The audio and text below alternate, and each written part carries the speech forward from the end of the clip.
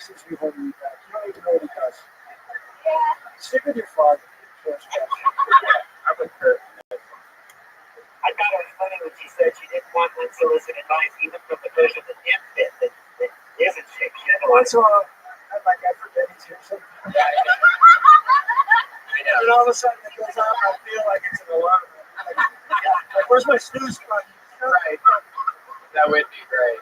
If just like the voice, if we had buttons to where we can silence the Patriot, like if all three of us agree and we can't see. There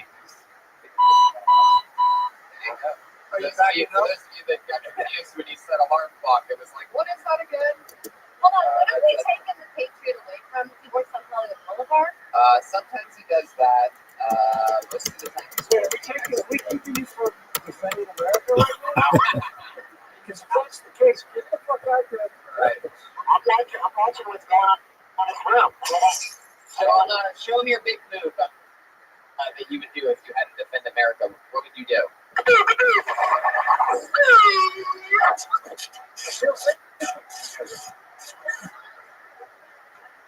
I was watching. I don't want any kind of Batman massacre going on in here. I'm looking around to see if there's any crazy people in here. There she goes. The very funny Sarah Wineshank, everybody. Great job, Sarah. Follow her on Twitter. That's Princess Shank. S-H-E-N-K. Princess Shank. S-H-E-N. It's like Shank. Shank. All right. Why don't you get up here and do 60 seconds? The chance go for Scott Kidd, everybody. Scott Kidd. Swear to God, this guy gets on every week.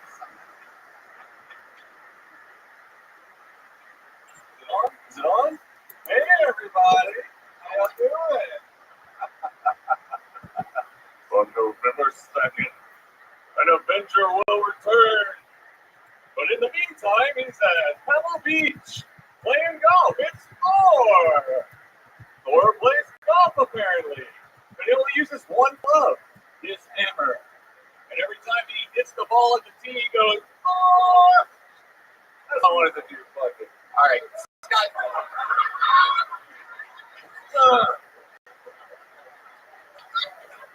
Scott, that was really something else, bro. That's all you wanted to do? And look at he did an entire piece of artwork around the topic being Thor, like it's like all diamond and rough, and he put a lot of time into 11 seconds.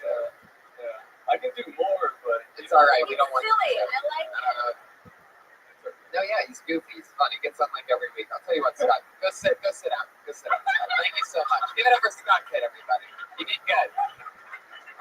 Yeah, you did good. But next time you 60 seconds. I have more too.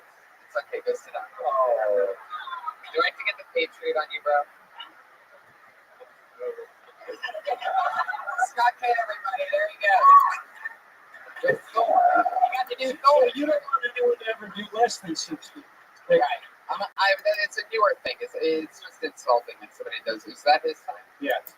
And that time for me probably pausing, stop. So you did about 22 seconds or so. Anyway. Why wouldn't you just like fucking wave or something like that for 30 seconds? Right, anything. You could have done anything. You could have not known whether the mic was on like everybody else did. Hey, you know what I'd like to know from the comedians is how many of them actually use a clock at home to practice to. Because it might help to just put a timer for 60 seconds. 0. Yeah, Well, sometimes when I know I'm only doing 60 seconds, I don't go.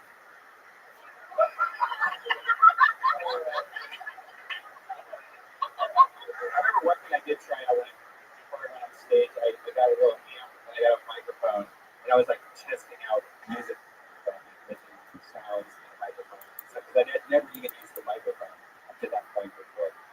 But it's looking back at that. Did you guys have anything that you did before you went on stage? Did you do that before or after you swallowed a cup? I told you I tried to be a vegan for a very short time, and Wait, how did that work again? How did that jump work again? You sons of bitches. All right, every week, this is an interesting twist that I don't think I got to explain to you guys before, is every week we have two of the same lovely young ladies that go on and do a new 60 cents each week since episode 1. we've reached that point right now. So with no further hesitation, coming up first this week, put your hands together for Kim Condon, everybody. At Kimberly Condon on Twitter, a Kill Tony regular. Yeah, guys. So, I read this story in the news about an orphan, a 15-year-old orphan that's looking for a home. His name's Davion. He's from Florida. And he's going to different churches and just pleading for families. He said, we'll take anybody. I'll take any family. And it was a big outcome. People from Sweden, Australia, Iran. Now, I just imagine this. Well, everybody, we have Davion here today, and we're standing before the Lord today because this is a blessing. Today is a blessing, people. Davion, pack your sandbags because you're going to Iran. Yes, we thought you were praying that. You are no longer Davion Smith. You are Davion Abdul-Jar, and you are going there. And like a month later, they're interviewing him. Like, Davion, how do you like your new home? He's like, man, this is awful. I gained 50 pounds dropping out of school. They took my hand because I stole an apple. I'll take any orphanage. I'll take any orphanage. Nailed the minute. That's an actual news story, right? Yeah.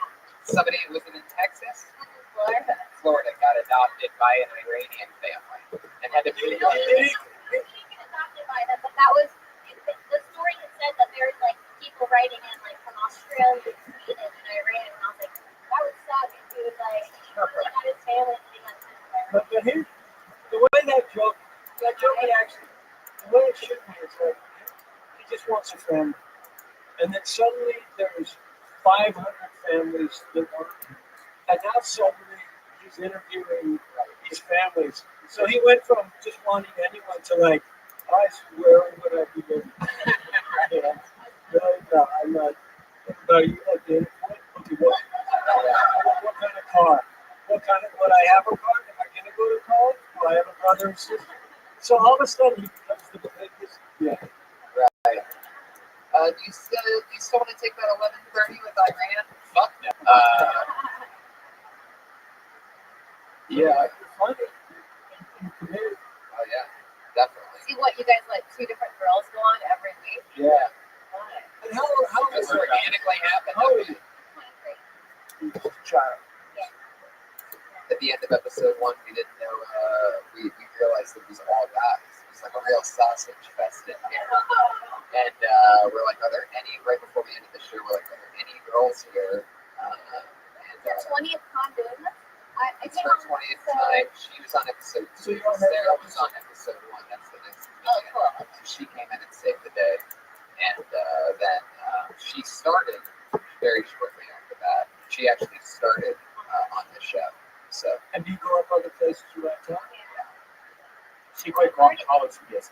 right. Yeah, I dropped out of college like 4 to 5 weeks ago. Yeah, it was originally supposed to be Out of temporary. We did this show. I was at University of Florida. You said I'm done with school, let's go. Well, I was Like through college. She said later haters. I just didn't want to go back. It's a really smart Florida joke. Again, you guys missed. Really smart. You can't just rewrite that to say later haters. That's the University of Florida. It's excellent. Yeah. All right. Yeah. That's our bus. I need You want to tell validation. about your home state? Yeah. They do. Yeah, I do. I've done a couple of trade on environment things. Eventually, you got to move to other states. So make sure that don't you try and Georgia joke. But yeah, very funny. Kimberly Condon on Twitter. There she goes, Kim Condon. Thank you, Kim.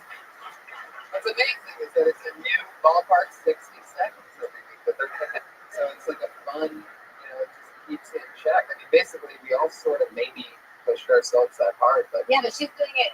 It's going to now be on the internet for the rest of her life. well, yeah. So then when she's selling out Madison Square Garden, her fans could be like, wow, look where she started from. She was doing that. I really enjoyed it.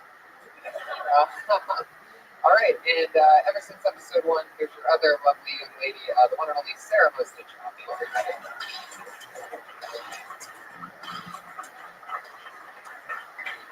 I'm half Iranian, Kim Condon. The other half is just your cut together pucks and Cherokees. I don't know. This is how it turned out. And my dad called me this week and he asked me if I wanted like an all-inclusive paid trip to Iran to visit my family.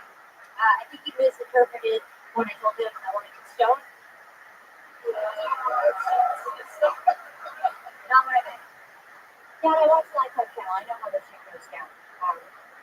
If I get in trouble being things here, I'll just be to death. I'm pretty sure that he just wants to send me there so I can learn to like not talk and like be around all the time.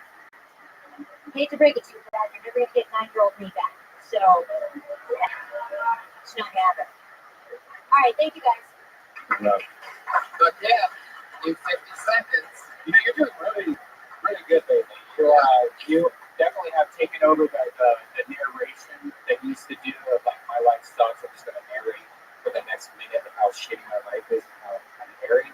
You took that to like to actually doing bits and stuff, and it's really cool seeing you've grown a lot. You started comedy on this I've been doing podcast? it for Yeah. So your first time you ever performed was on this show? it's the third time ever standing on stage with you. Why do you want to be a comedian? Making people laugh and stand-up comedy. It's like the first thing I ever felt love with. Not like that narration shit again. Yeah. Let's shoot yourself. Call it back. I really like it. Really, it's like the first thing that it's like really just me, and it makes me feel great. You know, I mean, you guys know, standing up and make people laugh. It is cool. Yeah. How many of you one piece of advice that will change your life? You actually have that microphone pressed against your chin, and it's a habit. It's like your little escape pod. You keep that microphone open. Well, also know that this thing No, is but you know, press against your chin. I'm just because it's dirty. For sanitary. You should be glad he wasn't looking at your boobs. I don't like three things in my mouth. Yeah, it's cheeky as that shit. Yeah. You fall in love really easily. I just did my first potluck spot right before that. Still up to your chin. We're talking. We're gonna stay focused on what's going on here. Do you fall in love really easily? Yes, it's horrible. Very easy. Do you have a boyfriend right now? So who do you fall in love with? Anyone that looks at me. Mostly. Anyone that gives me attention. Oh, you have no respect for me? Let me suck it out of you. You should open with that.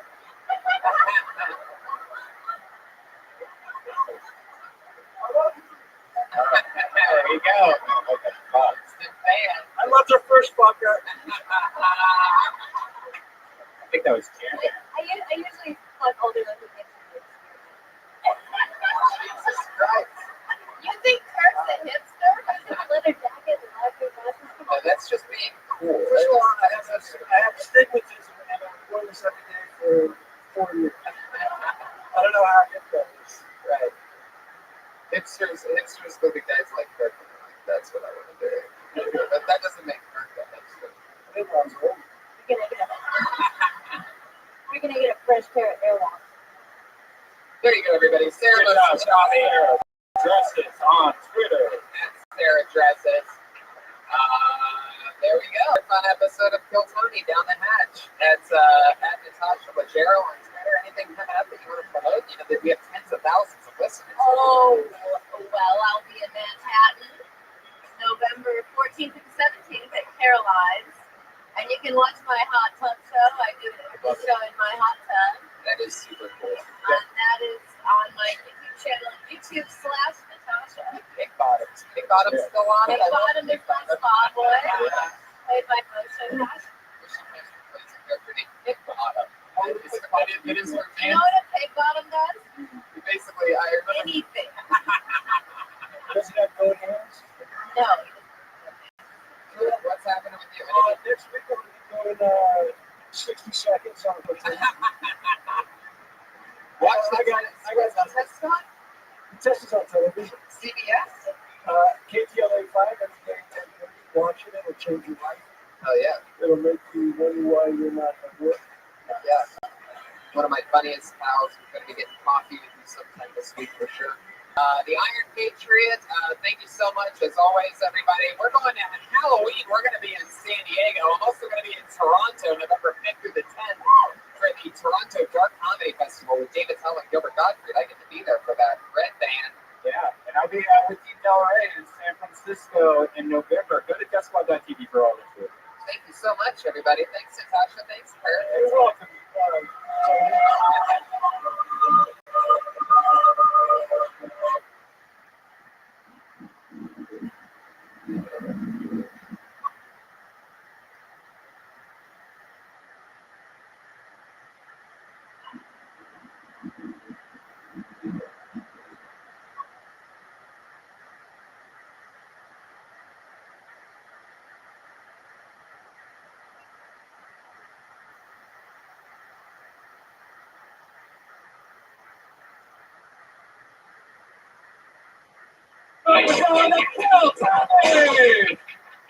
Yippee, everybody! Hi!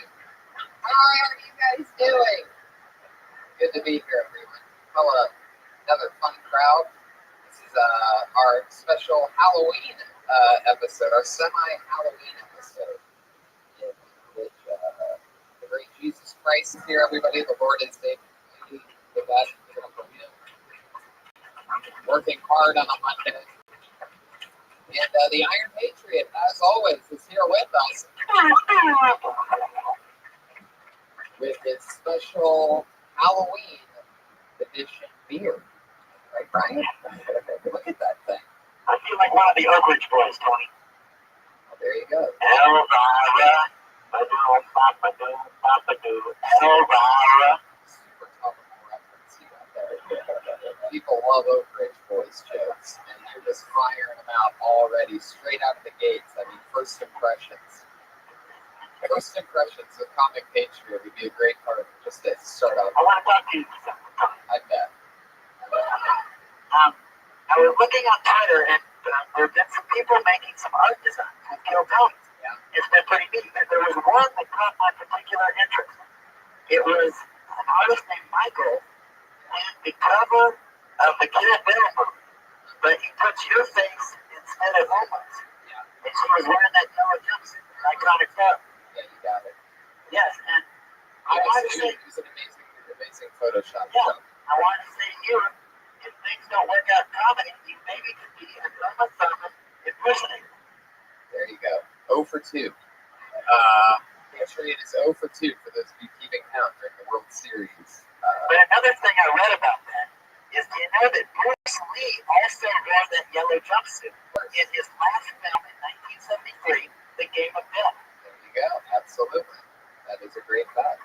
And they have those for sale on the internet. I think you should do that for your costume this Thursday. Get a Broadway and get that yellow jumpsuit. What are you doing on Thursday? You already got the shoes. What are you doing on You Thursday? got the body, man. You got like that vegan body, all the comments, stuff like that. All right, that's not what it means. You're really rushing into it this week. I don't know why you have to make these vegan jokes about meat sucking cum, because that doesn't go with that. It's not the same thing. Yeah, It's not the same thing. because you have like that body, that vegan cancer body. That you look good. I don't know why you do this, Brian. I don't know what it is about this card or rubbing me the wrong way that gets me excited. What the first things are, thin. And you would, if you had that, I think it's right. Yeah, if you had like a workout, Thin and dangerous. So it's like Bruce Lee. very sickly looking like a vegan. All right, that's enough. You're the one that gets sick every 2 weeks. Yeah, because I have to be around you so much. All right, that didn't even make any sense. What are we doing? Have you Googled Elvira, speaking of Elvira, on lately to see if you would fuck her? Because I would still do it. Have you anyone? So I remember her. What is she up to nowadays? She has a big milky boobs, more makeup. Still doable. She was creepy then. Nature, what are you going to be for Halloween on Thursday? I'm going to do the same thing. What? I got on the boulevard and I got, about, Jesus knows it. He knows how I go out there. I'm going to go out there from 4 to 7 or something when the trick-or-treat is happening. The kids will like seeing me, and I'll do some pictures and I'll go home. Fuck yeah. All in a day's work. Take some pictures, go. Yes. No different with Halloween with you. Are you doing anything at nighttime? Any plans? Maybe I'll go to Disneyland. I've been thinking I might want to check that out. Think you might want to go to Disneyland on Thursday night. Yeah, no, I mean, I'm really spontaneous. There's no telling where I'm going to be going. I don't know if you're that spontaneous. I think under the costume you're a pedophile. So you telling me that you want to go to Disneyland on Thursday night makes a lot of sense. Yeah, I do. I love it. Because let's face it, where you live, there's probably no kids trick-or-treating coming right to that door where you can just pull them in. Fucking. I gotta go. You got all those fresh feet, those little feetsies, those fresh feet. Oh, that's so I disgusting. don't go under it. I don't have to pay you. I don't think so much. Yeah. Do you think that it's harder for us to take you seriously with the beard on at all? I don't know. I can't really see how I look. I look sexy. Interesting thing about that beard, it's the exact same beard of the guy that I when I got robbed by gunpoint, he had the exact same model beard with a little white string. Yeah. It's a beard for a wizard. Oh, Black wizard. did you really get a wizard beard? Yeah, and exact same color, everything. That is so. Yeah, when I see it, I always sort of bring back like a flashback. Well, you know, the one thing that obviously our production value here and the Robert has in common is that they both only want to spend $7 for a fake beer, and so there you go. When it comes to what kind of hair and makeup quality we go to, it's to that of a street thug. Yeah. Yeah. So I'm reading sent me another song. So. Oh no. Yeah. Okay. Do you think they let me come to the Playboy Mansion over there? For Halloween? I don't think they would let you anywhere near the Playboy Mansion with or without the Fear Patriot. I'm pretty sure that they have at least any form of security whatsoever. I'd rock it in the grotto. You know? You'd rust in the ground. Yeah. You'd electrocute everybody in the grotto. It wouldn't go well. So, for those of you that don't know, the Patriot was in an unsuccessful rock and roll band in the 80s in Texas, and every once in a while he sends in a song to us, and it's an old song that was not ever a hit. He was in a band, but he's bringing it back as the Iron Patriot. So here's another song, a new song that he sent in this week. What's the name of it, Patriot? Send me. Send me. Here we go. All right. This is always.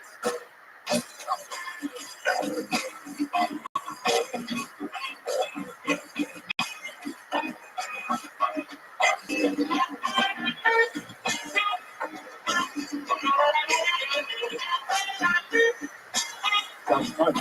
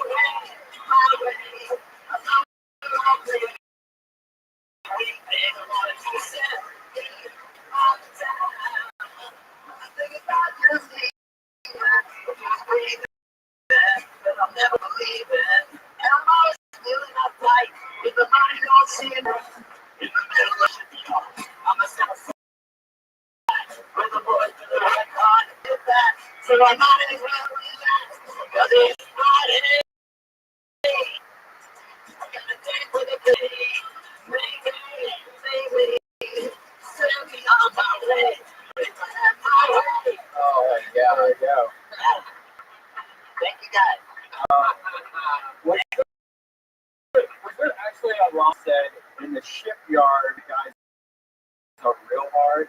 No, the shipyard has the guys really work hard. The boys really work hard. You know, I heard like three or four of these songs now. If you really would have killed if you ever played the Mos Eisley Tina. I mean, you sound like those fucking.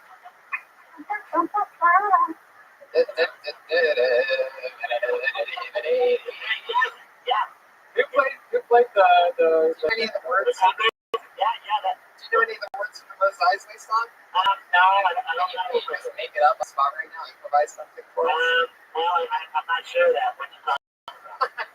I'm putting him on the spot sometimes. How do you know Star Wars? Oh yeah, there is. There's lyrics to that song?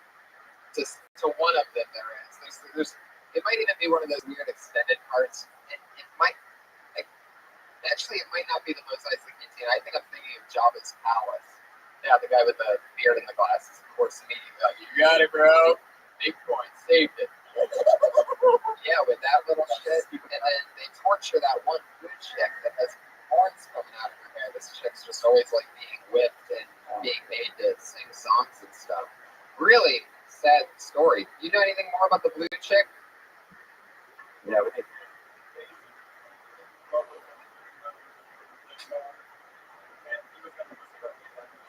I've gotten so good at knowing like who to ask for facts to.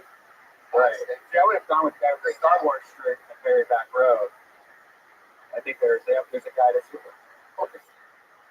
He's like the shirt. Exactly. Real Star Wars fans wear fucking collared shirts with nice jackets and stuff. So you're successful. You decide whether you're going to be a Jedi or the dark side. You make a commitment. Which side did you pick, bro? There's no such thing as double Jedi. Okay. Oh, total Jedi. All right, cool. Patriot, if you had to say you're Sith or Jedi, what would you pick? You're a droid. Of course. The only one that can't pick. I love it. Yeah. Well, you guys know why we're here. The wildly successful, another episode 22 of Kill Tony, where a lot of rising young comedians, young and old sometimes, come here. They sign up to do 60 seconds each. And I always have two of my funniest things on is this week will be no different. In no particular order, your guests tonight. You guys ready to get this thing kick-started or what? So, yeah, kick-started. How about that? Yeah, we just raised $7 with that applause. We lost it on the beard.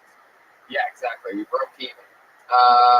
So your guest tonight, one of my funnier friends. We write together on The Bird, Comedy Central roast writer. We're going to get for my pal Benji at Flavo. Oh yeah, here he is. The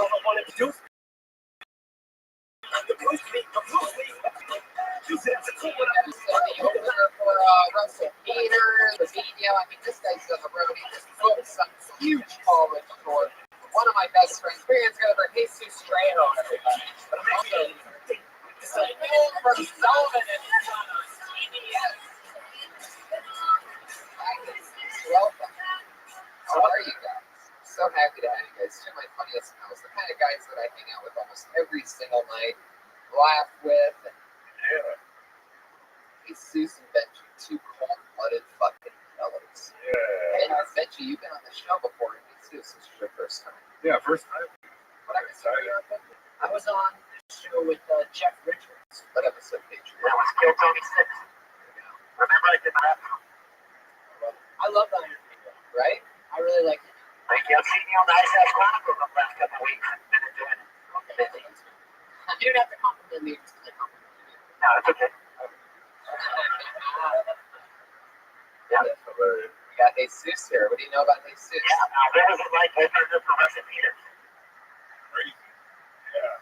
Like, oh shit. What's the biggest venue you did with him? Nokia Theater here in Los Angeles. How many people is that? 7,500. Yeah, man. I was like, holy shit, my mom, 10th row, just like that. Oh, that's great. Did you see her? Yeah, I can see it. Was she like one of your focal points during your set? Yeah, and then my dad's sleeping. You know what I mean? Oh, really? Isn't that amazing how that works out? It's crazy. Like, we were there, like, I was so excited. My dad's like, after the show's all said and done, we're backstage, and my dad just kind of like, you know, hitting with his knuckles up against the beat. Like, oh, this is a nice place. Like, oh, awesome. I guess they got a pretty decent. Oh, the seats are amazing. Jokes, fuck your jokes. Great.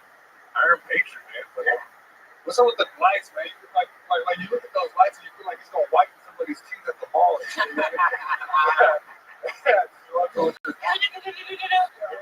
Yeah, the costume came from Norway, but the lights came from Belgium. Wow. All right. Yeah. Tag that too, huh? Absolutely. I actually had to run out the battery packs. I had to make several trips to Radio Shack. And I thought it was just ready to go with the light. And then I had to twist the wires together and put those little plastic things with them in there. Oh, that's very Johnny Five of you. Yeah. I'm just like, well, I'm down here. I do a lot of rock and roll on my costume get ready. Yeah, he's soft, son.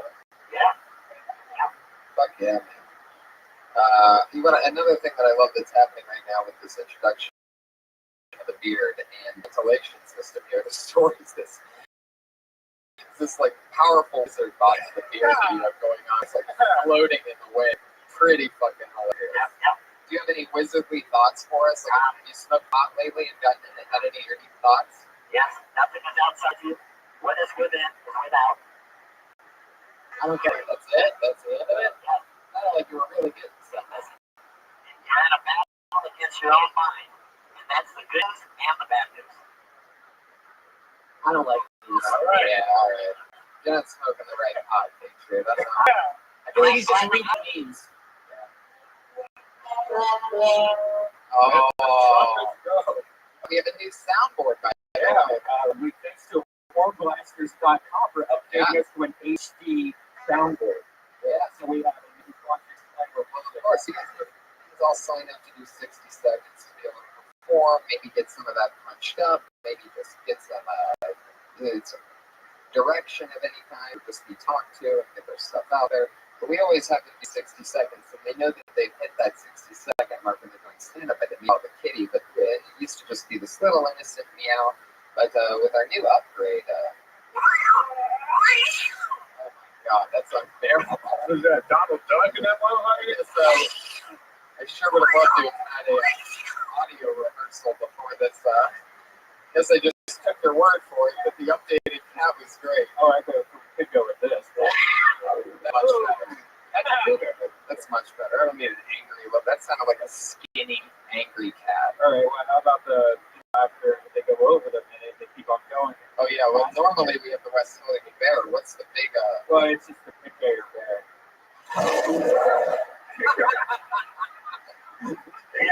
That's fucking scary as fuck, right? That is fucking perfect. That's harder than the other role we didn't find out. That is so good. That'll make the person shit off stage. What's the magic wand? I just want to see what the magic wand is. Oh, that's just in case if a really hot girl comes up on stage. It's adorable. Fuck yeah, man. So, is that what you hear in your head when you have a boner? Because I would automatically associate that sound with hot chicks. Yeah, really? I mean, it's a nice sound. You're in like, Disneyland, you're hanging out. it makes sense. I'm just saying. That sound is like, remember those old school audio books? You gotta turn the page, you don't know how to read it, shit. This is in Yeah. my head. Why are you eating McDonald's right now? He has a red book. He has a McDonald's cup right there. So newest sponsor, no big deal. They upgraded the next song that we're going to hear once we start the show. Oh, really? Yeah, it's the their new chicken sandwich. And remember, new, spicy, bold, and delicious. I don't believe you guys. Oh, really? I'm loving it. You'll believe it. You'll believe the flavor when you taste this new chicken sandwich. Dash Squad is tied to McDonald's now. I don't get it. Well, you Why should would I- buy it because it's only $2.99 for 36 chicken nuggets right now at your local McDonald's. That'd be the funnest. We weren't supposed to talk about it because we don't pay our guests, but McDonald's has been, we've been in cahoots. Is that why you have one ethnic guy here? Because that's how McDonald's advertises. That's why the Iron Patriots wearing a beard because we don't get jobs Right. from Marvel Corporation. We decided to go corporation since some of you, I don't know how many of you know the storyline here, but the Iron Patriot was in a movie, blah, blah, blah. Now he bought this crazy suit to be the Iron Patriot, but we got a note from lawyers over at Marvel that they aren't too happy with us having the Iron Patriot. So With the McDonald's sponsorship. yeah, we're lawyered up. Yeah. McDonald's versus Marvel, Battle of the Titans. Yeah. But then again, McDonald's might drop us after they hear this. They might. Anyway, fuck yeah. You guys ready to get this thing started? We have over Yeah. 30 comedians that signed up for tonight's show to get the chance to do 60 seconds. So let's have some fun, shall we? It's always exciting and fun. Hey, Sarah Wineshank, everybody. Starting off. Our lovely young lady. Exactly what we need. Hello, Sarah. What's up? Yeah, everyone's like, yeah. Got a flu shot, guys. Got my flu shot from Rite Aid. Went to Rite Aid to get Q-tips and a Twix. Just Q-tips and a Twix. That's all I wanted. Left with the fucking flu shot. Waiting to see if I'm going to develop latent autism. Not quite sure yet. But you guys should have seen the dude that gave me this flu shot. This fool is my father time. He rang me up for the Twix and the Q-tips. And then, like, I freaked out. I was like, there's no way you're the same dude that's going to inject me. He's like, oh, no, I am. Then I got a lollipop afterwards. That was tight. Knickknacks. I have a lot of things. Like, I'm afraid I'm going to be a crazy old knickknack lady with a lot of shit. Like, magnets on my fridge from places I've never been. I'm afraid of being that bitch. Like, the one that likes fuchsia and makes hummingbird feeders. That's like my nightmare. I have a lot of cats. Really big scratch posts so they can play on them. But no fun. Is that one of them? Wow. There you go, 1 minute. The cat noise cut out her cat joke. You notice that? It's true. Cats on cats on cats. Cat Cat City, bro. That's right. Fuck yeah. That's fun. Flu shot. Yes, Twix, Q-tips. You shouldn't get flu vaccines. I know. Trust me. So why'd you do it? How much was it? I was like 10, and I was like, fuck it. It was like an inner battle, and they asked me right on the spot, and I was like, fuck it, yeah. But then I looked up all the side effects afterwards. And, like, I had already looked up the side effects before. But I don't want to get the flu. I looked at the flu. And I don't take that risk. When's the last time you got a flu shot? Never. Well, it's on my thing. Yeah, don't take flu. Yeah. Are you healthy? Why are you getting the flu? Listening to me drinks every night and eats McDonald's. I mean, I don't know. I'm healthy, yeah. I just don't want to fuck with the flu. Like, I don't want to be out of my life for a week. So I thought, fuck it. I'm going to get, like, some weird disease from the side effects of the flu shot. You don't want an excuse to sit home and watch awesome TV and fucking shit out 15 pounds. And yeah, I love the flu. Flu's are awesome. You catch up with things the second you're healthy from the flu. It's like no one can get me sick. No. But the side effects of the flu shot are worse than the actual flu. Wait, what do you do to be healthy? That's what I would know. Why What do you do? Are you doing yoga, hot yoga? I mean, I've done hot yoga. I'm not like hitting the yoga mat on the reg. I mean, as a young, cute girl in Los Angeles trying to make it, you got to go at it every day. Dude. Yoga. Do you work out? Do you work out? Yeah. Vegan food. How often? I work out like 2 times a week. I don't work out enough. I work out when I can. Everyone. Yeah, I just don't like fucking with the other bitches in the yoga classes. They're crazy. Wow. And like the Lululemon. Let me get another Jaguar sound. Why don't you like that? Why don't you let her see cat fight it? Downward facing angry kitty. I don't know, like yogas. I'm cuter than you. I know. By the way, I already like this. I don't like other girls in yoga more than anything else so far. I think now we're playing with fire. Fuck these yoga cunts. Go. Fuck yeah. Okay. Yeah, what is it about them that you don't like? I don't like that they have kombuchas that they bring. I don't know what that is. I don't like that. I don't appreciate the fact that their mat is more than what's in my bank account. I don't appreciate that they're around every day at 2 p.m. I don't appreciate the fact that their yoga pants are more expensive than my regular pants. There you go. I think you're gonna make some money with one of those. Yeah, that was awesome. That was real. That was some real. Yeah, that's real shit. That's Yeah. Very passionate to that. That's awesome. Take their shit seriously. Yeah. Like, I can't take myself seriously.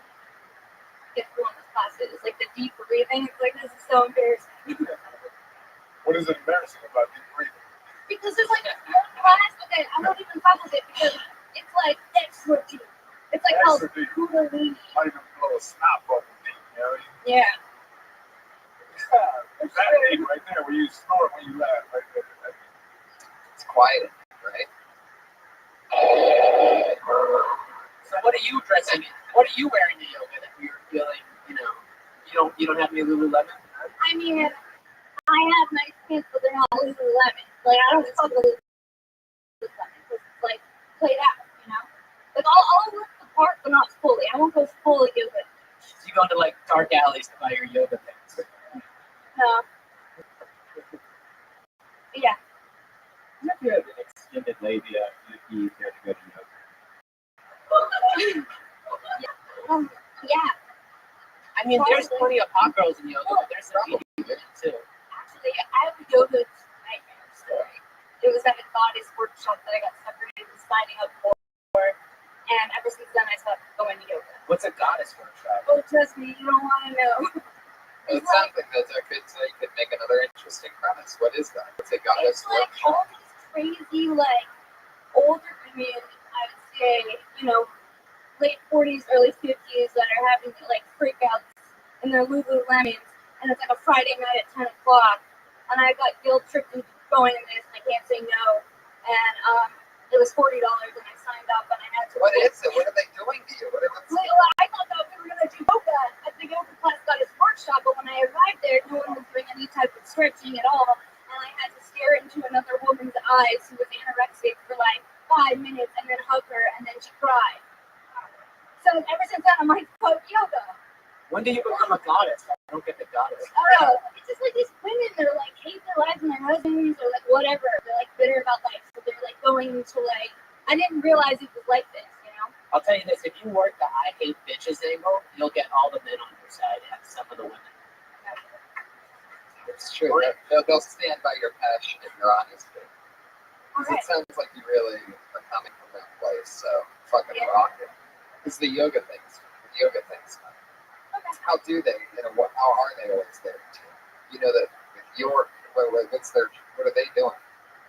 If you're doing this and you're able to do yoga too, what are they doing? Why are they always free? How do they do that? They have rich husbands who just do yoga during the day. all the Right. She's a fucking artist trying to grind during the day, and then she sees all these rich bitches at fucking yoga at 2 p.m. Right. Like this. Exactly. Yes. There you go. Princess Shank on Twitter. Sarah Wine Shank, everybody. Talking about the flu shot. Hashtag diamonds. /diamonds. That's fun. That's exciting. The flu shot. Yeah, I'm not into that. I got a physical a couple months ago, and they just started giving me shots. Yeah, it was too late by the time it happened, but they gave me some shots. You're full of mercury and shit. That's why everyone has autism is coronavirus. What kind of shots do they give you at a physical? Like they Well, beat you up by? yeah, they did. Yeah, they looked it up. They gave me the fucking premium package. They B12 you up. They shoot us 12. You get to give her I think so. I think I got some good stuff. Yeah, whatever the writer's guild package is. Ball grab? You know what? It wasn't actually a grab. I really like my new doctor, by the way. Did it have a million in it? I'll tell you this. One time, I got a physical from the doctor, and he went for the ball grab to turn your head and cough, and I didn't realize it until right afterwards. He didn't have a glove on. He didn't have a glove on. His hands are clean. Yeah, they're clean, but put a glove on it, bro. Because if he doesn't have it's fine that he doesn't have a glove on. Like all of a sudden, I started thinking like probably like a girl would that doesn't use a condom with a guy or something. And I'm like, it's all right this one time with me, but wait a second, that means he's that with all the guys. So like he has this bally hand, this hand of balls. Was it in the morning or the afternoon? I think I got a late shift. man. Ball grab. I don't tell you how many pairs you got. I had one where like when I knew the ball grab was coming, my dad told me about it, so I got a female doctor Oh to do my, my physical. you're so full But of then shit. she had a teacher's assistant, like somebody shadowing her that did it for her. So I had a younger guy that was like my age grab my balls in front of her. It was worse. I prefer. That's so great. This kid was like my age. Like I was like 22. This was a while. See, like, young bro, nice balls. Yeah. I prefer a male touching my balls because I don't want it to be a girl and then I like boner in the doctor's office. No, that's Right. awesome. And I don't want it to be a girl because I don't want a dumb girl doctor to misdiagnose my testicular cancer. You know what I'm Right. saying? I need a fucking man. An argument with the With a big brain. What's these games? Yeah, you got something. I once had a female doctor, but she was very dykey, but she did inject my asshole. Like I had a hemorrhoid. She, Oh, you had what kind of lifestyle are you living then? Shit. I gotta, if I booze too much or if I don't want to get a hemorrhoid. She lied to me. She was like, all right, you're gonna feel a little pinch, like, because they're not gonna be like, oh, I'm about to jam this wrench in your asshole because you can't see what's going on. Did she put the rubber band on it? Or did you I can't see. It's all happening behind Sounds like her. And then once it's done, she's like, this is what I just did. And you're like, whoa. What do you mean that's what I just did? Did she like suck it out and show you something? Or No, She just tells you afterwards when you take it. It's just going to be like, I'm about to stick a needle inside of your asshole. you put a rubber? Well, maybe. you guys, I think this is its own podcast called Hemorrhoid Express with Red Band and Bendy. You'll get there, bro. You're stressed out. It ain't happening. Yeah, I had to put a Let rubber not band get around hemorrhoid. it. Patriot, have you ever had a hemorrhoid? I did, but I changed my diet and I I never thought you said on my dick. Like, It's up there. eat some bananas, some fiber, try to change it up. You don't have to have those. I didn't have to do that rubber band. That would be terrible. I used some combination eggs for a few days, got rid of it, changed my diet. It was cool. there you go. All right, your next comedian, everybody, put it together for Mario Ramon. Mario.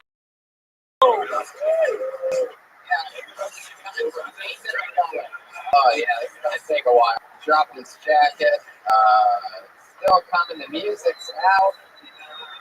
He's still coming. There he is, everybody. Mario Ramon. Yo, what's up, y'all? How are you? I just moved to LA about 6 weeks ago, and my mom just actually came to visit me, and I had to take her out dancing. But I hate taking my mother out dancing. She loves to do line dances. She never wants to go to her age bracket of club. She always wants to go to my club. And dude, what do you call that line dance? Not the electric slide, but the wobble. But the other thing is, she's in an electric wheelchair. She's fucking people's toes up. Like my mom, she loves to drink and do line dances and things. And like if she does it, like she makes her wheelchair go really fast and makes her head. Like she's like, fuck, what's up, like serious.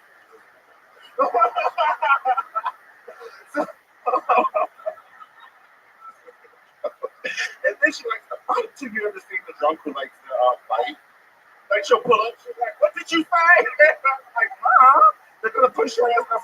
Actually, she's downstairs waiting on me. I know she can hear me, she can we didn't have an elevator up there. She was like, I wanna go, but that's the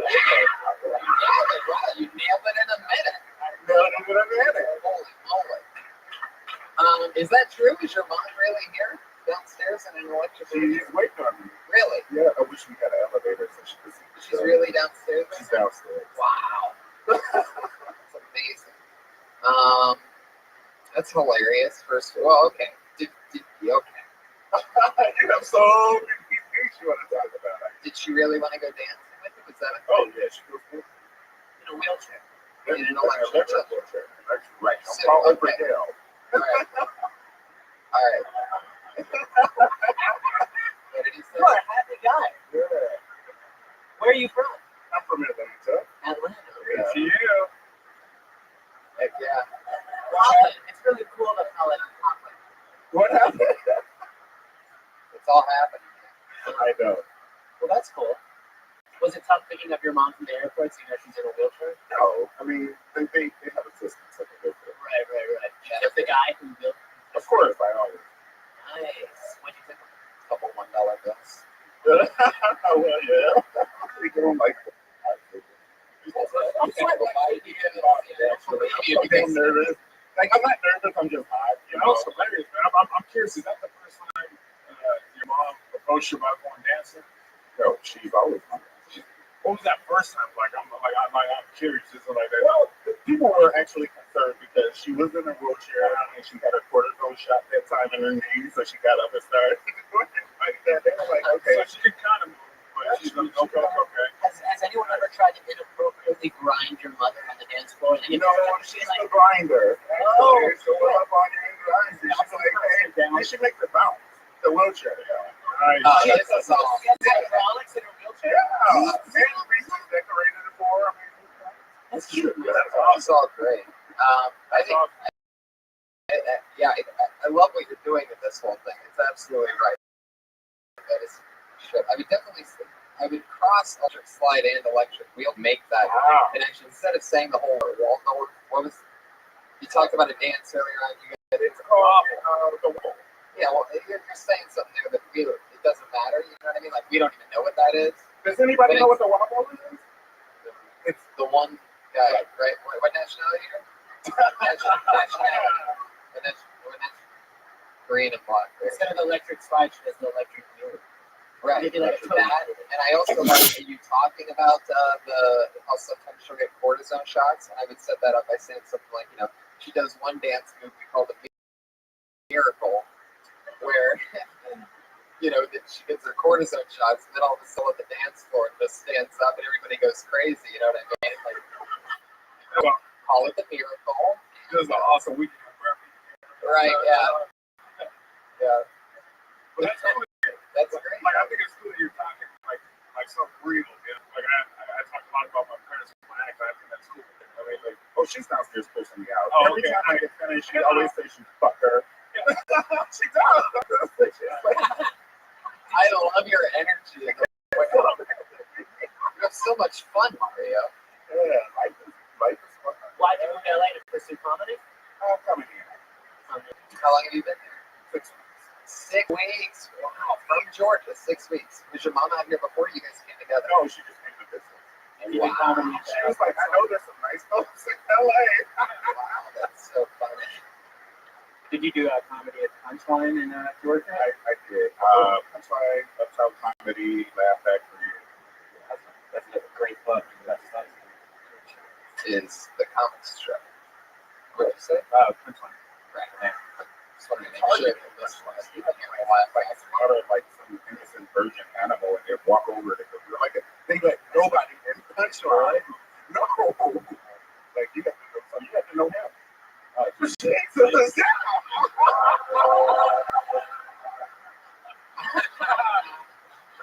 is some good shit here. yeah.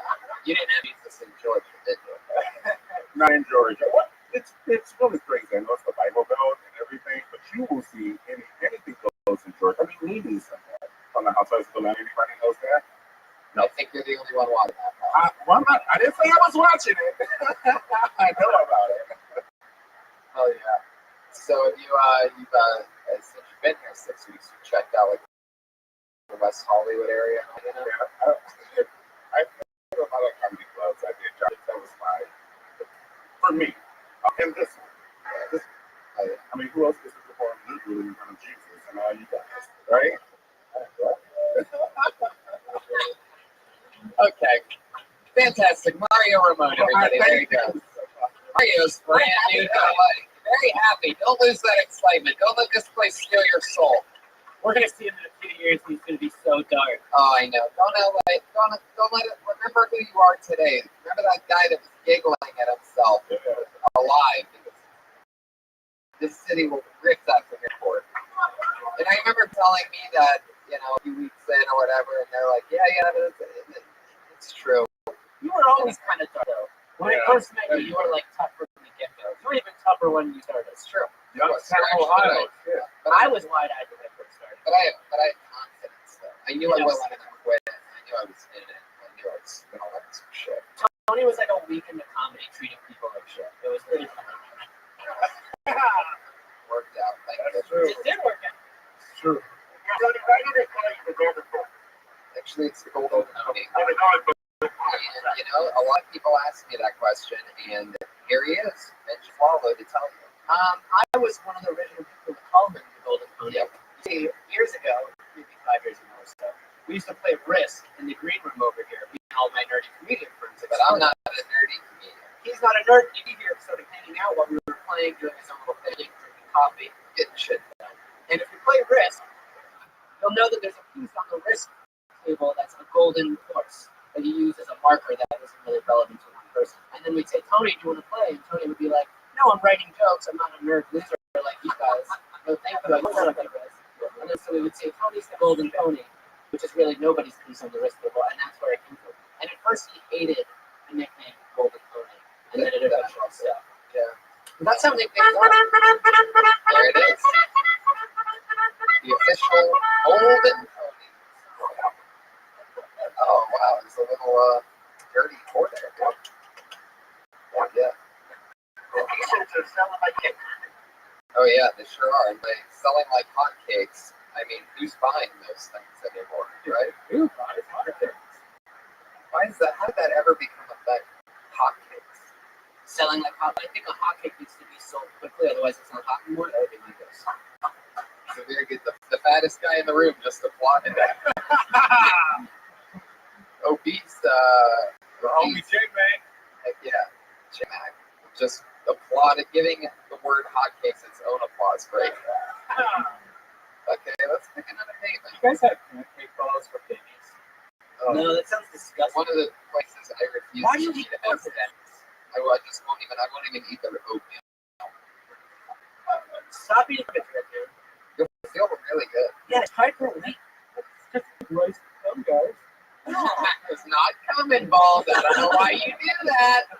I don't know. All right, your next comedian, everybody, a regular around here, put your hands together for the very funny little bro, everyone.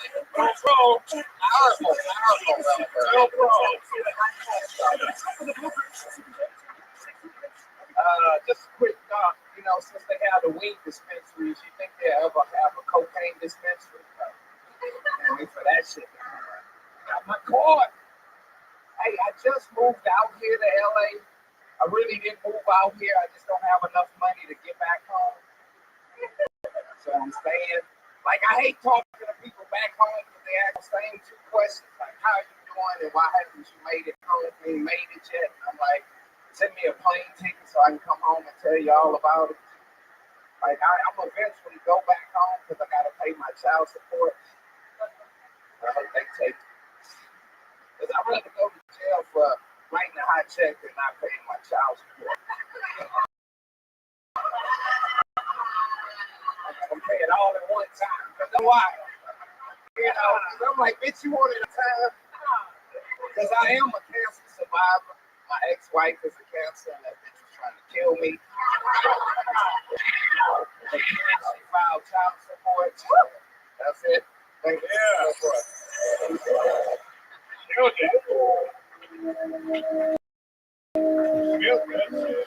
Fuck yeah, man. Lil Bro, one of my good buddies. How long you been out here now, Lil Bro?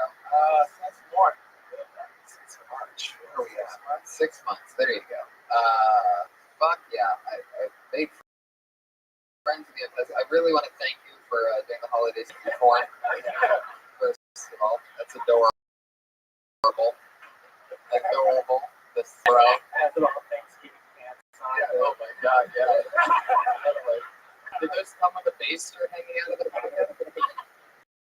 Butternut squad. Fuck yeah. My god, where do you even find butter like that? Do you have to go to the store to get that Sweater for Christmas. Which relative that was who missed you. It's you can tell the relative hates you the most by whoever bought you that sweater. But you know what's so bad? I didn't get anything else. That's why I got that. I'm like, I'm proud of this sweater. Like, fuck. What shit I got? Oh my god, that's so funny. If I wasn't trapped back here, I would have ran away like a black guy on that one. And that would have been a really night, but I'm like so stuck in this corner.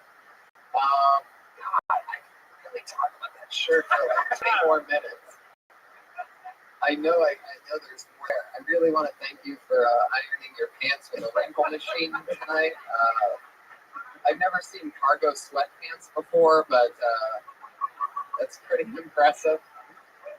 Your walk. All right, you win.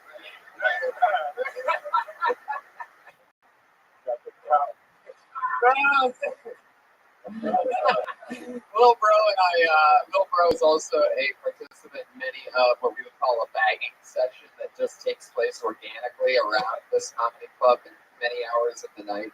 The back parking lot. Yeah, this place is always crazy. And Jesus too. oh yeah, Jesus is always there. Absolutely. Jesus is one of Jesus is extra diabolical when we're all making fun of what we do with each other, because he's actually a very physical comedian. So his jokes will always end up with him doing it's hard to describe, but it's always more powerful. But sometimes an act out and just crush what only words can do. He also has an orange watch matching the rest of it. Hell yeah. Did you get that orange watch when you did comedy in a construction zone before? Or, all right. That's like a children's watch. No, it's a gift. You get the worst gifts ever, by the way. Whoever's buying you these things hates you, and it's just buying them off of Halloween clearance racks. I didn't even know they still made cargo pants. So was that a gift from like 1998? No, man. Yeah, like what do you keep in those big pockets? A better pair of pants? God damn. Oh shit, here comes the hat. Yeah! Boom. Got I'm him. trying to hide my face, man. Killing me. Let me say something. Oh, should have hit the outfit. The face is fine. So William. And you said you This is how we do it. everybody didn't have the money to get home. So are you on an extended vacation that turned into a comedy career? It's this guy named Mark. Yeah. Heck yeah. I like it. Hey, by the way, Patriot, your beard would go great with that outfit he's wearing.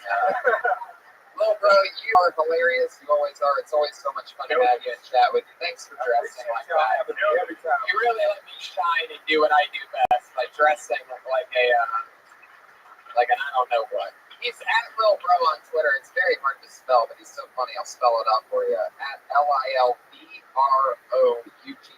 spells bro with 3 silent letters at the end.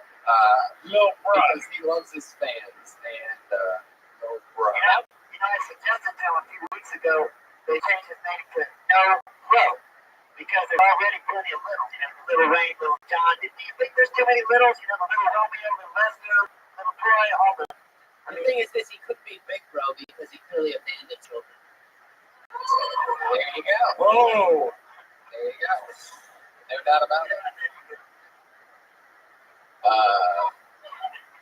By the way, abandoning children to abandoning mothers in wheelchairs. Mario Ramone LA was Mario Ramone's Twitter handle, by the way. I forgot to get that out earlier. That's at Mario Ramone LA if you want to send him a tweet, you listeners out there that aren't here live with us.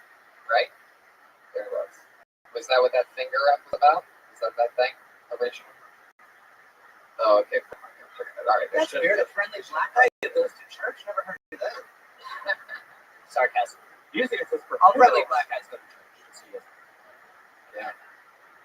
Mario's only been here a few weeks. Do you guys remember what your first comedy sets were like?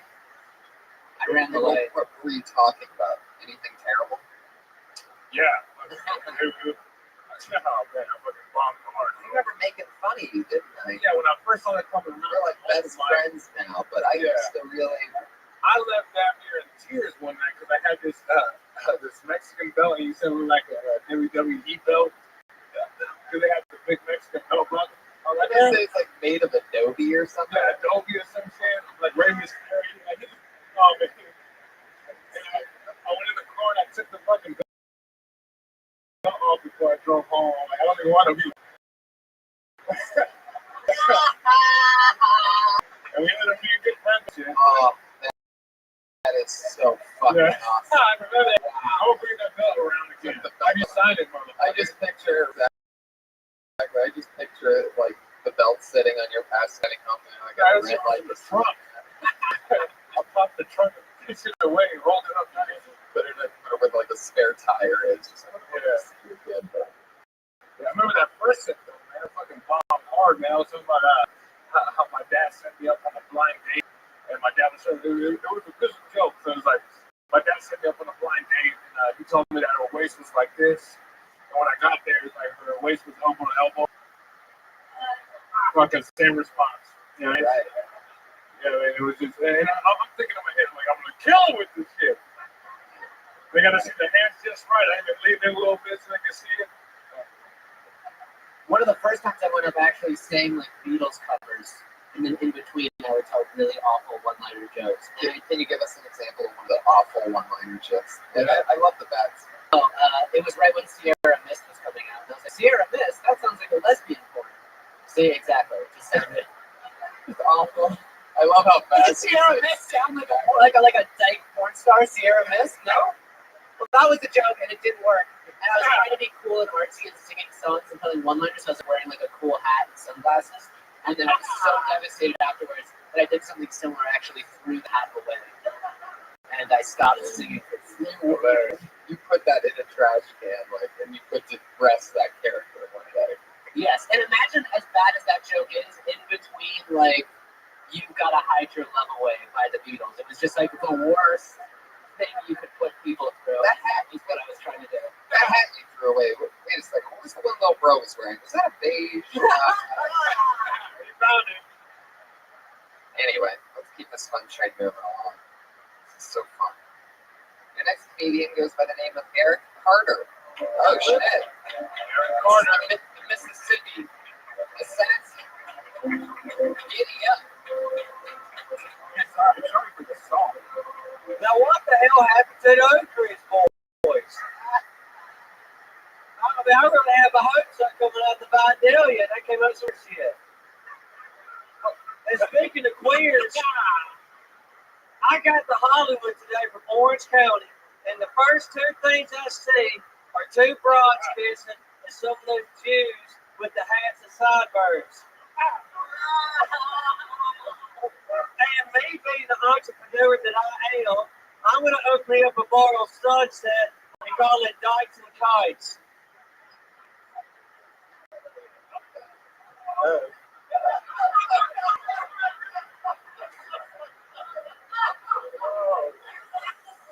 I was feeling jungle fever the other day. I've dated a lot of black girls. So I went to blackpeoplemeet.com. But instead of meeting black girls, I got my identity stolen.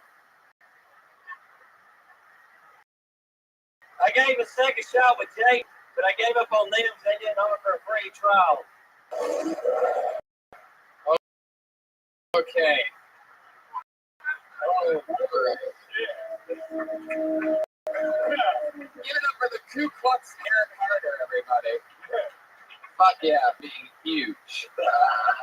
In very small circles in the South. I mean, holy shit. Hold on. I've seen you a couple Tommy just called. He said he's fast. Oh, you son of a bitch. It must have been that last joke. He came up right now. God damn. I love what you do, bro. I talked to you earlier. You're from Alaska, aren't you? I'm from Los Angeles. Los Angeles, never mind.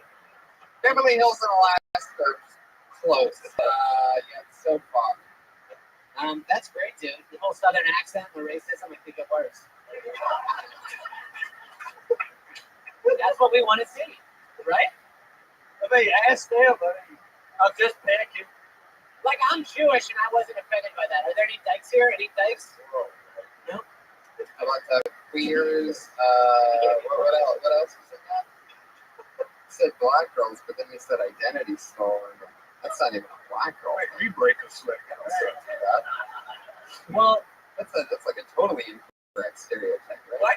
Black girls steal. But they don't steal identity. Right, I see. Oh, he's right. I mean, like, we're thinking like drinks at a nightclub or something. I don't know. Many black women here. Okay. Now you make me racist. Your racism is rubbing off on me. It's so powerful. All of a sudden, I'm like fighting my hand. Wait a second. Eric, like, are some of those your real thoughts? Like, you don't have any hatred. No, that's just some shits and giggles. I think it's more for shits than giggles. Do you have a burning cross emoji? He sends racist stuff to his white southern friends, burning cross emojis and nooses and shit. Little nooses.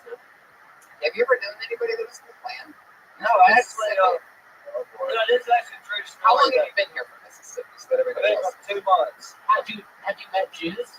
Yes, Jews are the ones that got me into comedy. Of course. What Jews got you into comedy? It was Rich Aronovich, Robert Wiseman, that masturbator from last week. It was that but y'all two remember, y'all were here. And some other Jewish guys are in for most of the meetings. Are you happy doing comedy in LA, or do you find that maybe your southern brand of racism would maybe be not? You know, because I've done a lot of racist stuff, and I find people aren't into it here. But are you cool with that? No, I mean, I just gave it a shot. I mean, it's just a give it.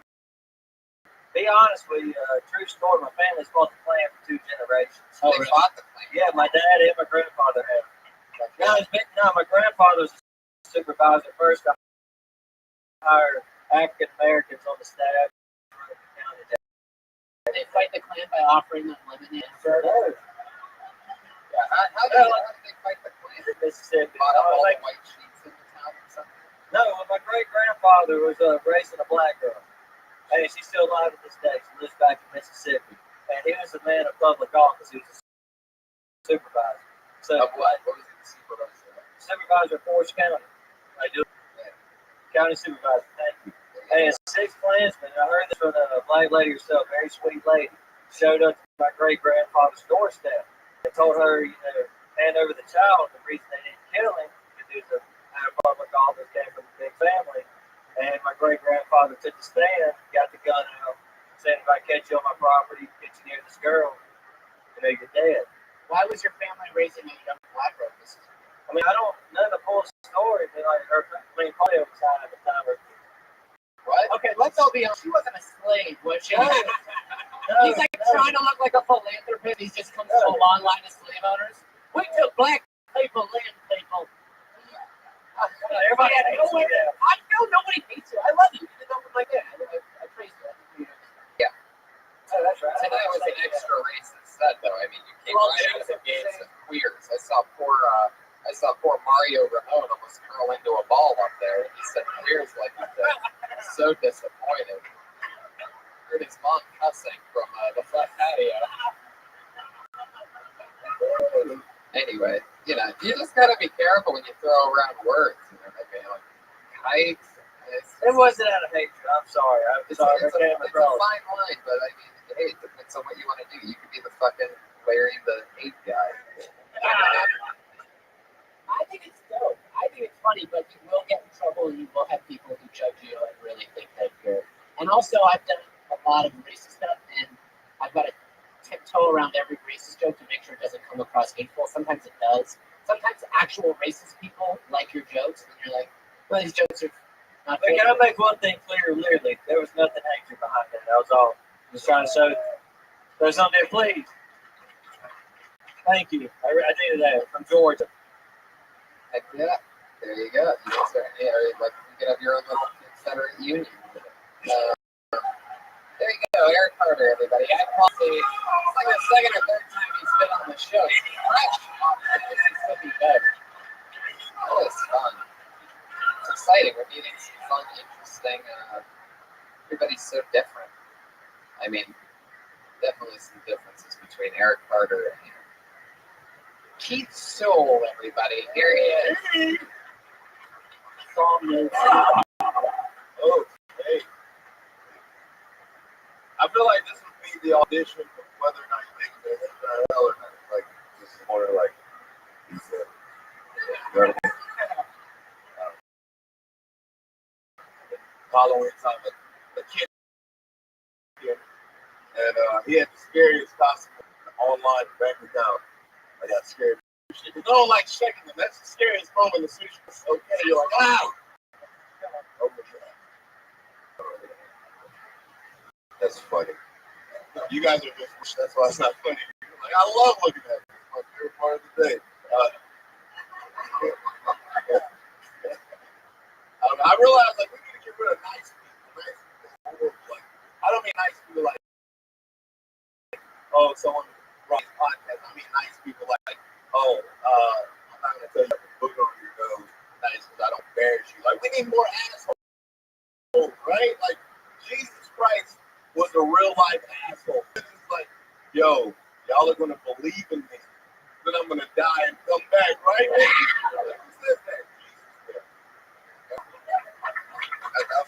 Started with Jesus, ended with Jesus. The resurrection of Jesus jokes. Or something like that. Someone would say callback.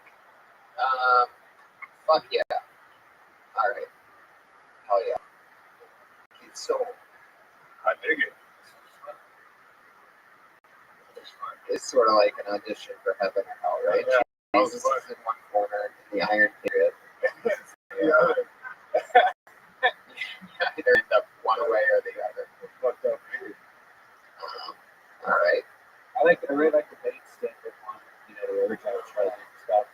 You could even probably say, some different other ideas like that, like, whatever, fucking a cell phone contract or something like shit like that. You could actually add some other shit to that. Maybe you never want to get AIDS tested. You never want to get your AIDS tested. I actually said that to my dad once. I don't like checking my bank account either. I'm not like poor, but like it still makes me nervous. And he like shamed me for it. He was like, I check my bank account every day. You know what I mean? Wow. That's because he has expenses and he has to make sure like I'm not getting ripped off by this person or this account adds up with that one. So I told him I'm scared. He was like, you better check it every day and make sure. Yeah. I don't, but I always check it and I look at everything like a crazy person and I make sure everything I get charged for is cool. It brings back, like, I don't want to see what I've done. How much money do you have in your bank account? Right now, So it's just scary. You're scary. Because I would check my bank account more when I had less money, just because for that very reason, where it's like, is shit about to get super real. Right. Whereas now I'm just more like, yeah, is shit about to get like almost super real. Yeah, I'm always very weird about that. Like sometimes I don't know. Sometimes you just don't know. That is a whole thing. Sometimes I want a receipt, sometimes I don't, like the ATM or whatever. Or even when I'm just making deposits at the bank. Like sometimes I want to feel really good about things, or I just don't want to next time. I know I didn't buy anything big, so if I look at my account, it's a lot less. That means I'm just daily fucking being disgusted, which I am. I eat a lot of sushi. The worst is the statements now have like shit like, oh, you spent last month you spent $5,000 on just a turkey. Big right? Yeah. What the fuck? Yeah. When I make a deposit, I don't even ask for a receipt. I'm like, I know they can see the balance, but like, don't give me a receipt. Like, I don't know if you can see my fucking account on the other end, but just in case. Because when they read the receipt, they look at that shit, man. Like, I don't look at it. I always wonder what they didn't see. It's embarrassing. Yeah, you put in 200, but you only have 100 what you put in. Right. And then a week from now, you get another 100. I go to like a more boutique bank now, and they don't fucking do this much. I'm serious. Like Bank of America, Wells Fargo, Citibank have all fucked me over shady fees, and now I just go to like a kind of smaller bank. What's the bank? I go to City National. There's only like what's your point is like I don't deal with any shady stuff. There's always like at least one person there who actually knows you and you can talk to them when things go wrong. Yeah, that's all Or good. Citibank. That's all good until every single ATM in the world you get charged because there's no of your bank ATM anyway. That does suck. That's how but they make up for all these extra charges. nothing pisses me off more when like those banks take your money and you know it's not fucking fair and there's just nothing you can do about it. These banks, I'd rather spend the $5 here and there and use an ATM than like one time B of A just closed my account because they saw there was shady activity. I was like, oh yeah, those weren't my charges. Thank you for cutting my account, like shutting it down. They're like, here, we're giving your money back. And then 2 months later, they're like, we reviewed everything, and actually, there's no proof you didn't do this. And then they took the money back again. So I'm like, you guys were the ones who knew that my bank account was compromised, and now you're saying it wasn't. And that was like my final experience. So I'm with a small bank. Was it when they close your account, when like you fly to a different state, you use it, and they close you off? Like, they can't believe that you're in another state with the amount of money that you have. It's like, really, you shouldn't be in fucking Tennessee with $300. Like, we're gonna get this shit out. Stay in California, fucker. Yeah. Thanks. Do you have to go to ATM? Or the features? Who are you with? Son. Whoa. Whoa. Whoa.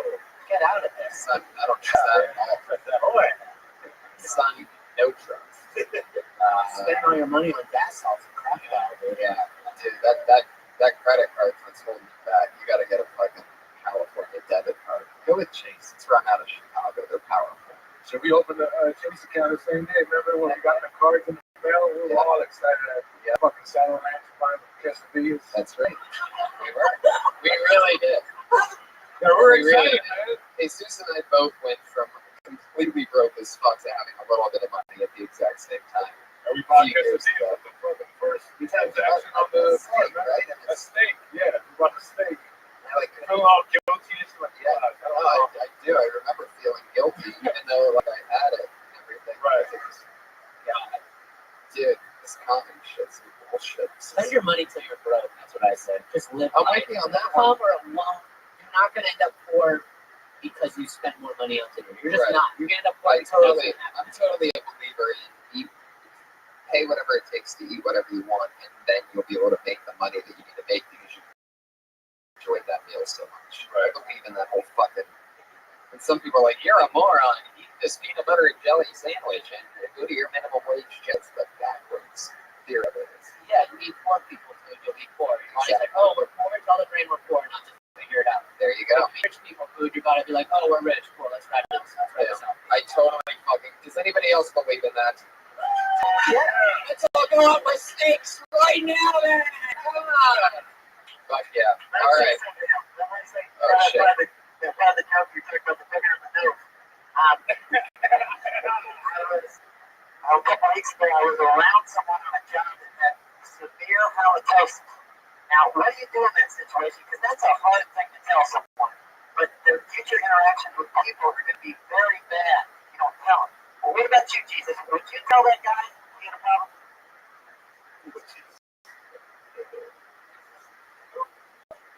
Yeah, it's too late. I don't think I should, but it's just, what about you? Would you ever get to know him?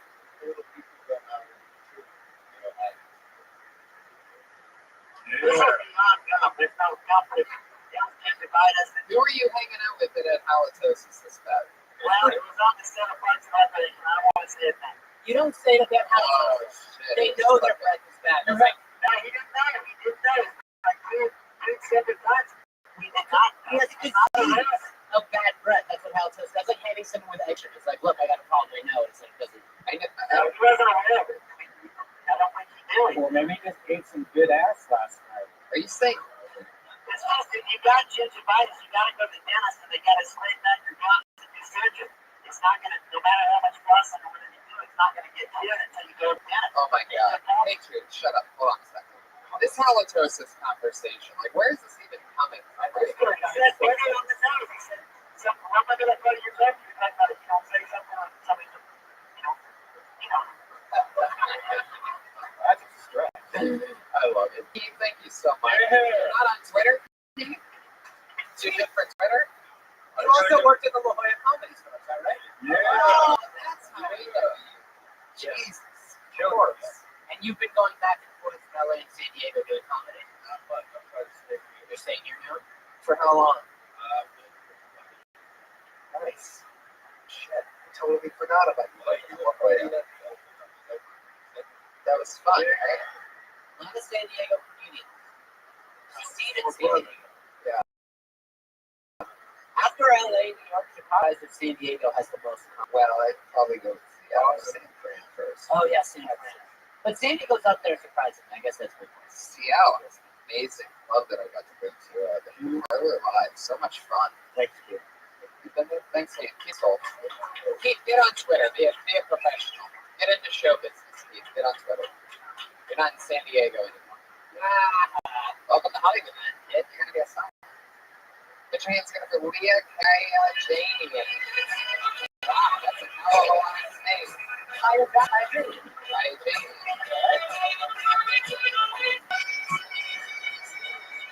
Hey, Jane. What's up? How's it going? I have a lot of tattoos, like stupid ones. Like the very first one I got my finger dance logo tattooed on my back the day I turned 18. And I was so excited. I was like, never gonna regret this ever. And my boyfriend at the time was sitting by me like, oh, baby, that's so hot. Can't wait to take you out to the country and finger you a little too roughly because I don't know any better. Now I'm 31. I know exactly how I like to be fingered with the dick. I have a Foo Fighters tattoo on my back. So that's where I'm at, you guys. That's where I am. I also have this on my arm, baritone. It means truth. And I was at a bar one time. A guy came up to me and was like, hey, do you have the word fajitas tattooed in your arm? Yeah, because I love fajitas. I don't like to speak my order though, so I just gotta be all like, chicken, you know? I'm not a... Hilarious. Where are you from? Where'd you come from? Oklahoma. You shamed me when I first moved here. How long ago was that? 2 years ago. I was hosting the original. Yeah, he's a TV star now, so that's all the news. So that's good. So I should be happy about that. Yep. And not, Benji, you burn a lot of people hosting too, right? you burned me too, but not as hard as you did. What did I say? You Yeah, remember? it was just perfect because it was like a room, and I was like an asshole, and I did like a new bit that like I was working early. They hated me, and then you just walked up and you just said, "That's just what we call had to be there comedy." The whole room, like the food was out at night, and I just slowly, I made myself stay there for like 10 minutes. Right. So, What did I do? I don't know. You just kind of. I like you. I think you're funny. Yeah, this is very funny. You weren't like this that night that I made fun of you. No, I was awful. I mean, I bombed and I felt it already. So. I never shit on you. What? Never shit. No, I like your shade. You haven't changed me that day. You just said stuff about women's vagina. You know how, like, every time a woman goes, they're like, feminine energy. You know? You guys ever heard of it? I like chicks. Her vagina. Can't And help she it. walks up. I like looking at girls, the whole thing, being close to them. I can't help but call myself out. That's cool. It's just a weird sort of, because I don't think of myself like I'm a woman for these years. So my You are. You're vagina. a cute girl. You're a full-blown girl. Thanks, man. Yeah. Full blown girl. Full blown. I got that. Broke up. Armenian, right? Yes, I'm Armenian. Why is it Armenian in Oklahoma? I don't know. My mom moved me there. I'm from Massachusetts, was where I was born. So we moved there. I was like the only one. I told my friend I was Armenian when I met her, and she goes, "Shut up, that's not a thing." I swear to God, that was the first thing one of I didn't know about Armenians when I very first moved here. Yeah, they don't have it on island. Yeah, they don't. I mean, I basically was white, and then I moved here, and everybody was like, "Oh, like weirdly Because of your last racist." name. Yes, finally not white. Maybe you're super white Armenian. Are both your parents Armenian? Yes. Armenians were raped by the British, am I right? And that's why a lot of them are light-skinned.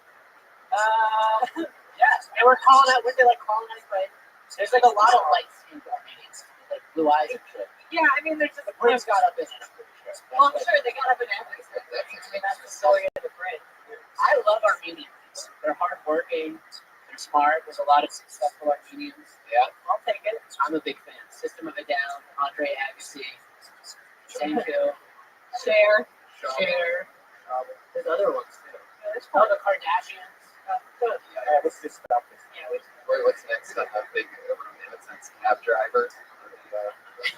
I know. I have a property management or real estate management background, so I know the best AC guys are Armenians, the best electricians. They're hardworking people.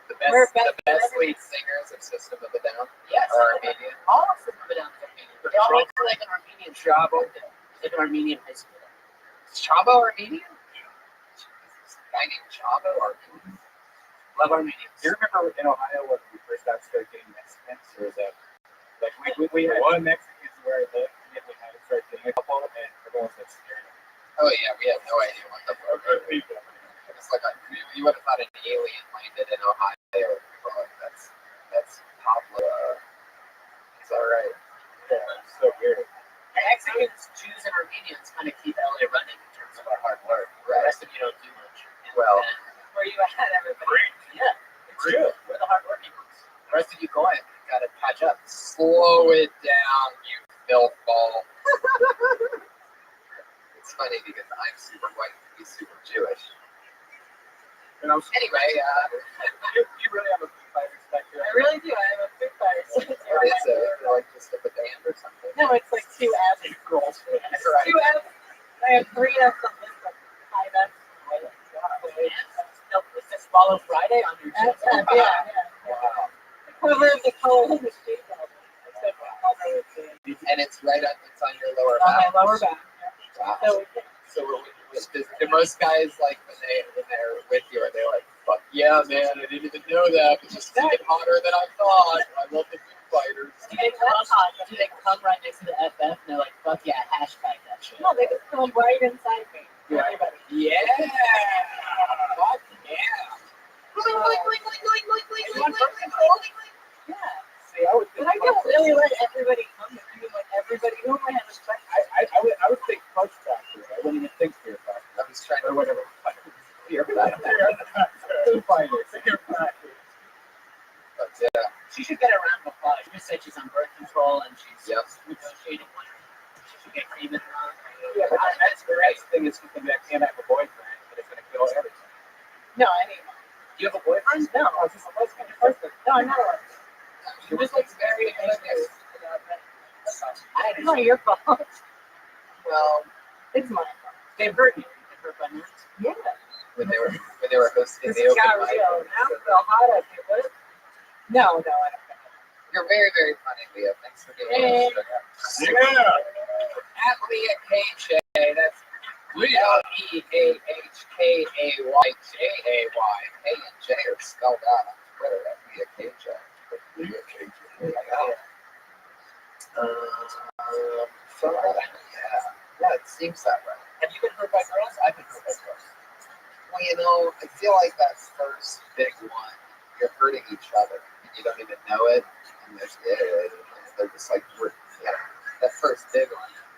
Because you're passionate, because, yeah, you are feeling emotions for the first time that you don't know aren't right, like jealousy and all that. So you're being sort of jealous that first roundabout. I always feel like the first one could have always ended up different. I mean, that is the big initially the most powerful one. I mean, that's the one that sort of decides how your outlook on women is going to be forever is your first love.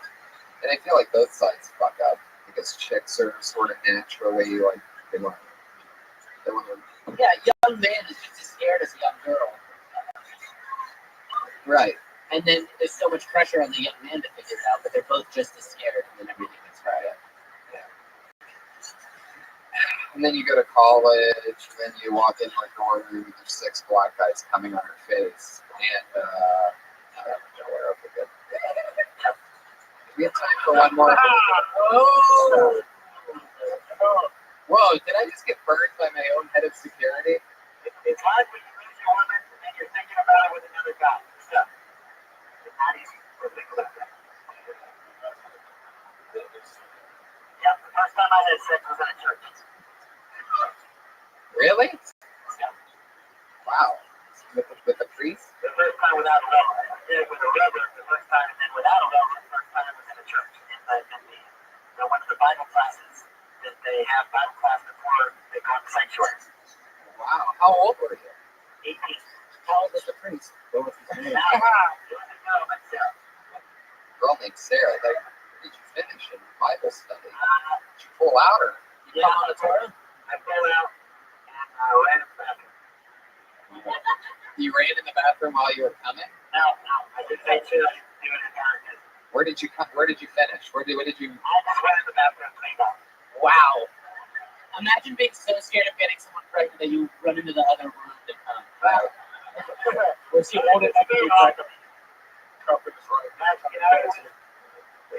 When the first time I did it with the rubber with the peel off the banana, I thought this is okay. But the first time I did it without the peel on the banana, I said, ooh, this is good. Sometimes the honesty comes through all those layers of armor. Adrian. All right. Fuck yeah. We've come to the part of the show where we have 2 regulars who we always have to close it out. They've been with us 22 episodes now. And in no particular order, here we go again. Always here with the new 60 seconds. Put your hands together for very, very funny. Her name is Kimberly Compton. What's up, guys?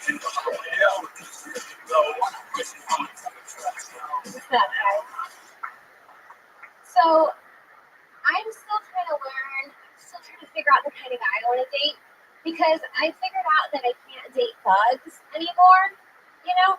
Because because it always ends up the same way. It's like, I always have the same words. So, baby, I think we need to take a break. And fuck it, we're gonna take the steering wheel and the ribs too. Let's go run. it's not good. And like, I also have like a small fetish for guys in wheelchairs. And I don't want them to be retarded or anything. I just don't want their legs to work. I want everything else to work. And I think that'd be great for me too. Like, the perfect guy would be a thug in a wheelchair. Because then I can still get my shit done. I can work during the day, do comedy at night, and still have time for a sex life because we're just rolling around and getting things done at the same time. You know? And then he'll get tired. He's like, Baby, I think we need to take a break. My arms is hurting. I love the approach. That's great. You have an interesting premise to just swing you around with there. I think that once you punch that stuff up, that's some fun stuff. What does he steal in the original because he says, let's take a break, like a car break. And he's like, fuck it, let's take the steering wheel and the rims too. Have you ever really dated a thug? Yeah. What's like something real that happened that got too thuggy? Oh, no, I mean, like, not like. Well, it couldn't be nothing. What's the most You must have ghetto? seen something thuggish. I didn't know I was doing it at the time, but I drove him to like Rothschild. Oh, Yeah, that's great. thug. Yeah, that's what we're talking about here. Yeah. You found it. And I was just like so naive and stupid. I was like, what's going on? You didn't really have to dig too deep after. Yeah. I don't ever say anything too like, oh, I was once an accessory to. I actually just did something illegal. The blood only got No, on. I didn't. Like, I was completely naive. When you find out, like in the car or like, Yeah, in the car. Like, go. Oh. What's going on? That's so much for that. It's good. What did he steal? Money? Drugs? No, it just, yeah, money. From Money? someone. Took money. It's not money back. Someone. you should think of something other than you should think of something other than break though, because you don't really steal breaks. Who does that? I didn't. You lost me. Gotcha. So maybe I'm like, Was he good at the sack? And I think there's also something in the wheelchair thing, but I don't like I don't know about the rolling around it done, but there's definitely something funny about that. Yeah. There's something there about Because I really. a thug in a wheelchair, like he has like rims on his Yeah. ears, similar to Had your terms. wheelchairs for a while. right? Boy, are my arms tired. Yeah. You got some bad fucking biceps and shit. 2 wheels. Every time he picks you up for dinner, it takes 8 hours. How come we can't eat here? We'll have wheelchair access. You have a ramp on your bed. Well, I was going to say something about like reverse cowgirl just sitting on his lap. Right. That's great. You get to the front of the line every time at amusement parks. That's why you kept him around for this. But a thug in a wheelchair is really vulnerable to getting his ruined slowly. I wouldn't say, even though I'm not normally the word Nazi, I will say that I don't. I think there's something about the word retarded that you don't need to say there. Yeah. I just you don't even need to say it. You don't acknowledge. Well, I figured I Just say that I just want his legs to work. Okay. Something like that. Just get right to the point to where, because the word retarded, it just gets people thinking. Yeah. It's just like too much. If there's not really a purpose behind the actual word retarded or something. Yeah. That's our word. You can't say that. Fuck yeah. All right. But overall, really great job as always. Thank you. Shooting some of the new 60 seconds every week, everybody. Now now I heard earlier that you changed your Twitter handle. No, I changed it right back after so You changed it back to Kimberly Condon. yeah. You change people's lives by making fun of them. Who would have thought that I just keep making people's lives better while getting other people to laugh at them? I feel like I do need to figure something out because my last name is too hard to spell now. It's CONGDON. Yeah, I give you advice, deal with it now. Because I have the weirdest last name, and now I feel like I'm in too deep and I can't change it. So Yeah. if you have the opportunity to change it, just do it. I'm a big believer with my 11-letter long last name, Hinchcliffe. I'm a big believer in get so good that they want to know how to spell your name, that they'll take pride in knowing how to spell your name. If you get to that point, then it doesn't matter what the fuck He's told me to change my name. Here's what you The do. word awful is in your life. It's like a swallow. It's like it's weird. There's something weird about it. Yeah, you need to change yours. Here's what you do. You just like you change it to whatever you want, and then you get a second account, take your old name, and say this is my new account. But you have to grab the old account so that if you say on a podcast or you've told people in the past, you'll still be able to go there and go, oh, she has a new account now. So always so if you're going to take it, make sure you're there on your computer with another browser who's ready to grab it back. Gotcha. There she goes, Kimberly Congdon. Follow her on Twitter at Kimberly Congdon. Kimberly with a K, Congdon with a C. Our other super regular, always the new 60 cents, always fun with Sarah Lostich. See everybody. Hey, Rob. Oh, shit. Hey, Judy, make a hot Poseidon or whatever the fuck you're playing here. Oh, God. I keep hearing, I've been doing a lot of mics with it. I keep hearing guys say that they don't like, that they think girls don't like dick pics. Do you guys really think that girls don't like dick pics? Let me just tell you, it's fucking amazing. Like, please. I love having something to talk about with my sisters at one point. I gotta tell you, send me your little fucking pink pancake or rolled up little wet newspaper. What the fuck you got going on down there? I want to see it. It's like a fucking train wreck. It's a car wreck on the freeway. You drive by, hoping nobody's hurt. But when you get there, you hope that there's like a curve to the left, or there's like a pimple or hair. Like, please, it's amazing. Send your dick pics. They're great. They're great. I keep saying this. I know it would stick with me, but all right. I'm gonna end it there. Yeah, I think good. Yeah, Sarah, let's go. Hell yeah. I want to ask you guys something. You know, No, but your questions, okay, great. Go right ahead. did you know you're famous since the beginning? Is it super normal that you get to a point where oh yeah, did you just show me your contact?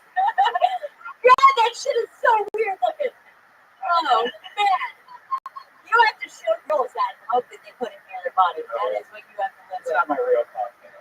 No way he would ever show you. I know, I probably would be able to see that from there. So. Okay, anyway. No, I wanted to ask you guys. Okay, so what's your immediate question? No, I really. You guys get to this point where, I don't know, you're kind of like turned down and you have a hard time writing. You just get like super turned, really have a hard What do you time. mean by turn down? Like turned down, like kind of, not like depressed, but just like you fall out of that like vibe where you're like, in the pocket and you just have a hard time like reaching what. Like you think of sentences are good. Are you asking us sometimes it gets hard? Well, I mean, is it? Like is it hard to do stand-up comedy every single night, make a career out of it? No, that's not it. Turn down? What does that mean? How do you? No, I just mean, just your food ever affect your writing? Like, really heavily, to the point where Everything affects your writing. it sucks and it just, like, fucks with you. Is that, because this is the first time when I've been doing this for a few months, this is, like, the first, like, maybe last week where I had, like, some personal shit or whatever, and I just, People are sending you dick pics. and they're not. Why don't you talk about your personal shit?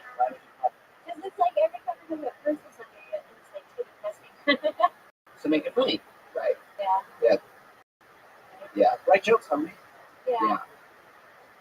It's fun. I mean, it's an interesting topic. If you ask yourself more questions on why you would actually want dick pics, I think that you would be. I think it's just, great. you know, I just really calling do. it like a. I really that's have, like, it's okay. like every guy wants Go to ahead. see every girl naked, and it's the same with girls. You know, I want to see I want to see both. I just want to see everything. But yeah, Gotcha. if there's a naked person, you're gonna look, even if it's gross. You're like, oh man, that's good. Look at it, but right? Just There you think go. of 10 things you want to say about things. Yeah. You know what I mean? It's not enough just to have an opinion. Like, I like dick Right. pics. And just calling it like a wet newspaper, like that's funny, like that's one I haven't heard, wet newspaper, but you don't want that to be the centerpiece of the joke. You need real perspective behind why you want dick pics. Yes. Whose dick do you want to see? Why do you want to see dick pics? Right. You know, There you go. Sarah Dresses on Twitter, at Sarah Dresses with no H, SARA Dresses. Always fun, always entertaining. What do you guys got coming up that you want to promote? We have Halloween. We're going to be in San Diego the 31st with a super special, crazy secret guest. If any of you are anywhere around San Diego on the 31st, be at the American Comedy Company. I'm on with our Comedy Fest November 5th to the 10th in Toronto with David Telmer, Iron Sheep, Gilbert Godfrey. Congratulations. That's so cool, dude. That's the coolest shit. Super excited. Dark comedy, I get to be this dirty and crazy. I want that's a fucking dream. That's awesome. How about you guys? What's happening? Big NACA thing. You're going colleges all around the country. Get a raise, Zeus. You just built like the biggest thing. Every comedian tries to get it. I'm excited. That's 2014. I'm gonna come over tour, so that's all I can say as of now. But the 30th to the 3rd, I'll be in El Paso comic strip. I'll be down there with Rusty Dooley. I'm really excited to work with him again. And then I'll be at Magoobies in Minneapolis. Yeah. Benji? I have absolutely nothing going on, guys. I think I'm going to Fun Fest in Austin, which is in a couple weeks. I don't know if I'm going to get on stage. I'm kind of going just to help their web series. Awesome. So hopefully I'll be able to get on stage there. Awesome. There and Benji, a follow at Jesus Trejo, TREJO. A follow AFLALO. Iron Patriot is the Quick Patriot on Twitter at Comic Patriot. Always retweeting and messaging and basically one of our hits social media. Yeah. Thank you as always, Iron Patriot. Brian Redman. I'll be in San Francisco on November 20th with Dean Del Rey and San Jose December 11th, I believe. Yep, December 11th at Brain Death Squad there. So this is for another. Thank you so much for being here, everybody. Stick around. The Ding Dong Show is next at 10 o'clock with Don Barris. Yeah.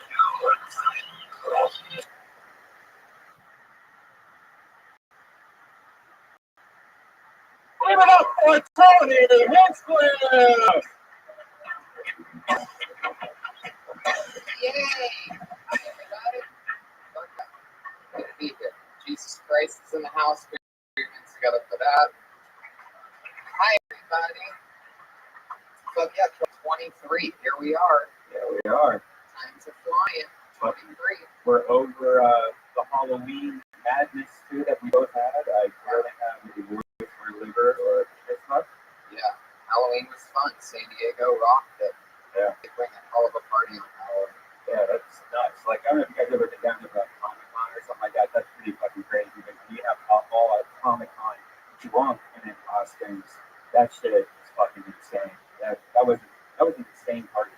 It was. Yeah, Benson opened the show. Yeah. And you hung out with Rogan all weekend. Yeah, Unbelievable shows in Irvine all weekend. If anybody's listening from Irvine, he's there. You know what the fuck went down. Holy shit. Unbelievable. Saturday night, I did 2.5 hours with Rogan in Irvine, and then I drove here for a meeting spot. It flew like Joe Rogan.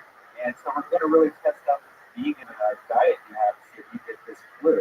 Because he's pretty sick, and I'm sure he's shared joints with him. And yeah, I don't have that much flu. okay. I'm on So we'll see what happens next. Still tell me, right? What do you say? Well, you think that this magical vegan, Yeah. like the calm makes All you not right. get sick. All right, you know what you're doing. Really rushing into it this week. So was that all set up just for that? No. But you do say that a lot, though. But you're like, I don't get sick. I'm like, Damn right. You're damn right I don't. I drink and I smoke and I don't get sick because I fucking eat the right shit. You guys want to do it too? Fucking not get sick with me. Would you share the same guy? Like, would you share the same house? Let's just. All right, I see what you're doing, and I see how it's so easy to eat meat and dairy. Why you guys would turn on me that quickly with that noise? And I get it, but fuck, man, I don't get sick. I've watched you catch like 9 colds since we became hardcore friends a couple years ago. Yeah, but that's not because of what I eat. It's more Yeah, because it's- I fucking what I drink. I don't drink as much as you. You know, this every night. Here, it's hard. If I fucking had a chicken sandwich tomorrow, I get cancer.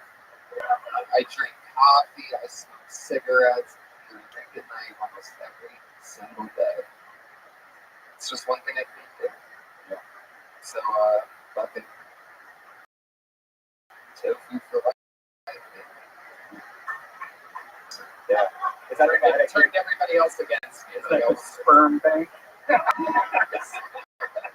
son of a bitch. Unbelievable shows in Irvine. I'm leaving Toronto tomorrow for an entire week, and next Monday. Whole week. Yeah. That's a long fucking away. The Dark Comedy Festival. I'm lucky to be part of with David Tell and Gilbert Godfrey, Stephen Brody Stevens, Big J. Okerson. Very excited to be part of that. That's always fun. It's their second annual Dark Comedy, but I'm excited to be part of it. What I'm more excited about is our head of security, who's here every episode. Please put hands together for the one and only Iron Patriot.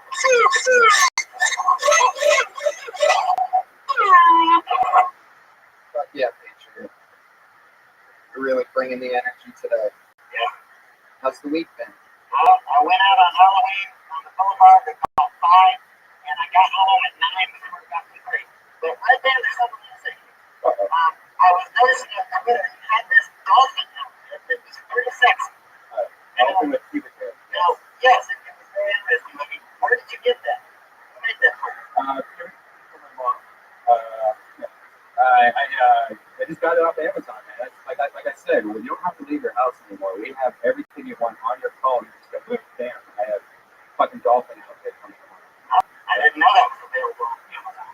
Yeah, that hat is available on Amazon. Your blow-up doll that you brought the other day, it went down Well, well. this was just right down the street. I didn't need to order it. Well, about getting on time. What's the deal with the hat, Patriot? Yeah, I got a Western themed song that I'm going to be doing tonight, and I thought it was appropriate to wear it. He sent me another song. I think this is 2 weeks in a row. You're getting close. Yeah, Wait, let me ask you, Tony, was Joey Diaz on that show? I thought it was on TV. He was on one of the shows on Saturday night, yes. See how it just changed. So I noticed your friend with Lisa. Yeah, did we hang out with Lee or Joey Diaz that night? Or? Of course I hung out with Joey Diaz. We were in the playground together. Right? What was he like back there? Were you smoking a joint with him? What were you doing? Well, we were hanging out, and he's always hilarious. He walked in and immediately started making us laugh. Joey Diaz is a freak of nature. If you guys haven't checked him out in every possible format that you can do so, he's probably, I know Joe Rogan agrees with him, that's one of the funniest guys in the world on any given night. He kills all the time. Joey Yeah, Diaz. check out his podcast. It shows up what's happening now. Also, check out the live one. Like I was on an episode. It's one of the funniest podcasts I've ever been on the Church of What's Happening Now live. Just did a live show. Cool. So fucking good. Yes, He's at Matt Flavor on Twitter, so you can keep following him on everything. What do you like about that? How do you know Joey Diaz? What do you know about him? I listened to him, his podcast. Before he had the Church of What's Happening Now, what was that lady? Did one of them, I can't remember. Felicia Michael. Yeah, I used to listen to that one before.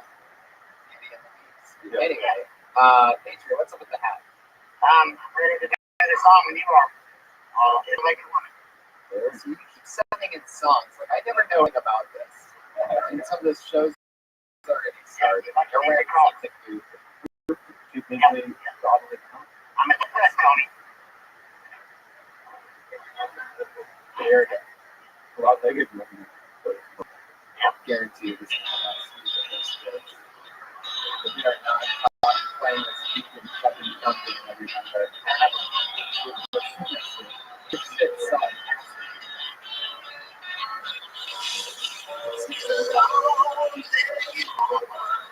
You're lip syncing. No.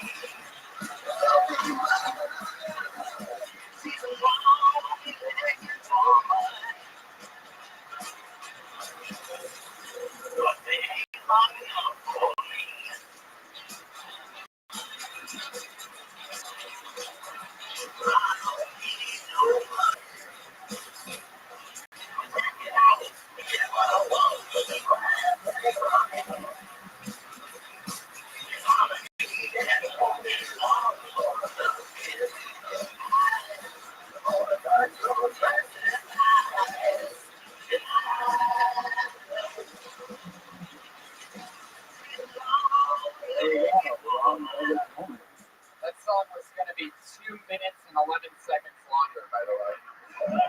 Maybe non-stop, literally. 2 minutes and 11 seconds more of that was about to happen. Were we gonna miss something, or like a nice chorus at the end, or a drum solo, or something? Yeah, it's got a little breakdown where it's just the drums, and I get the whole crowd singing, Oh, really? And the attention span's not as long these days, so. That part was coming up where the whole crowd sings along with it? Yeah.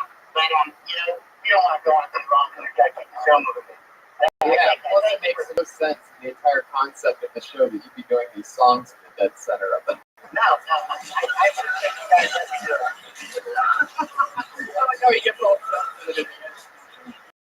Just happy for the opportunity.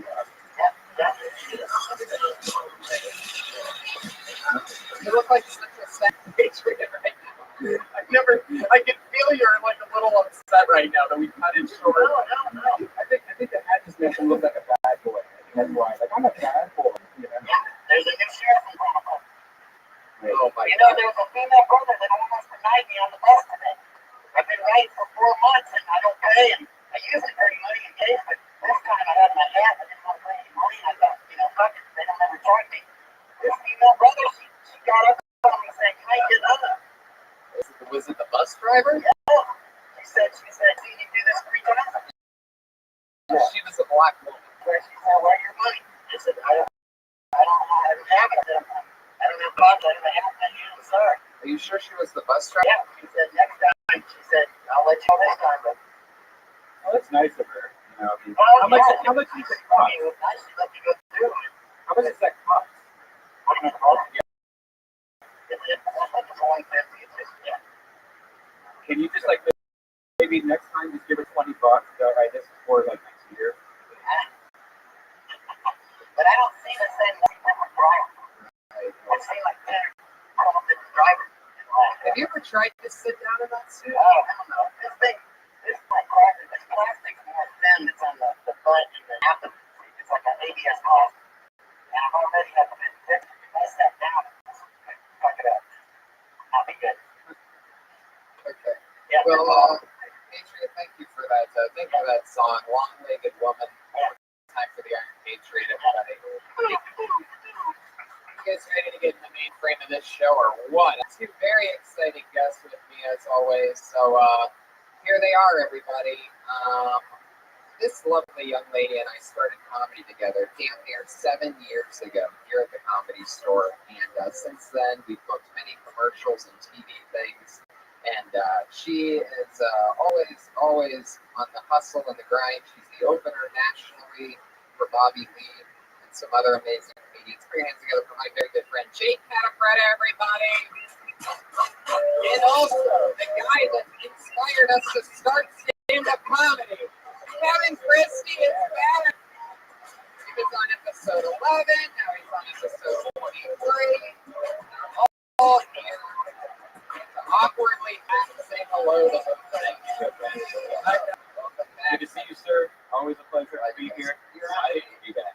Jade, welcome for your first time. Thanks so much. So exciting. What the fuck is that? I have fans. Iron Patriot, can I ask you a quick question about yourself? If she's a long-legged woman and you get your kicks for free, is she a hooker? Does she normally charge? She might be. Yeah. Who wrote the song? I wrote the song. It's about an imaginary woman that, some of my songs. But she's got a long leg. Yeah. How long do they have to be for her to be long enough for you? It doesn't really matter because I like the complete ones too, but that one just is talking about the long legged one. It's a tiny torso, but really long leg. I noticed he gets a long legs. You got a good set, man. Yeah, it's Twitch. Hey, Jake, can I say something? I did a little research on you today. Oh, I saw that. Always makes sense to hear. yeah, always a beginner. I read that you were born in Brazil, came to America at the age of 14. Okay. Had some hippie parents that exposed you to teaching song at an early age. Did musical theater, but then moved to LA. Now I was watching you on the website. I need to rewrite my bio bad. Yeah, it's really long. I got a saw you on a web series that does that. this particular episode, they got a really good angle on your meat. And they're really cute. ATE. You got a little tattoo on the right foot. What is it? It's You are a scary Did dude. I say it? I mean, I'm cool with that. It's when my grandmother used to seal her letters, she had like a thing that she would do with wax. Oh, yeah. So Oh, wow. I got tattooed on it. Oh, great. Wow. You know something interesting thing about I was going to know exactly the picture you were just jerking off. Yeah, sucking on your foot. I'll take it. Finally found his long-legged woman. I'll take it. there's something else interesting about her. She gets her pussy waxed. She gets her pussy waxed with the same lady that does scary spots. Thank you. That's an old fact, but that's very true. Thank you so much. I now laser. That seems to be the trend. I have a lot of women's in there. It's changed my life. I'm like a cult leader. I'm like, have you heard about the laser center? And then they show up and I'm there. What is about it is better. Well, it's a process, but it just cuts in thinner and you don't. Okay. It's not messy. Your skin is smooth like a baby. If you go to the same place as the Spice Girls, that's pretty good. Because you know that they know what they want. Well, They scary know stuff. what- You know what I'm saying? But Scary Spice has Eddie Murphy money. Because she's the mother of one of the Oh kids. yeah. She's not doing fine. Yeah. So that's a good laser. That's a good place to get your butt hooked. Yeah, it was a great place. It was a great place. I had a lady who loved her. Her name was Esteem. The Steve? Esteem. Well, we once found out that the Patriot guys had crabs before. So what was that nervous noise you just made? A while back, I mean, you know, they don't have crabs anymore, so back in the old days, that was something everybody had to deal with. But there's one more thing I said you could. Wait a minute. I feel like that's not true. Say false facts out loud. I mean, I was alive when I think it could be considered back in the day, and I don't remember dealing with crabs at all. It is true.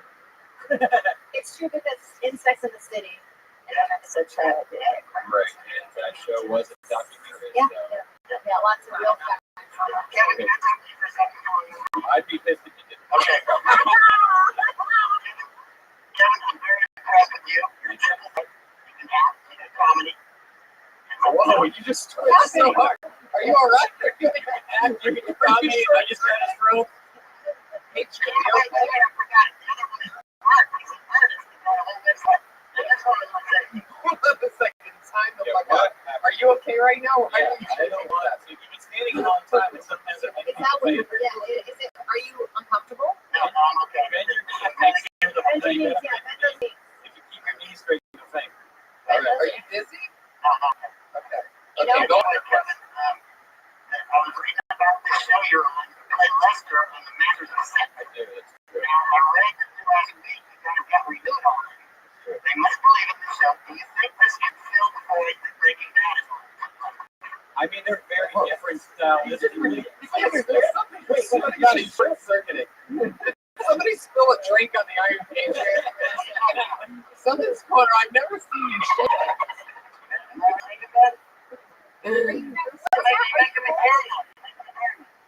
What am I making you paranoid about? I want to put my jacket. I want to put my jacket. I on. know. I feel like, do you want my jacket? Are you cold? I don't feel like I'm shaking. Isn't it funny that standing in front of people and talking is so nerve-wracking? Not even a metal suit can hide nervousness. And the cowboy hat is shaking. Wait, maybe it's the wind. Yeah, it's not vent right there. That's what Oh, the vent's right. It's literally hitting the vent. This is like a wind tunnel testing room for like a sports car. Oh my God, that's what. Up close, it looks even more upsetting, like you're gonna cry. But it's the vent. He's totally fine. He's totally fine. My God. No, it's the vent. It's the vent. It's the vent. You're a surfer, man. Yeah. You're a surfer. Awesome. You want to get sad? My God, if that translates to video. I mean, it's weird that we were reading that hat like a quivering chin. Yeah. Oh yeah. Yeah. I met a mermaid in Florida, a girl who thinks she's a mermaid, and you guys would make an adorable couple, I tell you. What is that? How have to work the costume started? For on the mermaid, she just really into exotic, like erotica, sea art. He wouldn't like the mermaid because it doesn't have its feet at the bottom of it. So you have a foot fetish. Clearly. But as you can tell by how shaky is. He doesn't like to talk about. Do you want to touch feet or like you want them like in your mouth? They're just beautiful to look at, right? You don't want to touch it. You just like look at it. I like the whole woman's body. I like breasts. I like Feet. You like the shoe thing? You say like a nice high heel. just barefoot. Barefoot. Like James walking barefoot on the floor. Oh. Oh, that's what he was zooming in. If somebody paid me to just go over and just look at my feet, I'd do it. Is Oh, that yeah. prostitution? No. How much? All right.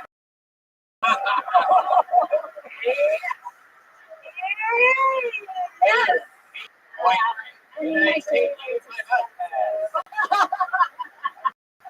And then I become Iron Man. I treat him. This is Oh, yeah. ridiculous. I don't know. What would you put? Wow. Well, Tony doesn't pay me very much, but I do what I do. Oh, hey, wait a second. Well, Easy. better be laughing under that. I got some money to like. Fame is priceless. Yes. I'll kick you later. Oh no. Come on, girl. Come on. There's love out there for everyone. Yeah, Why is it tiny? This other girl here. There's tons of women out there that want to put their feet in them. They'll find them.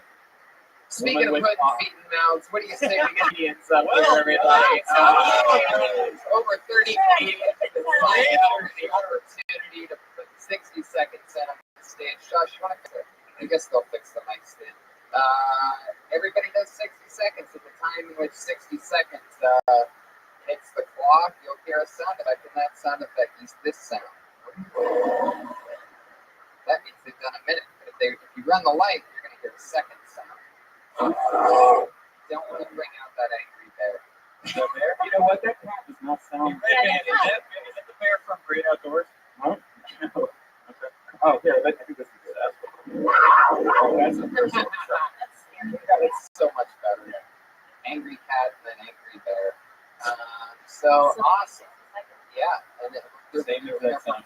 performing, we don't say anything. We're performing, we don't interrupt them, and then we talk to them about anything in the world. See what they just talked about. Now let's do it. After that. You guys ready to get started? Yeah. Here we are. Positive. Good. Episode 23. The first comedian tonight is Tom Young. Explain. Oh, no, let him in!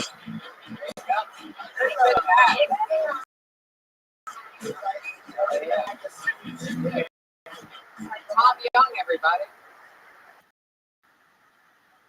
Okay. You guys talking about being vegan. I tried to do my grocery list the other day while hanging out with a buddy of mine. He's all healthy like that. Keep that shit to yourself. Yeah, I'm trying to make out my list. He's like, what do you want to get? And I said, I'll get some steaks. I haven't had that in a while. He's like, you don't eat that shit's bad for your heart, clogs your arteries. I was like, all right, fine, I'll get fish. That's supposed to be all right. Get some tilapia, some shit. He says, no. Dude, seafood's like radioactive. The ocean's come. You don't eat that shit. Some chicken, it's quick, it's easy to make, it's good. It's like, no, don't you know about that? They feed the chickens poison in these factory farms. This is true, by the way. They feed them poison to like kill bacteria. And I'm like, fine, fuck it. I'll just get like fruits and vegetables and shit. It's like, no, dude, that's really pesticides and shit they use as farms is terrible. You don't want to eat any of that shit. I was like, fuck, I'm just getting pissed off because we're so nasty. All right, you know what? I'm just gonna start people. I'm gonna go fucking cannibal. He says, no, dude, have you seen the shit people eat? It's like, no. Okay. So, Tom Young. Hey, how's it going, man? Oh, great. That's great. Thanks for starting the show. I Great stuff. think you tapped into a common annoyance that a lot of people have. Vegetarian, I hide it. I don't talk to people about it. I don't talk about it either, but Brian brings it up every Monday. Yeah. I think nobody knew about it until he told everybody. Yeah. Yeah, it's annoying as shit. Right. Yeah. Thank Yeah. you. I think it's awesome that you are pure garbage. You do like it. Are you talking about this? Oh, that's right. Sorry, that's right. McDonald's, our new sponsor. By the way, the I McRib love is it. back. The McRib is back right now. Is it really? Right now. Do you know how they decide when the McRib comes back? How? I like Wait, show or- design. when pork prices are at their lowest, is when they bring it. There's no other rhyme or reason to it. McDonald's, yes. So McDonald's is about Think all you hear that fucking pig shit should know. All right, well, back to So it's the worst time of the year to even buy. Tony. That's right, Tom Young. What did you end up getting from the grocery store that day? Okay. yeah. The thing where you say that's true, by the way, completely unnecessary. It just slowed the flow. I thought you had pretty good flow within that joke. Clearly have worked out and stuff isn't working. So when you stop, you're like, that's true, by the way. It just slowed. Yeah, it slows your list. We don't trust him either because it's a different. I think it's a different point of view. Like Yeah. he's doing this whole thing where it's like, I know this and know that. Oh, it's too bad. Like, Yeah. And I don't give a shit for lying. Just tell me. You know, like you could be lying. You could be lying on both sides, so it doesn't matter. You could be lying about it being true. It doesn't. So just take it. It's not necessary. I still think the very beginning the way you describe it, like I don't give a shit. I think when I hear that, it's like I've heard this premise, so just go straight into like what you've written. You know what I mean? Like it's like, oh, I don't know. It's true. Tags on Just the go straight into it. Yeah. Tags no sides and the other thing. But I think it's a common annoyance. We're tired of hearing about your guy. Like I don't care what you eat. It's so boring. It's true.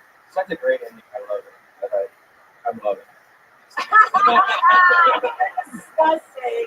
Ew, drink your straw. It comes from the film. I think figure out what your friend actually eats and then find angles on that. He's got to eat something. I mean, like I eat a ton of like that stuff, and it all looks weird. It's embarrassing to say. Half the time, I don't even know. I could be being lied to every time I go to a vegan restaurant. I'm just assuming it is. I just trust them, like I trust your joke. You know what I mean? What did he end up getting? Make it up. Make it up. Yeah, just make it up. Make it up. Make it up, really. Google vegan food, picks 4 of the most annoying names. Make jokes about the words. Great job. Tom Young, very good. He's at Thomas Young. Solid start. 1919. At Thomas Young. 1919. You're right. Wrinkle your shirt, Tom. Wrinkle your shirt. Oh. I like that one.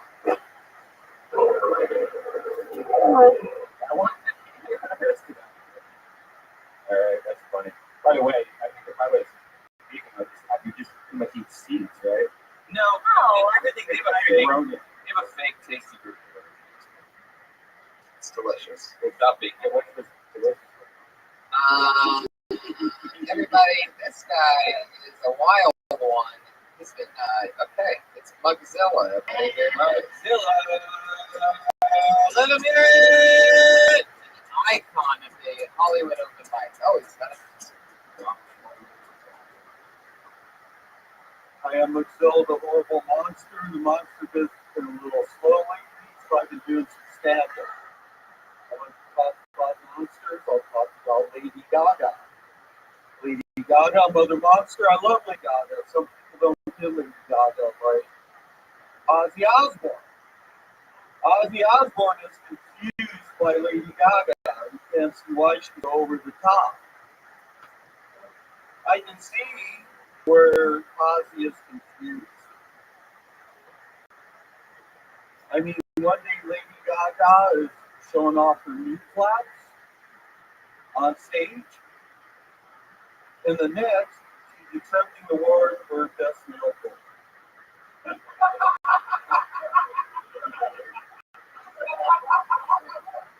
All right, thank you very much. Wow, there you go, Mugzilla. Look, no filler on the camera. Oh, boy. How long have you been going on stage with the mascot? I started out as the monster a long time ago on the mask. How long ago? How long? I haven't seen that. No. Well, Mugzilla, but the mask. Yeah, you've been Mugzilla for a long time. You've been here. You were here before I was here. Yeah, 2000. Yeah, I mean, back in the day. I was a sophomore in high school. It made me laugh. It made me, in the beginning, not for the right reasons, and then kind of I just started laughing. So, but it doesn't always work. In the middle, you were connecting with folks out here, I didn't understand why necessarily, but it was happening. And I feel like that. Who the fuck am I to judge? They liked it. And look, when you say meat flaps, every single time. That's a I victory. wish I wrote that. Yeah, meat flaps. All of us in the car were like, meat flaps. God damn it, it was right there. It was right there. It was right there in my brain.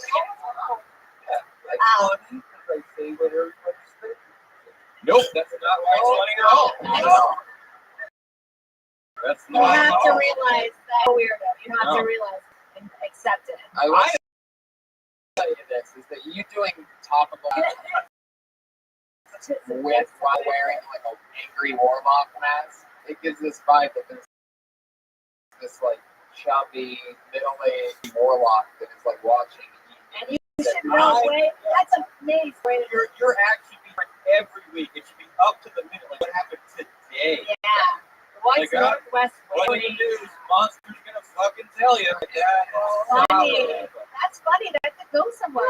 And no matter what the story of the day is, about 30 seconds in, fit the word meat flaps in there. Is that what it was? Everyone's got meat flaps.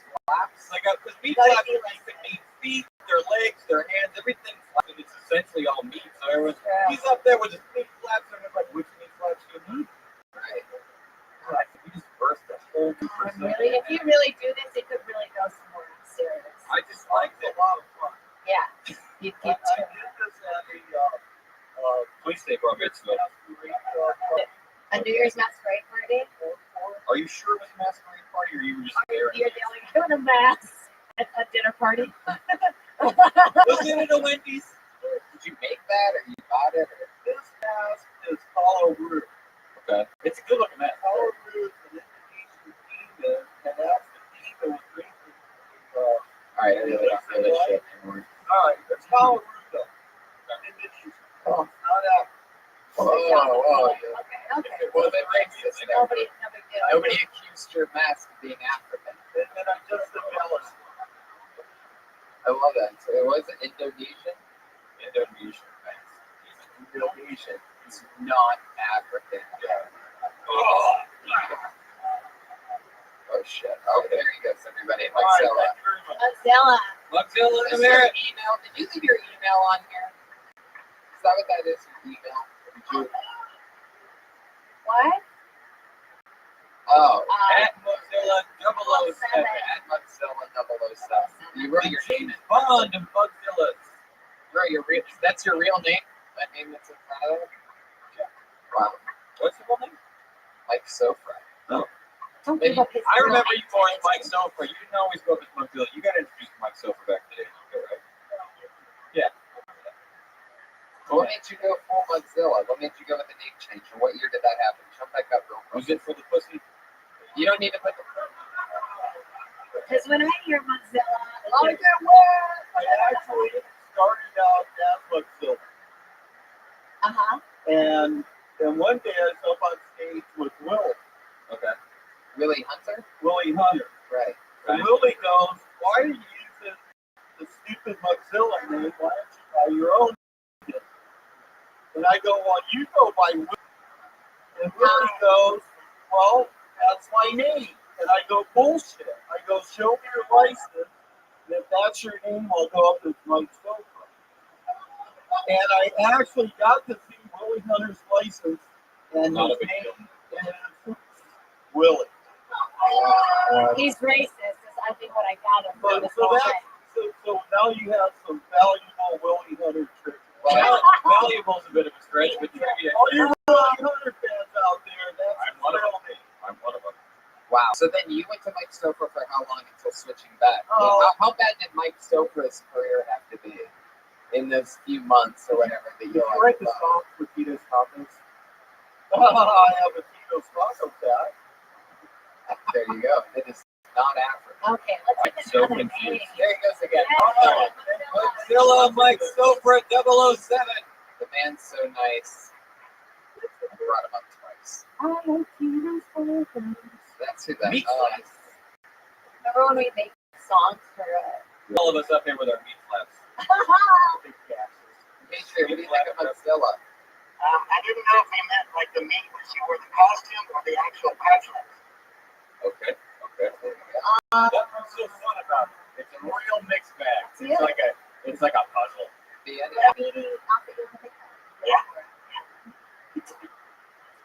Your next comedian goes by the name of Cody Gidley.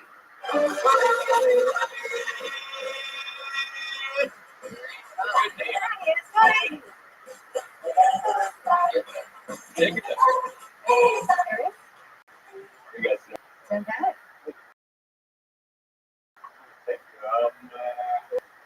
Red Band. Holy shit, Red Band is so fucking cool.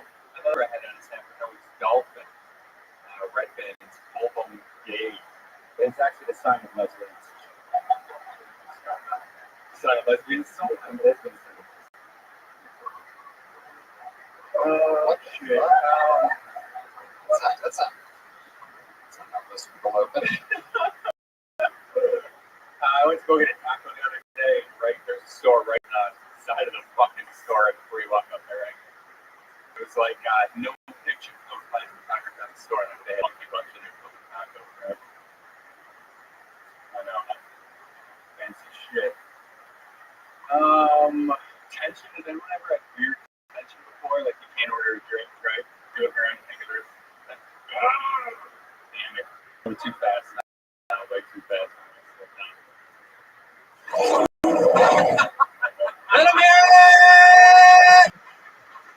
Oh yeah.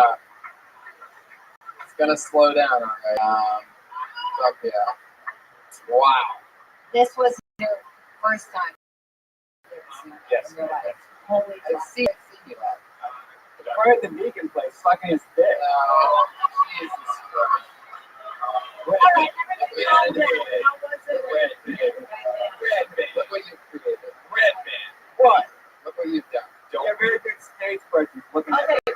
this is what this is. Red Band. Okay, this is Not a vegan. You can't say what he got. we don't like him. Right. This is obviously a guy that's been on a horrible diet for his psychology for years. I guarantee you he probably had Right. You probably put a Brian, right? You're like, hey, I'm jokey jokes, friends, but he's And then not. he ends up being So, you know. then it ends up being about me and the vegan sucking dick thing. How did I end up in there? Sucking your dick. Go No, ahead. but wait, can we ask what was the intention? Was what there was a joke that you wanted to tell that you just got nervous and it didn't come out? Or were those things you wanted I mean, to I did quite good. But were any of those things you thought about you wanted to say out loud and then you said them and you said, I didn't get a laugh, that's weird?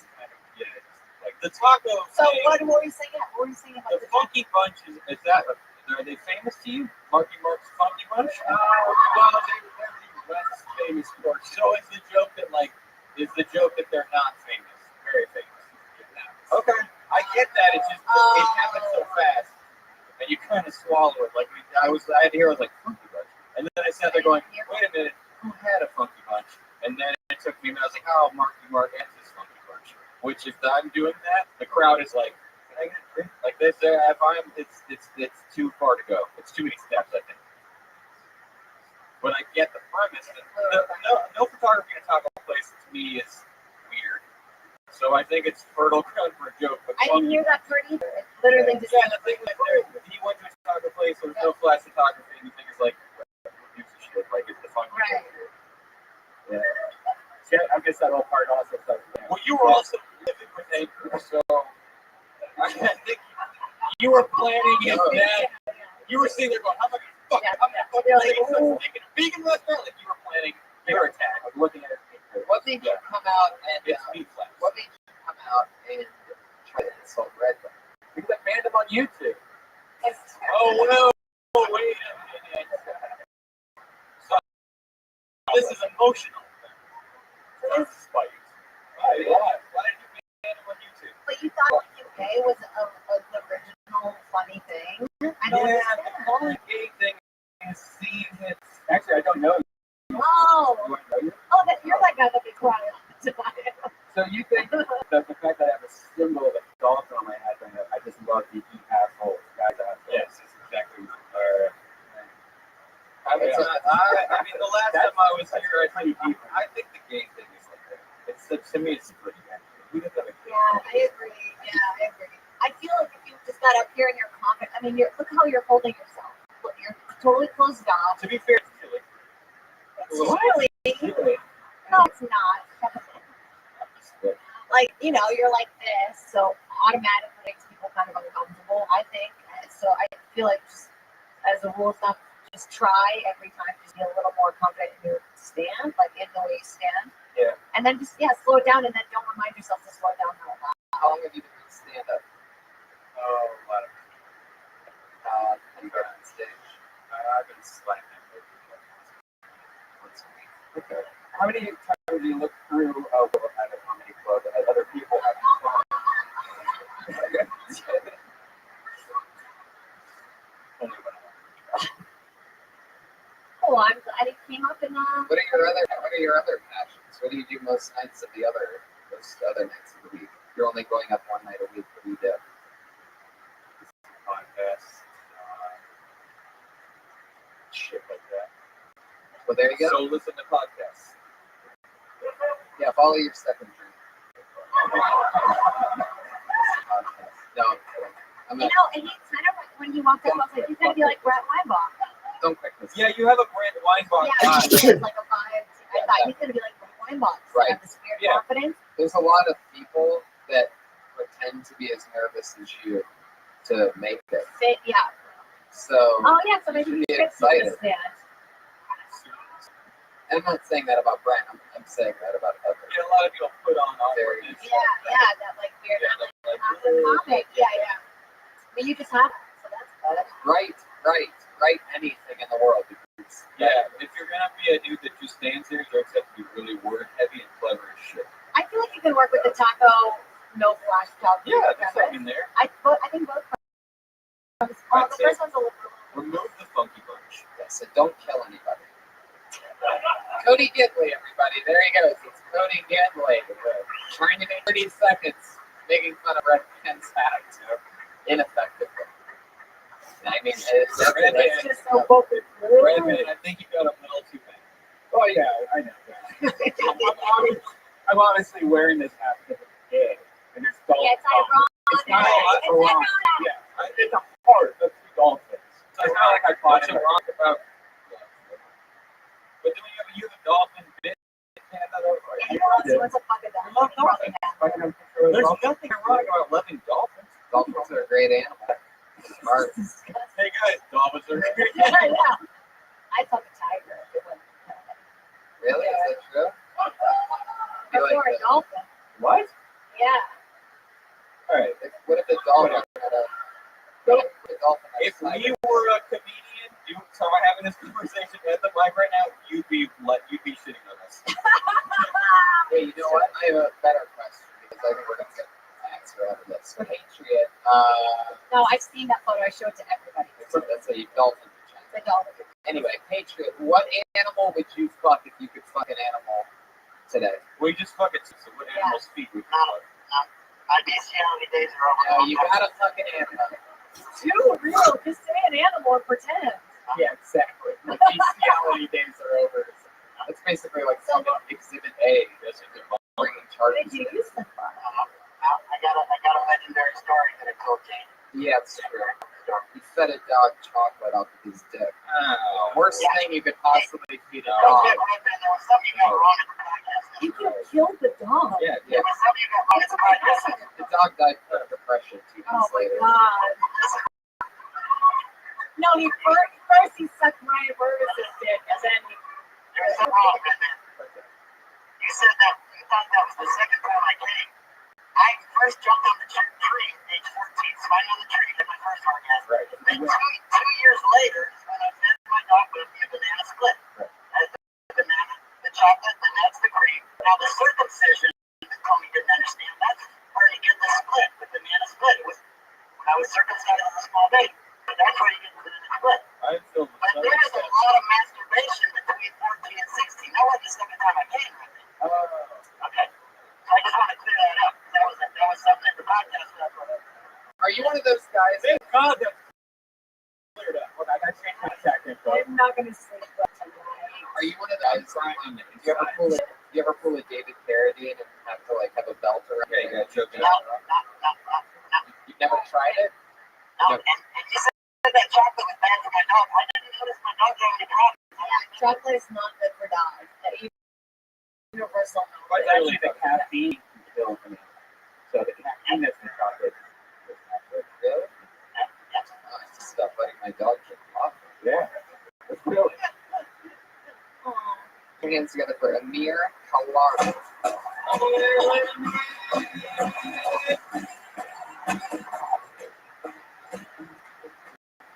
Hi. All right. And, I'm an Eastern American area. I'm close. That's closer than most people get. But I think you can tell how far our government has progressed based on their space program. Because here in the United States, we sent a man to the moon in the 60s. Neil Armstrong got on a spaceship and went to the moon, walked on the surface, got back in the spaceship and landed safely. That's amazing. That's a miracle if you think about it. In Iran, we just sent a monkey into space, not to the moon, we just sent it to space. And afterward, we had the president stand next to the monkey and make a speech on national television. And as I was watching, I realized something. That wasn't the same monkey. You can tell because it looks nothing like the original monkey. They sent the black monkey into space and was standing next to a gray monkey. Which either means that monkey aged 40 years and 3 days, or that he was stressed out as fuck to the Iranian spaceship.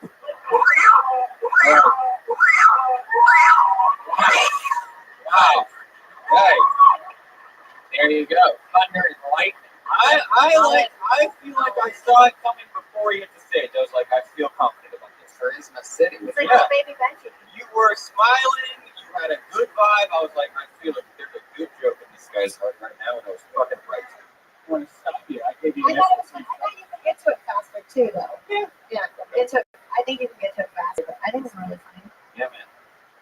A little space and monkeys and Iran all together in one particular Yeah, joke. add some tags to it. It's solid. You can pick up other stuff that are on some bad. Which I manifest so much. Thank you so much. Just like a list. Oh, God. Guys, and pick one. Oh, I was just thinking about my white American house so much that Iran does poorly. All right, well, good joke. Yeah, I don't have any. That's a good fucking joke. I don't want to get that. Fuck yeah. I think it's good. I think you should Just stand here and your victory. Yeah. That's gonna. How long have you Someone have sex with this comedian. How long have you been doing stand-up? I've opened mics about 3.5 months. Damn. Solid. Doing work. I did at Flappers about a year ago. We've been doing that once a month, but I just started doing the mic thing. Like you've been doing a lot of mics for a few months. This year, I think like Fantastic. Yeah, we'll definitely keep doing that. What's your exact name? the theory. Oh, that's a V. V and your eyes touch. Oh, sorry, I'm bad. You doctor. Kabiri, right? Okay, Kabiri. You're another Amir. You know Amir K? Yeah, you have the same name. Yeah. Yeah, literally. I was gonna say that. I thought your bit was going where his went, where it's like we got the man in the move, or I started doors. And it's like the monkey. Do you know what I mean? So maybe like change. That's what I was saying. The beginning kind of layers. So maybe. I don't know. It is tough. I lump together with other, comedians of that ethnicity anyway, so do whatever you can to stand apart from them. Otherwise, you just only be on those shows all the time, and you don't want to do that. Yeah. Yep, good joke. So you want to stand out. The Persian horror. I think it's I sort of don't know what crazy. you're calling it. I'll make a race mistake by trying to guess. I think it's crazy that Iran is like, teaching monkeys how to fly into. I don't know what that guy was. I think it's crazy that Iran is sending monkeys into space, but they still use like human beings to fly planes into buildings and stuff. The dog bombs. Where they use these tiny dogs. They just light them on fire and then just set them off. And the article that I read had the cutest photo, and I'm sure they said that they use dogs in the box, but like That are also a little tiny cute one. They do that? They're the Michael Vicks of war, right? That's yeah. Smaller. They used to do it here in Vietnam. But she gotten better. That I have less of a problem. Fun fact: the only way to get a pit bull to release its jaw when attacking their primary spot. Really? Yeah. There you go. Patriot's already one step ahead of you. He fingered a dog earlier and wasn't even biting him. There he goes. Amiri, everybody. Follow him on Twitter at Amir_Amiri. That's Kabiri. Only a few months in. That's one of the all-time 1 minute slaughter. That was solid. That guy's gonna get on TV before. No doubt. Enjoy my spot. Look at how many. Hopefully it's not the news. Enjoy them. Right. He'll be on Al Jazeera before all of us. Put your hands together for Shaylin McDonough. Yeah. Shaylin McDonough. Oh no, if you missed your spot on this show, that means you don't bring it before we get a new gift for life. There you go. Has there ever been a show where everyone says that we need to make that noise yet? Like, help you out? No, I get the note now. It's just a normal part of the job. Whatever. I do it all the time. Yeah, you can just do it at your house. Do we know it's not Michael J. Fox in the suit? Do we know for sure? That's a shaky. Evil bastard. I'm sorry. An extra on purpose instead of recreation. I've heard that you're an avid extra, and I I can't was in wait. the office like you. Excuse me. Episode that. Do you often just use jokes that I've used on you before? And Yeah, I'm thinking about going to the Rock Factory and doing a whole routine with the jokes you know. Oh, okay. Son of a bitch. Son of a bitch. The Iron Man seal. Robin I'll take that Iron for my bed. Put your hands together for your next comedian, everybody. Dean Roach. Yes. Give it a good. Yes. Very. I'm a big old fat. So I'm looking at some diets, and there's this paleo man diet that I was doing. And I don't know if that makes a little sense. I think paleo man may have been an idiot. I think he was probably the dumbest human that was around. And so if you look at the diet, you don't eat gluten and you don't eat bread. So I don't think humans were right about bread. Harvesting grain was probably a right move. Wouldn't be that much of a I guess this pretty much Yikes. 32 seconds and 43 ums. Said harvesting. It's adorable. It's harvesting. Oh, he did say the word harvesting. You took that note I down. like talking about how you're getting a little fat. I think it's funny. It's like, I'm getting a little fat. It's nice. It's that perfect grain, like paleo diet. You also eat bread, you also eat gluten. Right. You're saying that you're basically making fun of the idea of being paleolithic, that humans were so much dumber back then, so why are we asking your advice for dieting? Wow, it's so. I've heard a couple failure jokes that are funny. I think you got to make it more personal. You know what I mean? Like the fat thing. I agree. You got to go with the fat thing. I think you're wearing your jacket right now. Yeah. Up. Is that because you're fat? No, it's The other Like you're like, I put on a hat Yeah, to you're distract from the fact that You're going to say you're a little fat. I want to see it. what have you been doing? Are you really been gaining weight lately? You don't, but you don't. The thing is, you don't look fat. You're not. You don't look like a fat comedian at all. Like you look like you're basically good shape. So I almost think that saying that is it's going to convert him to just look at you and be like, is he fat? Well, you're trying to tell him the joke. You're almost going to be a little distracted. I think it's almost funny. She says it's so complex, and but seriously, it's so fat. Like you guys have no idea like how fat I am. Like, You really my think- diet's been like You really think you're gaining a lot of weight, or were you just looking for the bed? I mean, you have your jacket zipped up right in behind the nightstand. yeah, the nightstand. You gotta move that nightstand. Yeah, you Right gotta in front of you. To win. immediately. I think that if you want to do this bit, focus on how dumb. It's got to be about how dumb cave people were. You got to focus on their Yeah, but see, stupidity, it has a bit. not just. It does. My guy. Well, So that's why I don't want to lead him that way. so anyways, you got to focus focus on how many people are. Because that's another one. Yeah, I mean, I guess that is the angle to take on. So maybe that's not it. Maybe it's about it. Why do you think you're fat? Part of you about I your weight? haven't really gained a little bit of weight. Well, now how much weight is that? I just think any I route. like how I'm saying you're family. Yeah, I'm so fat. I don't see it, but I'm so fat. Are you usually in really good shape, like athletic? No? So you deserve it. Like, so finally nature's catching up to you. Is that That's what it's about. Yeah. You get older. How old are you? Literally, I'm not lying about gaining a little bit of weight. It's not. Okay, but how old is it? But if we believe that you're Yeah, gaining we're weight, trying to find we just don't understand why you're trying to tie it into the caveman days. Because that's why I'm not diets. Ah, so you're exploring different diets. That's funny. So maybe you've tried a bunch of different I think the diets. paleo diet's one line. Yeah, And just it's one about thing. what other diets. Like, why would I? The paleo thing's a one-liner. How to take better sleep while we're living, and they couldn't read how much that. Next, Next. jazzercise. Mom. Tybo, like, and then go through diets. Just go through all the fat diets and have a one-liner for each diet. And then I decided I just like beer food. Yeah. Whatever. And that's my But fat. make sure you don't actually diet while doing any of these jokes, or else it won't make any sense. You gotta stay fat as long You have to stay as 10 you have to months. really be gambling on the fact that you're getting fatter. You're already getting fat. A lot of fat things like Mozilla didn't even acknowledge his weight. And meanwhile, you're talking about being fat and trying to tie it into. I take it $20 There you go. Can't do that. No. It's still LA. All right, Jade's stirring the jar, Dean. You're done. At One Fun Gun on Twitter, Dean. Yay. One Fun Gun. Yeah, One Fun Gun. Follow him up. He's just pulling names out. Crazy.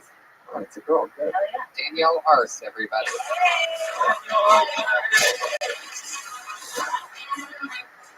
My last name's Arce. It was Arce. But nobody can read my last name. So yeah, you guys looking at me, you can't tell what ethnicity I am. It's pretty hard to tell.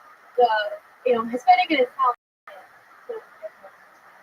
One of my guy friends was complaining to me earlier today about shaving. He's like, I have to shave my face, so it's time for work. Stop. Shut up. You are not a Hispanic and Italian woman. You don't understand the hair removal struggle like I do. It's real. It's crazy. I moved in with my ex. And he thought it was weird for me to take showers. And he freaked out the first thing. He was like, "Hey, it's been 45 minutes. What are you doing in there?" And I'm like, "For you. This is for you."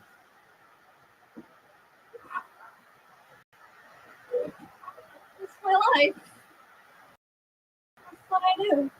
It's nuts. Like, guys, you can get away with the 5 o'clock shadow. Like, that's hot. Imagine my entire body with the 5 o'clock shadow. Oh, looks like somebody got a special bag.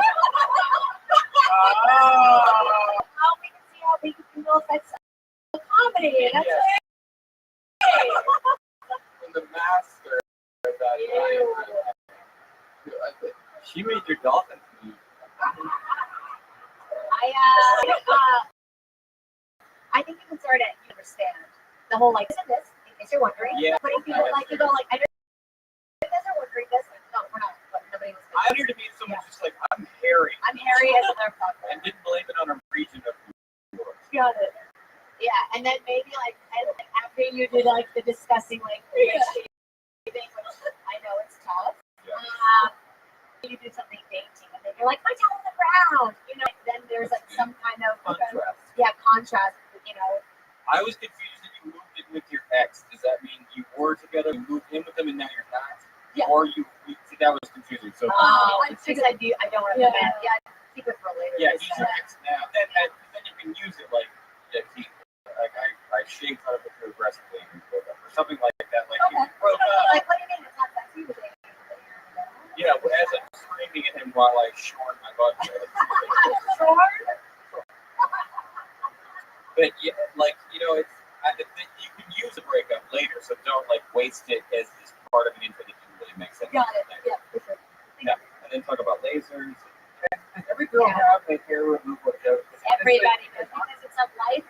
like Annoyance. a universal struggle. Disgusting, though. I don't I know, but you already have Throw it out for daddy. jokes. I mean, everybody Do you has. have masturbation jokes? No, I'm not currently. Well, not current. No, but we had an occurring 2.5 minutes that I did. I think, like in the past, we've talked to Sarah about this before about body. You know, it's honestly, I don't like it. It's a very fine line to take me thinking about you being very gross.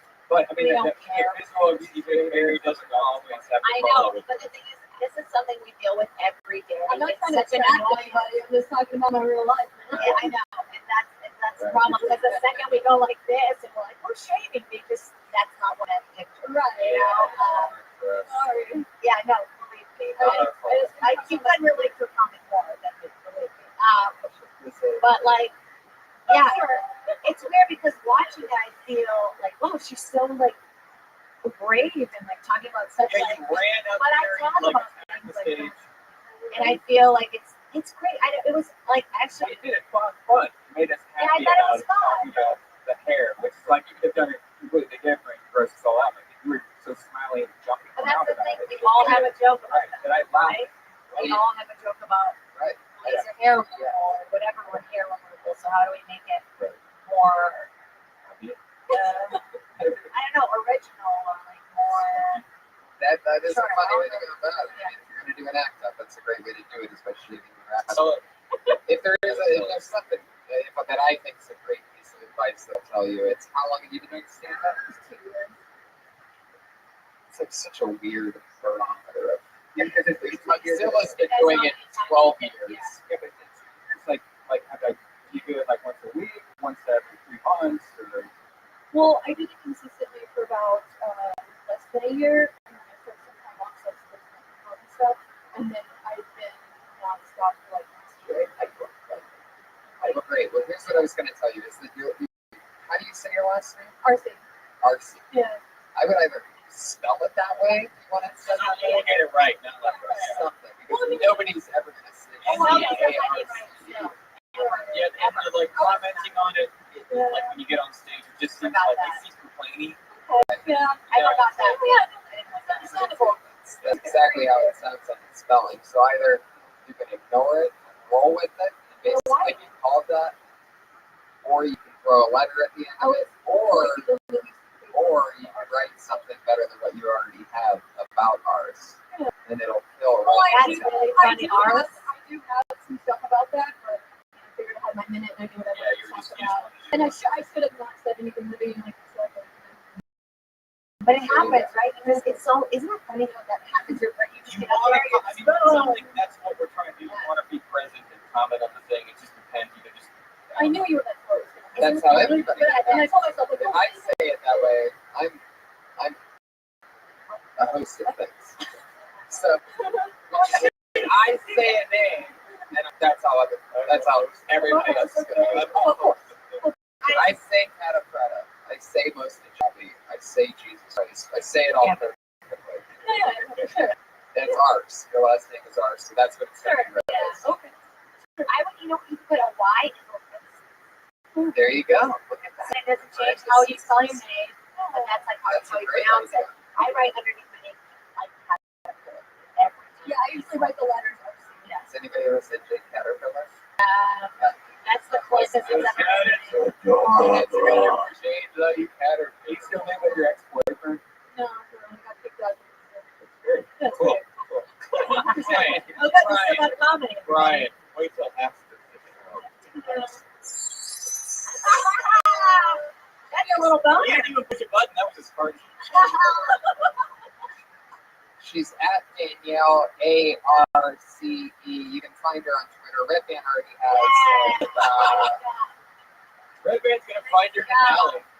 You guys remember what your first few minutes of material was? I remember your first minute. Okay. I remember, yeah, of course. Do you remember yours? Yeah, I had a terrible joke about Bob Vila, the home improvement guy. What did you say? It was just I found out he's not a licensed contractor. So I was just like obsessed with that. So I came up with a bunch of shitty things I wanted to be, but I was in no way licensed to be. Like I wanted to be the head of the Black Panthers, like stuff like that. That's way funnier than the stuff I Oh, had. it's Yeah, funny. way funnier. about being Trump, so that's where I went right away. I joke about how they're cokeheads in the middle part of the nose. And I talk about the slutty girls that had for sex, but their vagina is always beautiful. And I would do this whole act out where I'm like, hey, Trump! And when I get in trouble on the road, I still pull it out. I'm not gonna lie. When I get into a What's that? What's your first joke?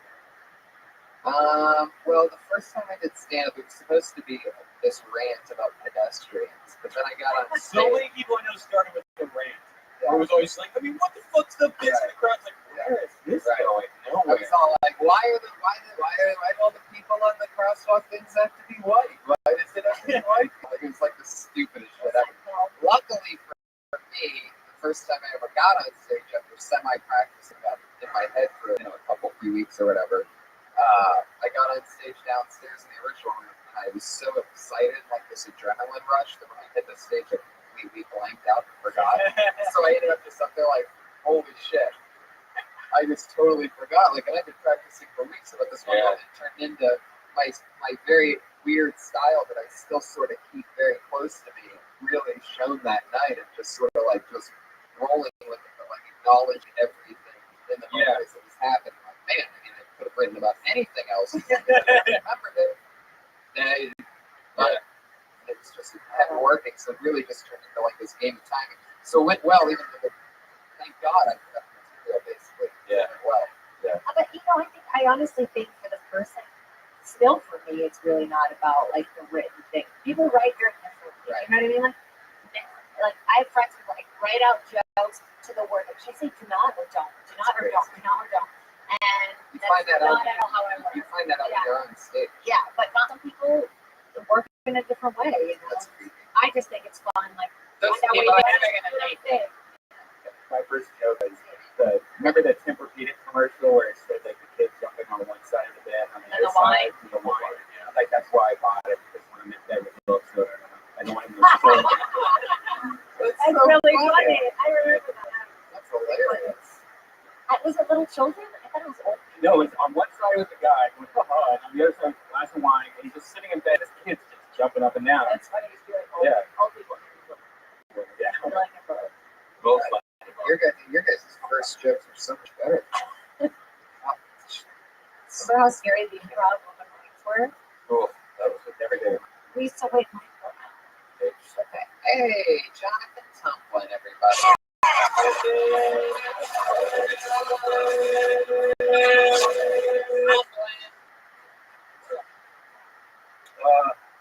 I just want to be in the band when I was young. I had like something issues or whatever, like the other.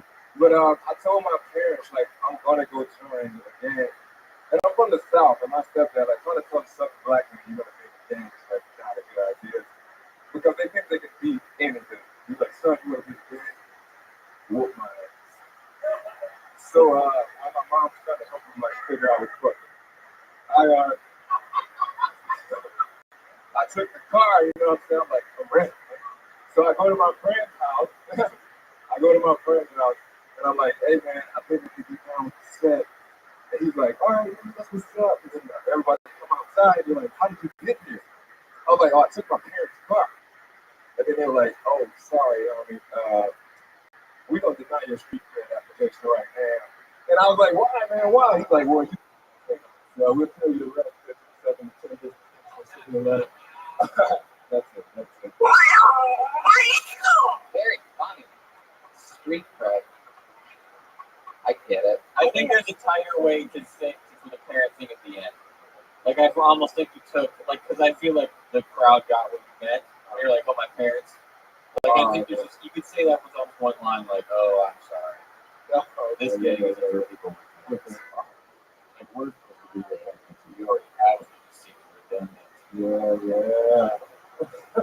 And then I think there's almost like a metaphor you could come up with for telling a southern man something is like something like this. It's like, like that's the other.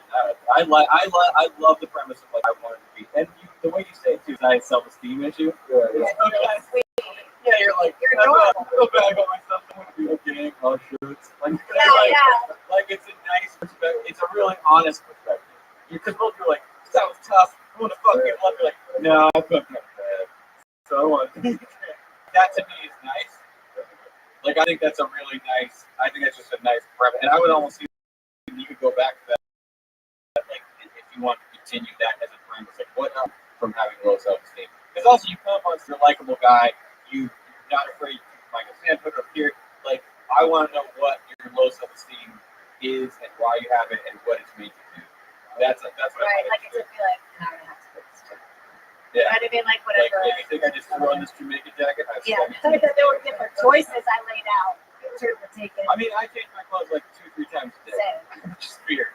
Like, I want to know that about people. Yeah.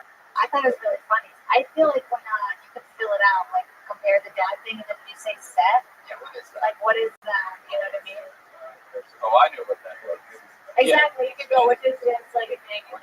You know, like it's like have this moment. And was there a thing about like you basically your stepdad was like, all right, fight me, and you knock him out quick, right? So while your mom was figuring out what it was, like, while she was trying to help him figure out. that happened really, really quick. And I kind of feel like take a little bit more time with that. 'Cause that's pretty funny. So while my mom was mopping up all his blood off the floor, I took his car. Oh no, see, I don't think that. I think it was likable because I thought like his dad's bad or something. I didn't understand, but I just thought it was like, all right, that went weird. I don't know why. Like, I didn't understand that it was because he beat him up. Yeah, he just knocked him out. Like, I don't think I want to hear about some dude being Or, and I think if you knock him out, you're like, to be fair, he was a small man. Yes, He had no business fighting. he does have one leg. Yeah. You know,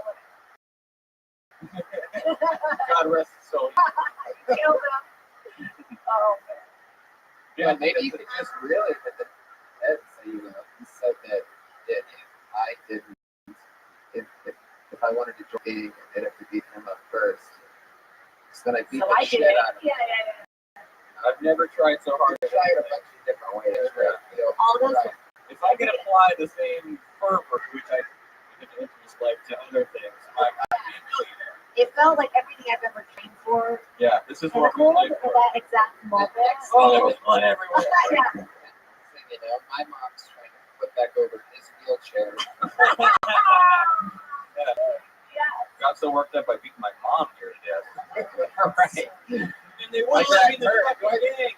After I dropped the Your ball. ass, you bitch. I was like, I broke my parents' legs for this. Let me in. Let me in your sex.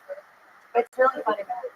Really got us off a good start. I think get in, but you haven't felt the steam issue. You didn't want to get a game because it is a fertile ground. So get more into that. And then also, like, if they're denying your application, I guess there's room for, and if they're saying like, you know, but they're like dismissing you, you did PhD. Come on, beat up my stepdad for this. Like, give me a chance. Sound like you do. Yeah. Punch my mom. Punch my mom in the I've got what it face. takes. I'll punch everybody. Then at the end, you're like, Let me try. at the end, you're like, let's gonna get that headshot. I've got it. I've got it. I'm so good at punching moms. Let me be the king. I can't believe you hurt your family. But you know what they say? Blood's is thicker than water. Did you try to join an actual team? My brother actually came. And I Does that mean you automatically did it? no. Oh, it sucks. Where are you from originally? To the south. Oh, Atlanta. Cool. Is your brother the one that was like, go get out of here? That's nice. So he was safe. Yeah, that's okay, cool. I think that I don't think they want You you did to. just put him on. Hey, it was nice talking to you, sir. Off stage and stop snitching. Dan's up. Nice job, man. Nice job. Good Yeah, on.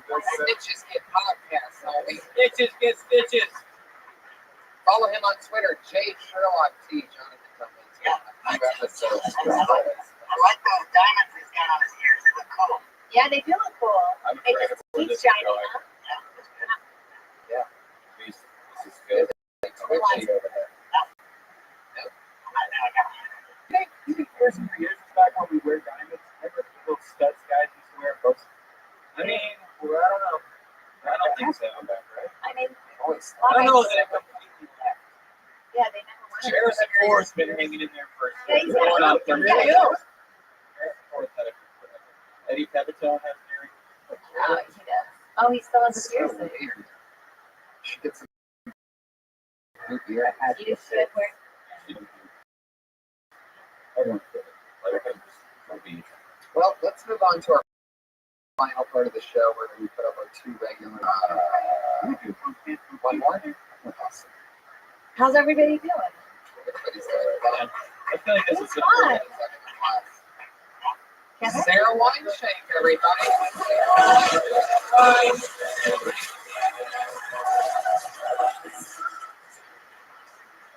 What's up, everyone? I went to Ralph's. I felt very average in that moment. Ralph's is never my first choice in supermarkets. It's always Trader Joe's. But I went to Ralph's and I was listening to you too. Felt very average and shitty. And I thought to myself, shit doesn't work out. What am I gonna do? You know, and I'm listening to you too. I still haven't looked for guys. And it's playing, and I'm thinking, fuck, Sarah, if push comes to shove, you could be a children's book novelist. That's no one's first dream ever. No one's first dream is like, fuck yeah, I'm gonna write a book for children. Like, you guys, you will know that shit's not work out for me if you see my face, my headshot, in the cover of the book for children about a turtle that loses a tooth. Just like Powerful princess. Shame. so fucking true, too, right? Like you wrote 8 pages. Like, that's like, you know, that's like a paragraph. not hard. Hi. What are you doing? I thought it was really funny. You guys know each other? Yeah. Yeah, we went to a picnic.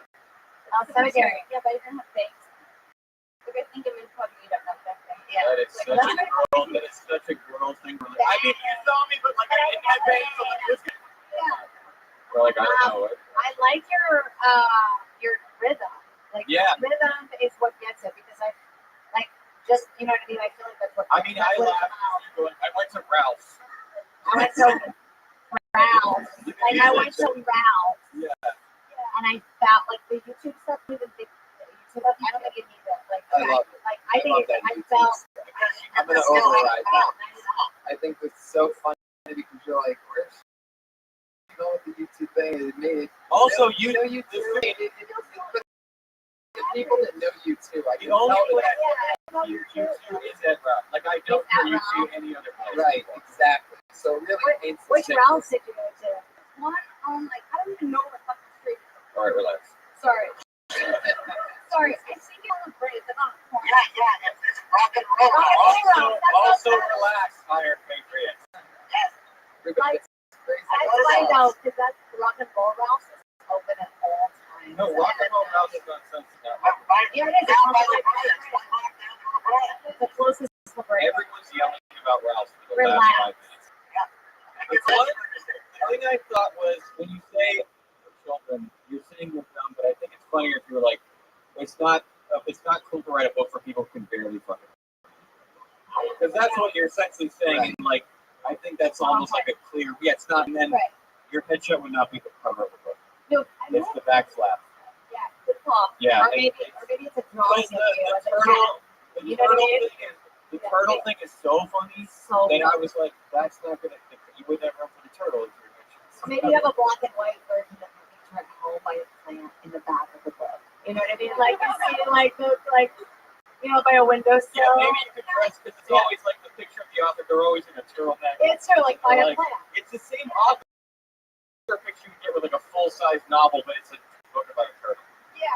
And the thing is, they're not called children's novels, though. I mean, you're thinking like a color, like a book. Not a novel. Yeah. I think it's funny if you say children's novel. Because Yeah. it's like, what is it about the children? Yeah. You know, like it's just like Is it children's war and peace? it's a children's tragedy. It's about I'm the Tolstoy of children's same page shitty books about turtles. yeah, I really like your written. Tolstoy is an author, you guys. You should look it up. When I haven't heard it. you say that you still haven't found what you're looking for, you're talking about like in life, you realize that at the grocery store, right? Yeah. I realized, like, I'm so average. It's going to Ralph's and to But what were you gonna buy? Because it could work as a double Yeah, what are you gonna buy? Well, guess what? You're gonna go get sushi. What's the use of food? You know what I mean? There's big poster boards. You know where you have to do like a craft or something around Yeah, you left with like a California roll. And like You know, those Hawaiian rolls. You know those the bread, little 4-pack. oh yeah, Hawaiian bread. I You just should bought not be a able to 4-pack of Hawaiian Things Hawaiian. delicious. Yeah. I think Yeah, what goes into Big Ralph's more of a rock bottom. Like, Yeah. what did you do? Did you get What were you lost? wearing? What time of the day was it? Maybe you're watching the roasted chicken going around in circles, like Slices. it's like Yeah, generic maybe the music cereal. goes with the chicken. there's like a few. You feel like you're attending a one-person funeral. For that chicken roast. Yeah, I bought Christmas of rice. I didn't get Rice Krispies. Really paints the picture because people Snack sort of crackle and Yeah. yeah, like, I've never seen those at Ralph's. did you get felt like one of the lobsters? You're like, I'm trapped here too, little buddy. You bought all the ingredients. You bought all of the brownies. You know, like you got all of them. I forgot the eggs. No. But I can't go back. It's too sad. It's sad. The one block walk. There she goes, everybody. We're running out of time. That's Great actually job, so Sarah.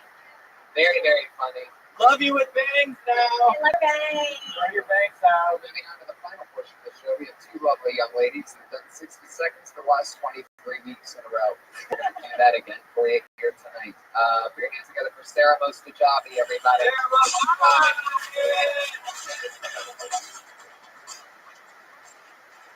I was recently called a success basket. I wish somebody would have fucking told me because it's probably a lot cheaper to have something than it is to have hobbies. I'm pretty sure sucking dick is your hobby actually painful. So I wish that was the case with me. Unfortunately, I don't tend to only date the people that don't give any attention to me at all. Like this guy has no respect for me either. I get out of it.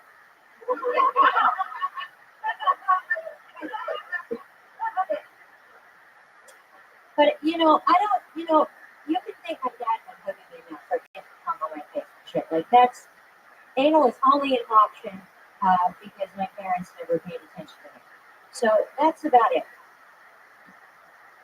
Sorry, I haven't got a chance to work through a lot of this. There's a lot of paint there. Yeah.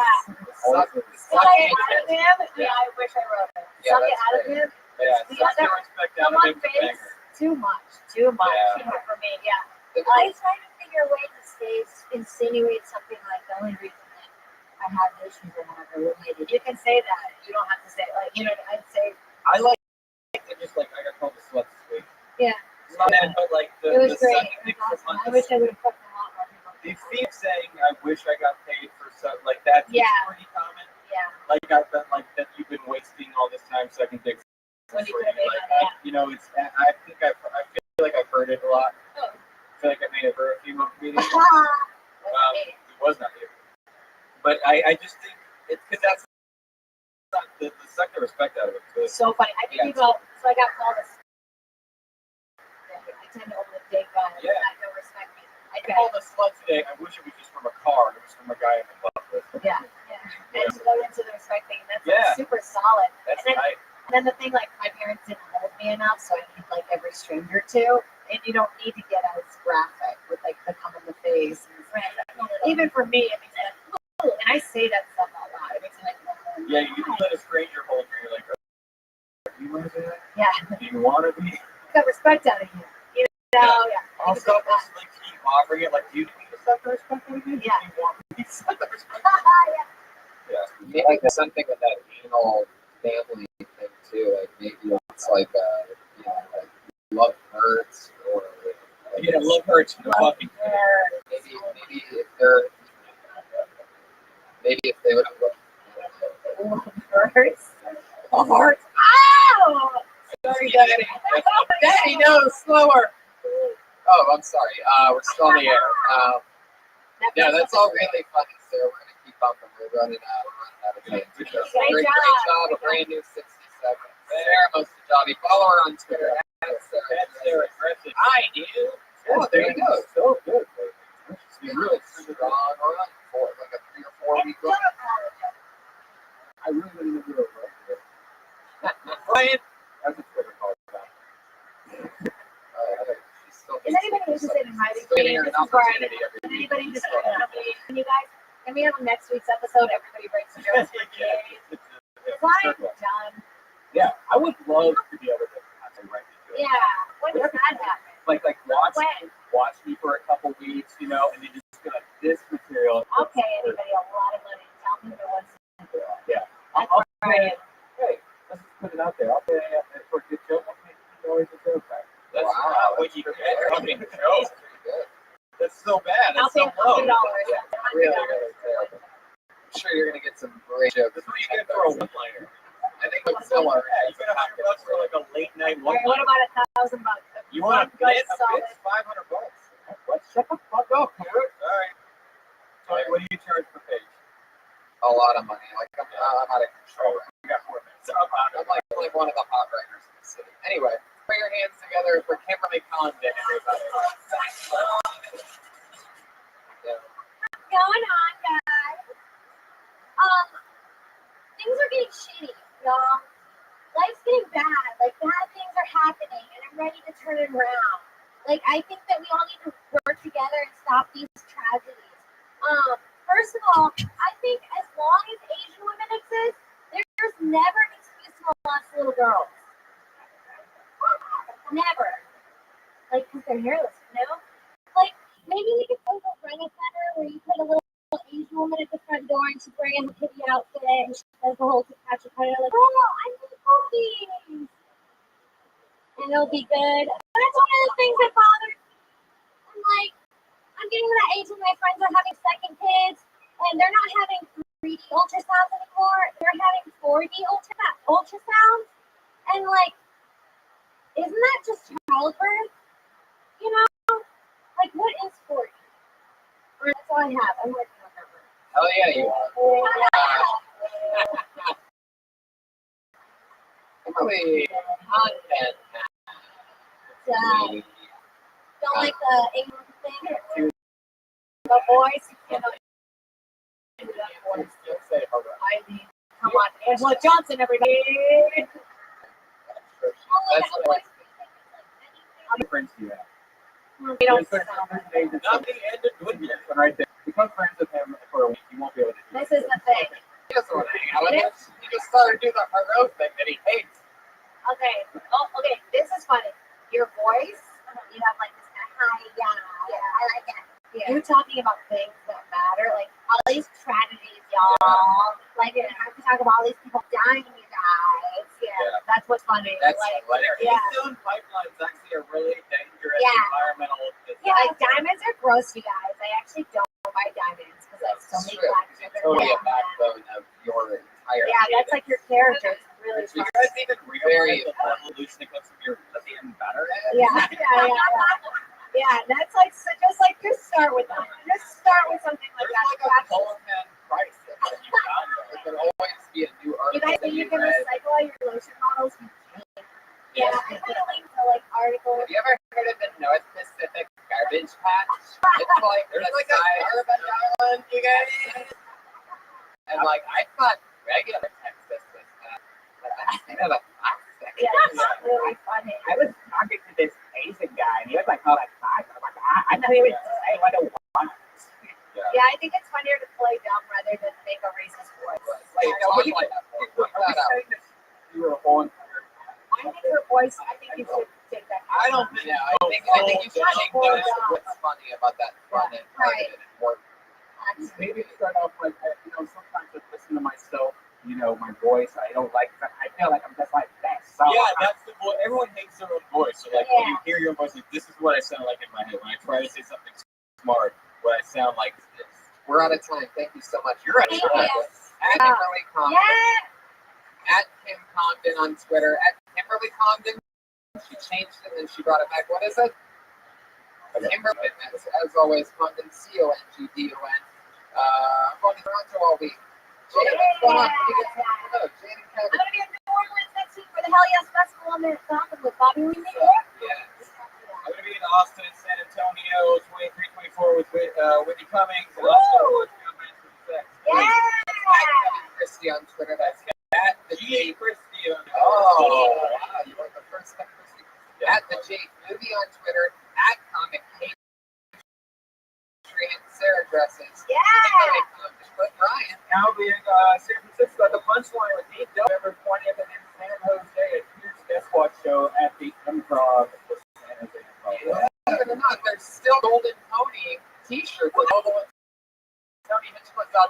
Bye, guys.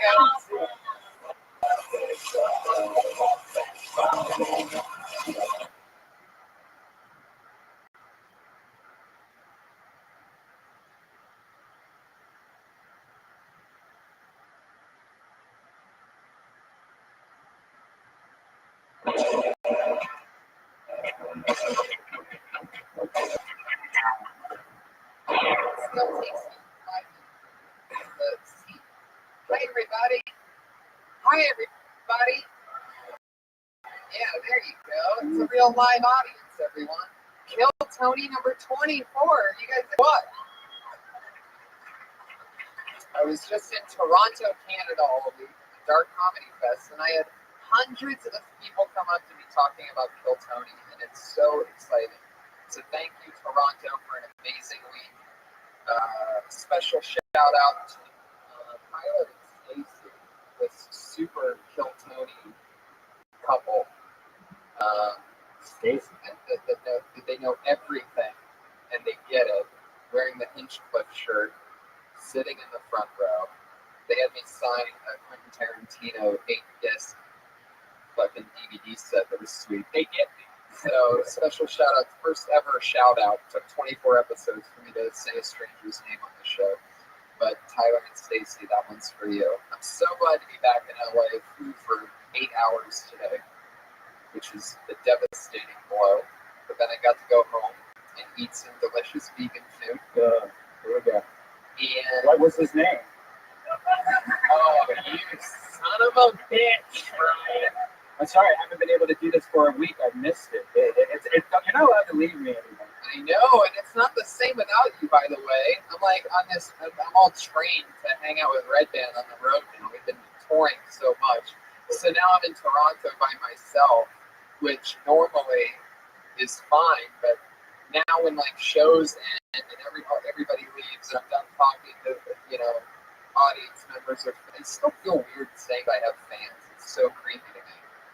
I guess you work for it for years, and then when it happens, it's just, you feel weird saying it because it sounds braggy or something. Yeah. Does it sound braggy?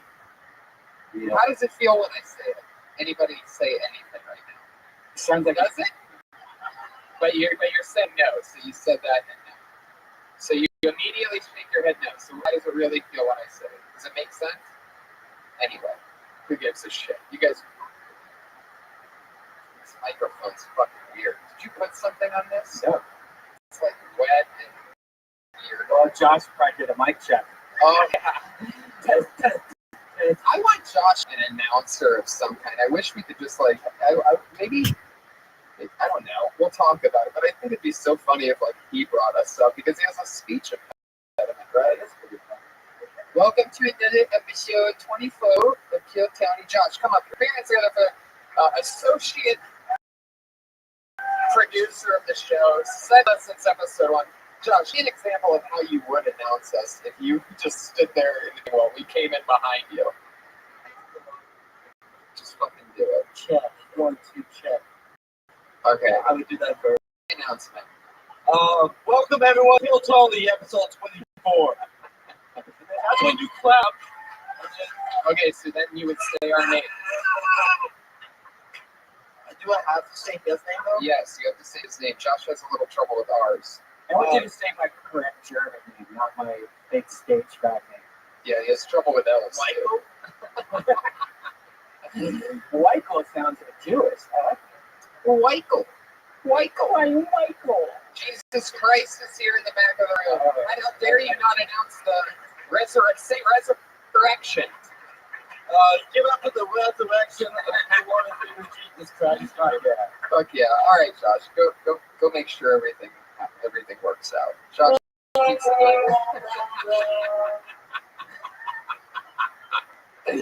yes, that's Josh's fucking intro and outro music. He didn't even announce that famous adult film star Mickey Martinez is in the front row. I was wondering what this awesomeness was. I'm like, this is just too good to be true, but now it all makes sense. Welcome to the show. Thanks for coming up. Fuck yeah.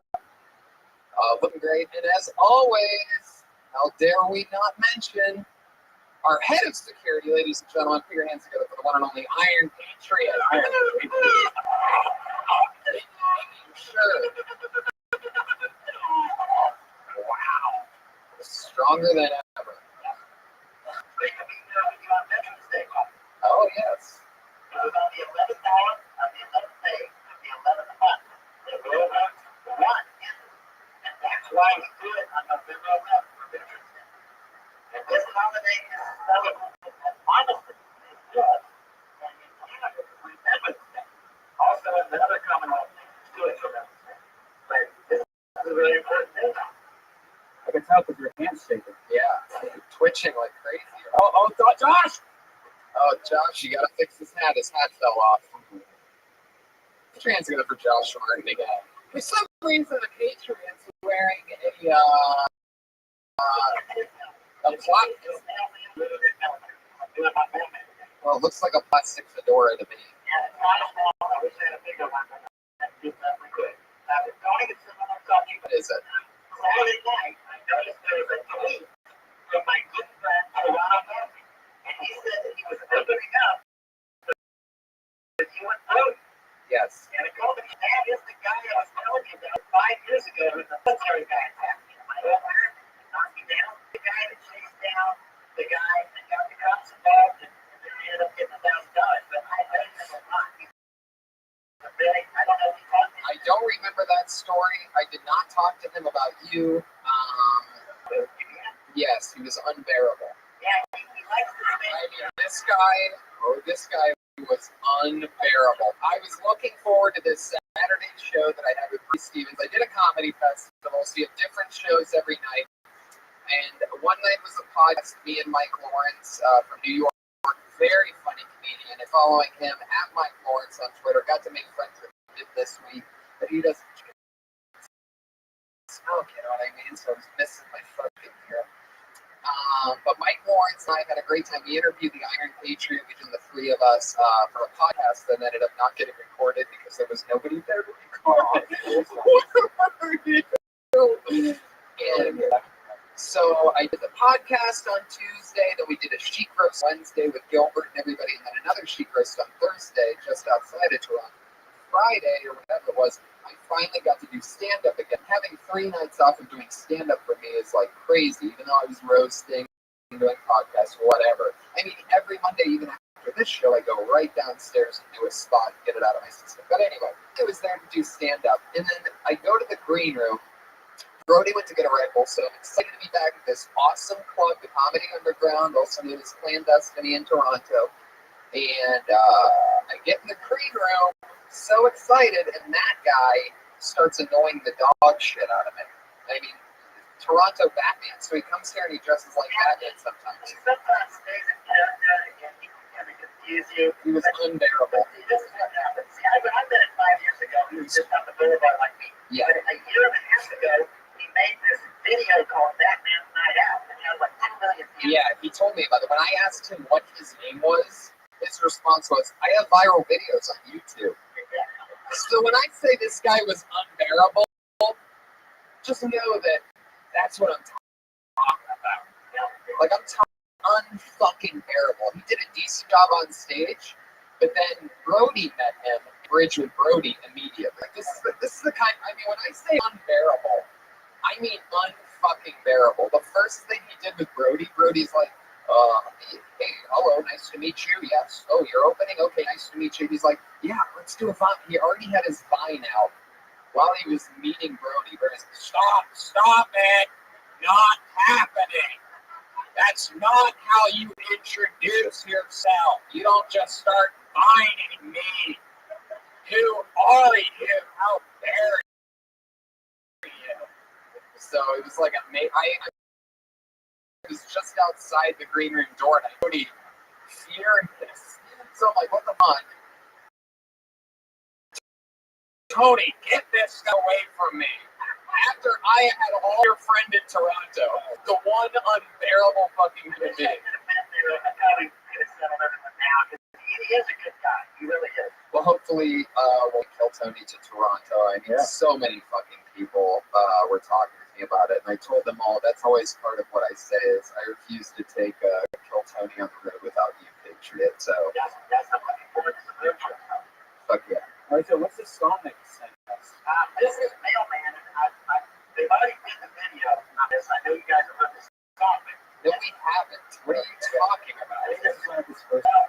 this was played, the video was played through it. This is a different recording of the song that was done 2 years later. This is a little bit more clean. Now, I always notice you've been sending a song every week now, pretty much. And I have no idea why. But I always notice that these songs have your actual voice in the recording, and then you sort of sing with it with your robot voice, but they really sound the same. Yeah. Well, it's like I quit. That's simple, man. Thanks a lot, Patriot. I mean, I guess I could have made the really upbeat version out of it to pick the vocals off, but there's all this deep background vocals that kind of make it bigger, so I just decided to go that way. Let's fucking do it. And you know, how long is this one? 3:30. As long as that wants to do it. Well, I mean, will you signal to us at the end when it's enough? I mean, not three. We can't do 3:33 because every time it's at about 1:20 I start making use out of the extra wiring over here. It's fucking. It's always like the same. All the verses are the same, and there's like 7 of the same choruses. So 3 minutes and 33 seconds. It's not like it's fucking Pink Floyd where you can sit there and listen to it. Oh, God, you ever say that again, I will break my hand on your suit. Yeah. I don't know about that. I don't know if Dirty Crabber beat the Crash Test Dummies, who won a fucking Grammy, by the way, Patriots. So why don't you just slow your roll? What did he say? Hey,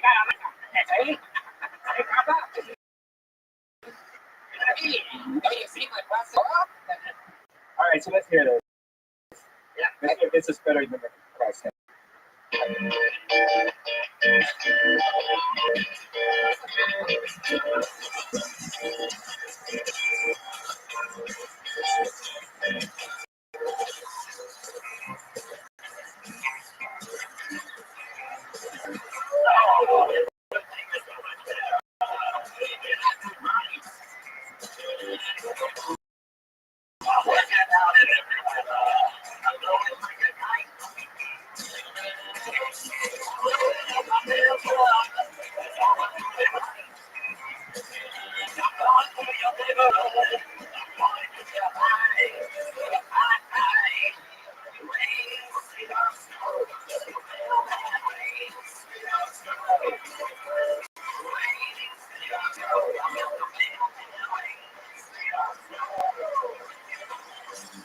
That's only 15 seconds, by the way.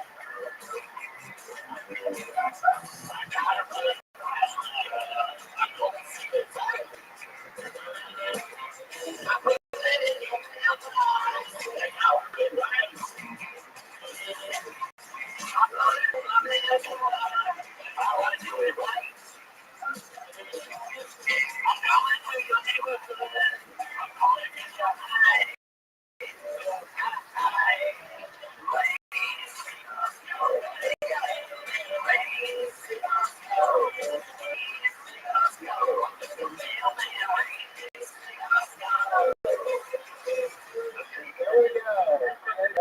The Iron Patriot coming in at 1 minute 50 seconds. 1 minute 45 seconds in. So that, by the way, we have 1 minute 45 seconds in. The remaining was 1 minute and 49 seconds. We weren't even halfway through that song. Yeah. You know what that song needs, though, if you were going to do that long of a song? It needs a part where like, all the music goes away. It's the saxophone, and then you have like this really long few words of just you. Oh, yeah. They put that in the film or a commercial if anybody wants to use it. That song is on iTunes. You guys want to buy it, you look at Dirty Crowder, you go there, you get it for 99 cents, you got it on your iTunes, ready to play. Yeah, we know how iTunes works, Patriot. Yeah, Once you download it, you can play it. Yeah, you get up in the morning, it'll get you going in the day. There's somebody over in Ireland that says they start their day every morning with that song. You get them going. I probably don't really buy that, by the way. Who told you that they start every day with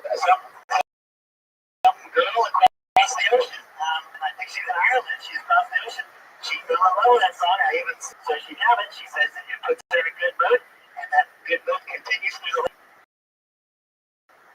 So you guys try it if you want the mailman get you going. What do when they stop the post stop? I mean, there's almost no more mailmen. They're about to end that whole thing. Mail is pointless. I said this song they're making movies. They're only making movies about the old days. So Twitched a lot after that one. For those of you that don't know, when Patriot gets nervous or says something silly, his arm twitches. Yep. Can you turn off the AC? Thank you. Do you know one more time for Josh Mark? Yeah. A 7th applause break tonight. When you're a vegan, you get a man blanket around you. You have to turn off the air conditioning. Why do you do this? I get punished for eating healthy. You're the one that puts meat in the mouth. Oh. Doesn't that make you gayer than me? No. I mean, I never put meat in my mouth. Penis is a meat. So that makes you gayer than me. How do you like that? I just flip that shit on you. You meat mouth? Yeah, what are you gonna say, meat mouth? Fuck yeah.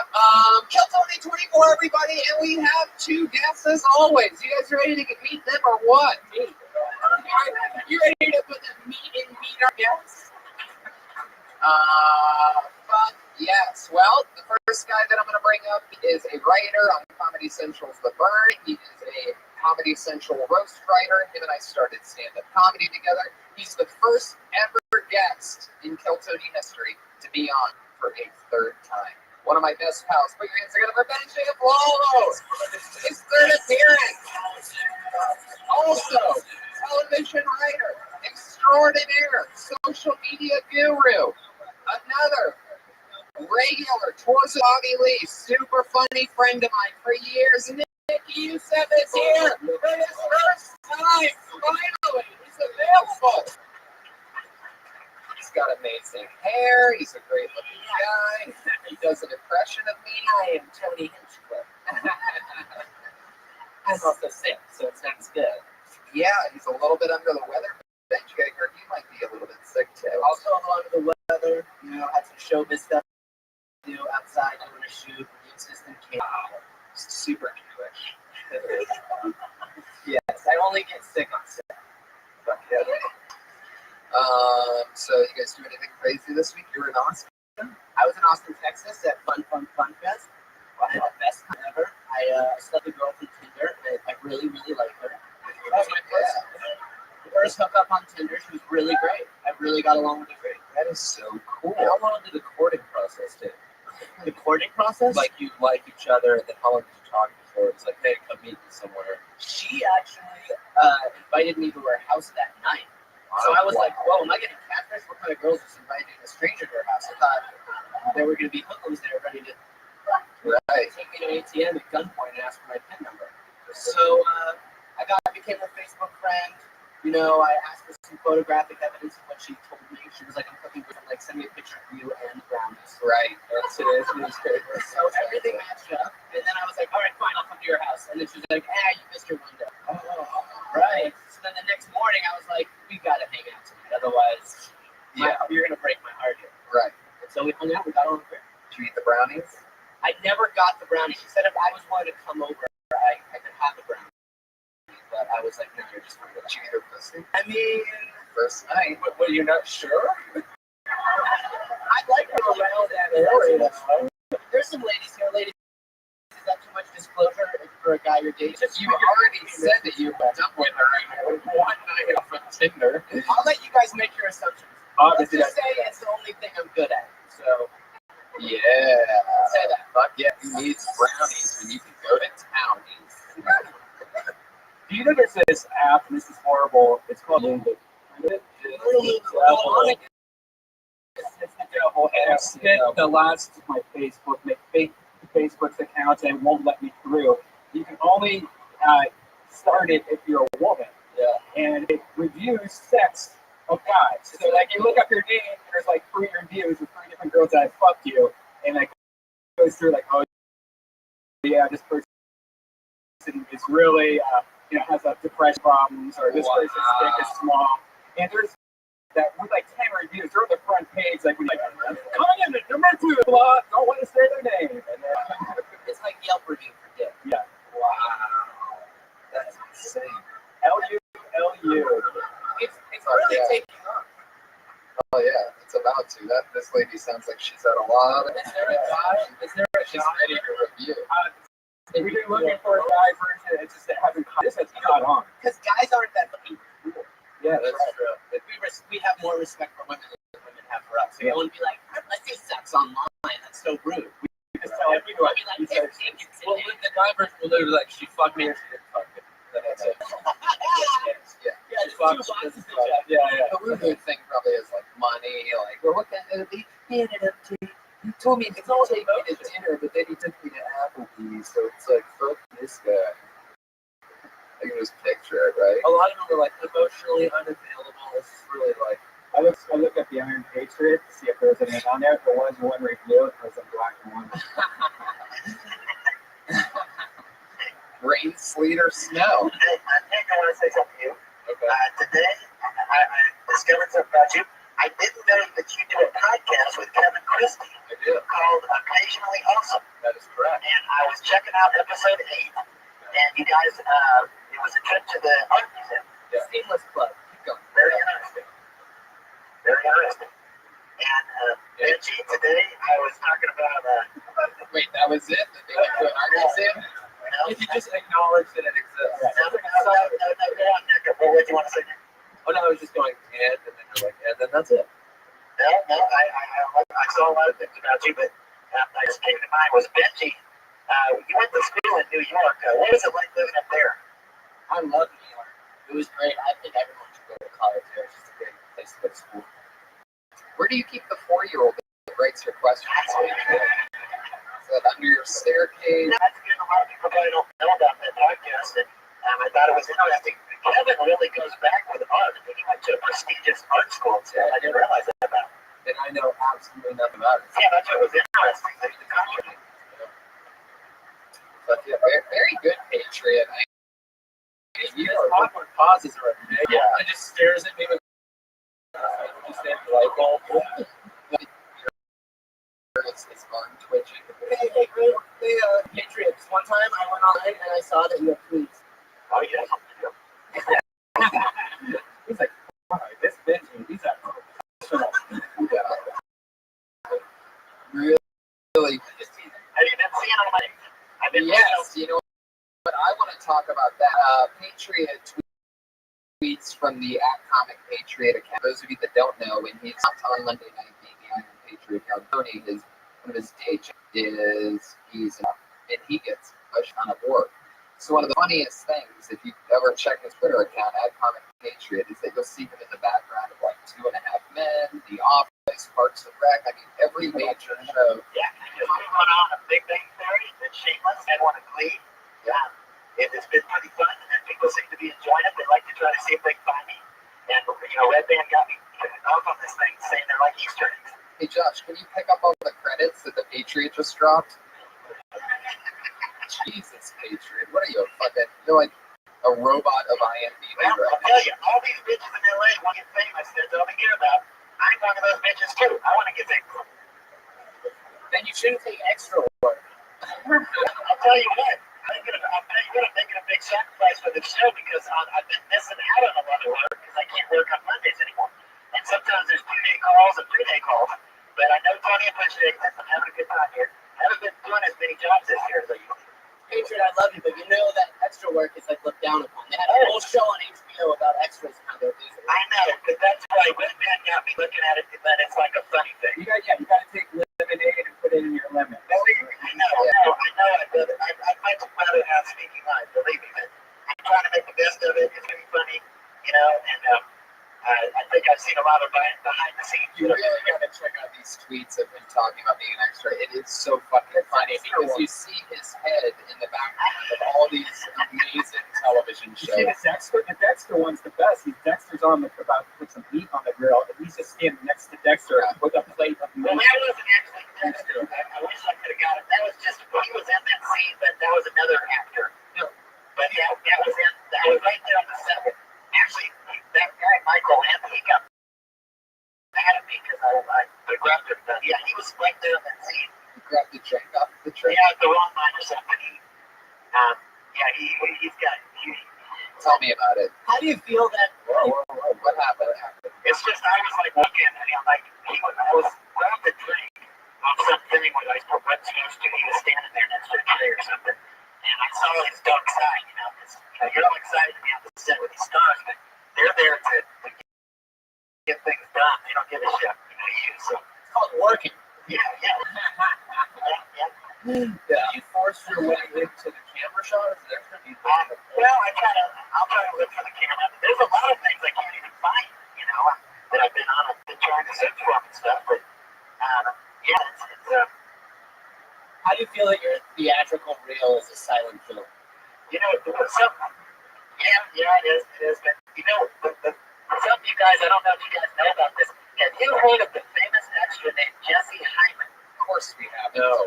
Okay, this guy, remember the Super Bowl? Listen, this guy is really extremely famous. He was in that Super It's Bowl. not really extremely Yeah, famous. but wait a second. Here we go. Just listen 1 second. You know the Super Bowl commercial where he could kiss that bottle right around the alley? You guys know this. And Danica Patrick was in it. He put a video on YouTube. He got millions of watches. It was on a Super Bowl commercial. You guys watch the Super Bowl, didn't you? Can you define famous? The word. Well, there's a lot of different levels. Yeah, he's not George Clooney famous, but this dude, you guys saw the Super Bowl, didn't you? Am I the only one who watched the Super Bowl?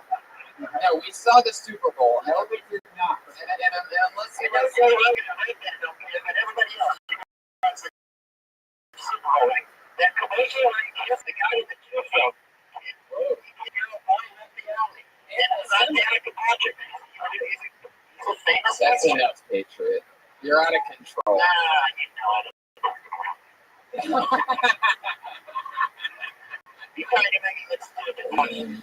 Nobody knows why. Only you would get excited about a famous I'm actor. talking about this is a big story. It's on a CBS special that did about this dude. You don't understand. I was like, It's so sad. if I had the internet in front of me, I could show you what I'm talking about. I don't have a way to. Even if you showed us, I have no idea. How do we summon those reactions from him all the time? Like, We'll find famous. no, you don't get it. No. So, they're shooting. It's like when I tried to explain to you that a lot of people get upset when they get into the movie for Iron Teacher. That's And a enough. lot of people get down on that. You don't understand That it. is enough. You are out of control. Wow. You are overstepping your bounds. You ever see Andy Richter talk over Conan O'Brien? Huh? It ain't fucking happening, Patriot. It ain't happening. You're making me turn into a dinosaur right now. I better get my business. You guys ready to get this show started or what? Once again, we have about 30 comedians that have all signed up to do just 1 minute and get talked to by myself and my amazing panel of comedic friends. And once in a while, even the Patriot chimes in. It's a very exciting episode. We have a very special announcement at the end of tonight's episode, which I'm very, very excited about. And you know how it goes. Everybody does 1 minute, and at 1 minute, you will hear the meow of the kitty. That's how you'll know that. That's how you'll know that your time is up. Now, in comedy, you can't run the light, and the same thing goes here. If you run that kitty pad sound, you're going to get the angry West Hollywood bear, who is angrier than ever tonight, and obviously can't wait to come out. I'm so excited. I'm so excited to have you guys with me. You guys ready to get this thing started? Yes. Nick Youssef, Benji Aflalo, Patriot, Brett Van, and Hinchcliffe. And our first comedian tonight doing a minute and then perhaps getting material punched up. Maybe we're just going to talk to him. Maybe we'll figure out a new joke, something better for him to talk about, something different. Let's talk to you and see the comedy of Rebecca Rose Venago. Rebecca Rose Venago.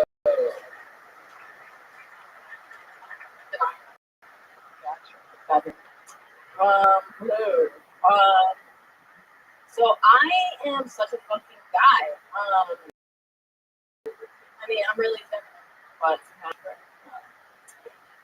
growing up with 3 older brothers definitely taught me out. Actually scarred me for life. I was taped to a hockey net from 93 to 94. So life has definitely slapped me in the face a couple times. So some other places.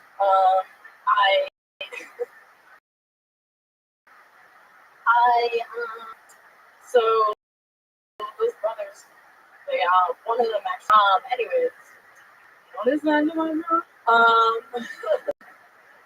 So I have a lot of guy friends, and which all of them are pretty much intimidated by me. But my dick is way bigger than theirs. I don't get a lot of dick pics, but I did get something, and I was like, oh no, I show you the fucking phone. That figure was quick. Sometimes, I mean, he goes in the cage for a week at a time, and then he comes, hey, wait, Rebecca, get back here. You don't get to go. Is it Vinagra?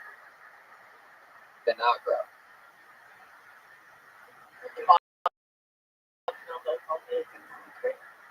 Gotcha. How long have you been doing stand-up? Right. How long? So how many spots have you done? Have you ever been on stage before? Yeah, like 5. Okay. That's cool. Did you just move to LA or have you been here a while? Have you always wanted to do stand-up? You know. That sounds like a no. Sounds like you're really chasing your dreams. So I It sounds like she's under 40. kind of just got into it recently, and I really enjoy it. I did it. I liked writing. What makes your brother so crazy? It felt like you were going to get into something, but then you didn't. So I feel like, just noticing that you mentioned it, it seemed like there was a lot behind it, but then you said anyway, so you got away from it. So what's so crazy about your brother? Well, okay, so yeah, he's used to just torture the living shit out of me. Right. Like how? What did you do? Okay, so I was adopted, and when I was like 8, Just kidding. so when I was 8, he made up this song called "Back to Rap," and it goes, "Back up, back to rap. Sometimes we wish we could return her back." Oh, wow. Yeah, hilarious. So I was like, well, y'all just mad because I ate your bologna. I'm not an orphan anymore. I'm your sister, homie. You should buy some more bologna. You ate his bologna. Wait, you ate your. Did you ever mess around? Because he's not related to mess around with your brother. Is there any funny stuff there? Why? Is this considered Oh, we did a trip to Alabama. That's actually a good one. I fucked my brother and told him adopted. Right. That is really funny, and that's a great way to getting into being adopted. Yeah. It's a great opener. Which you definitely should be acknowledging because that's one of the main things is trying to figure out how we're all different. There's no doubt that you could be like the adopted. Yeah. The adopted incest brother. Yeah. Fucked her brother. It's funny that you. It's funny that you got taped in the hockey net between '93 and '94. That was a highlight. But then you say you got slapped in the face, and then you say you got slapped other places. What did you mean by other places? Did you like those other places being slapped? Oh my God, Ryan! Will you put your boner away for 10 seconds? Sure. You're a cute girl, and you say like I'm like a guy, like you're not a guy. Yeah, right. No, that wasn't. Yeah. Like you're cute, so like that's like the cute thing. Like I'm such a guy. like all right. Yeah, it's a bad way to do self-deprecation because until that point we don't know what you mean by that, and it is a first impression. You can just write, you can write into I had sex with my brother. It was such a funny opening. So I was smoking meth with Janet, and then I texted my brother. Where are you from? You said, man? Oh, I'm from Boston. So I Wow. don't smoke meth. Like currently? I like my team. You don't have to like a guy, you're just a girl from Boston. Yeah. Right. That's how every girl from Boston is. So on to me. You don't have the Boston accent, though. You don't have that disgusting, horrible.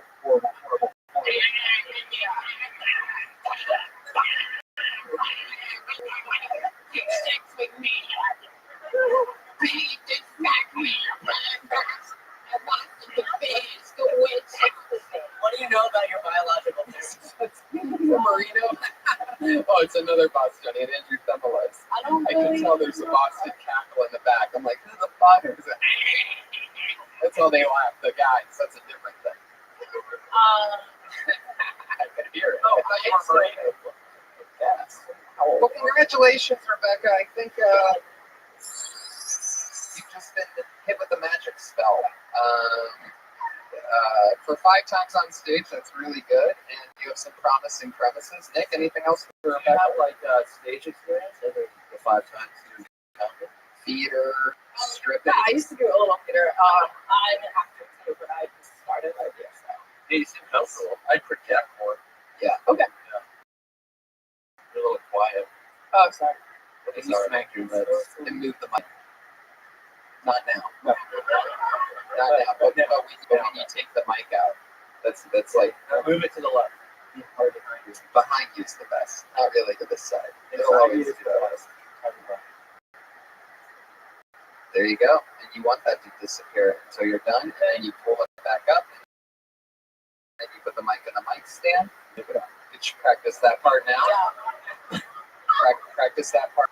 And then say thank you. That's my time on Rebecca. Thank you. That's my time.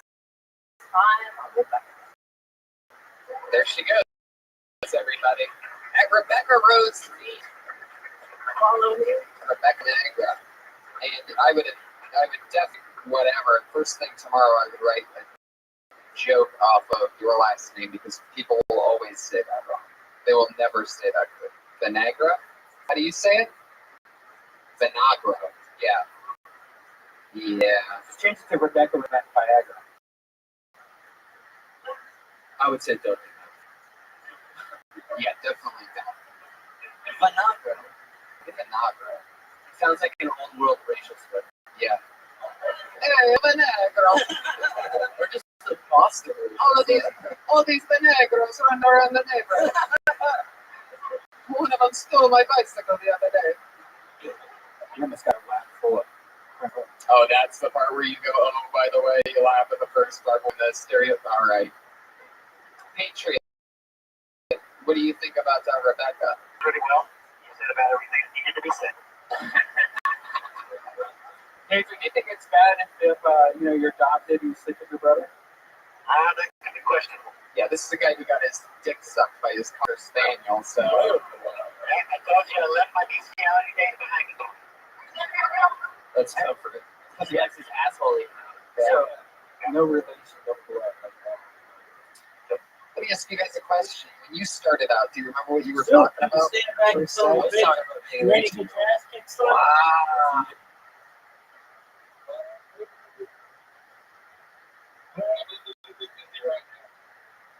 All right.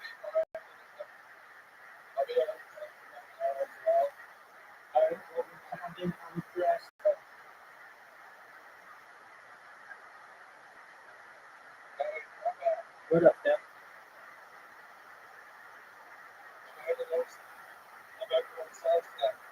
That's great. Good job, big dog. That's great. Good job, big dog.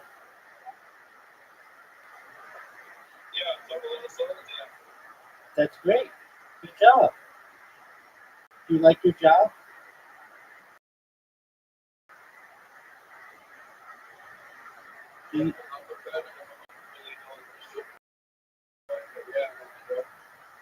That's good. Is it a lot of work?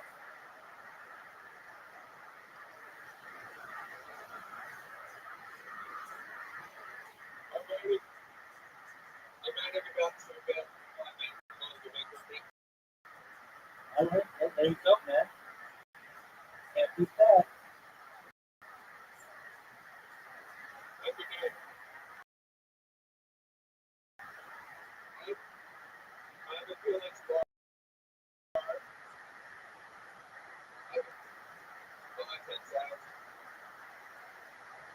that'd be great, man.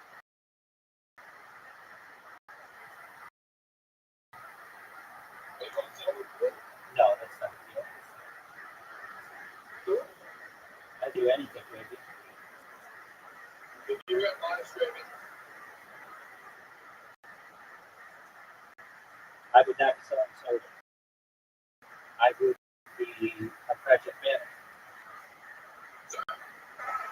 If I live streaming, I'd be what I did before, project manager.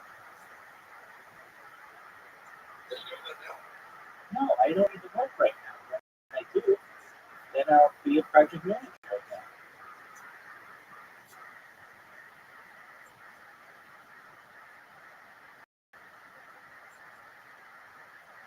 But that's great. I'm glad that you are successful in your job and that you enjoy your career. That's good. And we just need this market to pump, and we'll be able to be a full-time trader. Am I a spam?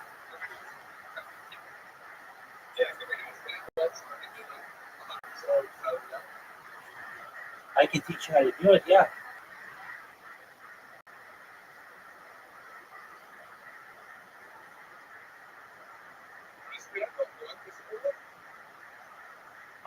Yeah, potentially. So what you can do is create an email spam bot.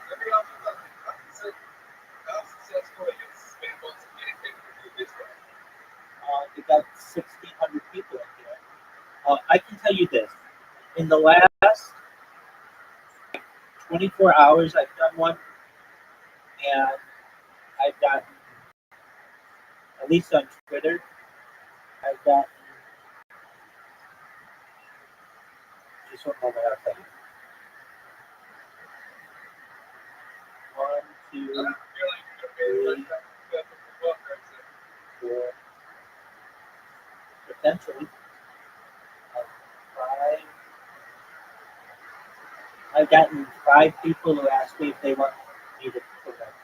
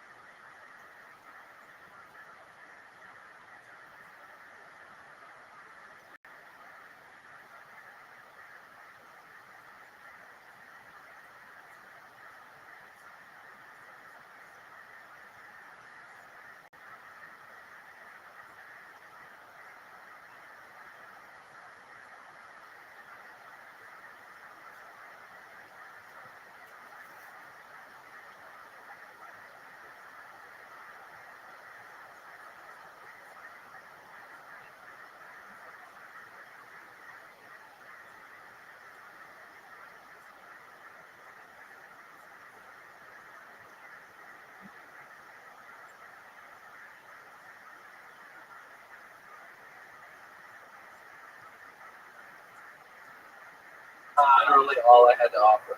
That's when you're 18, you're getting nothing but being 18.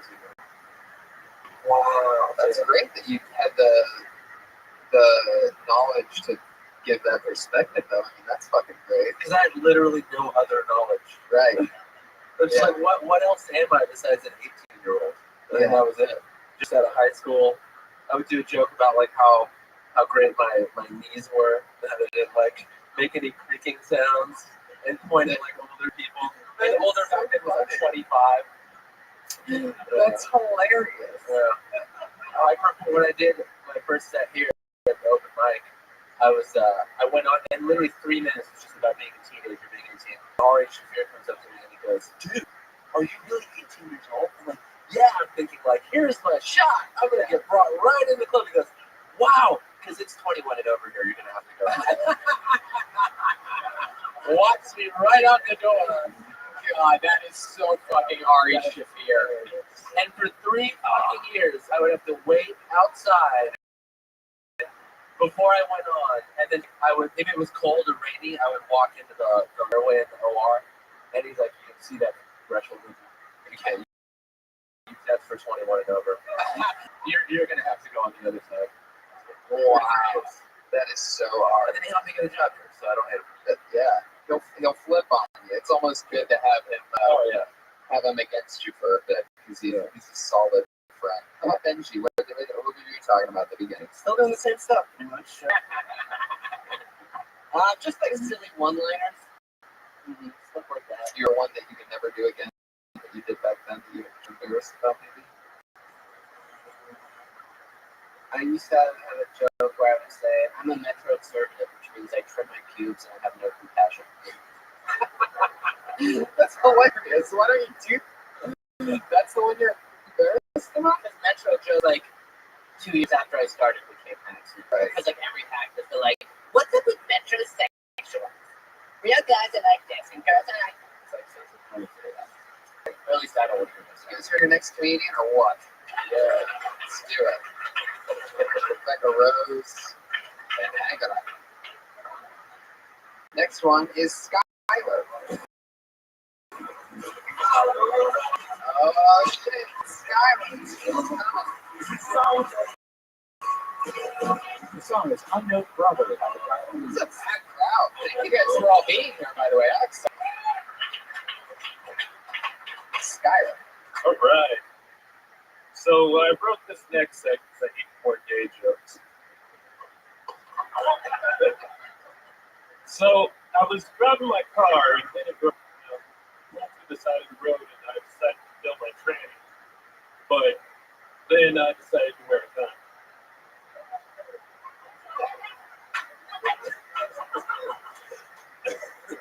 And I was talking to a friend. He was like, "Hey," I told him to stop being a fag. And he was like, "Oh man, that hurts. I'm a cigarette." So I'm gay. I'm gay all the time, but there's some assholes out there that don't want you to be gay. So I say, fuck them. Thank you very much. It's Skylar. All right, Skylar. Let's get down to the nitty gritty.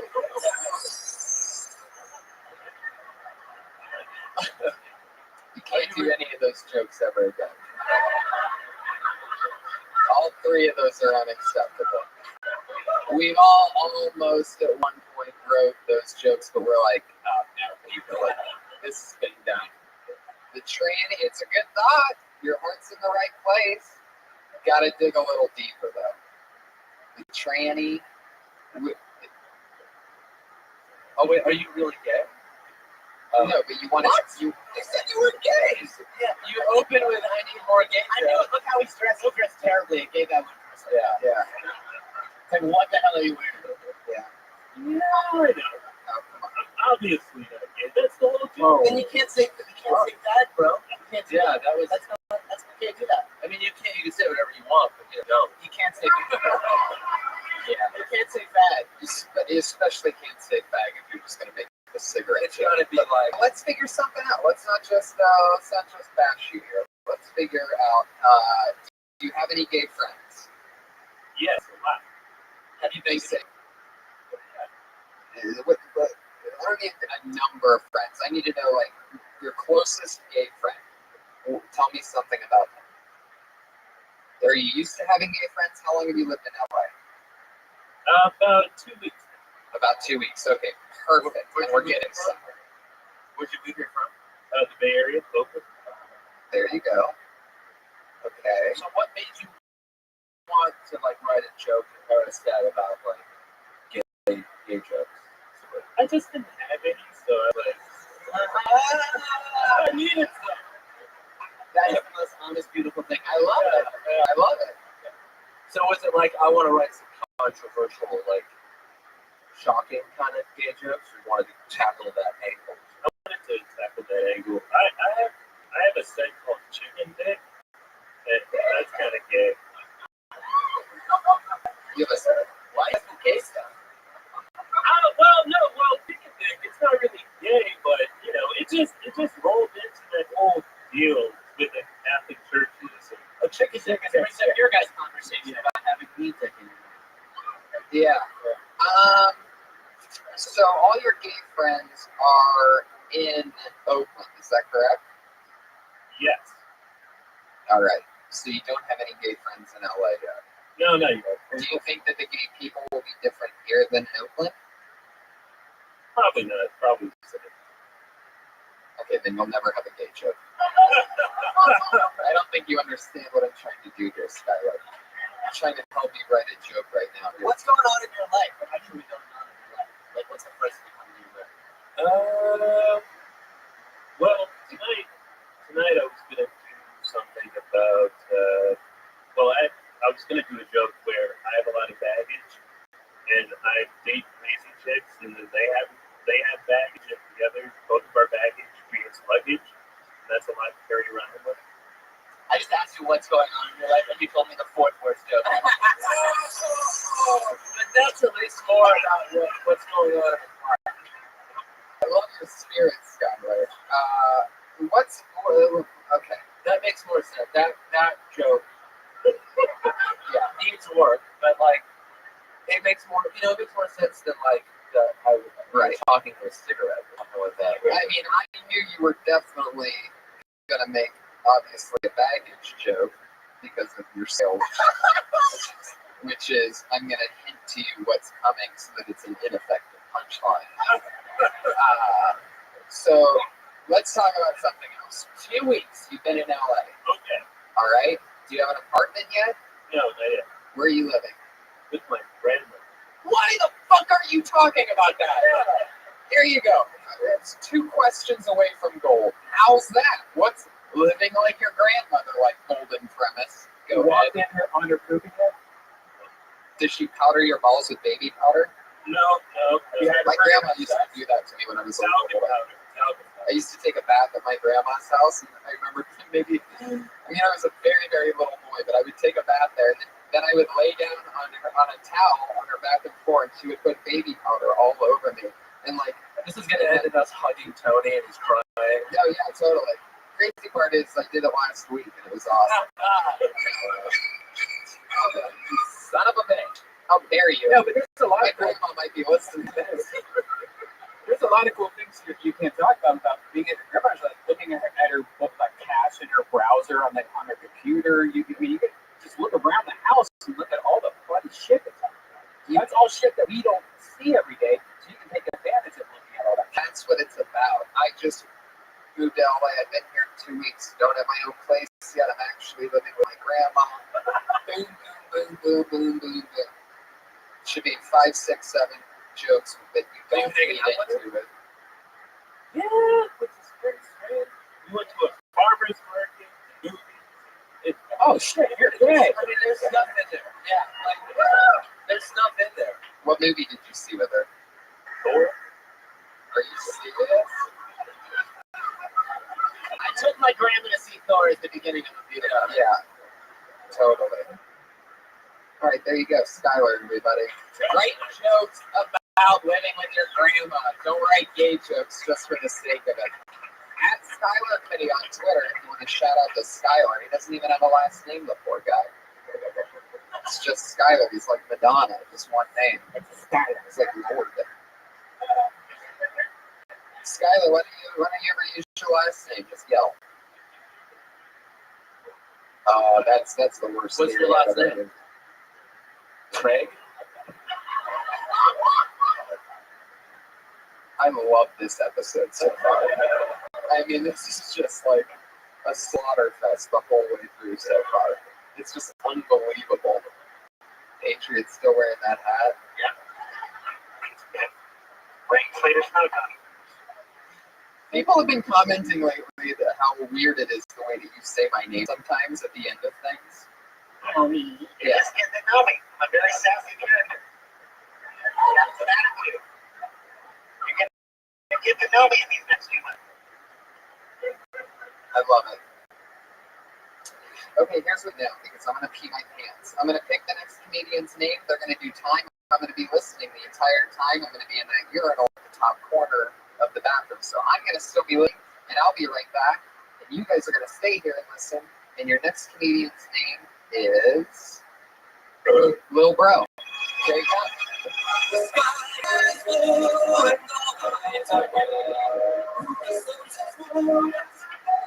When my Tony pissed his pants.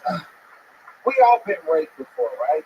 You know, it's happened, right? Like we all had that run-in with that pedophile. You remember that? Like, nigga, all this for a piece of candy. You know, because I don't care. Like, you know what I'm saying? Like, you know, you like fuck that. You can keep your Snickers, sir. I'm not helping you find that lost puppy either. You know, like, even like, I don't care, like, if the man had his thumb up your ass for 30 seconds, you still got to go to therapy like the rest of them. You just can't get out of it. You don't really need therapy. Yeah, you do, motherfucker. You got to join us. Because I was talking to a girl, and she was, like, so worried about getting raped. Like, can you walk me to my car? I'm afraid, like, you really don't look that good. You'll be all right. You know what I'm saying? Like, but then I'm thinking, like, I'm worried about getting robbed. I'm like, the only thing he taking is some pussy. You keep that. Motherfucker take $200. I'm crying forever. Like, I never get that. I can't fell out brown. I like because I'm a baby. Oh, God. Jesus. A little bit of a reach on that one, Brian. Where you get a little bit excited about your joke, and then, fuck yeah. Lil Bro, pretty good as always. Thank you. What were you talking about the therapy thing? I don't get that. Who has to go to therapy? No, I'm just saying, like, you know, like some people, they'll be in therapy and be like, oh, I was molested as a child. You know what I'm saying? And like, they're losing, right? You know what I'm saying? Like, Were you really molested? at like 3 years old. But I don't really want to talk. No, You fuck kind of. Is that why you can't walk through there? Either that or I rolled on the pacifier or something, you know. Was that pacifier? Like I rolled it. Oh shit! I rolled it down. So you weren't molested when you really. No, I just cause like okay, a couple of things happened at Rothschild. Like somebody really did ask me to walk them to their car. You know that's because women actually need someone to walk to their car. Yeah, but I'm like, if she did get raped and I wanted to fuck her, I might help the dude. Like, you know what I'm saying? He already started. I think that's a great way to also take it. Is that you're not. I think the perfect tag to that, in my opinion, what do I know? But I think it's like you're not good looking enough to get raped anyway, and I'd be the one raping. You know, I also have something about ugly shit. You know, like dudes want to sleep with ugly women. But it should be like illegal to rape an ugly woman. Like you want to fuck her, but you don't want her to know that it's you. Like you catch her from behind, be like, here, bitch. Be like, who is that? Wrestling. I've seen your shoes, Calvin. Turn your head. This is The rape joke. this is a great example of how like supreme confidence on stage can like you can kind of just get away with anything. Totally. Because I was like, yeah, I kind of hear you. Whoa, wait, no, that's totally not okay. The delivery and all that. Well, yeah, right. He's like the most lovable guy in my life. Yeah. Lil Bro always crushes. We're gonna keep moving forward. Another great set, Lil Bro. Please follow Lil Bro on Twitter Always funnies. Worst way to possible spell Lil Bro, Lilbroughh, Lil Bro. So for those of you on Twitter that like following people with unfollowable Twitter handles, you could follow him there. It's like you try to collect them. Yeah. Sounds like a new name to me. I don't think this person's been on before. Parker Searfoss, everybody.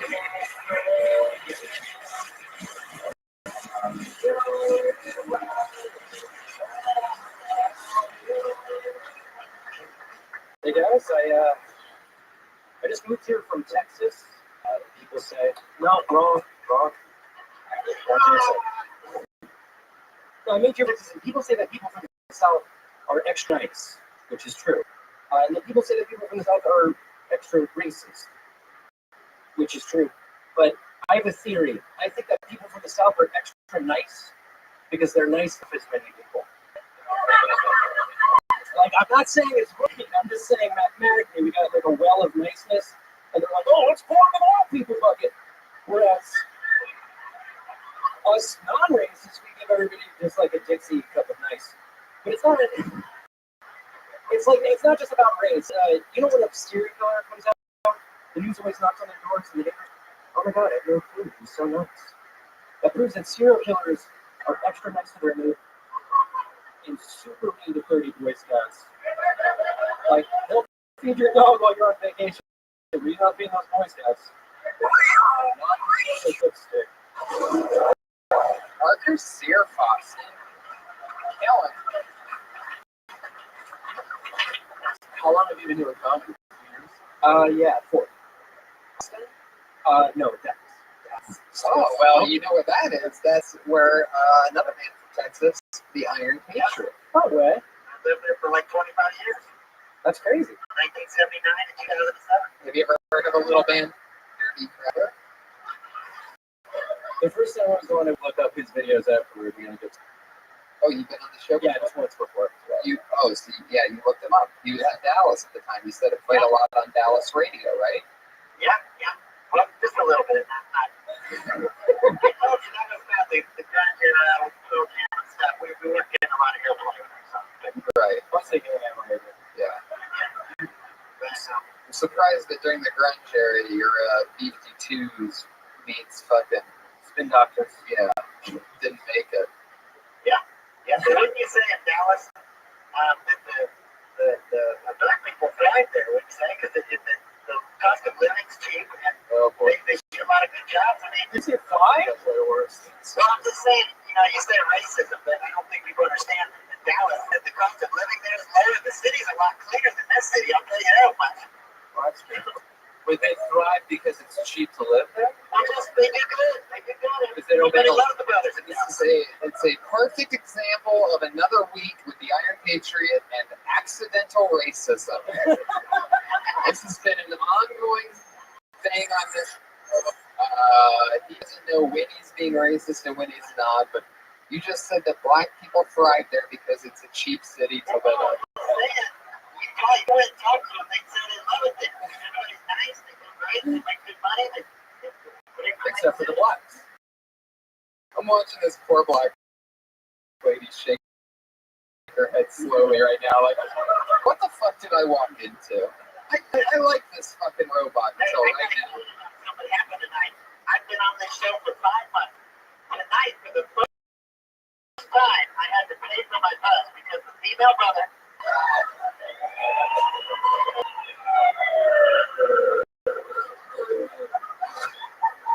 Told me last week that she said, I had my money ready, and I actually paid $2 for the first time in 5 months that I had been right free every day. I said, that's great. I just got it for her, and she was nice enough to just tell me and give me a warning because she could have cut me off because of my money. Well, you're mad with literally everyone else who rides a bus. I just wanted to make that announcement tonight. There was a pretty historical event that happened for the Iron Patriot. I need a backtrack here. Did you call female African Americans female brothers? Yeah. I think I heard that. Yes. Yeah, Yeah. I was the first female brother I was a member. Stop saying that. It was, It's It'd be sister or black. It'd be female black chicks. Patriot, tell Benji why you don't use the word sister. Wait till you hear this fucking scientific theory. If I think about brothers, also, the term brother has been used so much, I just forgot the female term.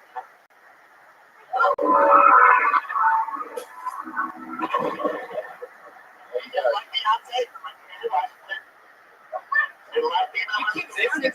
This is accidental racism still happening, by the way. He's now rattling off the handful of black women that he likes. Yeah, I like Alligator's feet. I love the girls with feet. She's got cute legs. Good lord. That hat next to it's gonna have a spike on it. You know, Totally. Yeah. I get the feeling he's coming in next week with a white hood on. Yeah. But I do say sister in my Soul Sister song. Remember when I did Soul Sister number? I try to forget all these songs that you do, kid. No. I can do it after song. Well, a little bit argumentative. Yeah, bad time. All right. That's a classic song. I love it, Patriot. Another week of accidental racism with Patriot. Parker Steerfoss, great job, man. How long have you been in LA? Just a year. A year. Well, welcome. Keep doing it. Keep rocking and rolling. He's at Fierce Sauce on Twitter, everybody. There he goes, Parker. Fierce Sauce? Fierce Sauce. He got that. Yeah, so if you're afraid of sauce, you fear sauce. Then follow him on Twitter. Parker Steerfoss. Good perspective. Good jokes. He's from Texas. He's got it. You got any jokes about being from Texas, Patriot? No, I told you what I thought about Texas. Someday I'm going to go back. I'm going to have a triumphant return there someday. Everyone's going to know it. I'm going to be on their household thing. Okie dokie. Your next comedian seems like another new one, Emily McCarran.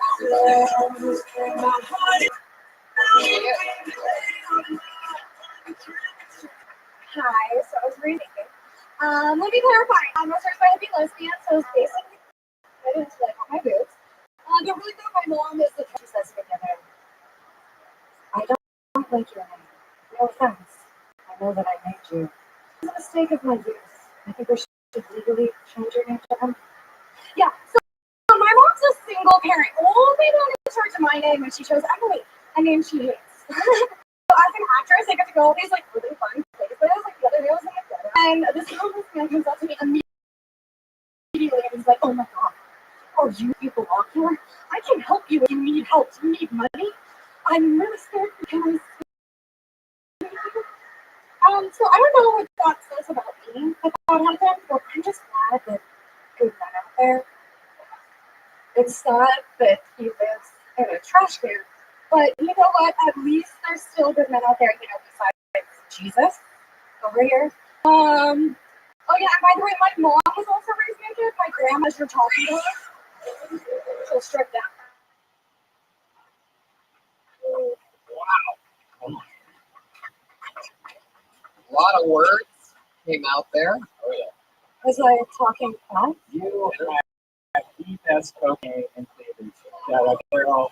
Well, when you're created and the person who will create you is on track, not my mom, but the guy who's probably on that. Wait, what? Wow, look at you. You are bonkers now. Oh, Yeah, I see what's going on here. He's the guy that's probably my dad. well, because I was created from random animal sex. So the guy that my mom's pretty sure is my dad is a total drug addict. Was a lesbian. She wasn't gonna go lesbian when I was created. Hey, look at this, everybody!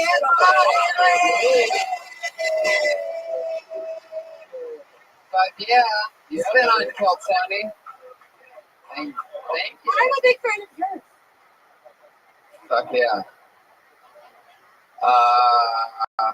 Hell yeah.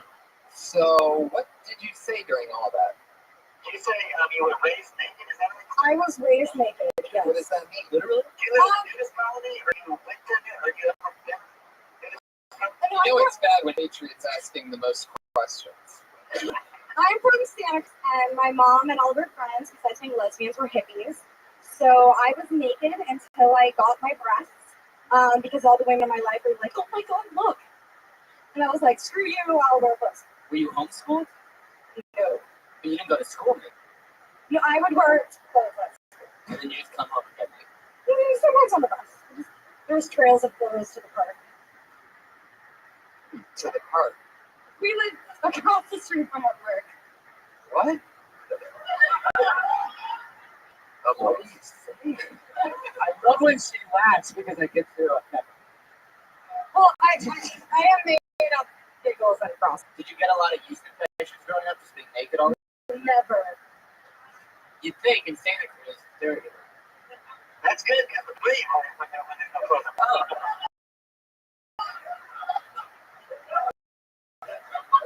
Did you just call a pussy? Yeah. That's so like political. Oh, I know. And I would like to oddly brag, but I've actually never had a yeast infection.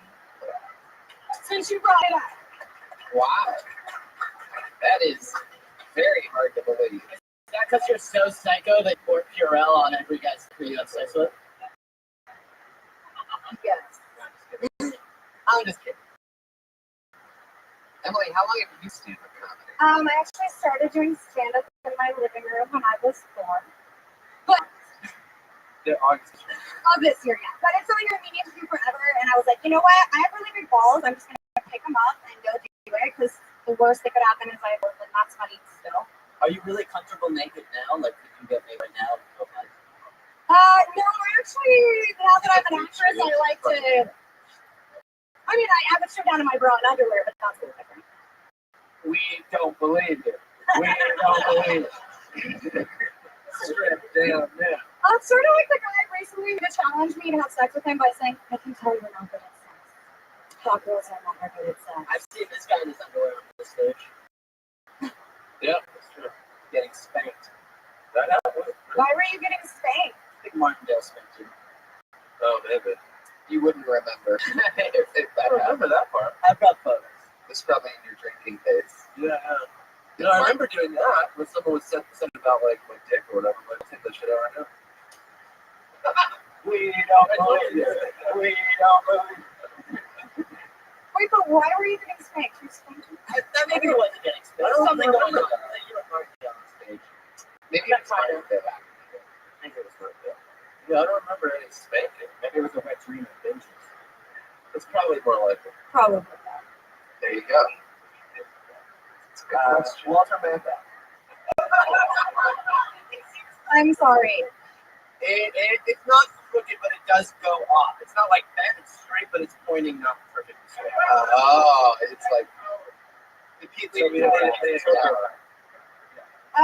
So besides the fact that I talk really fast, any judgment? Well, we have no idea really what you we're said. talking about each other's dicks right now. Yeah. Anyway, You've been doing that all night. Come on, I want some judgment.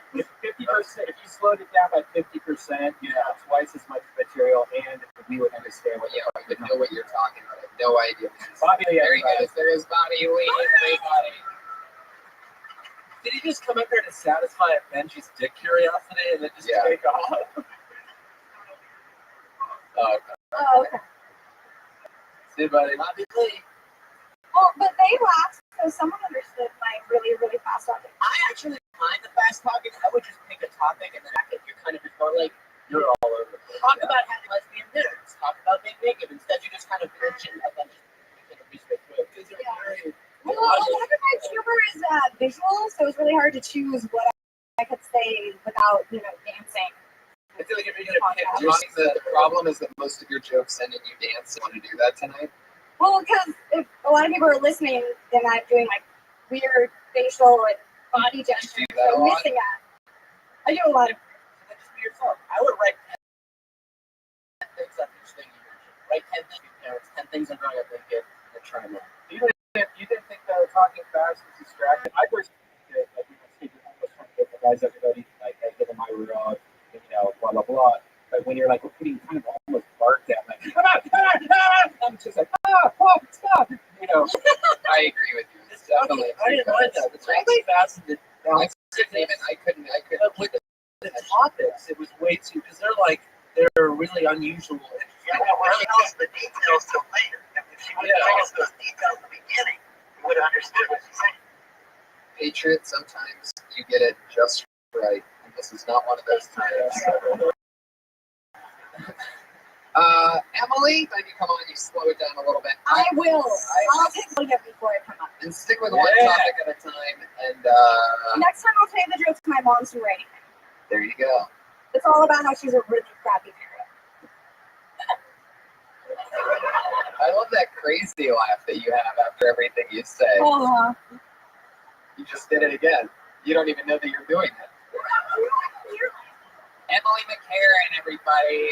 Follow her on Twitter at Cartwheel Joy. Jesus liked her. He brought up the kazoo. This is a crazy house tonight. I love it.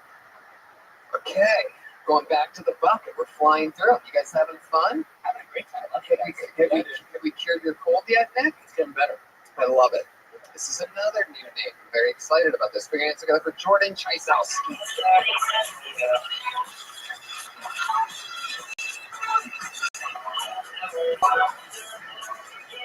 Hey guys, I moved to LA and I moved in with a roommate who I didn't know, and I had to tell him that I was gay, and he's from China, so I didn't know where he stood on that issue. So I asked him, I said, Sishu, are you LGBT friendly? And he goes, what's LGBT? It's like lesbian, gay, transsexual, bisexual. He goes, oh, you gay? Yeah, I don't care. It don't matter to me. But we have neighbors who go to bed at 11. All right, I'll just turn my sexuality off at 10:30. Don't want to get a noise complaint around the time I'm busting in like, hey, was someone being a fag past midnight last night? Had several tenants who couldn't get to sleep. That's what, fuck yeah. There you go. Very funny. Jordan Chaisowski. Awesome. So that's cool. That's all true. You have a roommate? I'm honest with that. Fuck yeah. Very cool. Fuck yeah. You guys think? Were you offended at that other comments based on? I thought he was gay the whole time, and then afterwards I'm like, He did sound gay. You know, there is a thing. I talk about it on stage because I get it a lot too. There's a thing with enunciation. I agree with you. I don't think he was gay based on how he dressed. That was like dicks and gay stuff. well, that too. But the way that he talked, I could sort of hear a little bit of there's like a thing. You don't have it even, but you are gay, right? yeah, Right. come on. Yeah, Some guys that are like Martindale and like Jordan here that are just like, yeah, I'm gay and I'll butt fuck you, and they don't have that twang like Skylar had. Right. Where are you from? Canada. Okay. Oh wow, what part? Edmonton. Interesting. Yeah. I've been to Toronto a few times. I performed in my this. Isn't it Mama? fun fucking club, right? How long ago were you there? Absolute, like 6 months ago. Nice. Yeah, it's like downtown Toronto. You notice anything different about being gay in Canada and being gay here? Well, I was in the closet in Canada, so. Wow. You just let loose here. Yeah. Yeah, I feel like if you're gonna, make a, as an entertainer, you're gonna go for it, might as well go for it. So, he agrees to. So. You gotta be so much happier, right? How many times happier? It's like awesome. It's like you start dating guys, but it's weird. It's weird at first. You feel uncomfortable, and then you feel like other people think it's weird too. Like I never hold a guy's hand publicly. Right. I would just You should talk about that. Yeah. Slow process of like you Yeah. start first, you just do tickle tortures with each other, and and stick one. What were you talking about in Canada before you came out? What was your stand-up like? There was just a lot of jokes, like not really. Crush your puss, bro. I love this wet pussy. I used to jokes about. You know what I hate about this? The lack of talk. Well, I would be in small towns, and that material works when you talk about crushing pussies. So I would talk about how to dance with some girls, dance circles together, and try to get in a circle, dance with them. It's all like Jordan, this is all really funny. I'm really looking forward to you talking about like that hand holding and more than because I think that we're living in an age where people are totally ready and down to hear what it's like for somebody to come out of the closet. Sort of like I think it builds tension, like that feeling of, you know, oh, that sounds rough at times, and oh wow, I feel like they'd be going on an experience with you. So definitely, like, I would totally get into that more because all you coming from Canada, being in the closet, now you're an American out of the closet, two totally different things. I mean, that could really define who you are. I mean, it's the type of set that could be on like the Tonight Show or something like that. Like it's like breakthrough. You're middle American kid. You're like accessible. It's not like it's not a report. I've also thought though, like it might be off-putting because you can label someone who's flamboyant. You know, like you see that and you know they're gay, but especially someone who's paranoid of other people being gay, like middle American like me, I might scare them because it's like you can't tell. Who cares? Oh, yeah. That makes you unique, though. You know, most gay comics are up there being like, "I'm gay, and here's to talk about how great I am with cock." And instead, you're like, "Hey, what's up? I'm learning to deal with cock." It's just so much. The way you said that, it was like he was in an anonymous meeting. It just sounds. I'm Jordan to deal with it. It's It's like everywhere. West Hollywood. It's so interesting. It is very interesting. You should totally do more of that. Totally. I agree with what you guys are saying. Yeah. It is hard though. You let your fears go. You've already done so much. You're already halfway out of it. So just keep going. You know, was it harder to get out of Canada or was it harder to come out? Like, you know, it's really hard to get out of Canada, right? I'm doing school. Oh, so you're only here for a certain amount of time. 4 years. Are you going to go back in the closet when you get back to Canada? That would suck. I want to hear more about it, Jordan. I can't see you do more time. Please sign up and come back on again. Malski on Twitter. That's CHYZOWSKI. CHYZOWSKI. We're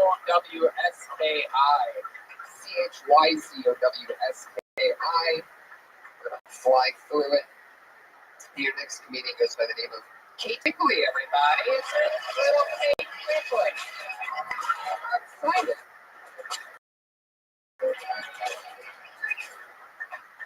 How are you guys?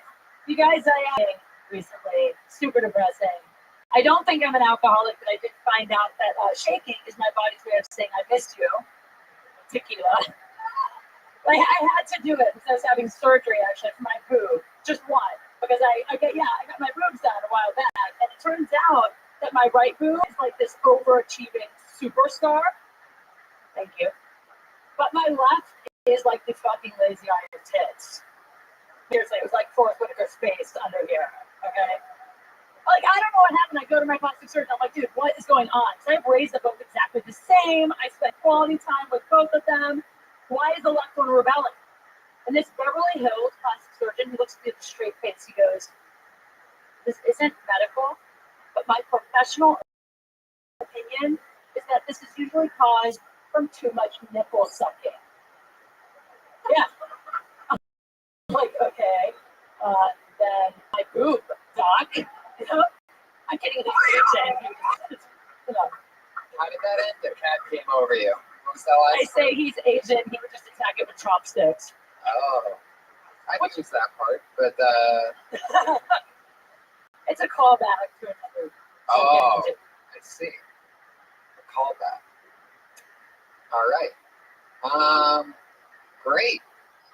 Yeah. One boob bigger than the other. I would say don't use all that. That is all true. I got it fixed. So with one nipple, like really, like one of those, we see it looking the other way, like for real. For real, like one started going rogue and it started like. Did they just like cut it off and then like sew it back on? That's not, no, they have to literally like replace the implant. That is some scary shit. Don't do it, ladies. Thinking about it. Get it, but also get implants. No, it's risky. So you had implants and then one started going crazy. It was complicated. Gotcha. So you still have the implants, they just fixed it. They fixed it. Did you go to some hillbilly plastic surgeon? No, I went to one of the best Beverly Hills plastic surgeons, and he really did tell me that it's usually causing too much nipple sucking. Yeah, I don't think he's one of the best plastic surgeons, if that's what he said. Can I recommend a gummy bear boots, guys? Look at That's what I have. Oh, you do? Yes. Oh my God. That's it. No. Oh, gummy bear boots are the newest. Ryan, what is that? You are out of control. Oh, Missy Martinez, that's awesome. All right, awesome. Gummy bear boots are like good boots. Big boots always have like that hardness to it, kind of, where you're like, oh, this is, you know. Gummy bear boots feel like a foam memory mattress, where you're like, oh, shit. Like, it's badass. We got to move forward. Or Hey, we're listen, running. before I move on, I saw this lovely young lady Friday on Red Man's new podcast. Yeah, I want. Yes, Thunder Pussy, the new experience together for Thunder Pussy. All right, shut up, Patriot. Experience together for Thunder Pussy, everybody. It's the new show on the Death Squad Network. I'm very excited about that. The great Jeremiah Watkins has been running an amazing show. It's the improvised stand-up show where comedians take suggestions from the crowd, material on the spot, and it is the newest member of the Death Squad. And it's great because the comics actually get their, you know, even as though it's not their version of their material, they get to put it on a podcast, them doing stand-up. So that's a hard thing that I've been trying to balance lately, is finding a podcast where comics actually have a form of stand-up on a podcast. Thank you so much, Honey, quickly. Thank you guys. Have a great night. There she goes. Moving on to our final part of the show, as always, we have two lovely young rising Indians spots here. Tonight will be no different.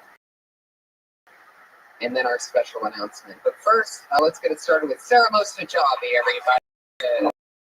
I don't know what the fuck had to happen to me. For 90% of the things I own to be Hello Kitty. I have $60 to my name, and somehow I felt I needed a sandwich maker that put Hello Kitty's face on it. So I make good investments with my time. I have a Hello Kitty purse, just to let guys know, probably don't want to know here. I don't know what it is, but as I've got older, my purses have just gotten bigger and bigger and bigger.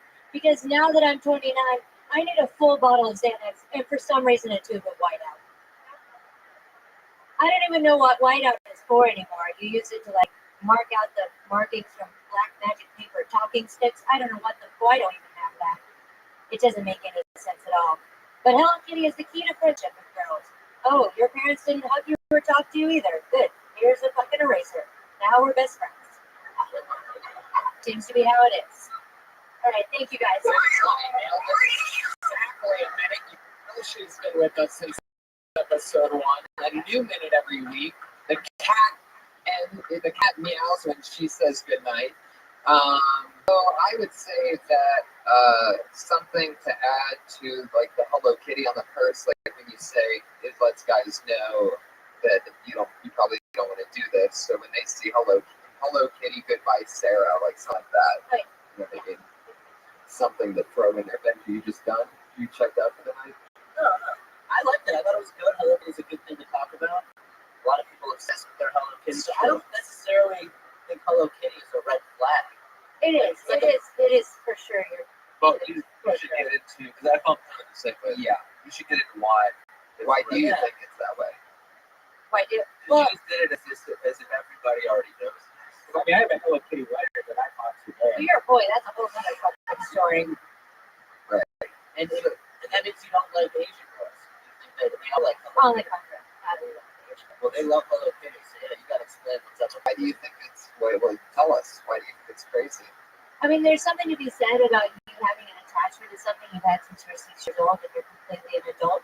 And my entire bathroom set is Hello Kitty. It's just so when a guy comes over, he's just like, oh, okay, I think I committed a crime. There you go. That's the new funniest part of that joke.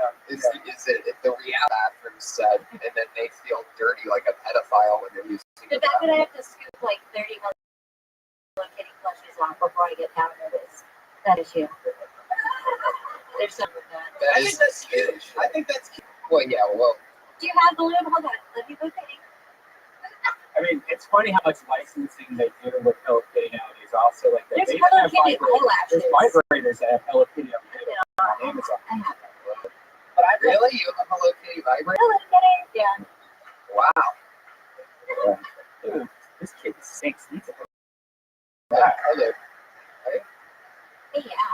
But I've liked the Dodgers since I was a kid. I have Dodger t-shirts and That's hand fun. towels. Maybe it's like the same thing. I don't know. Sarah, that's a great new premise, another great new minute. Take those few tags and definitely try to, like I said, I think the new funniest part is that bathroom thing. Ask yourself questions like, why and things like that and get more into it. That's a great new bit, another great new minute. Jesus Christ, you're killing me. We gotta hurry. What is it? Five What? Well, but today Sarah sent me a picture of her feet and they were dirty. What is feet? Oh my God. Okay, that's enough. There you go. At Sarah, address us on Twitter, Patriot. Settle down over there. I don't know what about wearing that safari if you're the new host of the show, but Bringing Slater's night. you know who's next, everybody. Every week, the same two girls. So here's our next one, the one and only Kimberly Congdon, everyone. Here she is. What's up, guys? I'm going through a hard time in my life. I'm going through tragedy. Things are really sad. Because my sister recently turned 18 years old and she's officially hotter than me. And I don't know how to deal with it. And I'm upset because I taught her how to do her hair. I taught her how to do her makeup. And now she's just surpassing me, I feel like I've been tutoring someone for a final that put a better grade than me. I don't know what to do. Things are getting really bad. And I don't want to teach. Now I'm suspicious. I don't want to teach her anything. I don't want to teach her how to cook because then I'll have to watch her cook for the man of my dreams. I don't know, guys. This is really sad, and that's it for me. Thanks. It's a great premise with zero punchlines. So let's get into it. Yeah. What do you guys think? Do you feel guilty that you're It's a fantastic premise. that you're fostering these negative things with your sister? No, because she knows it. She's kind of a little bitch about it. Like how? But she really is. She's super hot. She's super pretty. She just, You she can do is. it. She said that I was ugly sister. That's okay. So you gotta put that out there because then you antagonize her and then we're totally on your side. Right. Yeah. Right. So that's got to come over. Yeah. I had that she wants me to do things like help her find a job, but I feel like as soon as she gets hired, she'll become the manager. Right. That's just jealousy now. Okay.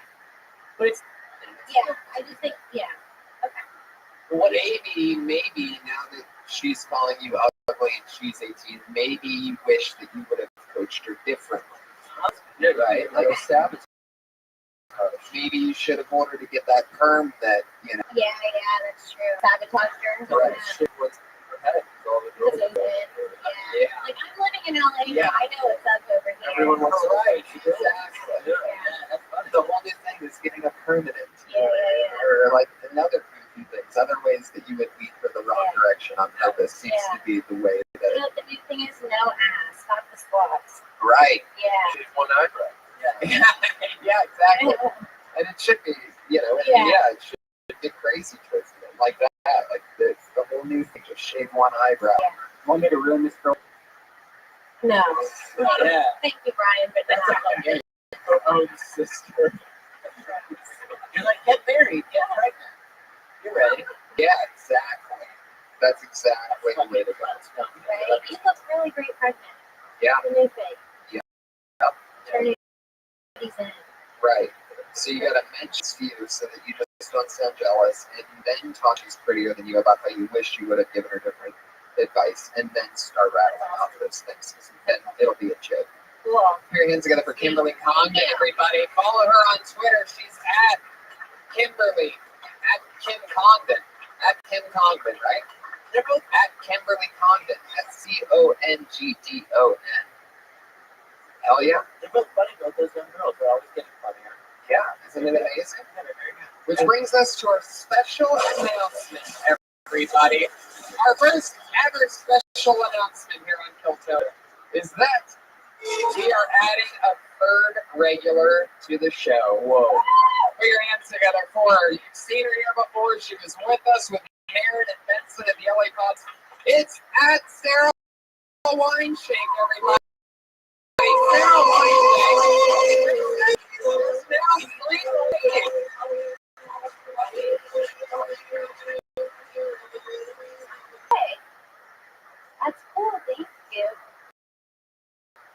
Am I gonna do my set? Yeah. Oh, okay. Impulse buys. I've been doing a lot of them. Okay, I went to the 99-cent store, right? Get a plate from there. Done. A golden plate. I needed 2. Get these 2 golden plates home. Guess what I find out? Not suitable for food. Another impulse buy. This week I bought some peppermint bark. Anyone ever buy some peppermint bark? If you're a female, you know, past the age of 23, and you buy peppermint bark, it's not good. It's free. Do you want some peppermint bark for the holiday season? Impulse buys, guys. I went to a boutique cup with ET on it that said "Be Good," about $40. Got home only to find out that this ET cup was from Pizza Hut and mass produced, so its value was about $7. But I paid $40 for it. Lots of impulse. Fuck yeah, you got some music and a kitty. Fuck yeah. Welcome, definitely. The newest regular Sarah Weinshank talking about impulse buys, which I think people can relate to in this Amazon era, right? Where are you buying these things from? Everywhere. Goodwill. I did the Goodwill impulse buy. With tampons, which I remember immediately. You got tampons at Goodwill? Yeah, then I couldn't use them because I'm like, how the fuck did these get here? They're expired. Tampons expired. I didn't use them. I freaked out. It's stale. I freaked out because I was like, I don't trust these. You're spending tampons go stale. Yes. You're spending $40 on an ET something, and you're buying your tampons at Goodwill. Yeah, right. Stay. Yeah. I'm like, I didn't use them though. See, right now you're talking differently than when you were doing that bit. Yeah. Like you sound like you were from the Bronx. yeah. I did. Yeah, he's got more Boston girl or something. Yeah, you have like an accent. I've never seen you on stage, but I talked to you off stage, Yeah, I and don't you know. sound totally different. You're like, Why are you going to my tree house, bro? yeah. That was like a total like dude who's just kind of. Really? Yeah. And then if that's something that, if that's the way that you want to do it, that's cool. But you know, Is that? Yeah, I'm not judging. if that's what you sound like when you're projecting, then that's fine. Is that what you think? Where are you from originally? I'm from the valley. Wow. I'm from the valley. So is that intentional or is it just? No, it just, I don't know, when I get emotional, when I start explaining something, I feel like I get excited. And my mom's from New York. Like, I feel like for some reason it comes out. It's weird. I totally wish we could help you more, but we have completely run out of time. Welcome to being a regular on Kill Tony. That's your first appearance. Follow her on Twitter at Princess Shank. That's SHENK. She is the newest. There will now be 3 viewers at the end of every show. Can I make a quick comment? Yes. I don't know for sure, but either the lead singer of AC/DC or Jeff Ross is in the back. Oh, it is. It's Jeff Ross. Everybody, there he is. Put your hands together for my good pal, Jeff Ross. Fuck yeah. First time at Kill Tony. How are you, buddy? Thank you, man. But we're showing good eyes, Patriot. I get an eyesight that you think of. Why don't you show them what it's like when you blockbuster?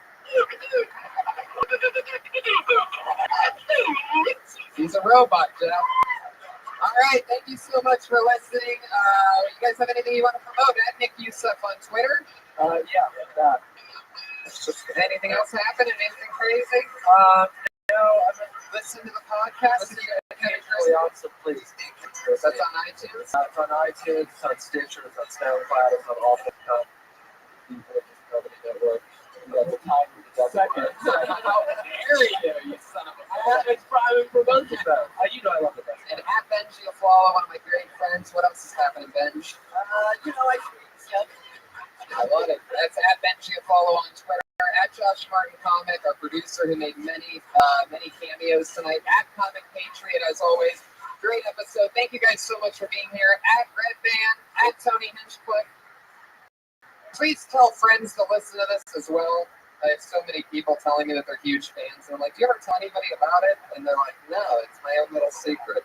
Oh, fuck yeah, they're flipping it quick. Stick around. Another Death Squad doubleheader. It's the Ding Dong Show up next with Don Barris. Thank you. Good night.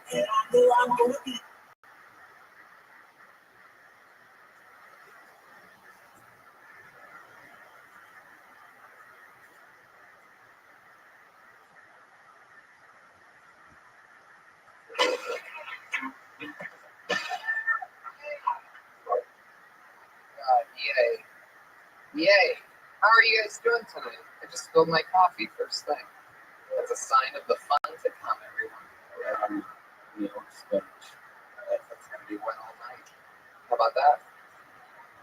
Little behind the scenes show business magic. We're dealing with a wet coffee table. We just turned this into a coffee table. How's that for some humor right from the get? Anyway, it's good to be here. I've been told that this is episode 25, everybody. So how exciting! 25 Mondays in a row. What many are calling the fastest growing comedy podcast of all time. So no big deal, unless you care about that type of stuff. So it's very exciting. Things are good. Brian, you just got back from Vegas. Yeah, I got to see the fights. I went to a nightclub, and there was only one table booth left, and the guys I was with had money, and they were like, "Hey, you want to chip in for a table?" I'm like, looking at my wallet, like, "Oh, I gotta go to the ATM," and I'm thinking like getting out like $100 maybe or something, 20s, and they're like, "Oh, it's a $2,500 table." Oh, Did you know that even existed? no, I don't hang around people that would even suggest that. Right. and then like it was really weird. It's like because we were right over where the DJs were, like in this huge booth, and you just got to see how much they don't do. Right. And then some guy came over there and he's like, "Oh, it's pause," and then this other guy walks out and he presses, and it was like, "Guys, give it up for Fiesta," or whatever his name is. Like MSD. And he just seriously, there's like 4 tables of like just like with a big red button that you would push and make the CD sound weird for a second. And then Those DJs have it made, man. yeah, They're not doing anything. nothing. And they just hold that thing up. And they're like always the one dancing the hardest to their own shit that they've already heard 1,000 times over and over again. Like Yeah. they made it that way previously, and then they're just hitting play on something, and then they're dancing and touching things. But it's gotten to a point now to where, like back in the old days, they used to have a record. You could see them blading having to scratch that record. They didn't have the technology to just lay down the track, Right. and then put that on a record and have one record playing while just making it look like you're scratching a record. But now technology has caught up to the DJ. Meanwhile, they're making hundreds of thousands of dollars of these fucking days. Yeah. You could do it. Yeah, I think that just there was probably about 5,000 people there, and each ticket was about $100, and then there was booths everywhere. There was even booths that cost more than the booth we were in. They were like, "See those booths down there? That's a $5,000 booth. That's a $10,000 booth." And the $10,000 booth was seriously right in the middle of everyone dancing. Guys, come sit in this empty front row, please. Yeah, come on in. It's very, very. Thank you. So me and you had a little conversation today about the 7 minutes song. You really want me to change the 7 minutes Every song. Monday, the only thing that stayed the same since all 25 episodes since we started this thing, except for one night. We've always had the same 7 minute count. Like there's a 7 minute warning, and It's Balls in Your Butthole, which is this song right here that you guys probably heard. It's a delightful song about putting your balls in it somebody's eats butthole. away at my soul every Monday. Listening to this before the show starts. But don't you think it's a good, like, oh, balls in the butthole song, gotta go upstairs? I think we could retrain the brain for another song. What do you guys think? You guys like balls in your butthole? Alright, well, fuck all you guys. Okay. There you go. They like balls in the butthole. Well, it's a good vegan song. You think you would like it? Oh my god. Oh my god. Oh my god. Oh Jesus. Is the ball falling out? What's going on over there? Oh my god. How's that a vegan song? And why do you laugh about that hard Asian guy? What's so funny about that to you? You like vegan chicks. He likes Did you once like date a vegan or something and she broke your heart? That's normally how that happens, right? Why do you hate vegans? Alright. I don't know why I'm talking to you on a podcast right now. Nobody can hear what you're saying. On top of you being unmiked, you're also Asian, which is very naturally quiet. The Iron Patriot is here, everybody. Speaking of Asian guys, I will lead these new Avengers in the battle against anyone who puts our way to fight. I am here. as always, live in the flesh. I learned something new about the Iron Patriot. I can't wait to hear it. I was standing behind him like this, awkwardly looking at his butt, going like, "Wow, I wonder where I could like put my finger in there to tickle him." I couldn't find anything, and then I went around the front and I found this like little hole to tickle him in, and he's so fucking tickless. Look at this.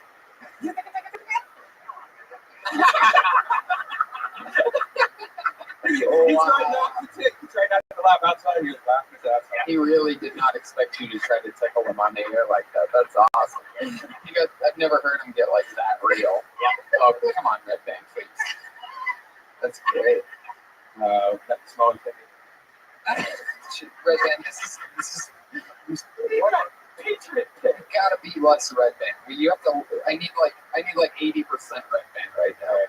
Defending balls in your butthole and then making me smell your Patriot finger. You're at 130% Red Band right now. Vegas blew you up. It's the not drinking thing. I'm trying not to drink. That's what it is. I have all this energy. I have solid stools now. Did you guys know? Did you know that you're not supposed to shit water for 2 months straight? If you do, probably be drinking. What happens to you? Yeah. Another friend that I knew that just stopped drinking. He told me that he was shitting blood for like years, and I just thought that was normal. Yeah, that happens. Patriot, how's your stool been? I got my diet down so good now that there's nothing even on the paper. I wipe my hands.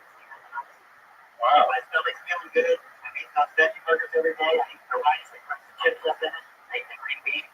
I eat the raisin bran in the morning. Wow. Maybe a little dessert with some get them in that too. Have you ever had to poop while in the suit? No. Wow. Your left arm almost twitched off its hinges on that one. Oh my god. I've never seen a robot do the robot before, but it's fucking happening.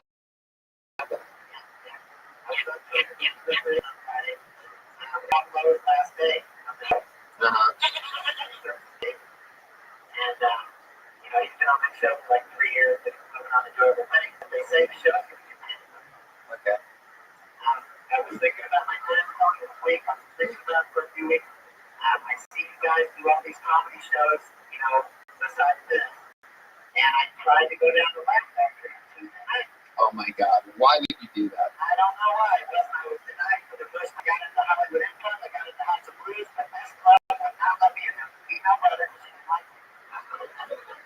And I saw that guy back there in the corner. I saw him there. Then he comes to this show. He's the other gentleman. Did you see me? He didn't. And he said, never talked about me. I never wanted me to. But my guy, he liked me. But I can tell he doesn't have much power. And see, you're supposed to go down there and wait there for an hour. Right. Or 5, and then you get a ticket for the next one. So wait a second. What were you trying to do? What was your goal? You wanted to go on stage and do the open? I didn't know for sure. What did you want to do? Well, I was going to go up there for 3 minutes if they let me on stage, and I was going to explain who I was, and I was going to maybe tell some of my jokes, maybe some of the things you could have told me, I was going to tell them that. Can we get a little example of what your stand-up would have been like on that day? So first of all, let's just say you walked up to the stand and you had to put it all the way down like how it is. That's the first thing people would see. All right. Whereas everybody else would stand anyway. So give us a little example. I don't know. I think first I would have hit him with some of my special flags, like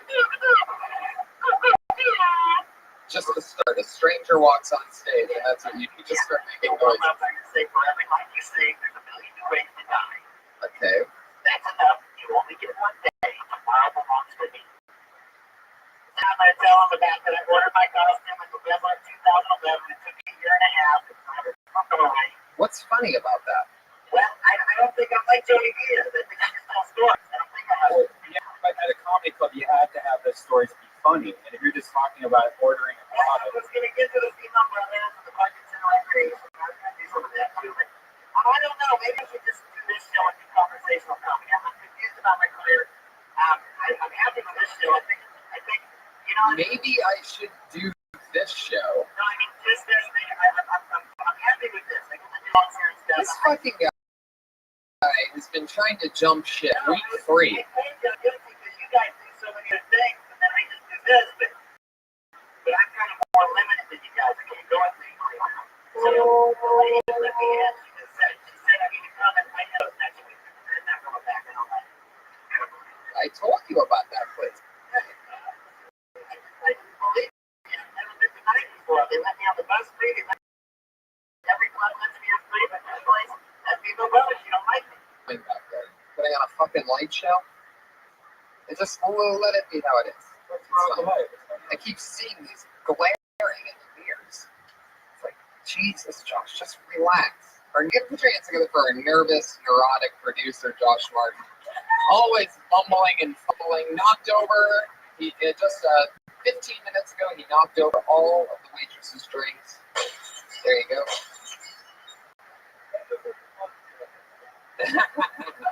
Put your hands together for Jenny, your lovely waitress tonight, getting us all liquored up. Crown and Coke. Oh yes, you got it. And so fuck yeah. Oh, Patriot, I have some great guests tonight. You guys ready for me to bring up my guests? Huh? Everybody, it's such an exciting night. I've been waiting a long time to get these two guys on here, and I'm really glad that I got them both at the same time. No particular order. You know this guy from the Death Squad, Punch Drunk Sports Podcast.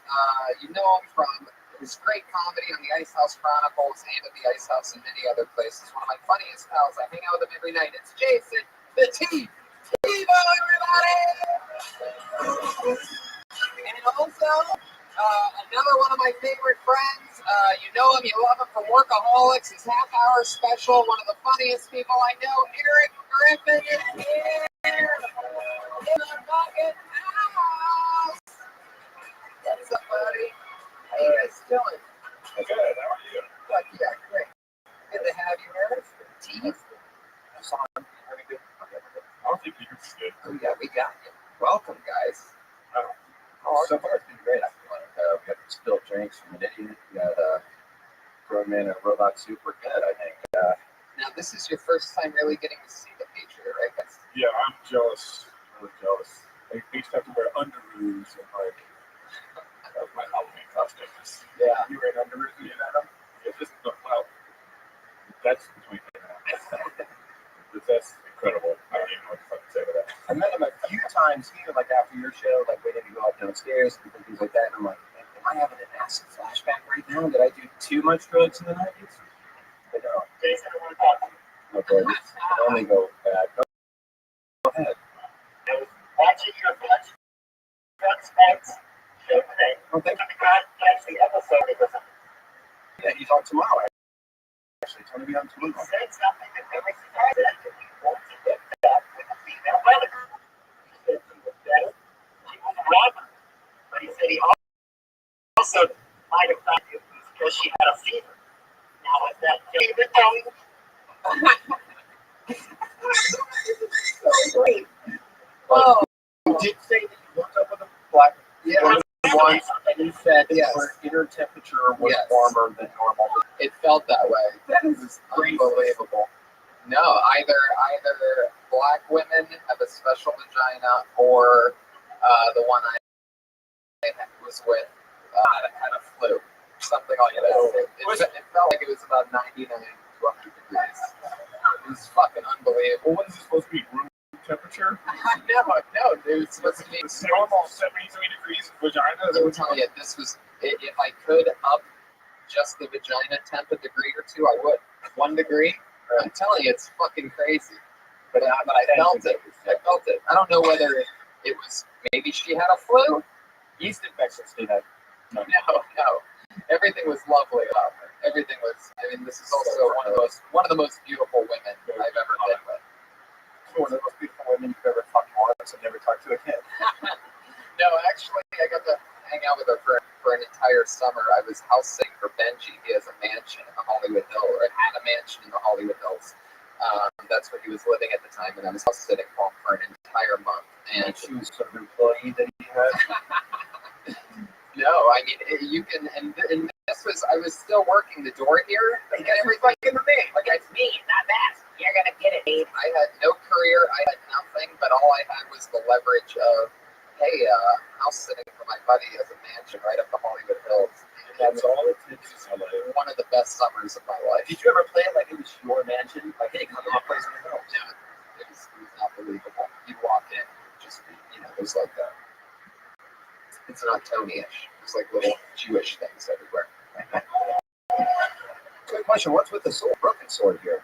Well, this is the award of Phil Tony. We're at episode 25, so it's taken a beating for the $8 that I paid for it in China. It's a vegan thing. It's a vegan sword. See, that would be an opportunity You want to where go plants with it? the bad joke doesn't even fit. So it's like a double whammy. Like you're trying hard and But we already started. just So I think it's first minute, right? Those are free. Redman's gonna make a couple bad jokes, and we're gonna start the show. How we know? Yes, of course. Jason, do you think we can bring glam metal back to it if we got Tony in that yellow suit that Uma Thurman wore and Kill Bill and got the wig on it? I don't know if we can bring glam metal back, but I definitely am pretty sure Tony get a couple cocks in there walks Yeah, around. but look, Tony kind of reminds me of David Bowie. You know, David Bowie's been married to a black woman for the last time. And now that I found this on your podcast, I'm ready to run at Glam style. Him in the yellow jumpsuit, he's got the shoes, the sword, the wig. We were able to flush that idea out in front of everybody. He got to see her before we started. Oh, please. I was listening to you on a film podcast today, and you were getting real passionate talking about the comics, Oh, that's Spider-Man and stuff. oh yeah. What I wanted to ask you is, are you aware of the story of Iron Patriot with Norman Osborn, aka Green Goblin? I'm sure you're about to tell me. Well, they changed it up in Iron Man 3, and I wanted to hear your thoughts on it, but it's okay. You don't know about it. Well, if you really want me to bitch about the comics, I'll say this. You can't have a movie like Thor and have aliens attack and then the other Avengers don't show up. It just doesn't make any fucking sense anymore. You can't create a world where we know the Avengers exist and then like, oh, so they're just like busy that day? Spider-Man's just like, hey, well, no, Spider-Man's okay because he's not in that world, but they've created the world of the Avengers, the Hulk. Spider-Man was an Avenger for a while. I know, but he's not in the fucking movies, nerds. Yeah, but as I'm saying, it takes place in New York, and this is like a true like Avengers movie. But I'm okay with like not having those worlds connected. They actually connected to the actual movies. Like Peter Parker's like eating pizza, watching the world come to an end. He's like, oh, looks like Thor's got it. Let Spider-Man go. We need a movie with the Hulk, Captain America, Iron Man. Those people should show up. Yeah, they need to bring in the stars. Yeah, that doesn't make any sense. You work for Sony. Is that why you're not anymore?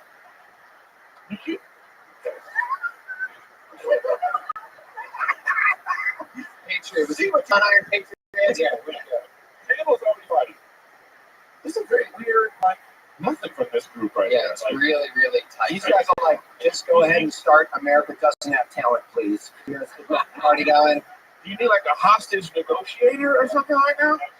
Do you really want to be here? Like, are you going to get involved? This is a very AA meeting-ish right now. It really is. What is going on right here? It's like being at the Apollo and trying to like talk about life before showtime at the Apollo starts. I'm like, just give us a reason to boo, please. Could you get it started? Well, yeah, we might as well. You guys ready to get this thing started or what? We have over 30 comedians that have signed up for the opportunity to do 1 minute. If you don't know the deal, it's something like this. At 60 seconds, you will hear tigers. By the way, Spider-Man was not an Avenger because he wouldn't give up his secret identity. But anyway, go on. Is that why? There you go. Fuck yeah. That's what happens if you try to run the sound the more mellow cat. And if you run that sound, angry bear, you don't want to. So I'm so confused. at a minute, What sound is what now? At a minute, the sound of a cat. Okay. Every cat sound. So what does complete silence from the audience do? What is that? Is that on there? All right, so we're gonna figure out what we're playing at 60 seconds. I'm gonna like The Lions. I think Redman's still on ecstasy from Vegas, everyone. I'm pretty convinced. From coming 2012. coming back at about 15% power. So it's the first cat or the second cat? Okay, he's just gonna make the noise of his mouth. Just do 90 seconds of comedy, people. I mean, you can Exactly. Don't do 65 seconds. But actually do 60 seconds. Yeah. appreciate that. Okay. Nobody got that one? All right. All right. Thank you for the more people paying attention. There we go. It's Dean Haraj. For invasion like you. You know, I feel so dirty when they start talking cute. I want to tell them. Oh yes. So a new comment in so I was watching Mermaid the other day, and I realized Ariel's hotter. Ursula's way more fun. General face. Don't have to worry about her daddy coming home and blowing you up with a trident. And I don't know if it's vagina, but it's fucking her. That's all I got. 30 seconds. Wait a second, you just did 14 seconds. Wait, that's really it? Yeah, I need to. Doing good, dude. You have nothing else. I can find out. I mean, you still got 35 seconds. I don't know. I can talk something about how. I don't know. You know what that sound means? No, naturally we don't. We were recording sounds before the show started, and none of it makes sense to either one of us. I would love to know what sound is That was never a sound that we heard, actually. It was a giant fog whistle. The odds of us turning that mermaid bit into something is the odds are better of there being an actual mermaid that's on the show at some point. I disagree. I understand what you meant. You know, I mean, when I got up, first of all, I thought you could have went with the Ariel's too hot and the fat girl is easier to fuck. You know what I mean? I thought that's where you were kind of going with that. You know, but I can't have sex with a mermaid, but you can have sex with an octopus. Well, see that you should have talked about that kind of thing. But there's no right or wrong way. You could have gone to talk. Now you can start talking about the fishes or whatever you want to do, but don't stop. You have a little premise, make that your touchline, and then work backwards. Remember that was kind of like Do they really? Oh yeah, they do have to poop. and they key out of the button. That's the hard part is finding the butthole. Well, I mean, they hatched. I mean, mermaids don't just appear. They have to come from someplace. That's the problem. From the bud. Ursula, you've been in session with Ursula. I mean, it's so weird. I mean, it's kind of weirdly sexual. Okay, well, how so? I mean, I don't know. She's kind of doing sex stuff. Well, how was it? How was it to you? She has those little slave dudes when you walk in her place. That's weird. You see what I'm saying? It's right now you're more engaged about this than you were during your act. That's totally right. So all I'm trying to point out to you is that just, stretch. You're so nervous about this thing. So don't be. Just talk about, what you think about it. You probably stood in a mirror, you had these bits, and you talked about it in your apartment for 7 minutes, and then came here and gave us 20 seconds. You could have built that for a little bit longer. I mean, a complimentary. Definitely think there's something there. Just stretch it out. I think you're 14 seconds, 28 from under your eyes. I'm not gonna push it. But I would say, you're just nervous or whatever it is like that. And that's you're not even doing your bit justice because you're worried about your performance, And that there is a captive audience, literally. You know what I mean? So another compliment I made is you had it, got a couple laughs, and you never come out strong. As all you comments of you're no matter how funny your first bit is, people kind of laugh at it, and then you get them on board after that. You had them on board, and then you go, by the way, go fuck yourself. That's all I got. And you just fix yourself, man. Have fun with it. Good shit, man. Just what other cartoon characters you want to fuck? But that's Exactly. yeah, that's true. It's like 20 minutes on school. You can buggy style alone. I mean, you're good, bro. no right or wrong way. Gloria, yeah, George the Explorer. That's her name. Or Daria. Explorer. Daria would be better. Like Dora and Daria. One's tighter than the other, I guess. Now that we know an AP Explorer. You know why? It speaks Spanish. That's always a fucking. Dora the Explorer speaks Spanish. And that shit makes it dirty. It's just like four. That's Just saying. In your country, it's okay. How's That's all I was saying. she travels to enough countries that I'm sure that she'll land at one that it won't be a problem. Someplace in Asia. I feel like we've all learned a lot so far tonight. I think more about us than about it. Yeah. All right. Thank you. there you go, Dean Farage, everybody. The one pun gun on Twitter. You guys remember any of your? Do you remember any of your first jokes when you're starting to stand up? Yeah, I do remember a really horrible joke I had when I first started. It was about how there were no black people on Jeopardy, and if there were, how the category would be blind Wars, barbecue holidays. You know, they still kept look at that. Still on fire. But you remember it? I mean, I started in college. I remember like the first joke that got a laugh was like they had the scramble line at Ball State, which is like because there were so many like blind people that were there. Kind of Indian blind thing. Like they started, like chirping like birds, so blind people knew they could cross in any direction. Oh yeah. So I told some like Red Van-esque like joke that I get a grounder. They get a grounder, you know what I mean? Like I have that ball in it, and everyone was groaning on it. It's not like I'm chirping behind blind people with the scramble light, and it got a huge laugh. I'm like 20 at the time, and I was like, that actually worked. Yeah. And then I think I was a joke anymore. So It's funny how you can write a joke or you can write a good joke around like a groaner or a silence. Totally use that to your advantage, you know? yeah, think much of it with someone that's not a groaner. Right? Well, that's your intention. That's right. And I had this joke about fucking mermaids, and they never been down. Sold it to some guy named Dean. Yeah. Yep. I don't like mermaids. They don't have legs and they don't have feet. Oh yeah, that's right. You have a foot fetish. Well, you don't have to say they don't have feet, they don't have legs. That is true. Unless I would really not trust someone that had it's like torso and then feet underneath. Yeah. Fuck yeah. Your next comedian goes by the name of Kate Quigley, everybody.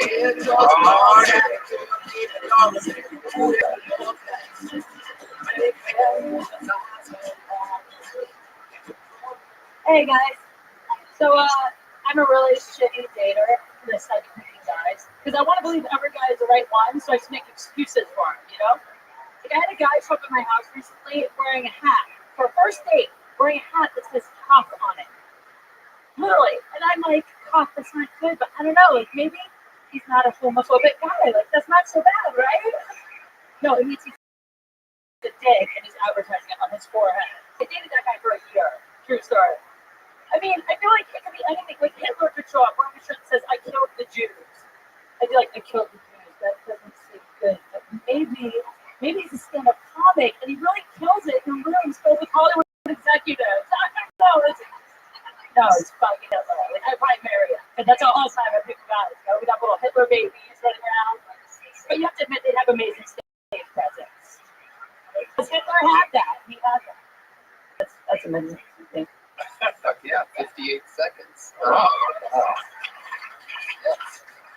Start up by saying your internal clock was awesome. So you're like, that's a minute. And She just remembered sex with the guy with the top on his head.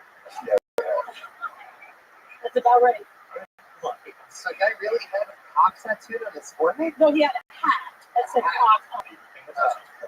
Yeah. The crazy thing is I see the hat a lot. Now, did it just say, like, just cock or, like, because South Carolina are the Gamecocks? No, it wasn't a game cock. It has a rooster on it that says cock. Yeah, You have that hat. Why am I not trying? But it doesn't say cock on it. It just has a rooster. Well, No, it says cock. now I have. Well, I would say we're supposed to be giving for criticism. I feel like you're going to save the show tonight. Well, I mean, we don't all have to be funny, you know what I mean? Technically, you do. Actually, well, not really. I would say that instead of like trying to think of things that are funny, just be truthful about how you feel about these things. So I think the joke was supposed to be about like you're horrible at picking guys, and so this is like, oh, these are the guys that I picked, and you were trying to make the things you were talking about funny, like oh, Hitler funny, the cock thing is funny. It's supposed to say more about you, you know. So you be vulnerable, you be like talk about yourself, and oh, this is how I'm horrible at picking guys because this guy had a cock on his hand and I still went out with him. And then you don't have to come up with some like fictitious thing that doesn't ring true. You know what I mean? Or you can just not just yet. Like you can really personalize that and make that about you and make it about. So like when you get off the stage, you feel like they know you. Totally. You know what I mean? Yeah, So Relate. relate. Yeah. So it's just like that. You know, they're going to relate to that. Be like, oh, they have uniforms. That's my girlfriend. That kind of shit. You know. And I would say that this is really like this is a tough situation. You know, any comics are coming up here doing this. So many people that are going to come up, you know, instead, so it doesn't ring so like false. You know, we're still having a good time. You know, we're up here having fun. We're having great. So come up here and just like then it will sound real. It won't sound like that person's only doing a minute of comedy in front of these people and nobody's paying attention, so they're gonna like blah blah blah. You know what I'm saying? So just like chill, relax. But that's not just for you. Just for whoever's about to come up here right now. You know, what I mean, you can still. Sometimes you get a minute, so you get auditions and things like that. So you can't wait 5 minutes to do your minute of like really showing who you are. So we'll be back after this. Spoken like the only person up here with the network show. You don't have commercials, by the way. You don't have to say that here. You can actually say the word fuck. It just sounded the perfect time. Yeah, sure. Let's go to a caller in It's Texas. naturally in your own fucking, it's in your ethos That's now. my favorite thing to do. Of course it is, yeah. We'll be right back after this. Of course, man. You guys know the best thing about Christmas? God, It's a left turn, but I'd like to hear it. They have Diet Mountain Dew right now. Get a small Mountain Dew and a roast beef for $4.99. Are they a sponsor of the show? Yeah. Oh, well, but we did actually went to a commercial. So That's right. We did that. I love Quiznos. We all like this. And the only thing better than Quiznos is washing it down with the delicious G2 Gatorade from our friends Calorie G2 Gatorade. A full balanced meal for everyone that likes things. And if you like that, then you should drink Smart Water because that's also something that if you want to, while you're doing all that, go to EricGriffin.com. And look, no one wants a baby. Wear Magnum condoms. I'm wearing one right now. Weird commercial. But anyway, so that's my struggle. Good. How long have you been doing this? About 2.5 years. Yeah. Yeah, so you're just coming up with jokes, and that's when you're like 2 years. You're just trying to find words that are funny together. But like when you make that person make it about yourself, like it's just like Eric said, that's the best advice. There's no right or wrong way. By the way, no right or wrong way. It's just my thing. But they can have different perspectives. But I just feel like, all right. We'll be back after this. there you go. There she goes. Kate Quigley from Magnum Condoms. Yes. If you're fucking Kate Quigley, you're definitely wearing a Magnum condom. Yeah. So you helping me make that money. Adolf Hitler was a very evil man, but he had a lot of determination. He was a poor artist, a veteran of World War I. He went to prison in 1923, wrote Mein Kampf, which means my struggle. 10 years later, he was the Chancellor of Germany. This My is compact means translates to my head. this is like dropping your resume while you're reading the shit. Yeah.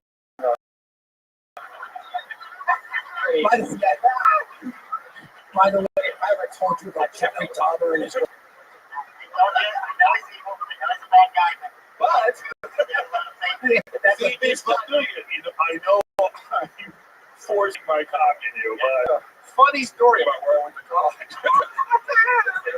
Germany was having a tough time in the 20s. He rallied the country together. It was incredible what he did. Oh my God.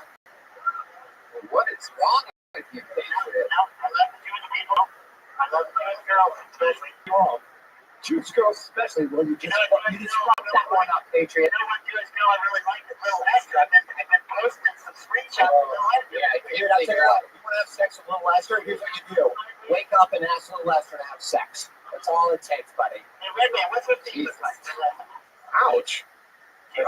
Obviously, the teats fuck a little less. Well, if you imagine her feet without all the hair, they look pretty sprawly.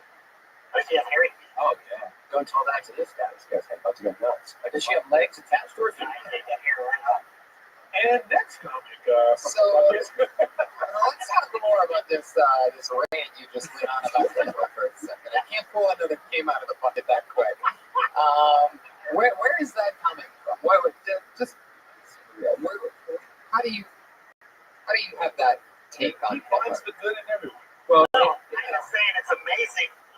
That country was really struggling. He was really poor. And he brought them together. Now it went bad. It went bad after 1933 in the late 30s. Kind of could have gone worse.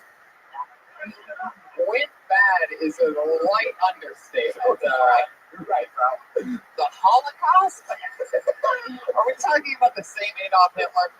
chilling pretty bad, Tony. Tony's right on that Well, one. I mean, you gotta give him credit. I mean, he was poor at one point, and then he's killing Jews in chambers. He was a nice artist, though. You ever look at his art? No. It's pretty sweet. Really? Yeah. It's like, what? That's not fair. Wow. Oh, he creatively killed people. So, It's true. He like Charlie Chaplin.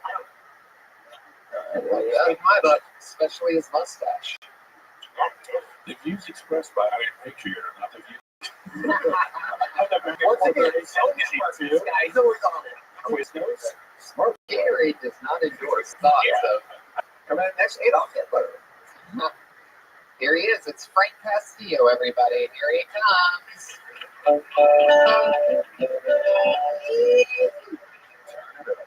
Everyone. I was at work and we have to homeless people. They're really, really scary. So usually when they come in, we just try to ignore them. We had one crazy guy come in and he was talking to himself, sort of shouting, being really aggressive. And then he was just like, yeah, everyone should buy my package. It's $39.95. It'll make you a millionaire. He was getting outlandish. In the middle of it, he's like, I may be delusional and schizophrenic, but I know what I'm talking about. And then in the middle of it, he started trying to sell candy bars to random people. But he walked up and was like, buy a candy bar. I need to buy a beer. I was like, so I walked up and he's like, sir, you can't sell candy bars. He's like, I know, I'm trying, but no one's buying. In the middle of it, another homeless store store came in, and he looked at the other crazy guy, and he goes, crazy people. And I looked at him, I was like, what? You can't judge another homeless guy. And he's like, yep. Well, time to get back to my spaceship. There you go. A minute. Well done. Fuck yeah. Pick the cat. Yeah, you nailed it. Where do you work? That's what I was going to say. Just, it's the only note I would give you, though. Yeah. Is create that, like, set that world up. Yeah, we're trying to like picture in your head. Because you'll go into the bit, and all of your setup, everybody's thinking, where's the work? And they're trying to put themselves in that place, right? Create a place for them to be, and then they get funny in your personal take. Other than that, that's fun shit. Yeah. And, for some reason, exactly. I was picturing you with like a print shop for some reason, like a Kinko's. And I'm like, oh, there's a homeless guy selling candy bar at the Kinko's. You know what I mean? I don't know why, but that's just because I didn't have an answer I started to come up with after a few seconds. I pictured it. Specifics. Yeah, because you have, there's what? And everybody people here, you probably had 55 different places you work in their heads. You can create one right out the gate. I work at this coffee shop, and this is the shit I deal with. Right. In 1 2 second sentence. Plus, we're all used to seeing crazy people at coffee shops, so it's easily relatable. And the stuff that happens with them is funny as is, so everything else is pretty solid. But yeah, that's like a huge note, right? Yeah, that was a lot, you guys. I don't think we all have to give notes. No, it's true. That's true. But I'll say this, Frank, you've been on the show a few times, and I gotta say, I mean, that's definitely one of the funniest minutes I've seen so far. So great job, buddy. Frank C. Yeah. Frank C. Comedy, bringing it. How fun! I used to have a joke about I used to work at a coffee shop, and I used to have a joke about how One of my favorite jumps in the US, by the way. what's that? The spider. Yeah, that was it. Yeah. You remember that? Yeah, that was fun. That's so crazy. That was like 4 years ago. No, it wasn't. It was like 6 months ago you still No. did that. No way. You guys want to switch seats? What did that do? Yes. So right here, just switch seats. Oh, I see. You switch with Iron Patriot. Who doesn't? Yeah, it was about killing spiders. I work with all women and gay guys, and neither one of them likes to kill spiders, but you know who loves killing spiders? Trannies. Is that true? Yeah. Trannies just fucking, they see a spider, they just fucking tuck and stomp. It's crazy. Tuck and stomp. But Anyway, do the tuck and stomp, everybody. more material that I retired. Why? That's See, doing a special, it's not retired.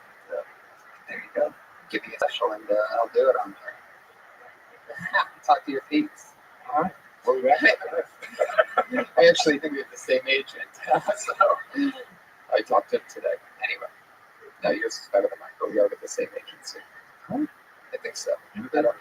Anyway, You guys want to switch seats? some people can't relate to it a million years. Your next comedian is Mike Grubbs. How about that? Oh, shit.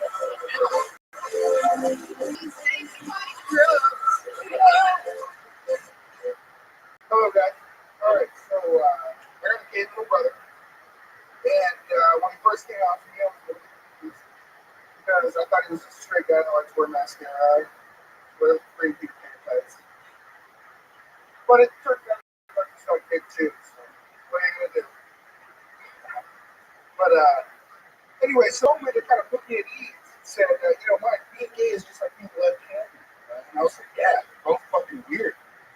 But then I started to really kind of feel bad for him because I'm like, not only are you going to be discriminated against, but now I got to buy you special scissors and a special can opener, a notebook so that you don't spill your write with your gay hand.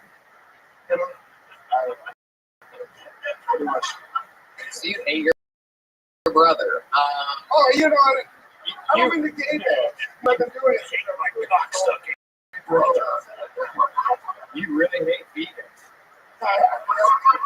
And it came across to me, on the left hand, he hates me more than he hates his brother. So, That's kind of what I wanted to do. Like more about left-handed people being gays. And well, that's the main problem when you first start doing comedy is people don't know what their jokes are about. Well, this is when I first. Well, what's that joke about? I don't know. I didn't want to. how long have you done comedy? Oh, well, good for you. Okay, dude, and that was actually really good. That was your first hit ever? First minute. Then I Holy shit. Okay. then that was balls. Yeah, Mike Grubbs, everybody. What is first minute? That's So- like hold the microphone like that. I don't know what I was Dude, doing. yeah, you gotta get the mic. Keep it up. It was like sometimes sometimes it was up here, a little too. Okay. Got it. One minute. We'll start there. Okay. Good luck, buddy. Thank you. Grubbs. That's All an right. interesting name. Mike Grubbs. Help me. Mike Grubbs. You saying, I wouldn't want to be a big guy with the name Mike Grubbs. no, it's I told I look at Grubbs a lot, obviously. I love it.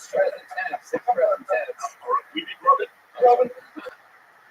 Well, do you have any questions? This is your first time? Yeah. No, I don't. Do you really have a gay brother? I really do. Yeah. Yeah. He's gay as fuck. No, he really sucks. Is he younger or He's the younger, 1 year younger. I mean, we Wait, hold on. stick. Wait, hold on. Good. Continue. No. You about to talk about your brother. Go on. Yeah, no, we used to live together. I bring guys to the house. Okay. What else? What is No. My point is, I'm trying to make Yes. the point I'm trying to make to you right now is how you're talking about your brother right now is how you should do your jokes. Yes. Okay. You have some passion there. I know how you feel about it. You have some gusto. It's all about performance. You know what I mean? So it's like that's like when you can again, people are coming up to me and they're all nervous, holding the mic weird, and no energy. And then like now that you're all comfortable with yourself, you're like it's more. So it's not necessarily about the jokes are bad. It's just like all about you being comfortable on stage. So just like And also, I'll say this minute because that's a hot topic in LA. And I was with my lesbians, and I've been doing stand-up like 16 years, and I have a lot of jokes about being raised by lesbians and all this kind of stuff. And when you do that kind of material, you have to create this empathy. It's very important that you go, I am not against this. I support my brother. I love my brother. And because of the choices that he's made and who he was born to be, I have these situations in my life. Got You can't make it like, you know what I'm saying? Yeah, sure. You have to fucking love your brother. They have to know you love your brother before you say shit. I would say at the end, and I think that's I got the I don't time. mean the gay tire, but I've been doing it since I was 3. It's like I'm always picking on it. Where you from? Where'd you grow up? Okay, all right. Cedar Valley, Ventura. Fuck yeah. So yeah, and also write out your thoughts on living with your brother. What was that like? It was crazy. It was really crazy, and I actually only just started that. So So you lived in a 2-bedroom with your big brother. That's right. And my wife and my son. Wow. See, you hear the reaction when you said that? Yeah. That's where you go, buddy. Got it. Make it personal, man. Okay. Let them know you, buddy. Got it. Hey, congrats on doing stand for one There day. you go. Welcome. Congrats, everybody. Somebody just yelled, "Welcome to hell," because he just started stand up. Jesus. Well, if you're getting your name picked out of a bucket and you want into comedy, yes. Welcome to hell. 100%, dude. You're totally right. The thoughts of Eric Griffin are not supported by. He's mgrubs8 on Twitter. Frank Castillo is Frank's Comedy on Twitter. I think I mentioned this. One Pun Gun was Dean, and Kid Q Funny was Steve. Magnum Cox, where are you at? What's wrong with you? Over there.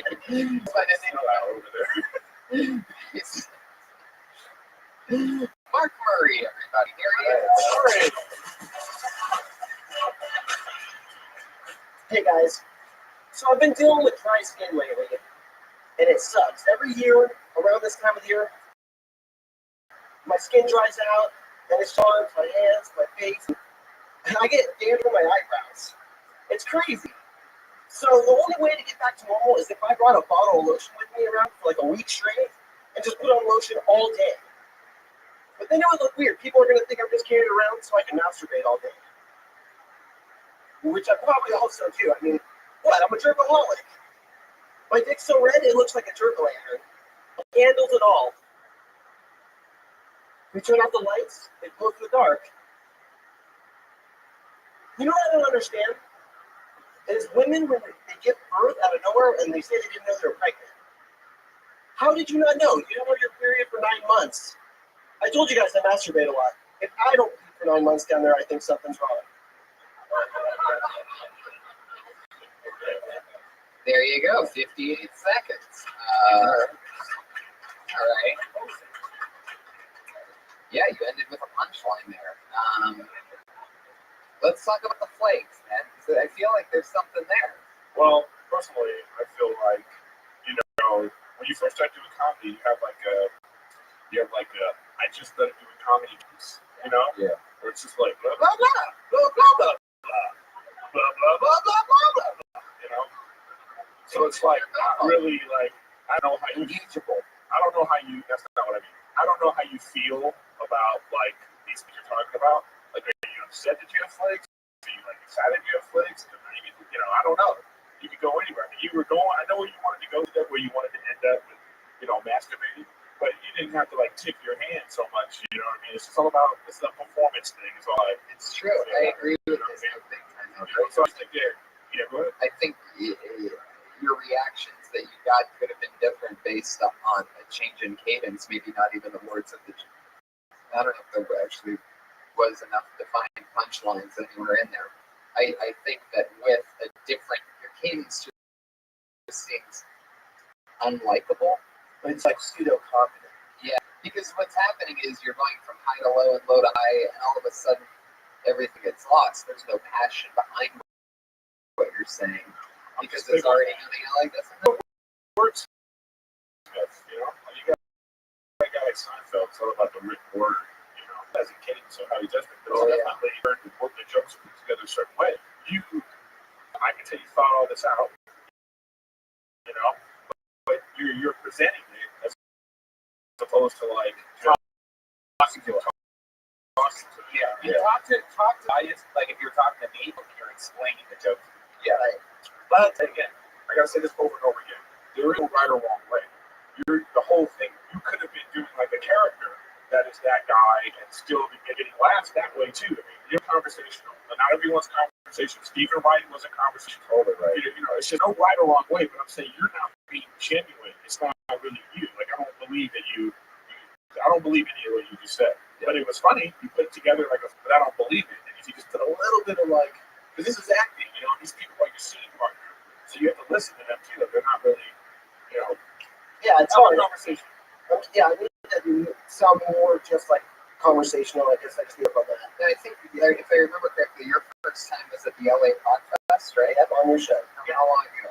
Making careers here. Yeah. So that was what was that? 2 months ago. Only got a 65 weeks ago or so. Right. So how long have you been doing a lot of spots? Not one. This is my second time doing it. Right. Oh yeah.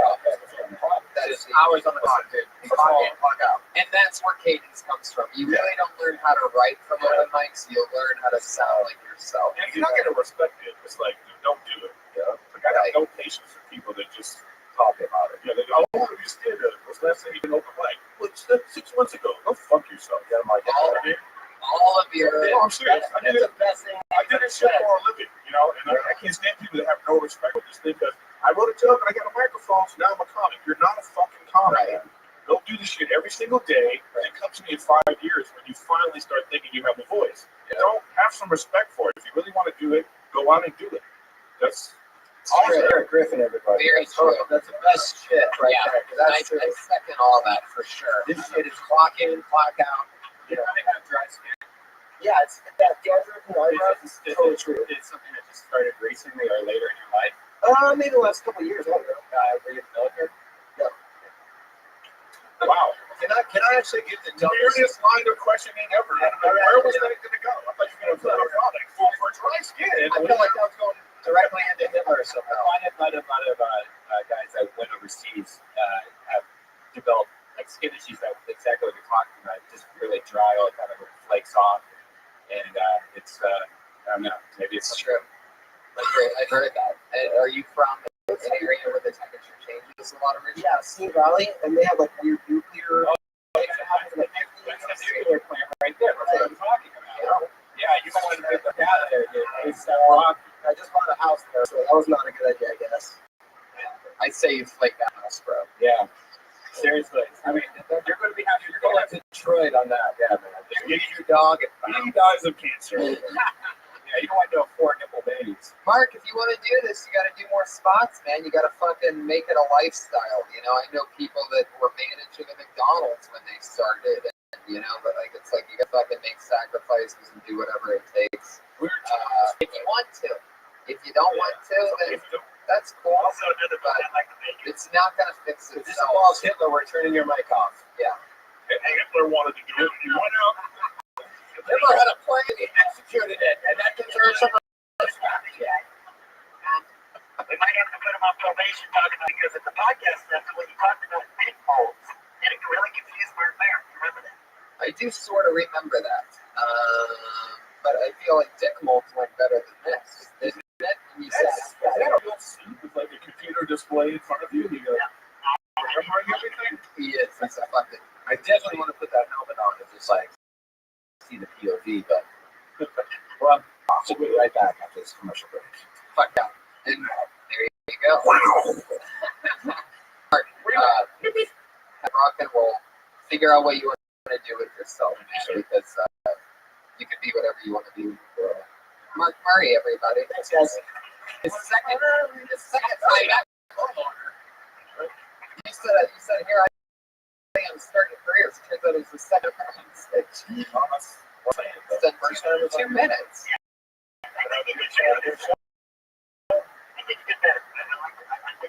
If this, well, you know, I really liked Mark Murray. He had blonde hair, blue eyes, and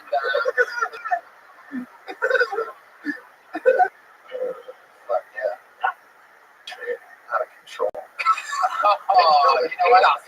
I know this guy. I love this guy. He's from the fucking south. If anybody ever has been, we were in together for Aaron Carter. Just started, and I'm excited about this. Like,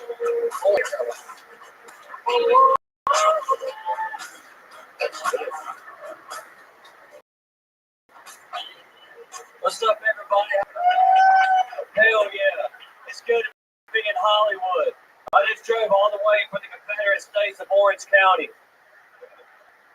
But like you said, I'm originally from Mississippi. They think we're all stupid. It ain't true. Some of the best kids come out of our trailer parks. Now, I notice y'all boys out here in California use little different words like karma. That's got to be one of the biggest candy-ass terms I've ever heard. And yes, karma is a bitch. my bitch.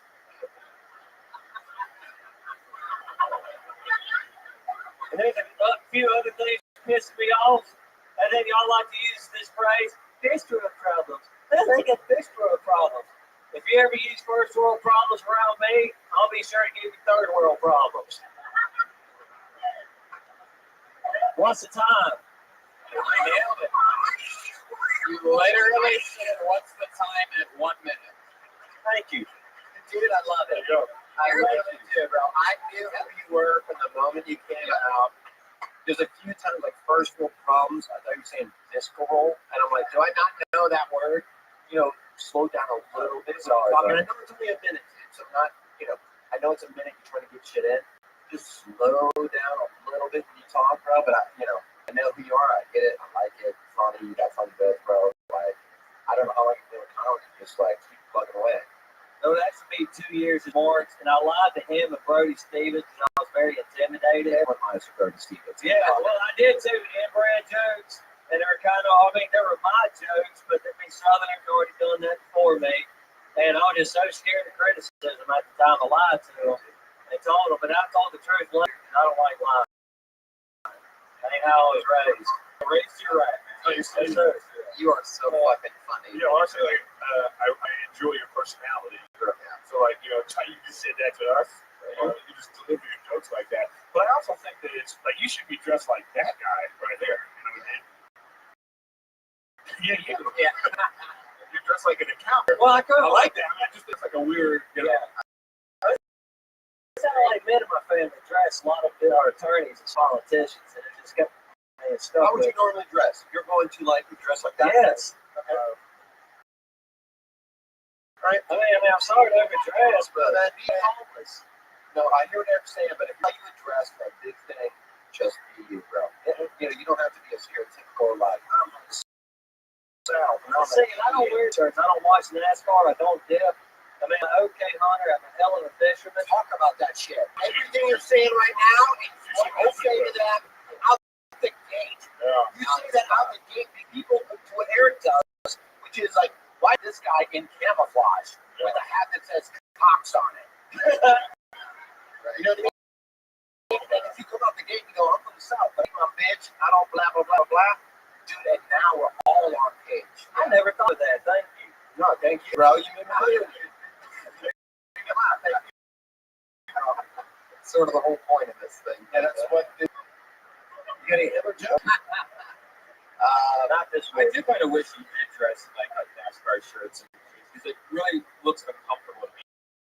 I just the whole tucking in the shirt thing kind of I don't know, but if that's But dude, that's what they do. Or you But see, I was raised by a single mother, by old school Southern belle. talk I mean, about like, that. she don't put elbows on the table. I could never use my hands and all that. You got to iron your damn clothes, Right.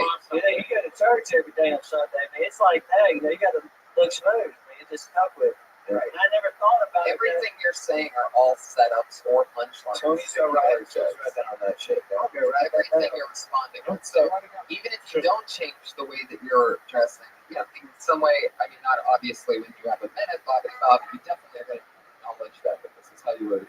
You always dress like you're going to church. You do 15 minutes set, they're going to spend the first 4 minutes why you're not dressed like the way you are. Right. You can spend 60 seconds talking about that out the gate, and then they're yours. How long have you been doing stand-up in LA? 11 years. No, I'm kidding.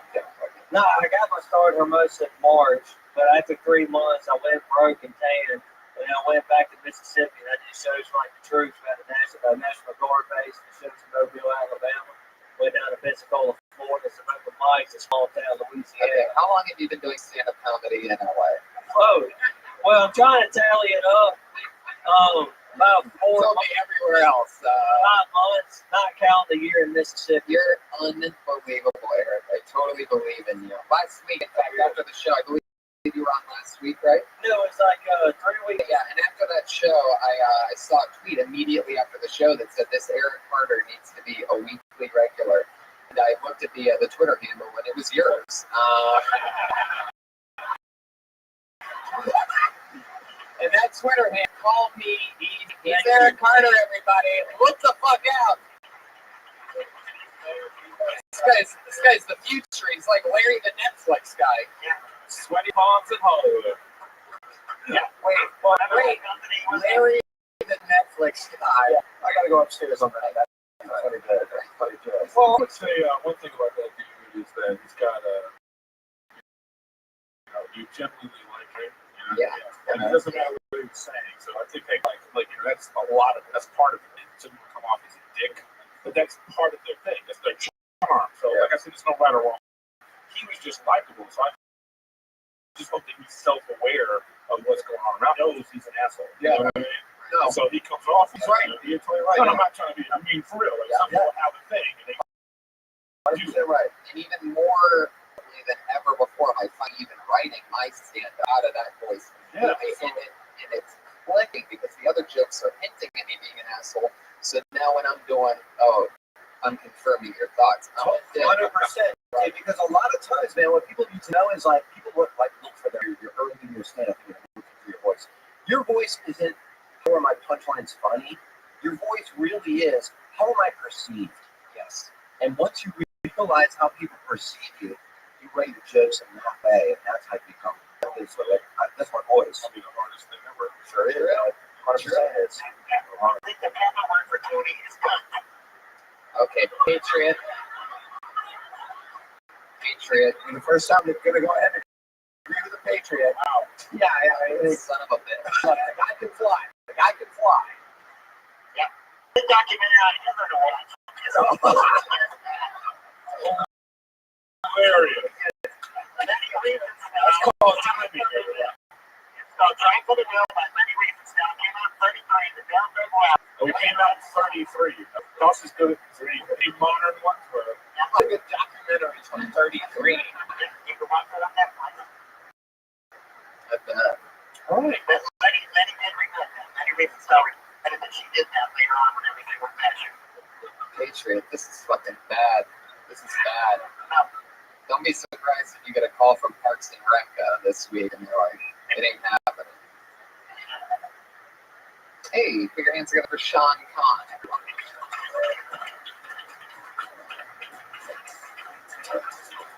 George. What is anti-Semitic talking? Thank you for saying the tone. Went to the store today, got a game ready. Come back home, see this guy walking the store.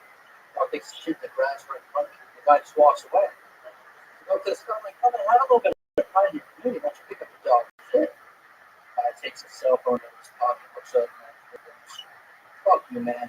Now I got to get you. What are you going to do about it? I was like, oh, calm down. It's not that bad. Please understand, if I punch you, you're going to take it. It's like, what kind of business is this guy living? I think somebody get aggravated assault, but I'm going to cover my car. Either way, it's not free. I'm not saying it's going to be right, but it will lead to a misfile. That's good enough for you. So they get up out with this guy, 6 inches words, and as I walk away, I through my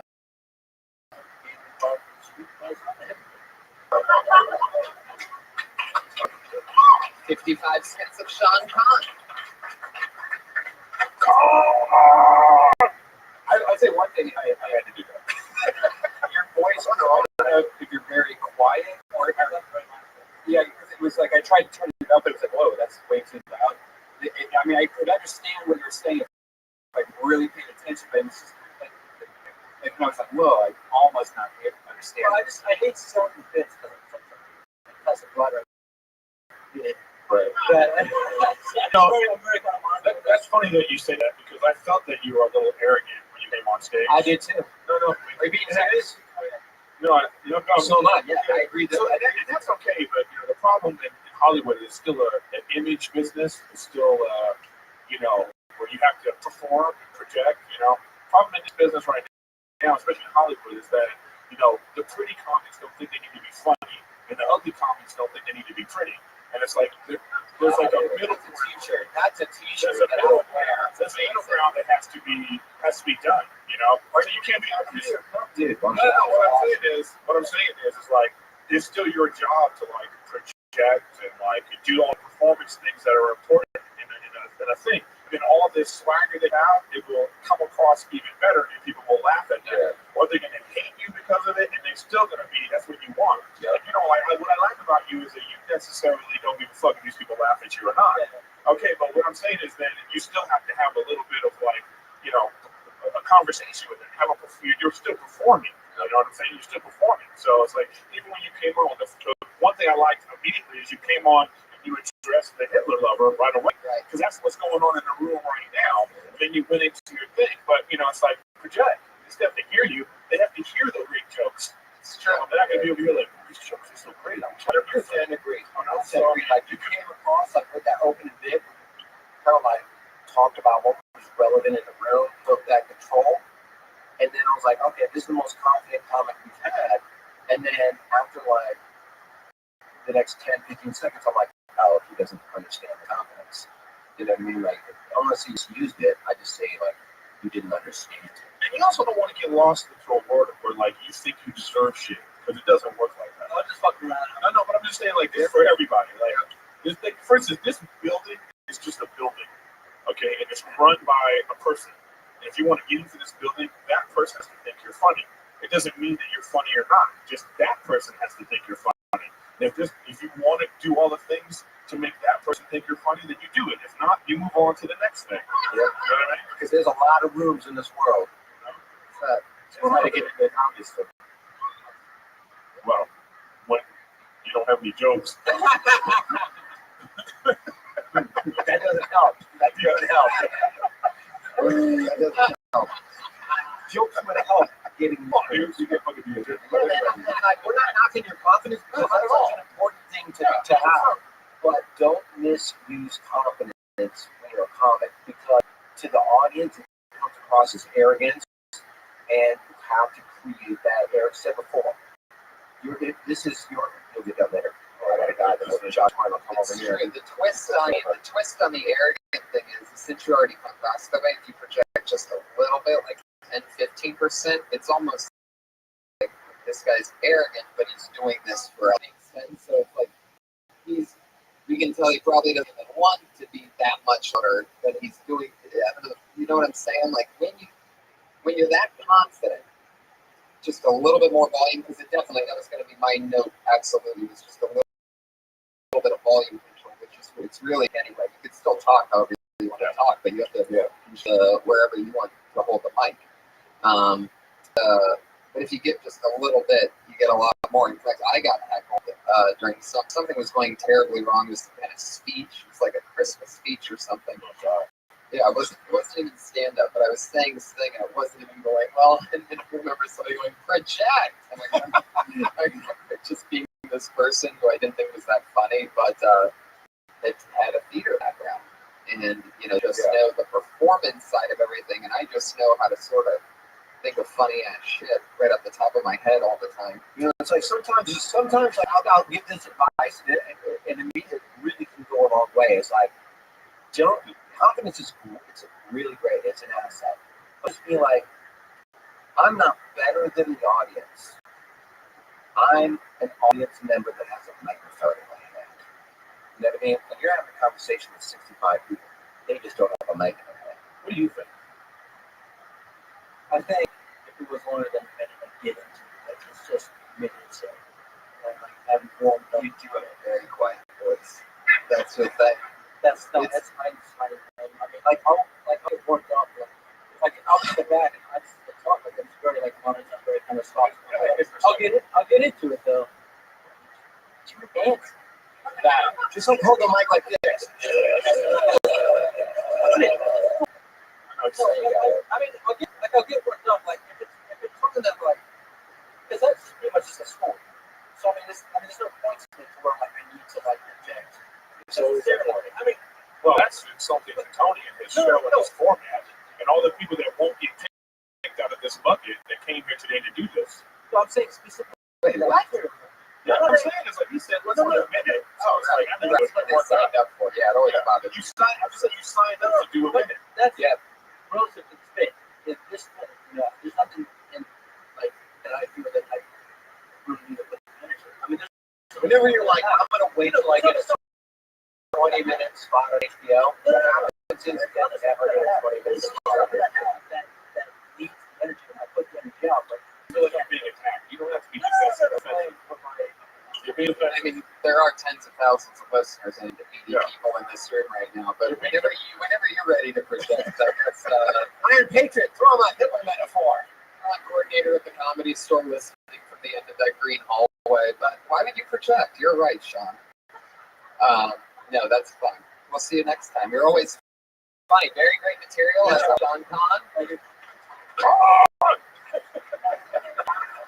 It's a big eye. It's a deep voice, but it's like a little tiny deep voice. Yeah, it's very like He's like an Armenian shack.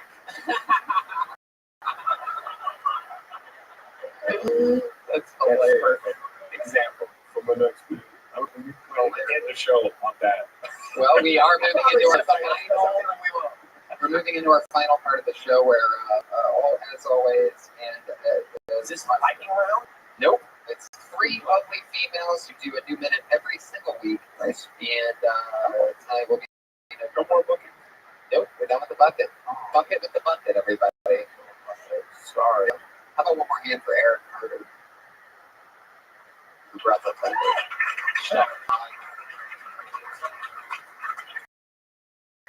Martha Murray, Mike Brooks, Frank Westfield, What's up, America, everybody? Dean Josh. Okay, so let's start out with the newest of the ladies. She's known from her performance at the LA Podfest where she made her Kill Tony debut. She's been pretty much on every show since then. Put your hands together for the very funny Sarah Weinshank, everybody.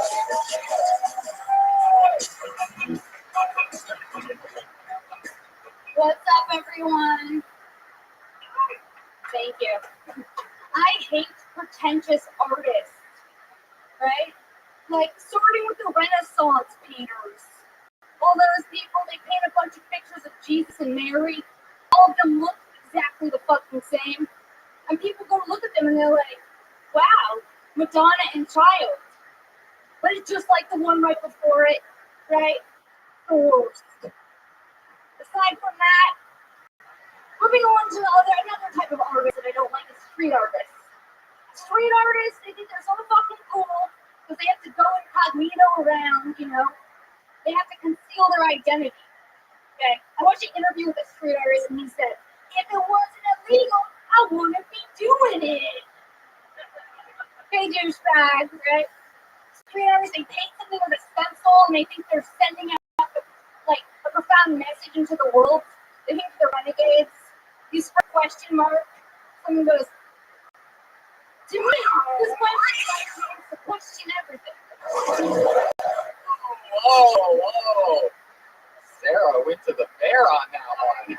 She pushed it to the angry bear. Is that what happens? Yeah, You go past a minute, you get like a louder animal. You get the bear, then you get the badger, then you get the Wolverine to the face. By the way, normally it happens in the beginning with everybody. And there's another thing that happens that if a comedian ever sucks and they get on, and they Flock of geese. and they're not here when they get picked up in the bucket, they get blacklisted and the Patriots go like this. That's it. Thank God that didn't happen. All right. So we're giving her. Yeah. All right, go ahead. A lot of art. I like the beginning. A very interesting thing of voice and delivery that's different. There's a part that made me and Brian laugh really hard where it's like, oh, at the end of it. Like, I don't know, I can't remember the exact moment, but it's almost something so different in that I mean, you could also have things that you're saying with it and during it, but it's so real. It feels like you're actually talking about something that is. Yeah, do you really not like street art? I hate it. Yeah. Okay, wait. My point is, just how you just said that Yeah. was more, like, I feel was more, like, passionate than everything that you said.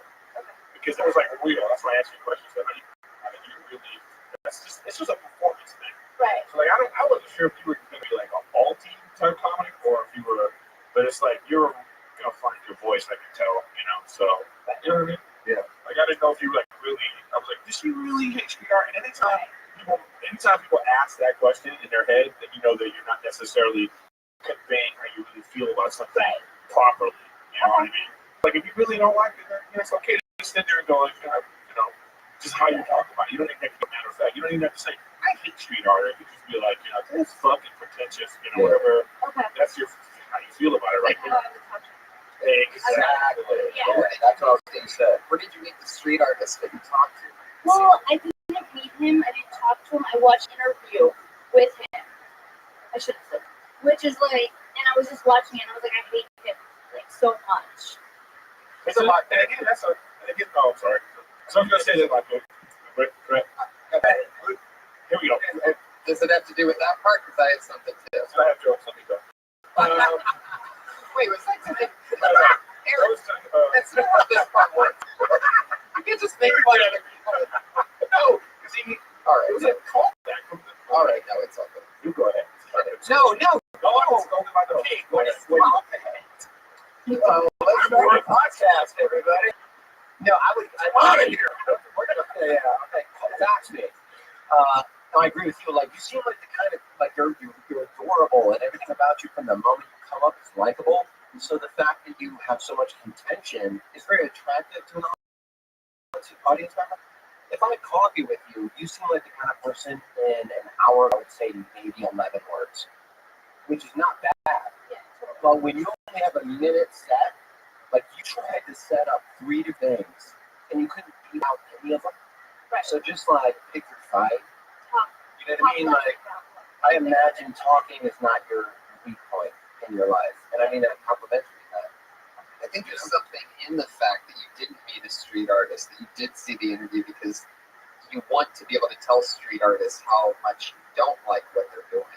And you don't get a chance to. Like, people don't even know who Banksy is. Like, it could really open up doors for maybe your new thing is, writing a critique next to the street art or over the street art, or I don't know, just any approach on how can you see, and that's what I was going to say is that, there's, like I said, there's a right or wrong way, and then, like, this is like just a route, and then the branch can go anywhere you want it to go.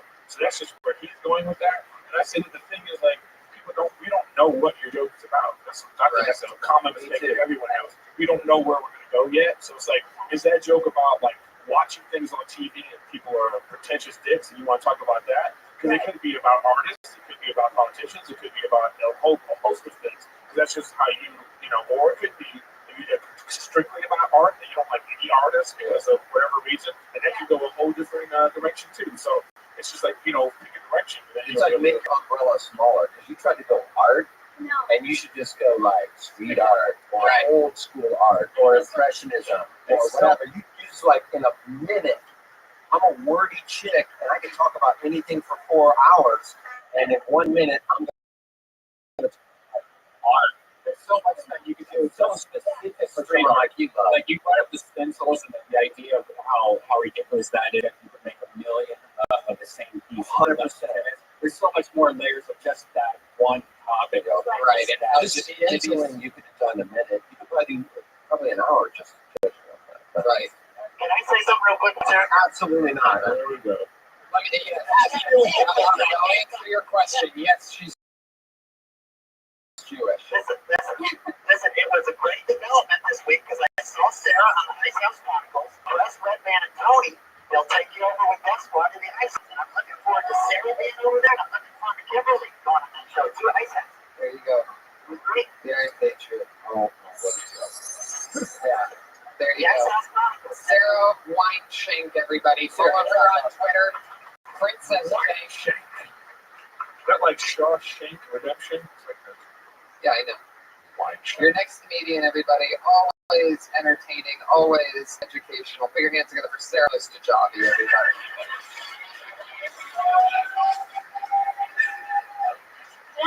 Did you guys call my name and I missed it? Did I do that again? Did that happen? It didn't happen? No, but Sorry, that's half of it. no, you can't count. That wasn't. Alright. Actually, you just made a joke with I have to run out of here because suck-offs, and then you made this blowjob joke, and then that's how you get into the comedy store. Actually, it was a cigarette, and I'm fucking dying of anxiety to take the fucking hearing that. I'm sorry, that was a funny call. Let it go. I've only been doing comedy for 4 months, and I'm in, and I like do the call up and shit, and it's crazy that if you think that I give a blowjob back, because it must have been, I got on basically a leveled up open mic. What kind of blowjob did I do? Did I use like teeth? Like, did I not make eye contact? Like, was it just completely dry? I don't know. Sorry, that was the moment I was in. There you go, guys. Sorry. Okay. Well, wait. Very confused to what that was. I'm not, wait. You were talking about. Hold up. I'm not confused at all. Yeah. Okay, one, I'm glad that you recorded yourself. You put it down to record yourself, but you're trying to be professional like that. Two, you came up here and you wanted to do something just win the moment of the tough stuff. I appreciate that. Three, it's okay to acknowledge when someone doesn't go well. That's always gets a laugh. That's a good moment you were having right there. But then here's the thing I would critique. Why the fuck are you looking over here at us? Like don't just look at us. When you said like that, like you were talking about how to get the Comedy Store, Brian was. No, I understand. But what about them? Yeah, I know. They outnumber us by a little bit. No, I know why you were talking like that. But just once you get over the nervousness, I think your instincts are correct. Yeah. That's what I'm saying. I'm just trying to be in the. You don't listen. You don't listen. I can tell. That's your big problem is you don't listen. You're waiting to talk. And I'm just saying, like, just chill. Yeah. I don't know why you're upset. I thought that. Like, Why are you upset? Yeah, I think that you're. Because when you were talking about how to get to the Comedy Store, And I said, well, that it's you. well, you were doing a little thing, and you were Right. So Why did I upset? Yeah, I'm that spot here. I would have to give Tommy a blowjob. Is what I was saying. Are you saying that you had to give a blowjob and now you're just upset that you did the word I'm so blowjob? mad. It was like the hardest thing. No. Why? Because you just Because you're looking at me. Because you're a cat. Look, we're not 5 years old. I just thought that I thought it was a fucking jab at me. Jab at you. No, I know. I'm completely confused. No, I just like I really thought that's funny. I thought you were coming up here and you were like playing off this thing, but you're actually coming up here. No, it's just one of that. Yeah. This is one of those things where you're like, everything that's going on is about me. if you were listening, I listened to the podcast, but there was a while ago where I was kind of working on something similar, and I was talking. It's just something that I'm going through in my life, and I'm trying to make it like deal with it and get over it.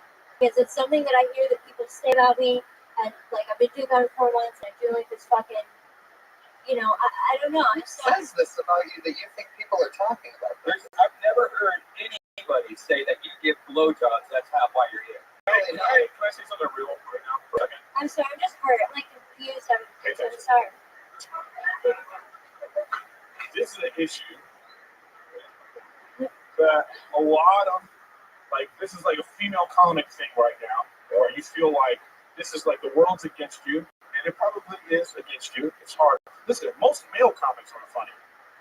You know what I mean? So the issue you're dealing with right now about this, like how people are making you feel, you're going to have to get over that. It is a boys' club. They say crass things. A lot of bullshit is said. People are always getting on everybody. It's a hard thing to do, especially if you try to get into this particular club. This is a really hard club to get into, and it's like right now the weak will not survive. So you acting like this is not going to get you in, and then the people that want to get in, they're like this. Get rid of that bitch. Done with that shit. That's a good next person. So I'm just saying, it's like just chill. Like I'm completely confused right now, but I'm on board now. You have like a personal issue that's going on, and I don't think this is the forum to like bring that up. Yeah, no, you're right. It's kind of stuff I was trying to write. I'm sorry. It's kind of like I kind of was trying to work on. I had heard the premise that I thought was really funny, and I was trying to work on it like 2 weeks ago. It's just what's so wrong about being a celeb? Like it's a big deal, and why sex is a big deal. Like that's just kind of some measure. I didn't hear any of that. So Yeah. You weren't here. I know. But don't say it, but you could have done that today, and we all would have maybe been on board. I didn't hear any of that. I think I probably reacted, but I mean, I know. I have no. Listen, can I say something? I have no problem with reaction. I have no problem with you having some raw emotion. Like you don't even agree with it. That's why you're like kind of like, oh, I'm sorry. You could have just been like, hey, this guy was saying we would have watched her. Absolutely right. Here she goes. At Sarah Dresses on Twitter. Sarah Mostajabi, everybody.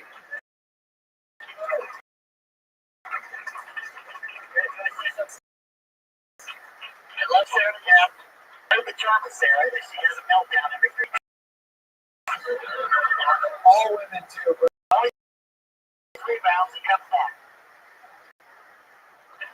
all right. Well, Well, 25 weeks without a meltdown. Here's her counterpart, Kimberly Compton.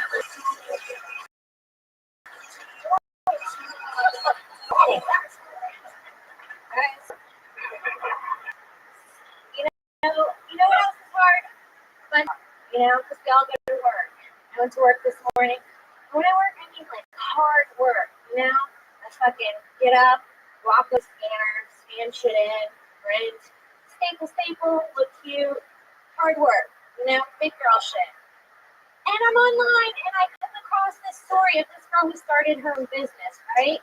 She started a cuddling business. I'm pissed. I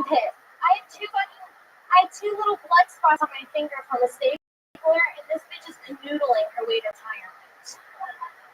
I took 5 minutes straight. You know what I got? A stiff neck. Ooh, killing it. That's it. One small little note, because again, like you're likable, you're presentable. Like I like the way you came out and you acknowledge the uncomfortable aspect of the room. Canoodling versus spooning.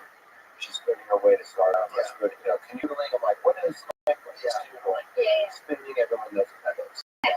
Just that's I know it's a small little. Hit it on the nose. It's a pop instead of it's just a quick. Maybe call it back also like I took 5 naps today. She and the stiff neck. She took 5 naps today. And she bought a Yeah. exactly. I said it wrong. I started with saying she made $600, probably worked 3 hours.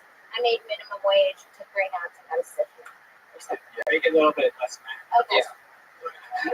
too much algebra. I'm just curious. So, what is it to you? What is all that about? That Well, whole. I was trying to make the whole thing I'm being a brat and saying my job's so hard, but it's really not, and I'm jealous of this girl that's half of your gross with men. I was gonna go into what she can write in her tax write-offs, and stuff like that, or what kind of men actually call just to snuggle someone. Okay, what I'm trying to point out is that that's a completely different joke. Yeah. When you even answer these questions, you gotta laugh. Yeah. Like when you answered what Eric was saying, you gotta laugh out loud. Oh, like I keep saying, we don't know what our jokes are about. Like, what is this really about? Is it about the fact that you has a bullshit job and you're jealous of her? Yeah, that's what. Your whole how you express that is going to be on jealousy. And you would express it that way, and we would get that because you started, listing off all these things, and you were trying to be like, I don't know what that whole beginning part was about. Just like if you say, you could just go, I'm really jealous of it. I have a real job, and I'm jealous of this chick. This is her job. If that's what it's about, it doesn't have to be that. I'm just saying, what is it to you? Right. It seems to be that you're jealous about it. Like, are you snuggling with anybody? No, I was thinking about it. Let's take a different approach. Do you want to hear an excuse rather than a You different? make $40. There you go. How's that for a question? Yeah, I was just saying how my job's easy and I'm still jealous of this girl. Right. I just want it to be easier all the time. And you're cuddling for free. Yeah. Sometimes. Yeah. So what I'm saying though is that that's a layered joke because one, you're trying to make fun of yourself to say that how hard my job is, just to laugh because it's not really that hard. Okay, that's a performance thing. Yeah. That's how you sell that. You didn't sell that at all. We didn't get that message. Okay. And then the next joke is about how this girl, you know what I mean? It's layered. And we have run out of time. We did it. That's episode 25 of Kill Tony. I'm doing Punch Drunk for Jason. What do you got going on? He's at the Teeb on Twitter. At the Teeb on Twitter, always on Punch Drunk with me, Sam Tripoli, Ari Shafir, every Tuesday at noon at punchdrunksports.com. Tony will be on tomorrow. Yeah. And then this Thursday, if anybody's around, my 3 for 30 show at the Ice House. Me, Sarah Tiano, Whitney Cummings, each of us doing 30 minutes. Brian is hosting, and we'll see how sober he is. Eric Griffin on Twitter, ERIK. Thank you, ERIK. Eric Griffin, season 4 Workaholics coming out. Yeah, baby. Montez, motherfucker. Brian Redband. December 12th, I believe, we're going to announce San Jose. Improv Redmond Squad Super Show, Christmas show. Just go test about that. Youngstown, Ohio, I'm coming home December 21st and 22nd. In a stunning turn of events, I'm performing at the Funny Farm. Anyway, so tickets for that available all through links at TonyHinchcliffe.com or KillTony.com, which I bought recently, which links to TonyHinchcliffe.com. Thanks, everybody. Talk to you soon. Thank you. Take care, buddy.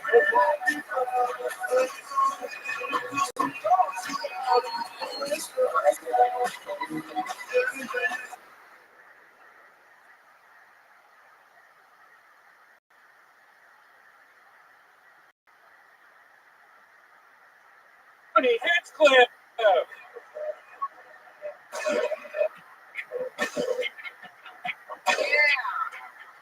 Fuck yeah, everybody. Here we are. How you guys doing? Oh, yeah. You feel that energy. 26 of Kill Tony. We made it a happy, Ryan. That's insane. 6 months of this. A quarter of this. A quarter of that. Yeah. He's here. Everything's in position. Good to see you guys. Happy Monday to you. Very exciting to be here as always. You guys ready for a fun show? It's been a fun weekend. Anything crazy happened this weekend? I just got over the best week ever. I drove to San Francisco, which is not a bad drive at all, but there's that part where there's just millions of cows where you see where all the meat smells like shit. They want to roll down the window, but that's about air conditioning, or it's awful. Like, it's almost puke worthy for like a good 15 minutes of that highway. Yeah, it's a weird drive.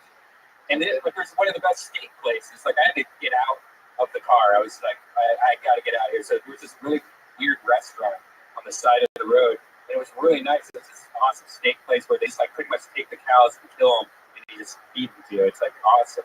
That's great. That's exciting. It's really good. How fun. Yeah. What did I do? I did spots here. Saturday, Friday, we did Thunder Pussy. Thunder Pussy. That shit is so great. I wish this audience could see Thunder Pussy. It's one of the coolest new it's the newest Death Squad show on the network, and it's Jeremiah Watkins' improvised stand-up show built for a podcast. So it's very exciting to see comedians make material out of nothing in thin air. Fuck yeah. Put your hands together for my friend The Robe, everybody. He's here live in the flesh. One of my great friends. And let's also introduce the one and only. You know all of him. He's our head of security. It's the Iron Patriot.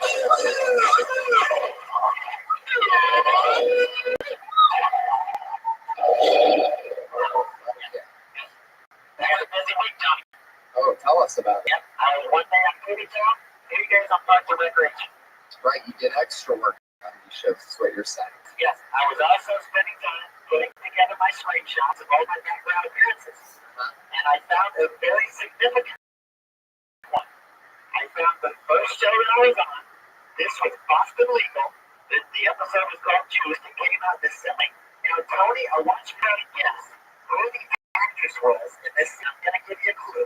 The Guinness Book of World Records in 2013 just gave this lady the record for the longest running career in television. Now, can you guess who that is? What show was it on? Boston Legal came out in 2008. She was just Betty White. Yeah, it's got to be Betty White. very good. Very good. She's 91 years old. She's been in the business. It was a very fitting scene for me to make my debut. Because why? Because I walked across, I was looking really beautiful walking off. You know how I do my background performances. I'm always looking. I'm always being sharp. When the camera's not on, does Betty White shake and fall to the like? Is it like really sad and depressing? Like, there's somebody standing behind her, holding her up the whole time? Or? No, she's a little light. I mean, that was 5 years ago, but she still looks like she's doing good. She's on that show Hot in Cleveland, and she looks like she's going to have some more years left. You just jinxed her. Yeah. Right now, I want to say something to you. I was listening today to you on Allison Wilson. I was listening to you on a podcast. And I learned something I didn't know about you, that you masturbate with Monistat 7. Yes, I do. Very interesting. Okay. But is this real? Yes, Why do you do that? because it helps with male yeast infections. It keeps the vagina, and it feels a little bit better than regular lotion. It's a little bit thicker. Keeps the vagina clean. I mean, if you use regular lotion, it does nothing to help you with sex or anything. It's just nothing. It moisturizes the penis. Yeah. You have a nice glow with a good lotion. Whatever. Your shit's already sweaty. It already moisturized during the day.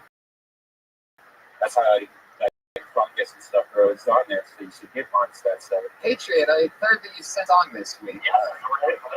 This song is called like Okay, for those of you that don't know, Patriot was in a failed rock and roll band in the 90s in his hometown of Dallas, Texas. The band never took off, but every once in a while he still sends in a song that he sings over in his robot voice, which is only slightly different than his actual voice. The songs are a lot longer than they actually are. They're never very well written. The chorus always comes in over and over again too soon. So about a minute and a half of music always feels like about 3 minutes. So here, what's the name of this one? I Gotta Have You. This is I Gotta Have You by Dirty Crabbers, Jeff Crabtree, aka the Iron Patriot, aka the Comic Patriot. Right, so that you can sing over your own voice. Yeah. Okay. That's okay. I'm just singing a little Nelly Vanelli, you know.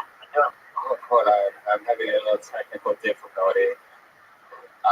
The iPad was like, "Oh no, you did," and I was like, "Yes, I did." I'm trying to press play. Even the iPad doesn't want us to do this right now. There we go. Here we go. Yeah, turn it up a little bit. Get it going. Everybody feel it with me. Put your hands together for the Iron Patriot. Yes, As it's we ease into episode 20 of Showtime.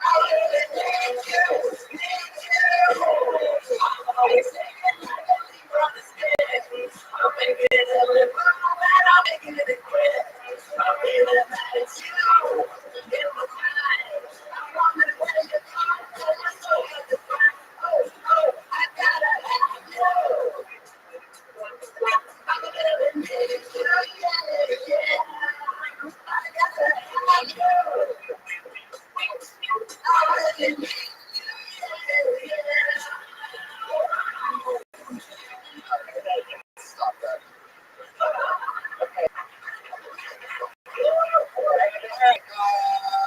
I want a random audience member. Lady, if you had to guess, how long do you think that song this was? If you had to guess, just throw out any number. Yeah, if you had to guess the time on that. All right, forget it, lady.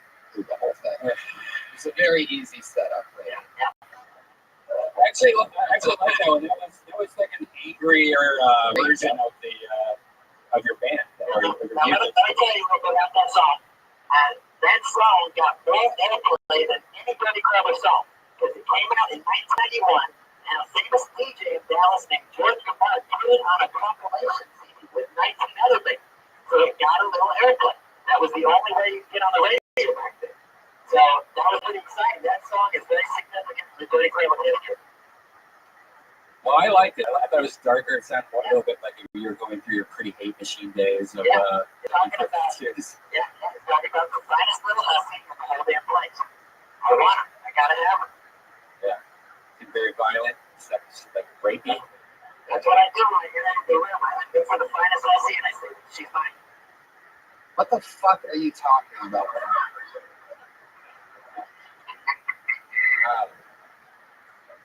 Unbelievable. When did you write that?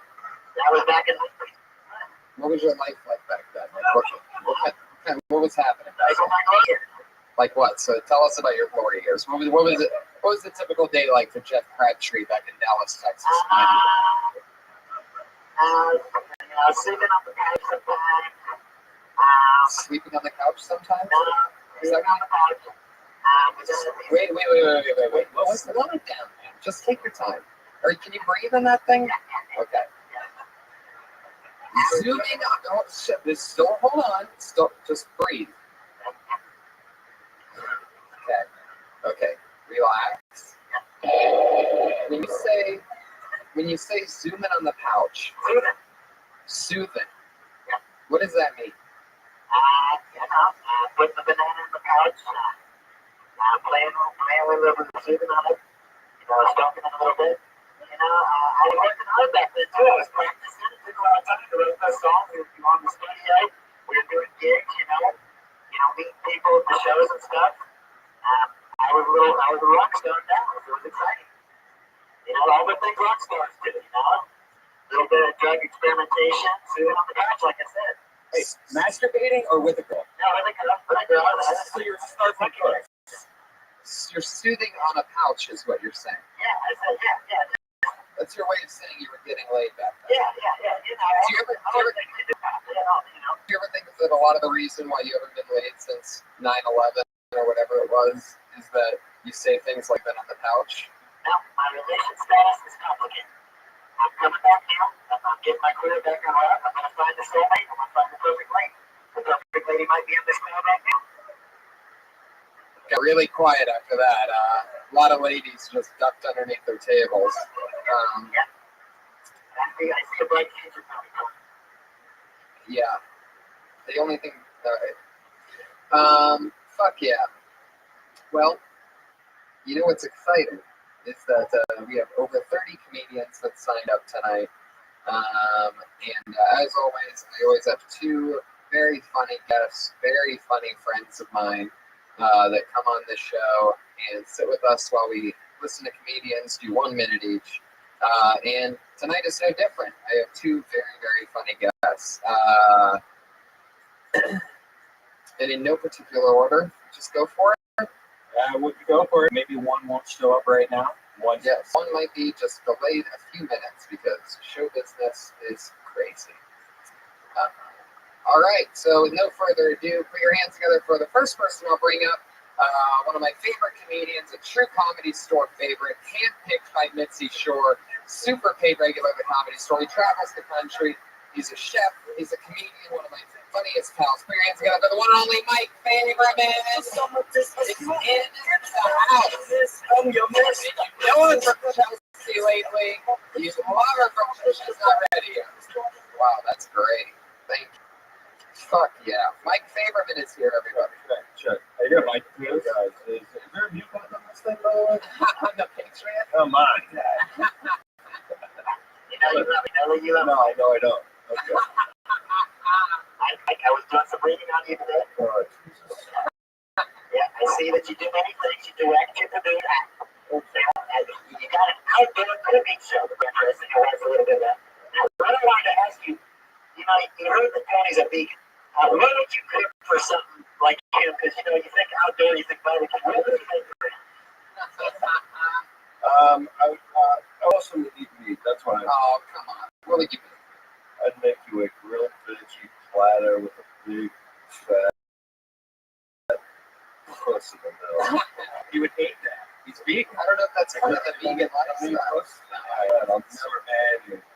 Brian, settle down. It's hot as fuck in here. Yeah, it is. Heck yeah. Hot and cold. So, Yeah, Tony, I wanted to say something. I'm basically a vegetarian, and I've seen the difference between me and you is I drink milk and eat eggs. Yeah. Now, I read something that you need a B12 and an amino acid. Yeah, that's why I don't take medical advice from people like you. Is that true that you need a B12 and amino acid supplement. That's if I wasn't getting enough of that diet, but I am. There's ways to get Without meltonite, you can still I get have so much B12 in my diet that my pee is like golden. It's beautiful. okay. It's like it looks like fucking 24 carats. Does it matter if the guy shaves or if it's just, full bush? Full bush. I'm just gonna let you think about what you just said. Patriot. What did you? Oh yeah, you already asked that question. You read about my trip. Yeah. Adrian, what do you like to eat? I eat a lot of veggie burgers. I eat a peanut butter and jelly sandwich every single day with a glass of milk. Raisin bran in the morning, green beans with the veggie sandwich, also with chips. I crunch up the chips and the rice. Okay, wait. One more time, nice and slow. Let's go over it again. What was it again? Raisin bran in the morning, lunchtime, veggie burger and green beans. Peanut butter and jelly at dinner time. And then later on that night, maybe some peanut M&Ms, another bowl of raisin bran, another veggie burger, rice, bowl of rice with the chips crunched in on the side. What kind of chips? Like those Mixing chips, you get this Ralph. Put tortilla chips in your rice? Just chips, just like, with the salt on the chips, Yeah. Tortilla chips. Yeah. The mission chip. Yeah. Ralph. It's tortilla chips. Yeah. So you're breaking those up and putting Yeah, I them like in to put those up on the rice. It gives the rice a good texture. I like to enjoy that. I'll usually watch a movie on Netflix while I'm doing it. And I like to watch something anarchy while I'm eating it. That's just sad. Why do you keep putting your hand out like that, like you're running for president while talking? I work in mysterious ways, Tony. The way he says Tony, it's just like my worst nightmare. Then I'll wake up one day, he's gonna be leaning over me. Good morning, Tony. You're my little Tony Rabbi. Oh my God. You! What? Oh yeah. I didn't know what you were talking about. That song was so forgettable that I already. I personally love his music. If you don't like my music, I'll go see someone else and do my dirty Renaissance Tone. Oh my God.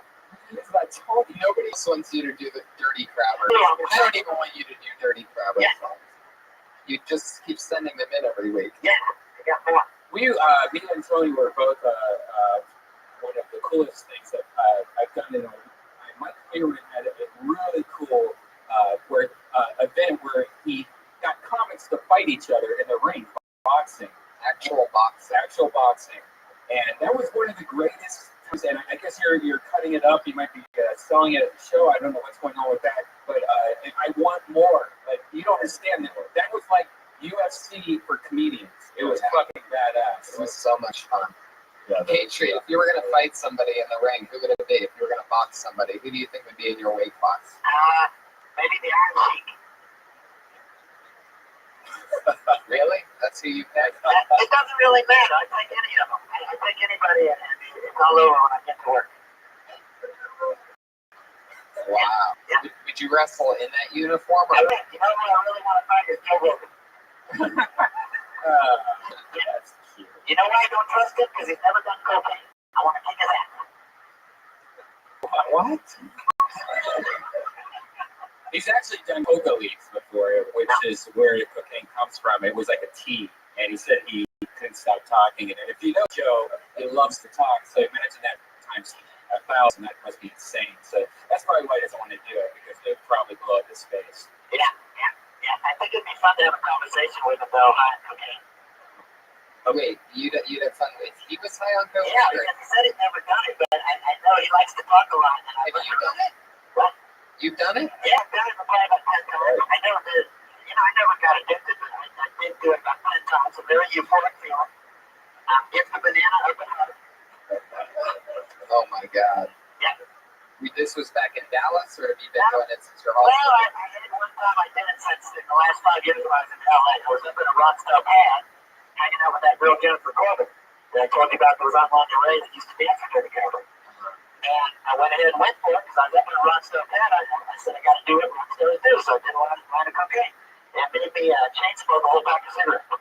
Awesome. And our other guest, everybody, you know her from Chelsea lately. You know her from Comedy Central. My writing partner on The Burn.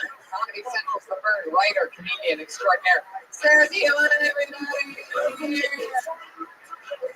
She's amazing. She's so balls deep into show business that she's literally 10 minutes late for this show. I mean, who needs credits when you just need the proof that I tried to bring her on 5 minutes ago? I'm sorry. No, it's okay. It's obviously no big deal to you. Anyway, It is a big deal to me. you were doing a photo shoot? Yeah. Sorry. It's awesome for an upcoming tour. Yes. Yes. That's why my nipples are hard. You seem like They're outside on the roof. Yeah. Oh. Sorry, sorry. Right now, Mike's fucking sweating bullets in his garage. He wants to be on your rooftop. There's nothing different. It always says that. You guys are hilarious. Have you guys ever hooked up before? Because you guys don't Me even. and Favorite? Yeah. No, he's cooked steaks at my house before at like parties and stuff. He's a good cook. I wonder what's. How would you know? Why want to let red man wine? Is that always your question? It's in your repertoire. This is every question. Are you fucking him? No. Yeah. Okay, good seeing you. That's all the things. It is true. He loves the ladies, Brian. Sarah, can I say something to you? Sure. It was nice. I met you first on June 18th, 2023. I saw a nice picture of you at the James Franco roast with Tony. That was very lovely. And what I want to say is, on Saturday night, I was out posting for pictures for tips like I usually do. Coming home at 6:30, I saw Jason People, and he said he was just at your house. He was looking over your dog. Does he do that often? He does. He house sits. My dog is a big fan of Jason Tito, so that's why he was there. He was, yeah. He's a great guy. That's really creepy that you know that. Yeah. Of all the things that you normally look up about a guest, you normally don't quote their dog sitter. He said you live over by the Hollywood Bowl. Yes. Oh, I geez. just moved though last night. That's the ticket. Perfect. Yeah. What? Do you have anything to ask me about Jason Tebow, Red Man? Fuck that dog, bro. Mike, so can we find that boxing thing anywhere, or what should we look for? Is there a website we can keep updated? Because I want to see more of that. We're trying to sell it now, so it's kind of an exclusive video for people trying to collaborate with networks. It's such a appeal. Yeah, it totally makes sense. I mean, I can see that. Fight. I would not fight, but if I had to choose somebody, it'd probably be Jay Moore. Somebody from your like podcast wars, because that'd be fun. He doesn't yeah, know. I'd fight you more. No. How about you, Chuck? Who do you fight? You know, I'm not big on fighting. I would pick. You fight with words. Think like Brad Williams, Vicky, or perhaps even Esther. yeah, Esther would be good. Maybe we can tag team this. Oh. Anyway, Jesus Christ. Gross. Boxing tag. Okay. Yeah. I don't know. I don't like fighting. I can't Like fight. fighting you? I don't like It was great. You could see like people go all out to beat on each other. See, it'd be bad if I did it because I'm actually trained in the martial arts and, you know, I don't want to embarrass all my friends. So clean. Is your move running away? Yeah. I go for the WWF thing. Like I try to get like 3 inches away from their face with all my punches, and I expect that to There's no affect them. way. They'd be like, the announcer would be like, in this corner, weighing this many pounds, Tony Hitchcock. He's like, those aren't all my credits. I can see what he could have started because Tony would be mad at the announcer. The way he brought him up. It's true. It's true. Oh, that's the only thing important about me is my height and weight. Don't you know what I've written on? All right. You forgot to say Youngstown, Ohio. I'm so excited that my guests are finally here and done with their photo shoot. I'm so glad to have the Patriot here. You guys know the format of the show. Over 30 comedians signed up tonight for the opportunity for 1 minute on this stage. And you know how it works? It's 60 seconds or hear the meow of a kitty. That's to let you know your time's up. Don't run that time or else you're going to bring out the angry West Hollywood bear. He sounds fucking furious tonight. So I'd be very careful. Don't run over your time. That bear means that you're in big trouble. So, you guys ready to get this thing started or what? It's the half-year centennial edition with Favorman and Tiana, Patriot, Redman, and Hinchcliffe. And your first comedian tonight, Patriot, move the mic stand over so that I'm not yours. Josh, yeah, you want to grab that? By the way, Patriot, we call him the head of security, but he can't even move.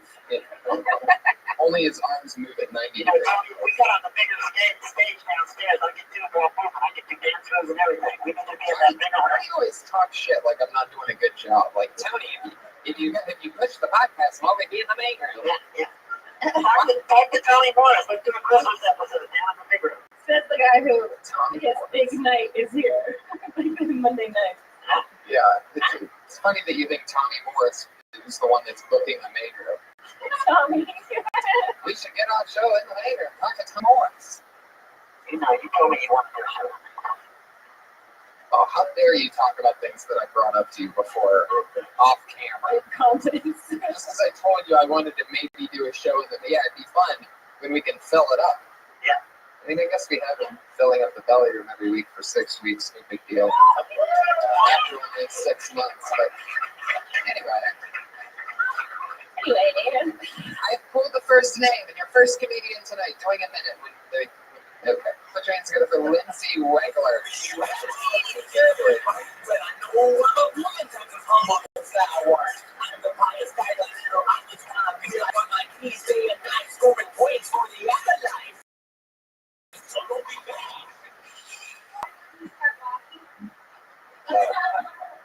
My name's Lindsay. I nanny a lot, and I nanny this one girl in particular. Her name's Ava. She's 4 and she's like totally crazy. And like her mom, like she's really curious, and her mom recently told her that her private part was called a vagina. And so since she found out that information, she like walks up to women and is like, "I have a vagina, and so do you." And it gets uncomfortable, but I don't like say anything because she's not wrong. And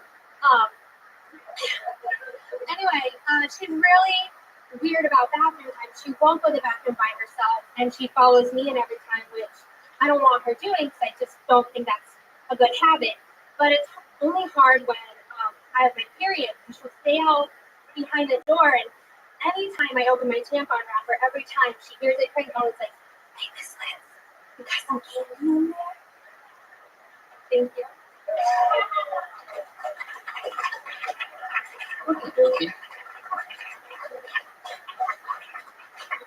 Sarah, you were first of all. Sarah, get in there. There's no right time of the month for a period joke, in my opinion. I don't like it. I don't like periods.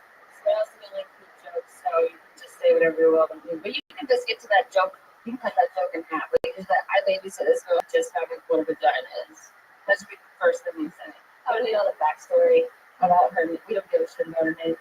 Okay. We barely give a shit about your name. We just found out who you are. You know what I mean? I just found out about you.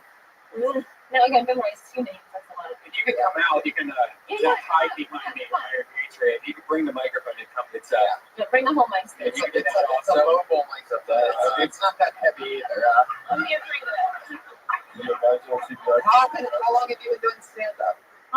Maybe like 6 months, but I'm really spotty about it. I do a lot of things. Another joke about a period. No, that wasn't a period joke. She's wearing red pants, guys. They were white earlier. Well, it's not like a vulgar period joke. No, it's not. But I don't understand why she would think there's candy up there. Right. Because she wears the wrapper. Oh. Maybe I was real fast. Yeah. That's not clear that the wrapper is why you would have candy up there. Immediately I'm thinking, does she see the string? Because she just talked about her vagina. No, she just hears it opening through the door, so she thinks I'm eating candy in the bathroom. Okay. Well, that's, you don't have to say period. You can say anytime I'm opening up a tampon rack or unwrapping stuff. But you also talking about how she's staring at vaginas all the time, and then you go into a period joke. They seem like two separate things. Yeah, It's really confusing. I was super confused. I didn't follow any of that. it's very hard. I didn't know what you said. I was staring at the pussy. Did she tell a joke? I didn't hear a joke.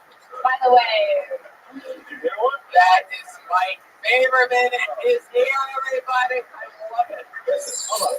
Favorman perspective. You have to cut to the chase. You're not interested enough to listen to you to get to that lack of a joke. No, that's the facts. Cut to the chase. Trim the fat, get to the joke. Nobody cares. It's true. also don't use the word pussy. Don't You look like me. Yeah, That's using all the guy the only time. uses the word pussy. Wound or slit is better, probably. Gash. Don't listen to me, guys. Please. Gash is a great word. Yeah. Oh, there you go. You say crotch? He said he calls it a pouch. Patriot calls the vagina a pouch. 6-year-old. I know he is. He's also let a dog eat chocolate off of his penis. Hey. Yes.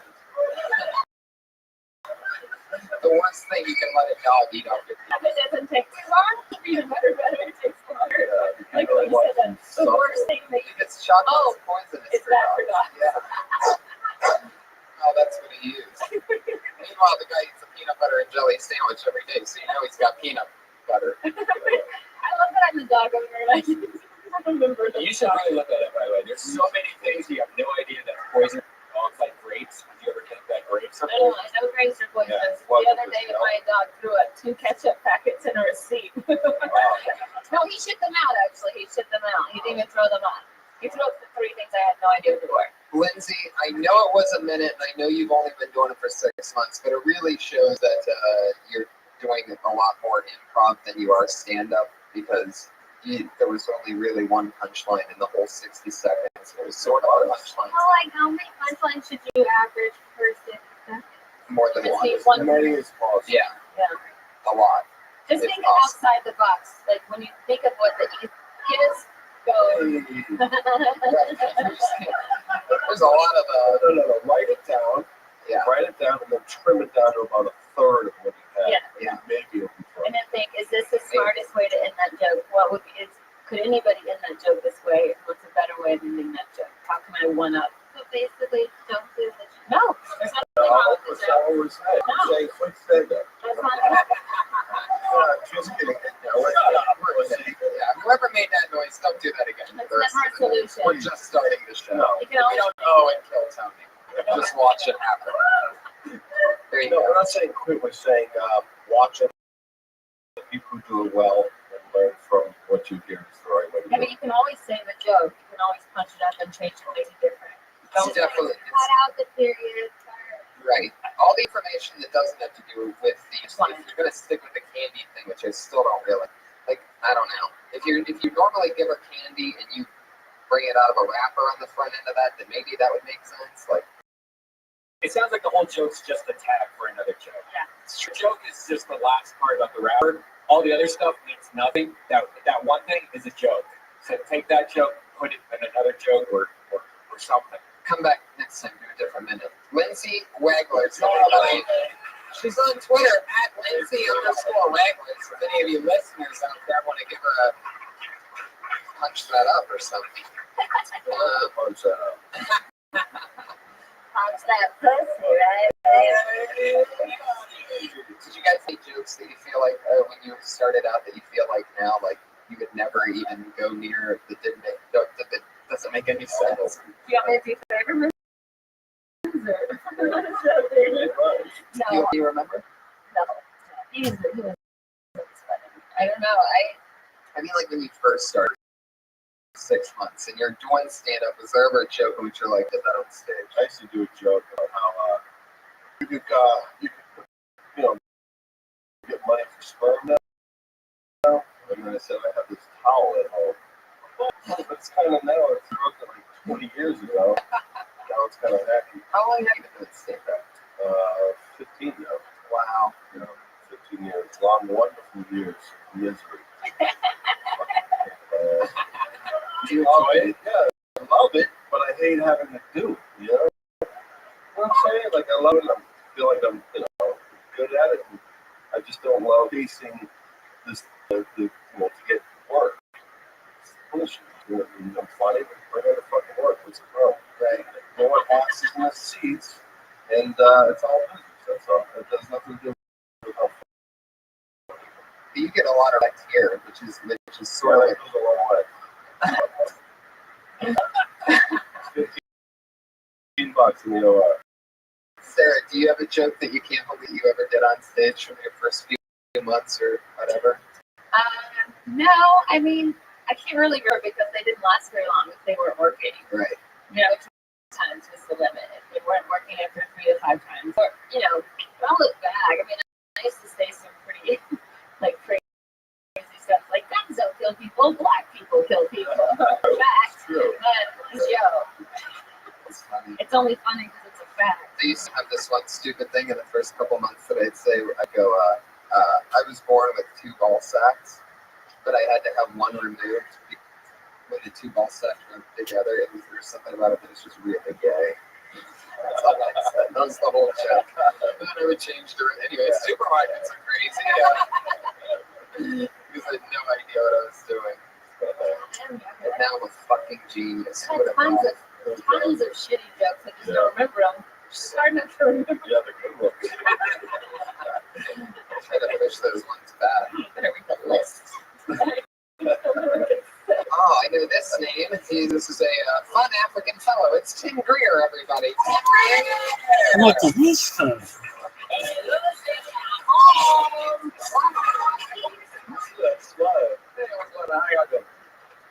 So look, I'm tired of people making excuses for not having fathers. I feel like, fuck you, I mean, you should have had one. Realistically, there's fathers there. Like, seriously, if you tell me there's great fathers. When I leave my children, one day, like every black man should, I'm going to leave my children the box set of the Cosby Show. Word, that's amazing It gift. was guidance of a great father. He was there. He took care of him. And that's how you know, by looking at Theo, how to be a good son. That's how you know. Oh, what? Okay. How to be a good son. That's how you know. Okay. Bailing early? All right. They call him Dale Cosby. Am I right, people? Anyway, Split the bill.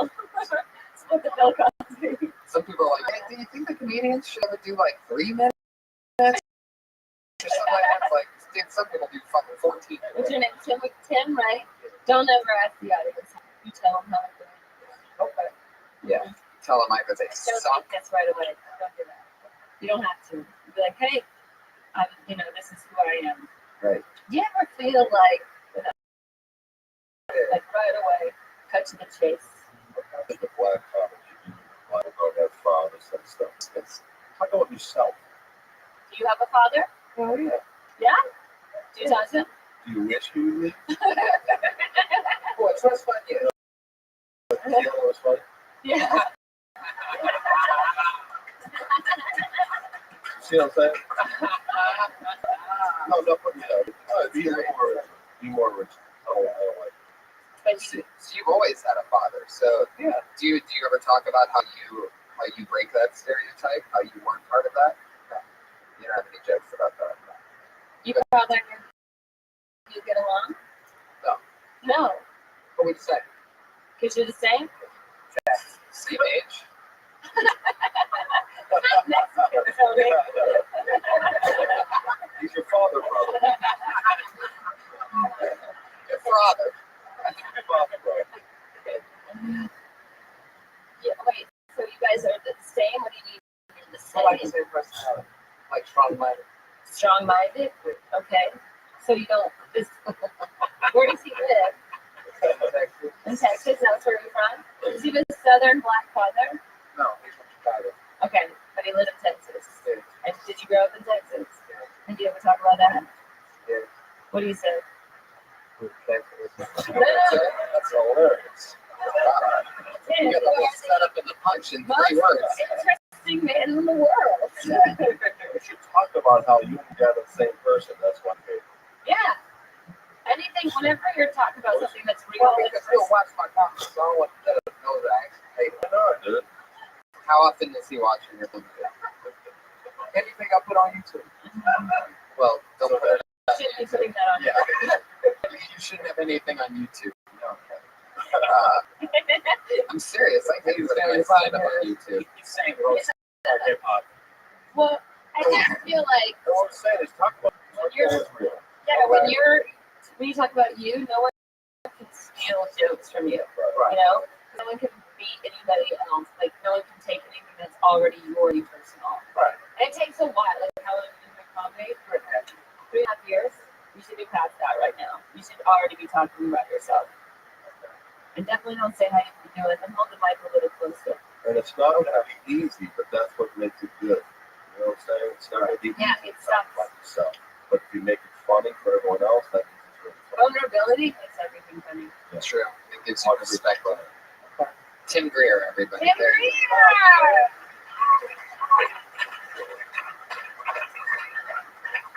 Favorite beneath another beer. Another beer for Favorman, please. Bud Light. Your next comedian goes by the name of Bo Scott. Bo Scott.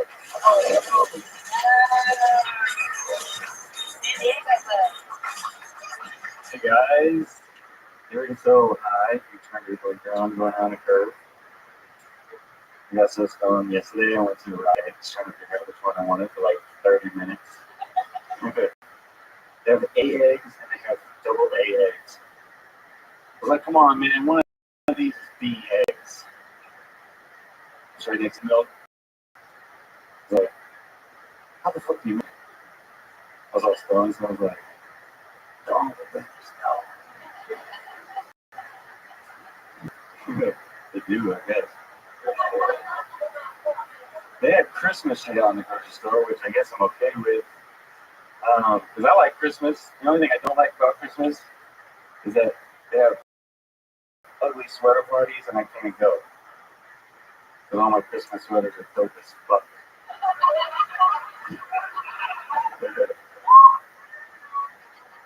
Fucking have Tide is the same price as Tide with added. Who the fuck is buying regular Tide? I like my clothes fresh, but not too fresh. Are you with them? That bear is furious tonight. He can't wait to come out. Good. I was sleeping in your own bed. Yeah. Great.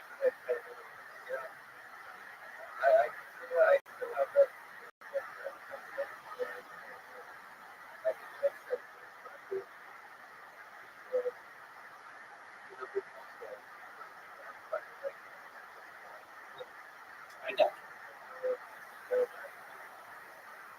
There you go.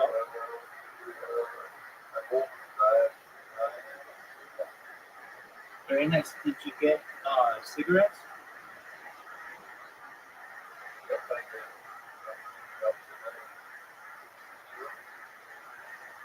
Very cool. Just smoking away.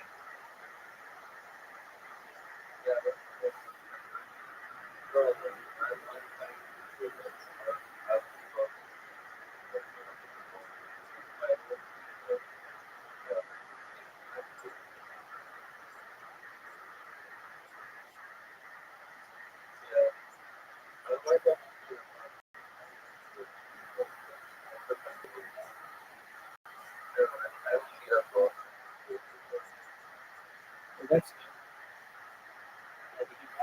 We're just watching Kill Tony from the beginning. It's really interesting to see this thing that went from like absolutely nothing to millions of dollars a year grossing. Pretty cool to see.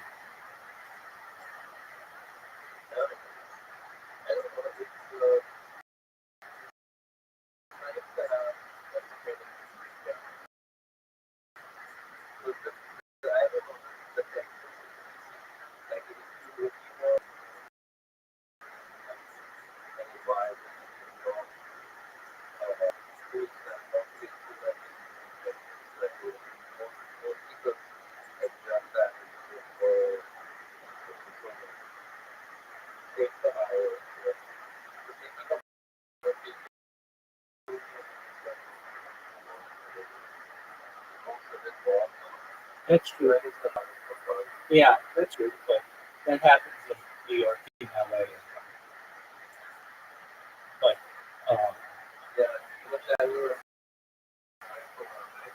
oh no.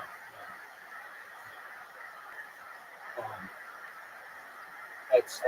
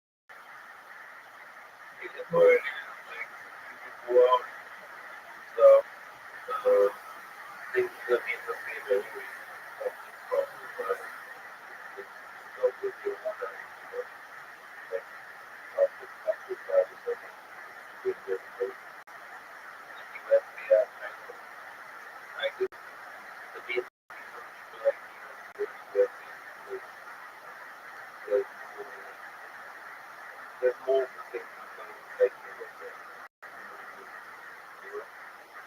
I was not that long ago.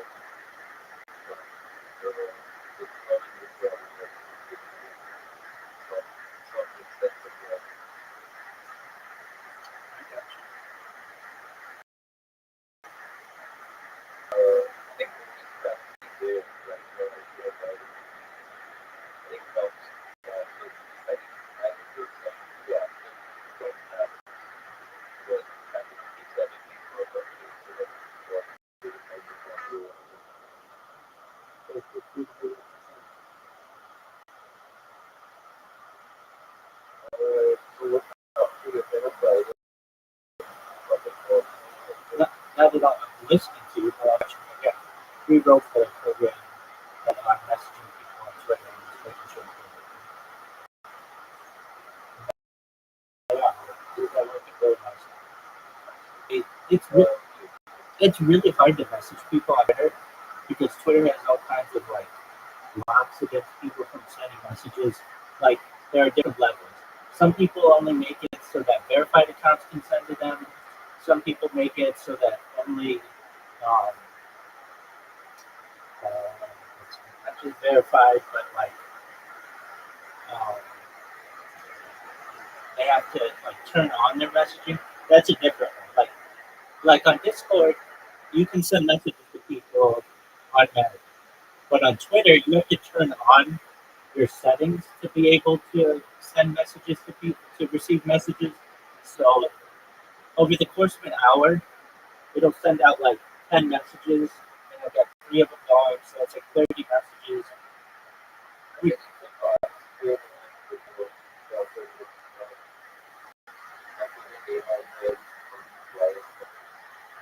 Well, I do my best to do that with Twitter Spaces, and so I'm in like 1, 2, 3, 4, 5, 6, 7. I'm in like 14 different Twitter Spaces right now, just to get my name out there so people know who I am.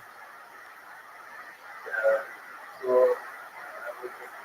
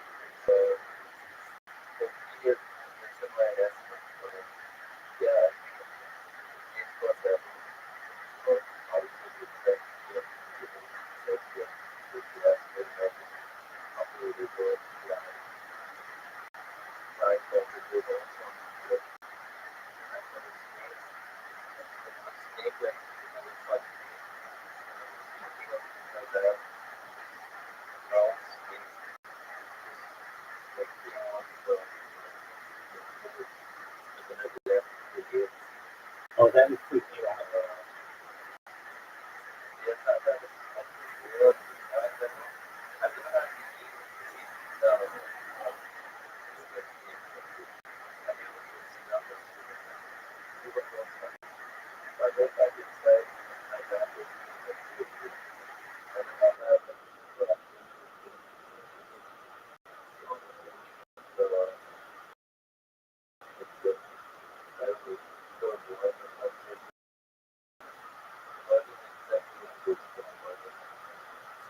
So who lives in the house of God when you're not there?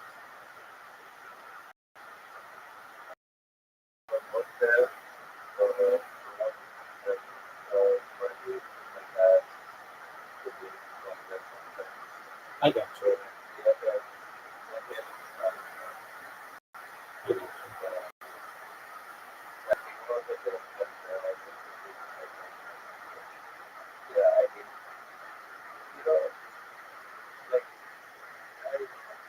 Couldn't somebody just like break in and live there?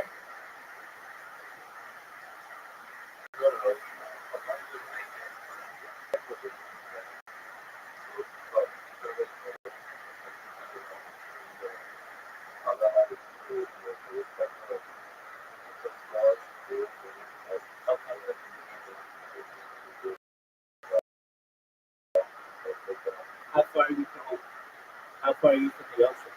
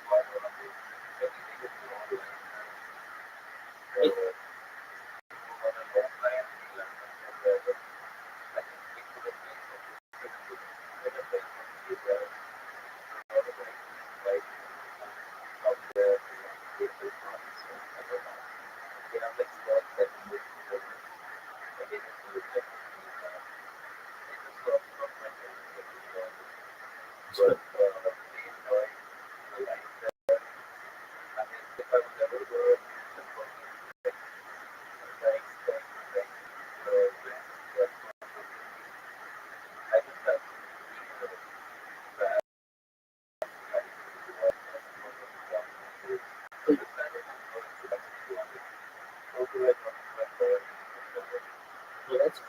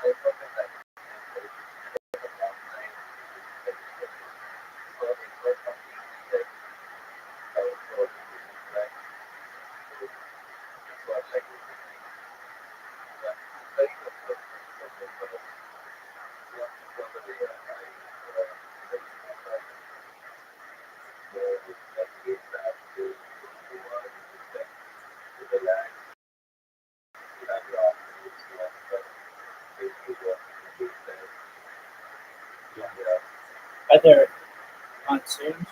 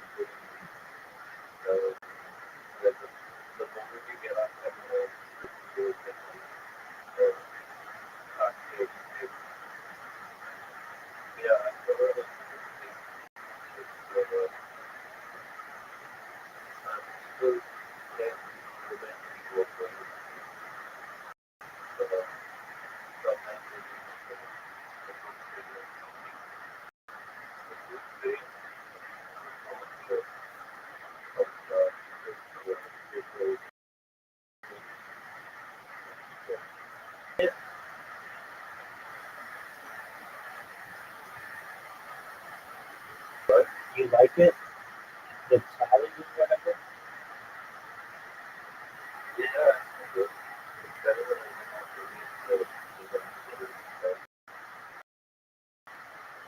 So the tally in golf is better than why do you why do you ever go near Billionaires Road that you ride?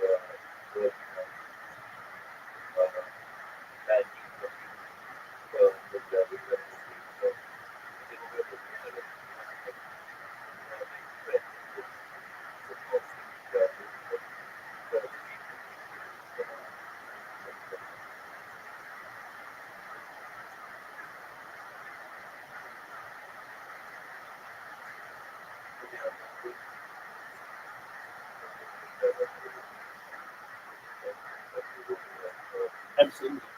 Do you have siblings? Do you have siblings?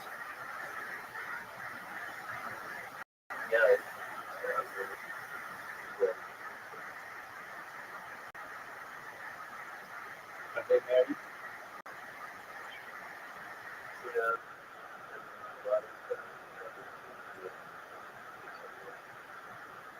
Do you have African mother?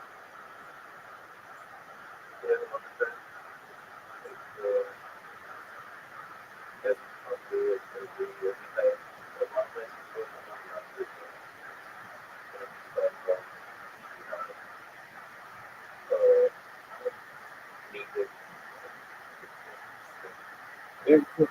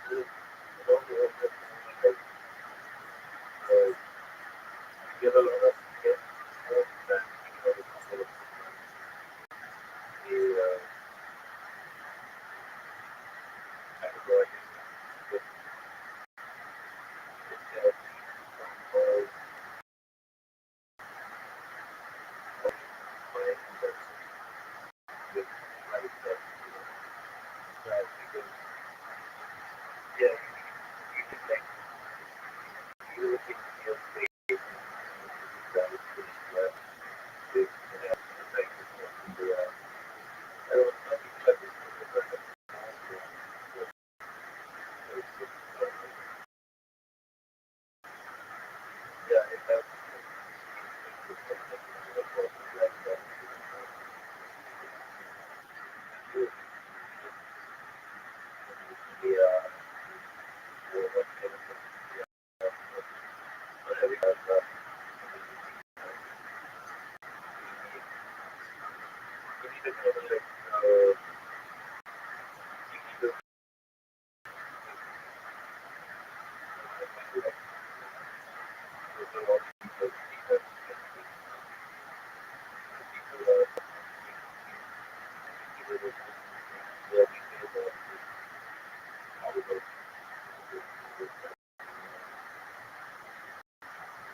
Really? I think so. I mean, my credit card is very like that, but people do what you do, expect more from them. So,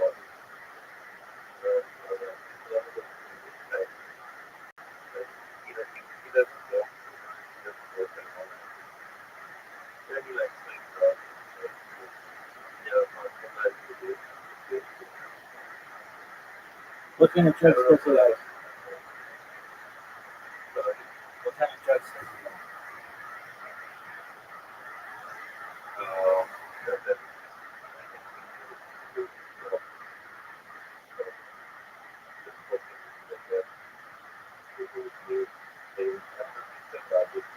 I think he wants to work for people, but a bit of the like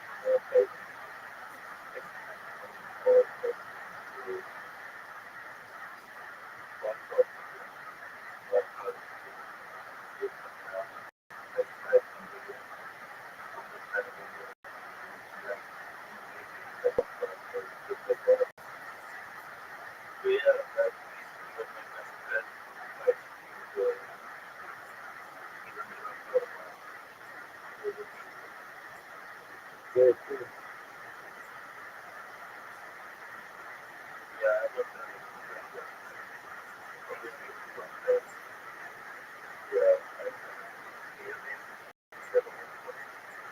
Why is it that?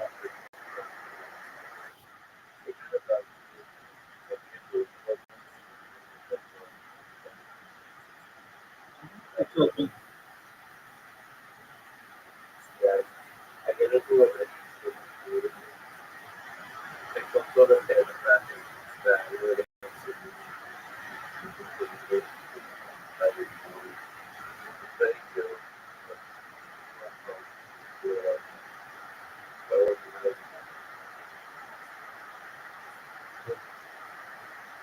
Let's put the job of the store.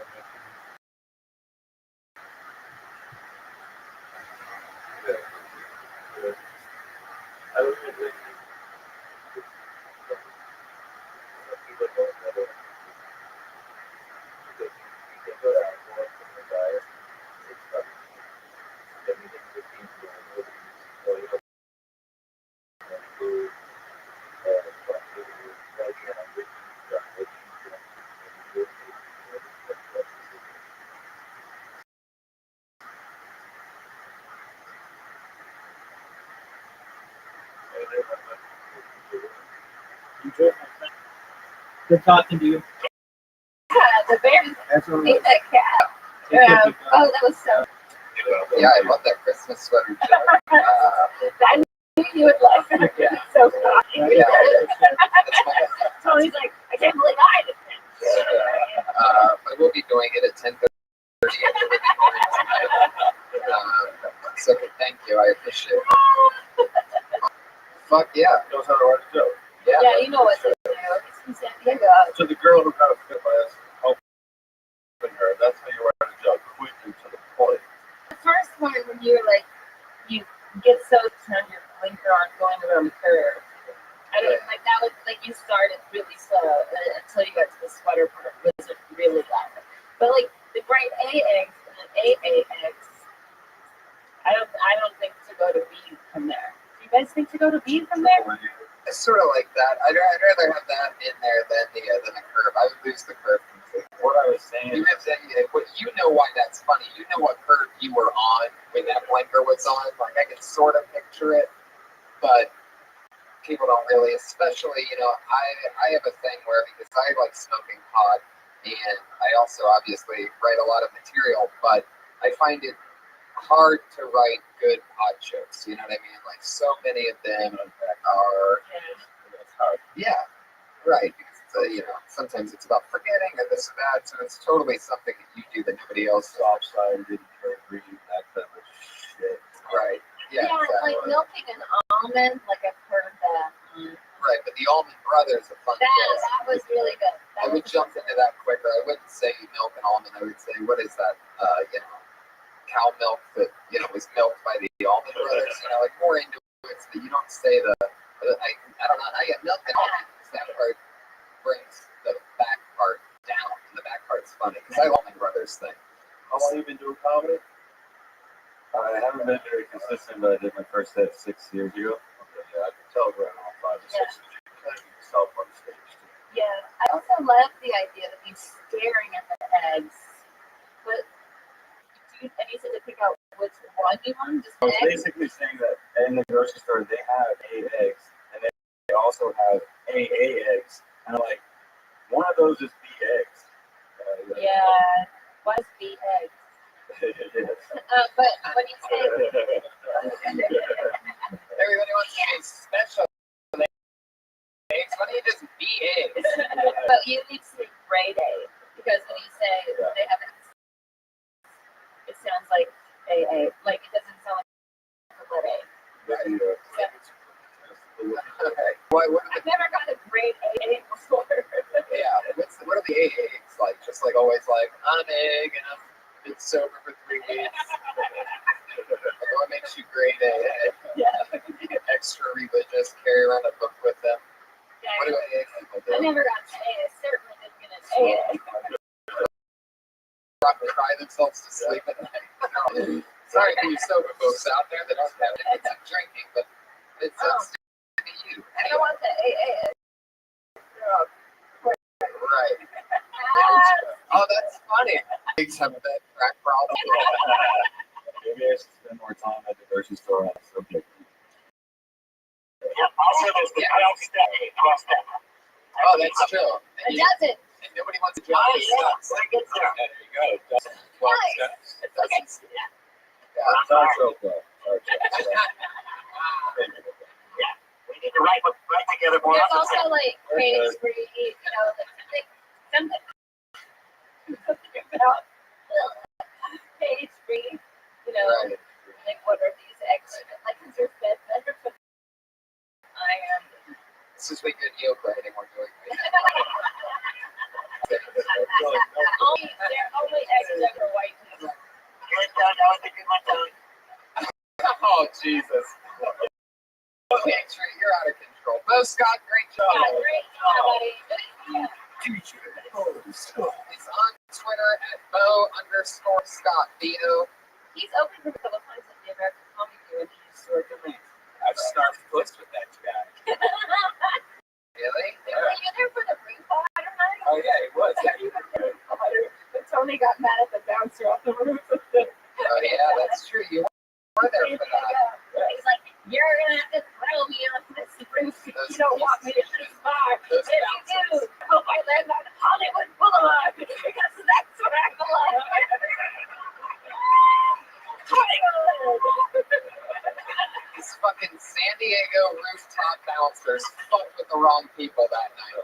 We said, is the bar still open? They're like, yeah, go get a drink. It looked like it was closing though. We go, we get a drink. We literally get the drink. I'm like, oh, great, a drink. I'm sipping at some big douchebag. I fucking hate. I know. Oh, God, there's nothing worse than one of these. How dare you? All right, let me get my side. You already told your side of the story. Zero to how dare you? And like, Yeah, you're damn right. That's because this guy walks up that works out every day. Meanwhile, we're wearing the same fucking shirt. Comes up, you guys gotta wrap it up. Wrap it up, guys. And I'm like, no, they just told us we just literally they just handed us. Yeah, wait, that has nothing to do with what I'm doing. And I'm like, what do you mean it has nothing to do with you? We're working for the place where I just bought this on a hotel rooftop. He's that guy just like, just do it. Just the fucking worst. Like, you know what? No, dude. We're not fucking leaving right away. I'm enjoying an evening with my friends. Meanwhile, I look around when I say that. All these pussies have already run to the fucking elevator. They're just a bunch of animals just listen to every little thing told to you. You see a bouncer in a tight polo shirt. Oh, yes, I'm sorry.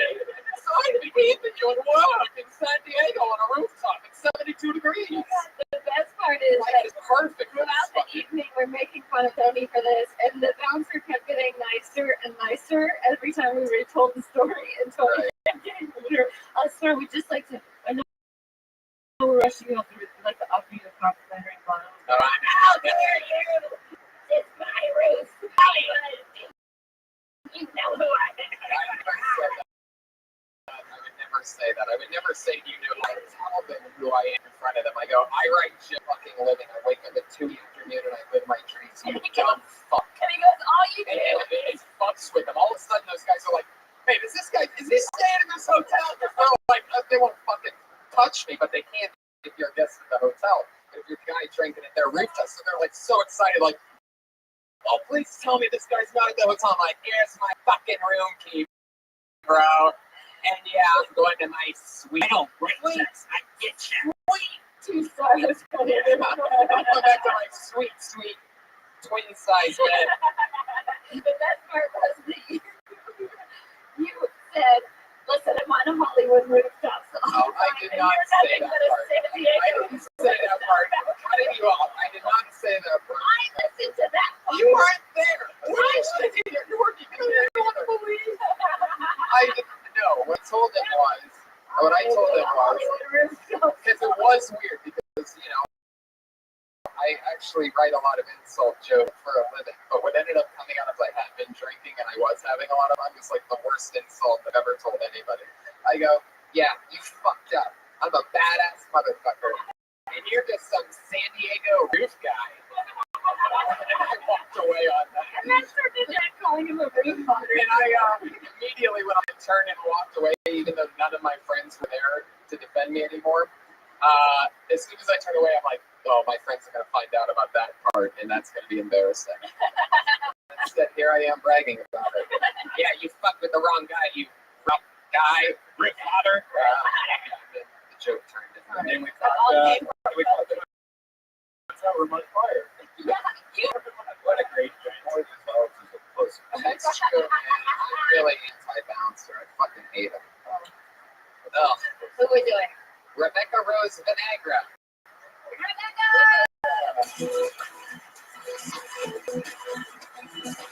Video game music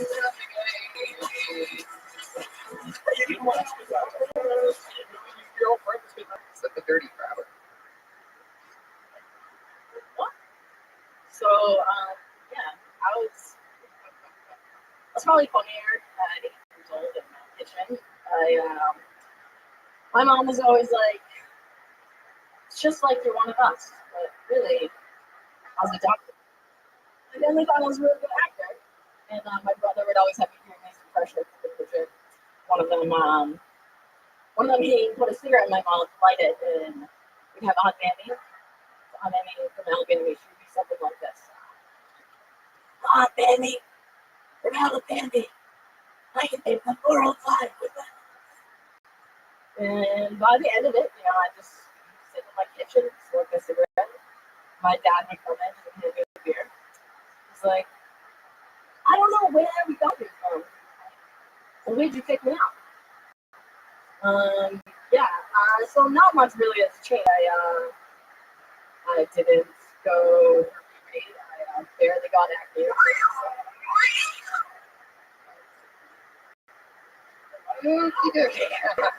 Oh, yeah. Interesting. That's a lot of information. I know, that is a lot. There's a lot of setups in there. Didn't adapt it funny, but sorry. That was She did. Well, I didn't understand anything that you were talking about. Yeah, I neither. I smoked her cigarette, and I was like, oh, I want a cigarette. Yeah. That's a really good idea. Wait, what are you talking about? Burning your tongue with a cigarette when you were kids? Is that real? Well, no, sorry. Okay, so my brother would make me do impressions. One of them was on me in Alabama. Anyways, I guess just a little about it. No, it was just a random fictional character. If you make fun of a man in Alabama, maybe? Like, I was like a character. Oh, so that's like, don't do this. Yeah. Yeah, I had no idea what Mammy Whammy was. And I was Right, like, so you made that up. Yeah, Alabama Mammy is something you made up. I didn't know what a Mammy is. I've never heard of Oh, Mammy. Mammy is But when you say, I mean, my brother would do an impression of Alabama Mammy, we're all like, what are you talking about? Meanwhile, it's a character that you Just created. now not only am I craving a cigarette, now I'm craving Denny's. Things over my head. So sorry. So sorry. All right. But are you really adopted? Yeah. And talk about that. Yeah, for sure. Yeah, like if you said your parents think you're a great actor because they think you fit in, I don't understand. Like my mom's like, it's just like you're one of us, sweetie. Yeah, she would say things like that. Yeah, you need a little backstory. Like my parents never made me feel like I was adopted. And I would say like, it just feels like you're really one of us. They're gonna take out the trash. Something that's like. Did they adopt other kids too? One more. My brother Ray. One more. Yeah. I know. Are you surprised? Did they have their own normal kids too? They had their own normal. Like ones that came out like vaginas? Yeah, my mom had 3 kids and then she adopted 3 more. Was there competition? Is there a reason? Like, was that for like team sports, like 3-on-3? Like, why did she adopt 3 outsiders? Like, Sure. You had, You guys have a bus or something? No. My mom did foster care for a while. My parents are really sweet. My brother, my whole family is not that sweet, but my mom is nice. So she adopted kids because she felt sorry for them. No, well, her sister died when she was really young, and she you should talk about why you were adopted. Okay. The adopted thing is great, and then you can use it as a metaphor for everything in life, like how you don't fit into anything. So sorry. But lots of things. Adopted. Who is it? You're fine. You just need to slow down. Start talking. You might just be nervous. This show's probably just not that good. Well, you should write it out, and then have somebody say it back to you. Just have somebody read it to you, and then go, here, how it's read. As you say, so you're just reading the jokes, you're not really remember it. hey, Jay, what do you got for Rebecca? Yeah. You said you do paper. What's your name by that? I'd like to see that. It's just a joke, I'm like 32A, so y'all know. And I never got active, which is nice. It's 50. Wait, what? I never got acne, but I never got food, so you don't have to go that. You never got what was the food? You're not speaking slow. You don't need Okay, you're rushing through things, and you don't have to. Like, that's where confidence comes from. Just like pacing and being like, listen, guess what? Go fuck yourself. I go through puberty. Like, get that. Guess what else I didn't get? Breath. Watch out. Come on. Haberman drops the hammer again. I love it. He's the Simon Cowell of this. Simon. Hey, I'm used to that. It feels like you're part of my family. I'm adopted. Are you really? Yeah. You're adopted? No. Adopt her. Like, middle. Very dirty. Very dirty. White trash. Is that possible? Filthy fish sticks. Shut it away. That's part of the joke. Oh. I was once in a Jewish mafia. Yeah, I slept with the gefilte fishes. Oh, you know why Right. Jewish people like America? Because it's a free country. Stop owing. Stop being pussy. It's the O. That O's coming from the middle of the room, and it's coming in loud. That's like the grassy knoll shoot or something. There she goes. Rebecca Rose. That's a joke. The Angerus? What is that last name? You actually write the way that you talk because you can't really tell exactly. That looks like an A and an I. What is your last name? That's an O? Italian. Wow. Vinagre. Vinagre. Oh, she can see me live sometime. Let's not alive. We've had a lot of ladies that are. I'm Yes. excited. A lot of Thank you. estrogen. And it's gonna keep going. It's Leah Hour, everybody. All these females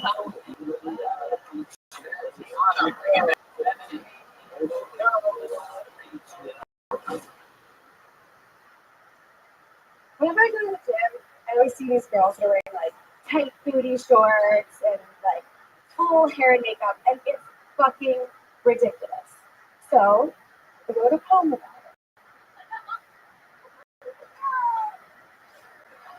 Stop it.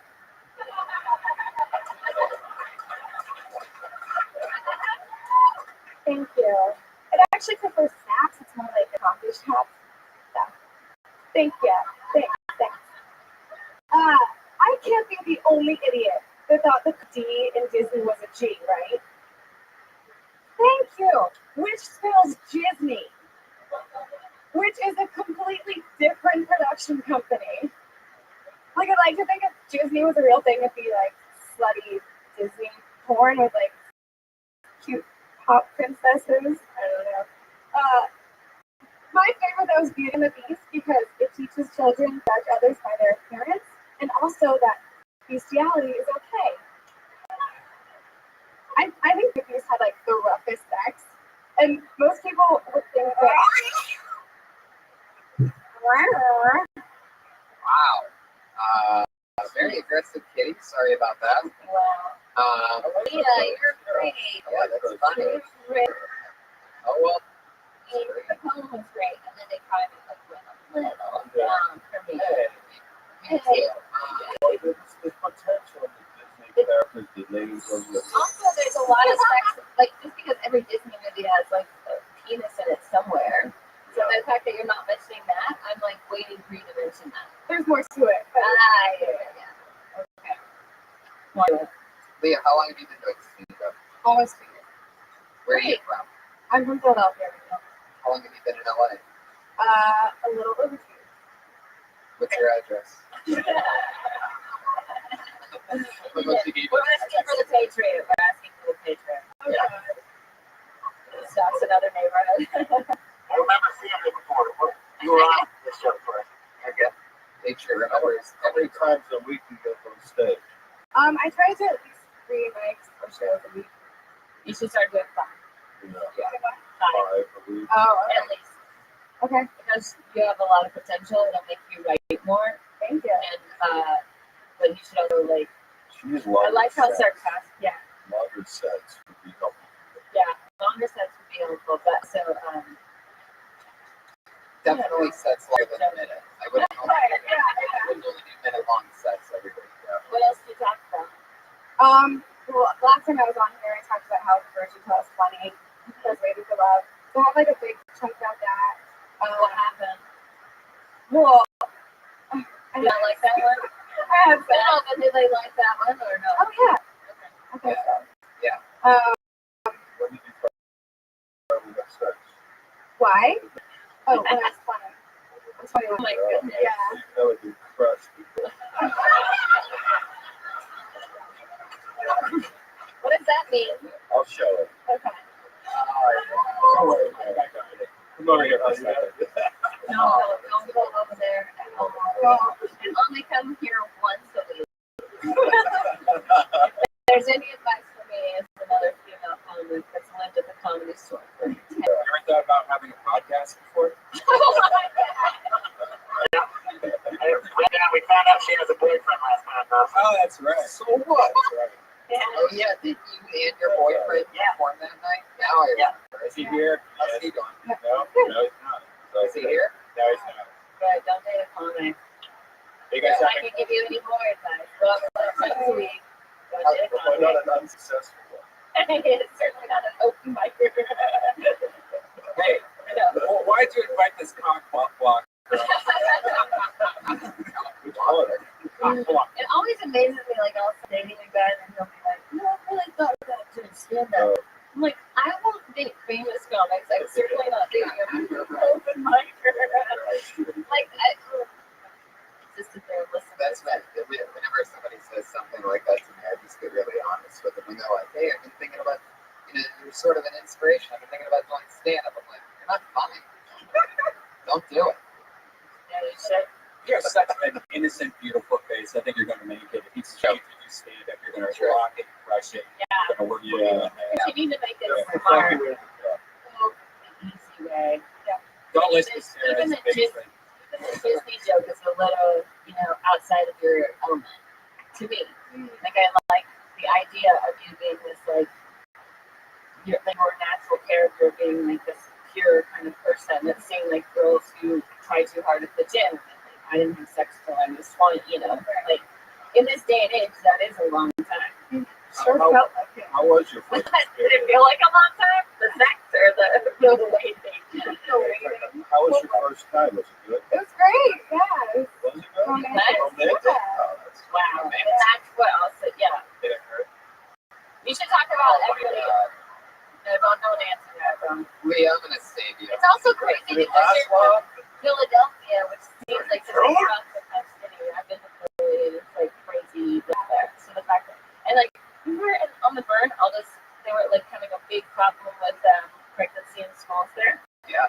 Huge problem. Leah, go up more often during the week. Go 5 times a week and dump your phone. Leah Knauer with a Good job. K-N-A-U-R. Totally.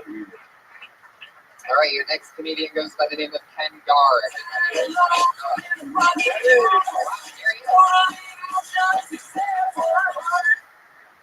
I was married for a while, but it was gross, so I quit. There's a lot of things involved in marriage. I had a lot of rules. I had a bedtime. I don't know what that was about. I was 30 years old. It wasn't like we talked about going to bed. She just shut the television off, and it was time for bed. I could never get off the phone with my wife. I hated that. I'd be like, babe, I'm about to get on stage. Like, 2 more things. Bed, dinner with Steve and Tom, and more things. I always wondered, how many guys died in the World Trade Center because they couldn't get off the phone with their fucking wife. You know what I mean? Like, man, the plane just crashed in the building. I got it. 2 more things. I guarantee you they found at least one cell phone in the wreckage that had a text message that said, I cannot believe you hung up on me, you asshole. My name's Ken Gar, thanks. Wow, holy shit. Where are you visiting from? Chicago, I just moved here. But you've been doing comedy in Chicago for a while. Yeah, a long time. Wow. I think it's great. I just think your example of what the wife says to you instead of dinner with Steve and Tom should be even. You can get another joke in there. Yeah, I was just trying to hit the minute. I totally get it. Did you normally say something else? Yeah, I'll kind of illustrate the two Ramble? things and just, I ran, pick up groceries, and I'm like, hey, where's it going? I'm on stage. Right. Yeah, I think even more specific than groceries or dinner. We're having sushi. Something specific because you can get even more jokes in. Yeah, she's starting another conversation. Yeah, Right. She's telling you details that don't matter is what's annoying. Yeah, Process. So she's getting actual points across. That's exactly what would be efficient. But it's the fact that she's not getting only her points across, that she's dragging this thing on. We're having sushi at the intersection of Is Stephen come at 6:30 instead of 7? Right. That's next Thursday. Yeah. I'm checking Thursday. Because the more that you blow that out of proportion and just being annoyed, it paints that picture so that 9/11 pops even harder. Okay. Because then your guy that's just like, oh my god, this building's about to right. cave in at any moment. They really gotta go. Good for you to go there. Yeah. Good perspective. Yeah, so I love that. what's your Twitter handle? Is that your Twitter handle? Comedian Ken Gar? Yeah. G-A-R-R? I'm gonna follow you on Twitter. Oh, there you go. Comedian Ken Gar. Comedian, slang, beautiful. All right, thanks. That's so refreshing, right? Seeing somebody just own, not even a minute, he just owned that shit. You get on the start. Not how you do it. That's a classic, that's a Hey, put your hands together. I think he was on last week. It's fun to have him back. Put your hands together for Skyler, everybody.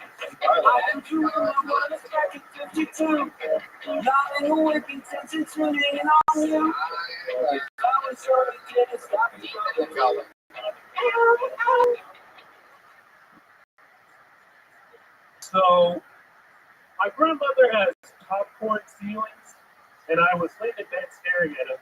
I didn't do anything since the first winter was eating. And I was laying in bed, I passed out, staring at the ceiling, and I tried to avoid it, so I had to put a blanket over me. So I couldn't avoid it, and I was trying to hide from the monster under my head. So, joke. So, I just wrote it. Hold on. All right. So, oh, no, okay. Hey, here we go. You don't have to. All right. So I was gonna run off with the monster in my bed, like where the wild things are, but I decided to tell my ex-girlfriend to stop hiding.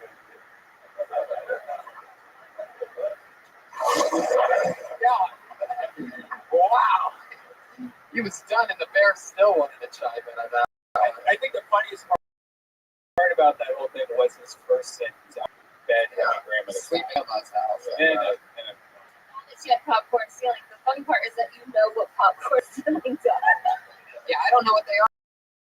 What are they? They're the ceilings that have like the drippy pink look. Oh, God. That's Crazy. Yeah, why do you know what popcorn ceilings are? They do look like popcorn. They do? Yeah. They look like the bottom of the popcorn. They look like But nobody believes that you would really eat that. I mean, after hearing your story, I believe that you would. Wait, Sarah, what's the bottom of a popcorn? You mean there's like a, You know, like the bottom of the bag, the tiny little. That's kind of what the ceiling is. Not the top though, which is the perfect. Popcorn is my favorite thing in the whole world. I literally carry around ranch flavored popcorn seasoning in case I go to a movie. I don't have it on me now. I ran out. the white sweater's better. That is so down south. If I had dill pickle flavor, I would bring that. Sarah's such like a little Southern belle. Like we work together every day writing on the bird.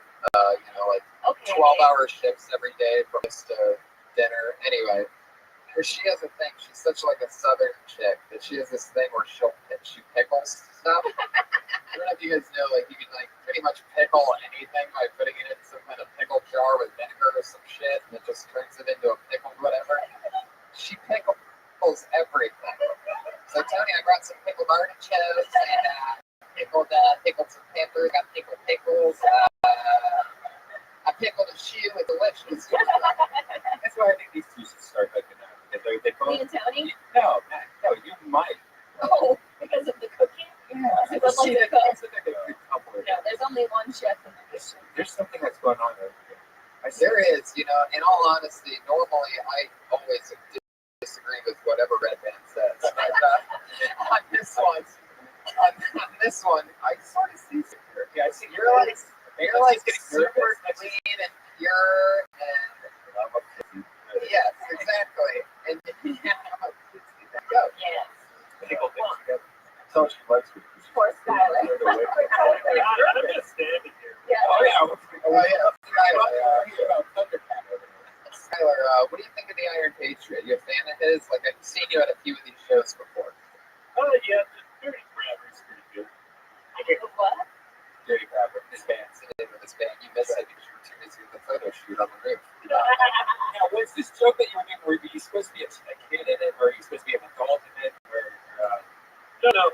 Basically, it goes. I'm staring at popcorn ceilings. I eat it, and then I get a asbestos poison and pass out. That's why I asked you, because the problem I have with it, no one's going to eat it just because it looks like popcorn. You are going to get to it. You gotta really.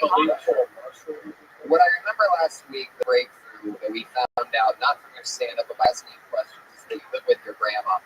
You obviously touched on living with your grandma, but you did it by talking about eating a ceiling, which we're just like, oh, okay, so this guy's gonna make no sense for the next 55 seconds. No. So what you should be doing is writing out a list of things that's goofy about living with your grandma instead of just bailing out. I don't think you took the note properly. When I said talk about living with your grandma, we don't mean set up with that.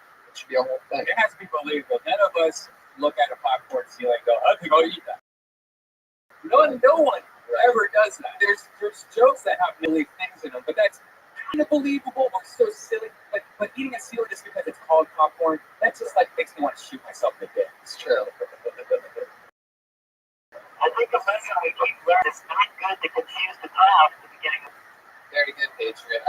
wish you would have learned that about 13 episodes ago. I'll take that, yeah. Skylar, there you go. He's at Skylar Comedy. I get the feeling not the realest Twitter handle. It's more like at Skylar Alma. But right, nothing on that one. It worked out earlier. Patriot, how's it going? You hanging in there? Yeah. I mean, if you had to guess who Sertiana's texting right now after showing up to the show late, who would it be? Right. How are you doing? You are great. You just tell me. No. How fun! This guy is been getting a lot of buzz on Twitter. One of the big upcoming comics here. Pleasure for me to bring him up. It's the one and only Mrs. Eric Carter. Everybody is here. This one be fun. It's his age draw every week.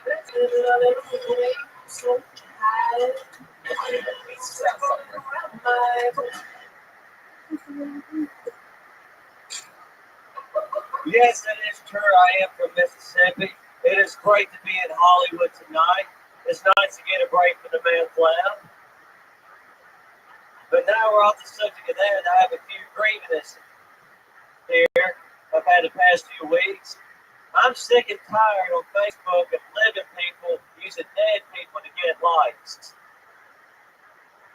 Oh, shit. That did not go over like I thought. I put more time into that one than I did last week. So we're going to switch subjects. I know you're confused right now. You're confused. He's like, hey, he's from Mississippi. He's talking about crystal meth, and he's got a matching belt, shoes, and jacket. Hey, I bet y'all think I should be wearing camouflage. No, I'm not trying to hide from you. I find it repulsive, and I hate NASCAR. I didn't have a punchline either. Let's kill the minute. He said that on exactly as I know. They're the highlight of my night, and I'm sure that it's going to last this way for the rest of the night. The highlight of my night, when I fall asleep tonight, I'm going to go, what was my favorite part of the night? It's going to go, and just waiting for that punchline to get a laugh, and just waiting for it to oh, shit. I had patience, but it wouldn't come. So I had to fill out with all shit, just get a little something fresh. Oh, it seemed like it really hit your heart. Like you really thought, like you're like, I'm just gonna wait. They're gonna get it. Oh shit! Nobody got it. What was that again? My brain just eliminates horrible jokes. Right? So how did it go again? Well, it's just about people who like they're alive. They go on Facebook and they'll go on dead people's profiles and say rest in peace for 5 years. They just do it for likes, do it for bullshit. You knew they were friends. The one thing I was going to say. Now you're getting into the joke. Before was the setup, and you said, "Oh shit," when it didn't get a laugh. The part that's funny about your setup is that, like, they're always saying rest in peace. I've been watching. He's been dead for 5 years, motherfucker, or whatever. However you say things. You know what I mean? You've been saying that for 5 years. Or it's just when somebody dies, like they write rest in peace, and then people like that. I think it's just the whole thing, because I know many people that actually like their husband died, and so they still like use their Facebook to remember them. But I don't think there are many people that are just like collecting Facebook likes for I don't know. I think I should dress up like a priest. I think Yeah. No, I like the character's good. The jokes have to be sharper. I like your outfit better this year. Yeah. Oh, I kept the coat on. With the white shirts better. The funny part is when you apologize for jokes. Yeah. I don't think you should. I think you should just keep writing things that are funny and then apologize. I honestly do. That won't be a problem for him. Yeah. Oh shit! I'm sorry, y'all. Okay. No, I'm not sensitive at all, man. I'm thinking, That's I like the like character. that's really funny. If that could be you apologizing for bad jokes. They're kind of funny, but like that are funny. Shut up. No, that are funny, but like in a laffy taffy kind of way. Yeah. You know what I mean? Well, I mean, You don't get it. Oh yeah. Positive energy. Top 5 streets in Los Angeles. Santa Coy. I always think of that one when he does that. I Eric, how long have you been in Hollywood now? 4 months. Wow. How you liking it? It's fun. Anything He's crazy? still wearing those shoes with jeans, so he's only been here. He changed his look from when he first got Oh yeah? I rode from the beach that day. You rode from the beach? Yeah, well, I live in Orange County, so I was down on the county that day, and I just had to change from the beach club. You came from Laguna, did Well, I live in Dayton. Oh man. You have a Came lot all of that money. way for that trip. No, I just have a few rich relatives. I'm like the white trash in the family. I'm cousin Eddie. I just Sounds like an Adam Sandler movie. That's Doesn't it? what we should talk about. So you live with your rich relatives? Yeah, we Yeah. talked about this. You know, we talked about it. I know they're probably tired of hearing about it, but since y'all doing this, yes. You think the same audience is here every week? I don't know. Jeez, I just don't know. The first time you said that. I don't know. Definitely not. You get my sour. Do you want regular? I'm like, I don't know. Eric, keep it up, buddy. You're doing a great job. It's at Call Me EC on Twitter. Yes, sir. Eric Carter, everybody. There he goes. The Mississippi Assassin.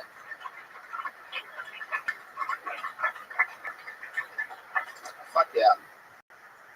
Well, you want more? One quick one. Want to do quick one super quick one. Super quick. One more super quick. Jesus, somebody really wants to get up. Put your hands together for Demetrius Smith, everybody. Here he is. Demetrius Smith. Oh, he's standing. There he is. Little blind spider. All right. So I had to take my car to the shop, so I had to resort to the city park, LA Transport. So I go to the bus stop and I see this kid. He's sitting on the bus stop, and we're in front of a gas station. And the track that we find, he asks the kid, says, "You got a dollar for that?" The kid said, "I don't have to." Crackhead goes to the gas station, comes back about 2 minutes later. He says, "Hey, look, you got a dollar?" The kid say, "I have no dollar." He asked me again. I'm just doing my economics book. The gas station comes right back. He said, "Hey, you got an economics book?" The kid said, "No." He said, "You got a dollar?" It's like an actual joke. Yeah. That's a Street jokes. You tell a street joke that you got from on the phone and No. It's a red dollar. Okay. That's true. Okay, that's respectable. You write a lot of street jokes like that? I wrote some street. I actually wrote about my life, so I just had to twist it a little bit. That's fun. Yeah. Is that real? Yeah, it is. Street jokes are always an interesting thing because it's a long setup each line, depending on the I mean, I've just heard that say a lot, but with different props. So right. Yeah, yeah. Oh, yeah. Grapes. Got any grapes? Got any grapes? Oh yeah. Okay. You know. Yeah. Have you raised it? No. Okay, got any grapes? No, like it's the same joke. Can't do that. It's good one. You know what? We needed something short to fill in Are you- seconds. And I mean, that's true that you really had to take the bus. Yeah. And we saw I really crack. had to take my butt to the shop. You We really had to cover the bus. Okay. So I said, And that's really what happened. yeah, I just added a little bit to it. He really did ask for $1 3 times. Yeah, that's for twice. Uh-huh. Came back, yes, it's came back. Oh, so Come back. my favorite part is that he said, "Can you borrow it?" Like, who's going to borrow it? Is he going to give it back? Have you heard homeless people ask for something? That's what's funny to me. Because I've heard that. Like, you're not going to give a fucking like that. Right. Well, then why don't we talk about that? yeah, I definitely acknowledge that that's The fact that it's a borrowing, because like yeah, most of the time I hear like, "Do you have any change? Do you have any change? Do you have any? No, can I borrow $1?" That's good. We're gonna move on though. We gotta fly. Thank you, Demetrius. Thank you. Demetrius Smith is at This Is Demetrius on Twitter. This is the part where we get to our 2 regular lovely ladies that are here every Monday, that we do every single Monday. Our 2 regular women. This Monday is no different. Going first this week, you know her and you love her from podcasts like Kill Tony, and Kill Tony. Put your hands together for Sarah Wineshank, everybody.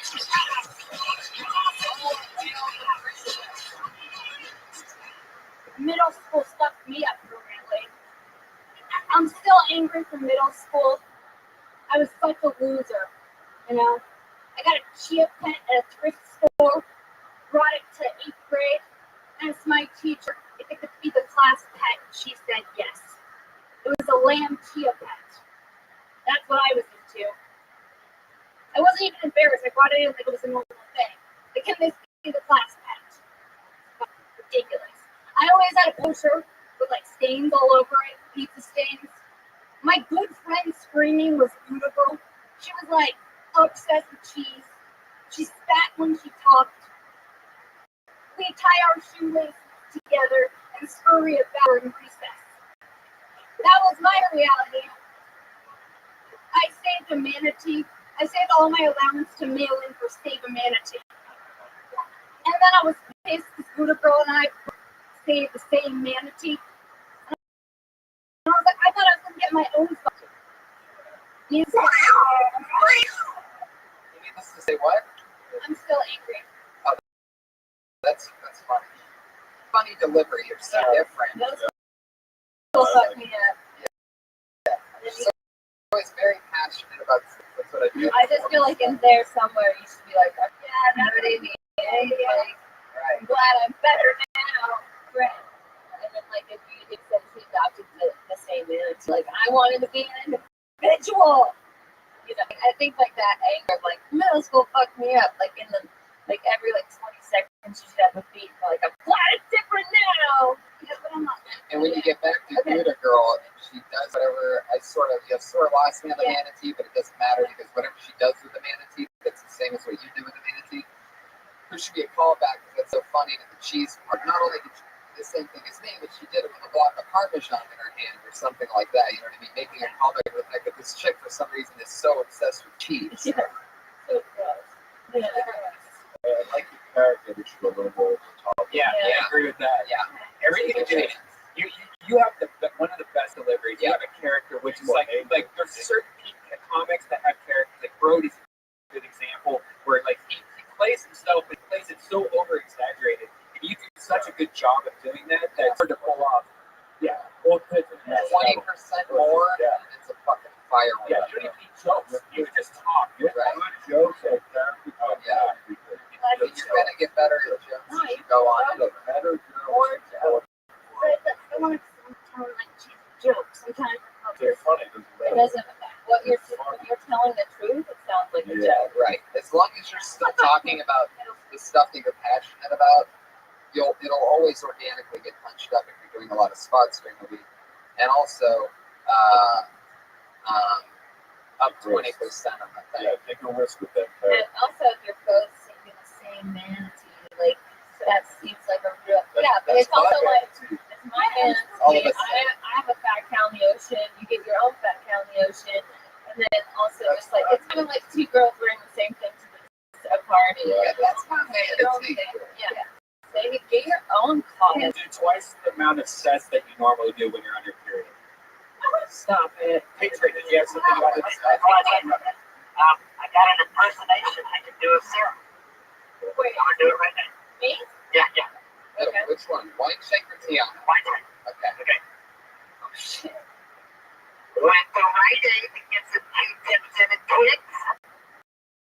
Q-tips and a Twix. Each for the flu shot. Where's our message? Waiting to see if I get latent autism. There she goes. It's Sarah One. Thanks, everybody. Braving the thunder and the lightning. She's at Princess Shank on Twitter. Please follow her. It's always follow her. Please follow her. Not to her coffee, but like, other regular here. Put your hands together for Kimberly Condon. Always sound about if you like me so. I want to talk about something that I'm tired of. I'm tired of getting fooled. And ladies, you know what I'm talking about in relationships. I'm not getting tricked anymore. Because it always happens. I start dating a guy. We're fucking doing cute shit. Taking filters together on Instagram. And then all of a sudden I'm like, hey, my cousin's having a wedding. And bitch, we're not dating. You know, like okay. So I've been being really delicious. I went for drinks with a guy the other day, and we were drinking wine. I came back from the bathroom, and he had a brand new glass of wine, babe. I came back and I was like, that's so polite. Thank you so much. But it's also kind of grape. So we can't drink that. So I made him drink it and order me a new glass of wine. I was like, what if he did drink it? And I just drugged him. I'm gonna get it back. I'm gonna rape this motherfucker. I'm gonna do it. I'm gonna fuck him. And in the middle of me raping him, I'm like, give him the good stuff, the stuff my mom taught me. And he's gonna wake up and be like, yeah. There you go. Reverse psychology rape joke. Cam, you're back. That was great. Yeah. Thank you. You're gonna root feed me. I'll root feed you. That's what's up. I'm about root feed. First, you can go forward. I think you have to set it up more about like the things that you're Instagramming, like we're picking out filters. Like you need to describe more relationship things that you're doing, and don't say the word fucking in front of it because it sounds like you're saying fucking. Oh, okay. You know what I mean? We're fucking Instagram. We're fucking like that little beat. Like two things, and not much. I wanted to get into detail about how guys like want to date girls and they do all this fucking cutesy stuff where you like feel like they're together and then like, no, we're not dating. Yeah. So serious. Yeah, but you need to really, that's why it's to really amp up the setup. Yeah. Because then that makes him, you asking for something to do something more simple than going to a wedding with you. Right. Because that is definitely like the dating thing. Yeah. Like, you want to go to a movie? Whoa. We're together. You seem a little too sweet for a rape joke. Yeah. No, she doesn't. She can have the same content without being so abrasive about it. You should have a sweet look. And this word rape, the words coming out of your words, out of your mouth, that doesn't fit your character. I feel like you should quit Be forcing clever with it. rape jokes on us. You should quit forcing rape jokes. Didn't you say that last time you were on this show? Because rape joke like so sick of them. Like so like you are smarter than that. Like I thought that was a great twist on the radio. I really liked it too. I really did too. So it depends on how you feel about it. I sort of think that your innocent character plays into her being like, oh, I hope he didn't try to roofie me, and then just use youth part of your character. I think it's a fun twist. If you stick with it, you're gonna want to punch it up the more. mental questioning of I wouldn't have it with that face. who am I to think somebody would roofie me? Like I'll just get all like like there should be more like more questions in your head, like, well, am I just an arrogant person? I think like, does he not think I'm strong? There she goes. We did it again. It's Kimberly Congdon at Kimberly Congdon on Twitter. That's another fun episode of Kill Tony, everybody. Mike, what do you have that you want to promote that's happening? You got the show coming out? Yep. The boxing show and the 3 shows for the network. So in January. Nice. So from the Ultimate Outdoor Cooking. You guys like outdoor cooking? The Ultimate Outdoor Cooking.com. That's right. So Tiana, what's happening? Nothing. Awesome. Well, I'm at the Press Theater with Joe Rogan December 13th. Youngstown, Ohio, December 20th and 21st. I'm going to be at the Funny Farm Comedy Club. I haven't been back home in 5 years. I'll be there. I'll be on Chelsea next week. December 11th in San Jose, California, we are having a guest holiday dirty show at Jose Improv with Brody and Sam Tripoli. Tony's probably going to get us, but we're just going to have a huge show. So make up for San Jose, December 11th, San Jose Improv. Thank you very much. Thanks, everybody. Bye, everyone.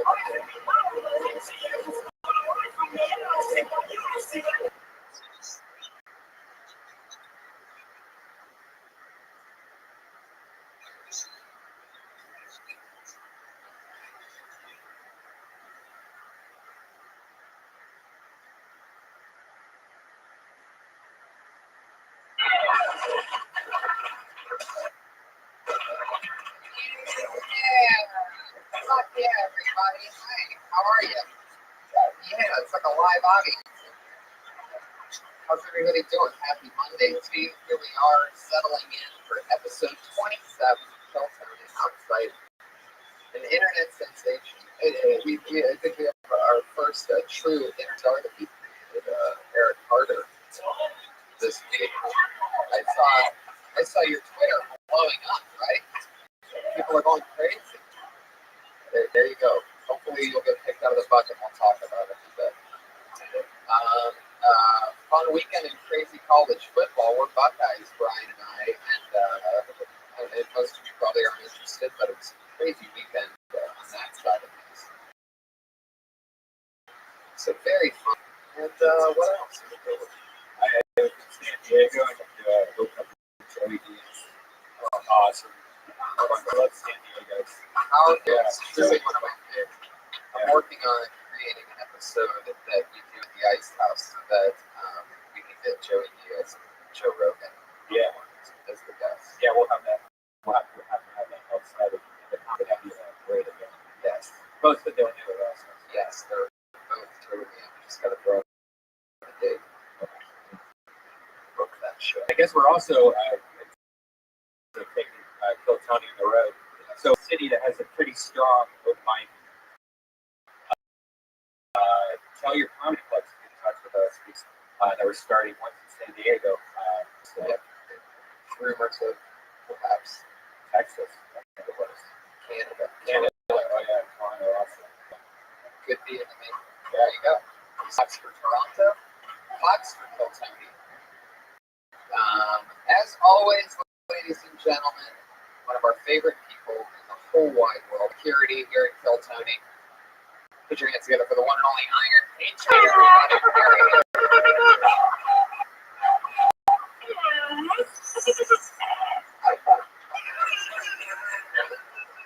He was only making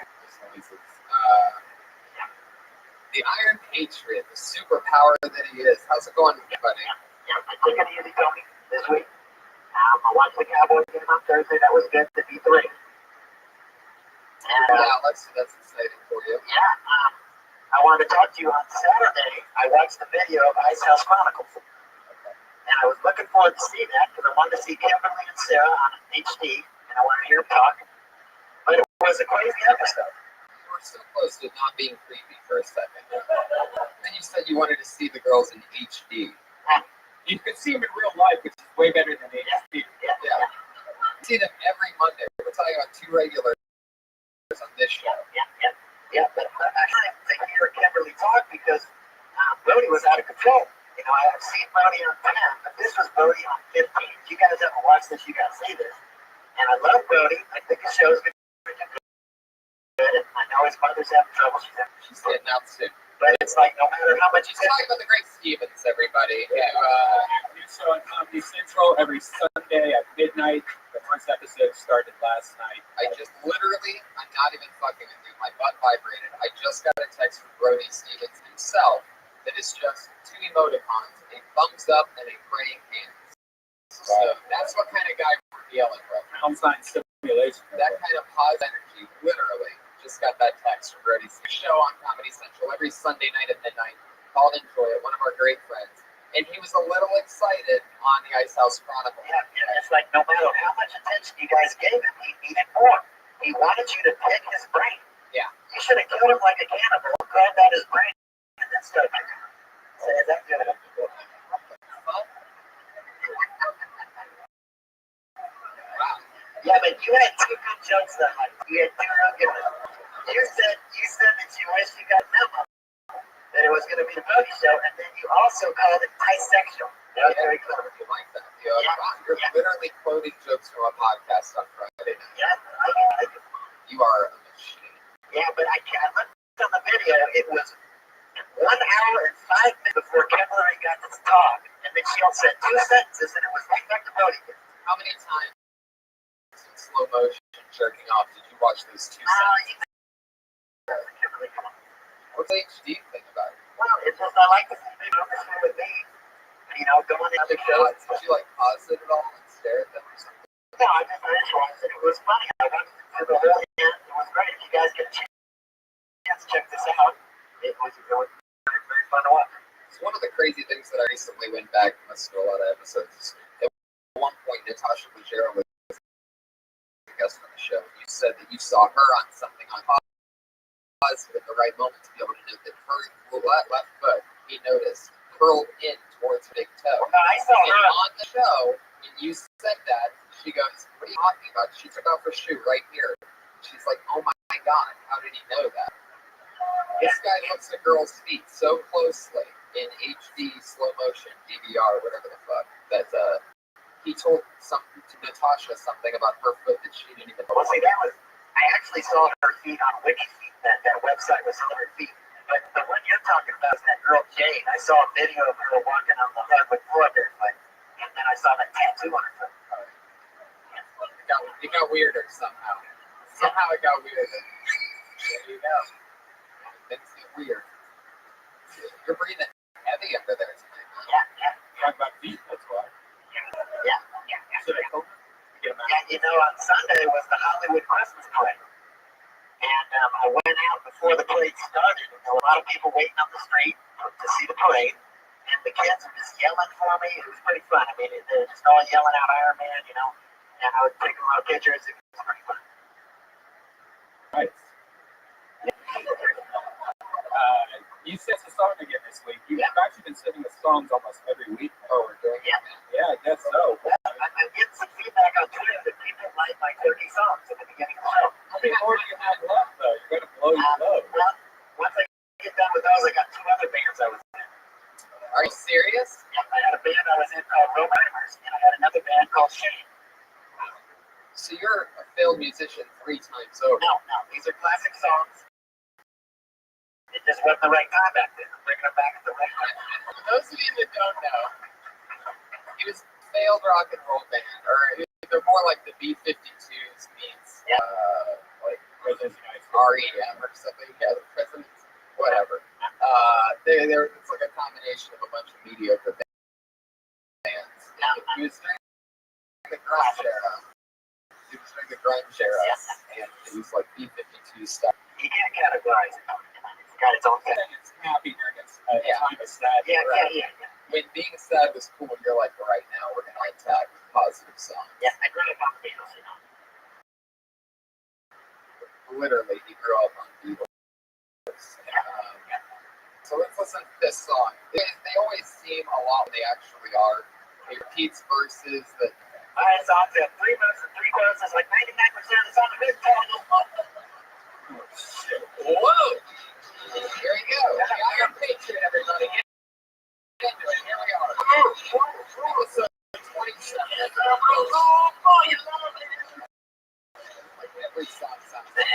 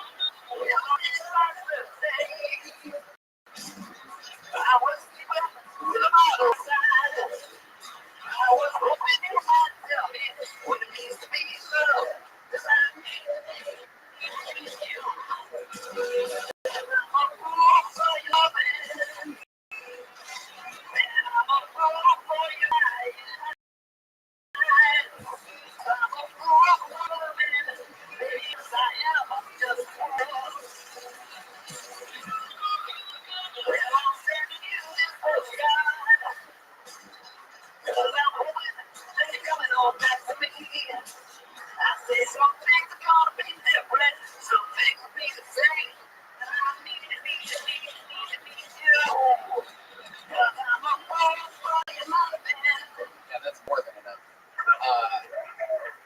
There he is, once again. You know what, can I hear what that sounds like without him singing? So don't say anything into the mic. I just want to hear what the original track sounds like.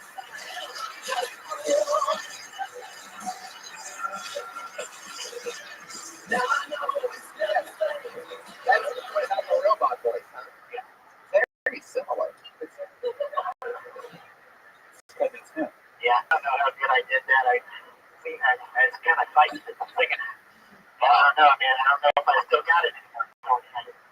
That was 20 years ago when I sang that, so I don't know. I don't know if I still got it.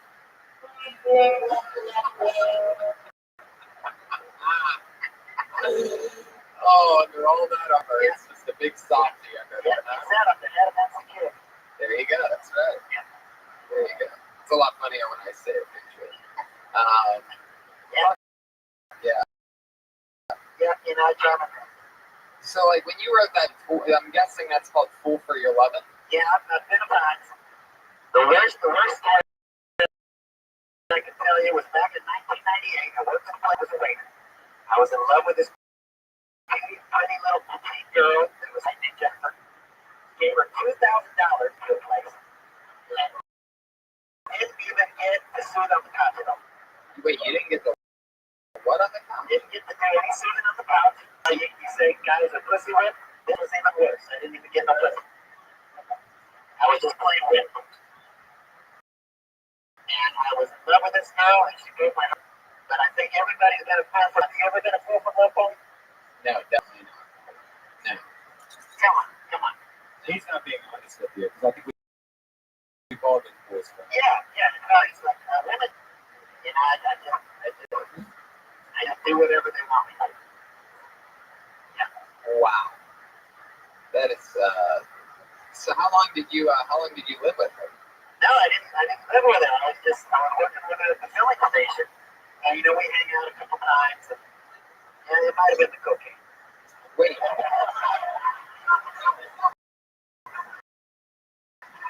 That's how you what. When you get a girl, it's gonna be good, but it's not good. Not good. Not good at all. It might have been. Oh man. Wow. Yep. Well, that's the Iron Patriot, everybody. You guys ready to see who our guests are tonight? It's always fun. It's always exciting. I'm so lucky to have so many hilarious friends, and tonight's no different. We always have two guests on. We're getting together for this week's guests, everybody. You know them, you love them from things like, wait, who do I want to bring up for you? I don't care. Wait, that's right. Okay. But no, I have to think about it because then that decides who's next to me. What did we say earlier? Who's first? Okay, you know this first guy from Chelsea lately and other fun things. We're going to go over Justin Martindale, everybody. He's a paid regular here. He's a big deal on TV. And my other pal is Sean Halpin, everyone. The Texas Rattlesnake, one of my funniest friends. Creative mind. Hilarious.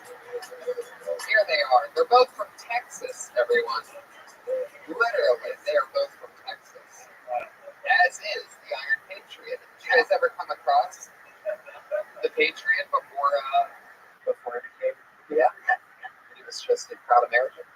No, but I do love that song. Yeah. You like it? Yeah, I'm not from there, but I lived there for 28 years. That's what they all say. Justin, I did some reading about you today. Oh, did you? Before we get the show started, I want to say some things. You're from San Antonio.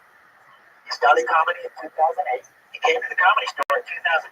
Mitzi liked you so much, she made you paid regular right away. Very impressive.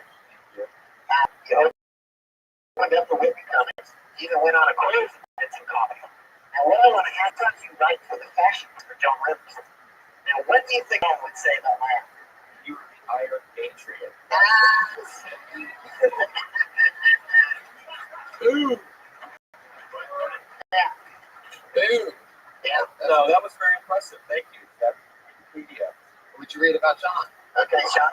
I was listening to your podcast today, the Full Count podcast. Yes. And a particular episode was the one where you were talking about Motorhead. Now this guy Lemmy, he's quite a character. He's got two legs the size of garbanzo beans on his face. He plays the bass guitar like it's a rhythm guitar. He's lived in the same apartment for over 20 years in West Hollywood. Rent control, $900 a month. Right. Now, have you I saw the same documentary. Yeah, 2010. It's a great one. Anything else to add to that? I love it. You mentioned every thing in his career last 5 years. You started on top and you just go off on a tangent about how much you know about Lemmy from Motorhead. That was interesting, Patriot. Did you forget what we were doing here for a second? Yeah, I just wanted to talk man to man about music because I felt like we really connected right there. Nice coin story you got there.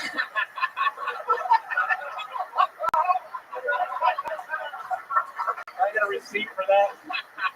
No. That would be great. That's the one thing you're treat is a slot for us to just dump our pennies into. Yeah, have you heard of this band when you guys lived in Texas? They were in a band. Wait, did you live in Dallas? Yeah, I lived in Dallas. You know, they just had the 50th anniversary of Kennedy Beach Dallas. That's what I've heard. Yeah, and Dallas is, if you haven't been to Dallas, it's a very historical city. You want to go see that. If you haven't heard of Kennedy, then But when you're there in the early 90s, that was when Dirty Crow was big. Deep Ellum. You've been there, Deep Ellum? yeah. Trees, like trees. We did. We headlined at Trees on a Saturday. That was one of our biggest nights. Yeah, we worked for several years to get there.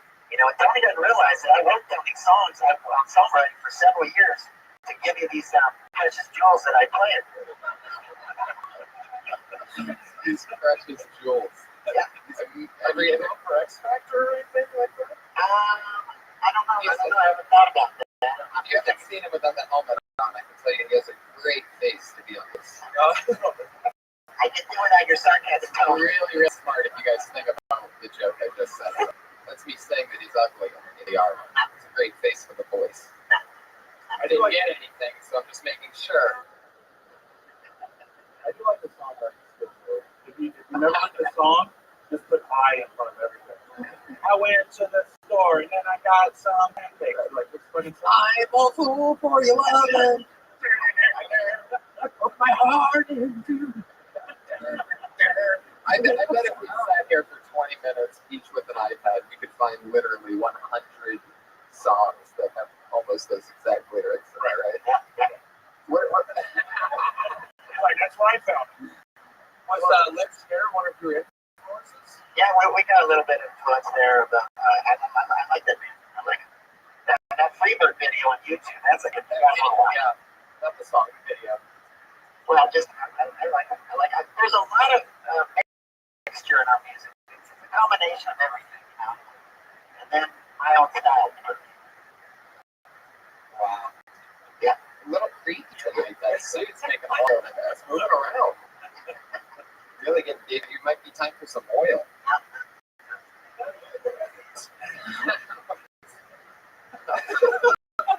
I like it's trailing off.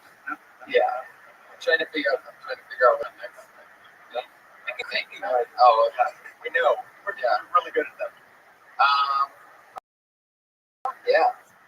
So you guys know what we do here, and this week's no different. Over 30 comedians signed up for the opportunity to do a minute on stage and watch comedy magic happen, or perhaps their own material or their own however it happens. A whole bunch of craziness. You get to see stand-up comedians, and then you get to hear us talk to them. So it's always fun. You guys ready to get things started or what? I've been doing comedy with you guys for years, so I know that we all have fun opinions and different perspectives on things. So I know for a fact it's exciting. For those of you that don't know, perhaps comedians out there, you get 60 seconds. At the end of that 60 seconds, you guys, your time is exactly up because you will hear the meow of the kitty. It's going to sound like that. That means doing material. If you keep doing that, if you run your time, you're going to hear the sound of the angry West Hollywood bear. That bear sound. That was Sean Halpin. Extra angry tonight. So you don't want to bring him out. So what do you say we get this thing started, huh? Okay, all right, 2 people are excited about that. 2 people. Our front row is reserved right now. If you're wondering why it's empty, we're expecting them to come in. A bunch of big producers and stuff. Yeah, Service. Yeah, they made the reservation a week ago. It's the whole staff from the Fast and the Furious, and I'm really surprised they're not here. I hope everything's okay. Wonder what to do. Yeah. Yeah, they would do. Anyway, maybe like a preview or something. Anyway, your first comedian tonight, put your hands together for Skylar, everyone.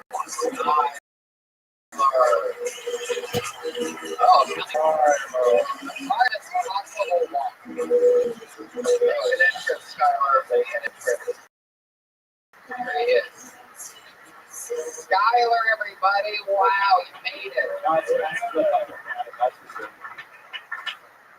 So, if you guys don't know this Jeff, and I did the sexiest thing you could do for women. I moved in with my grandmother.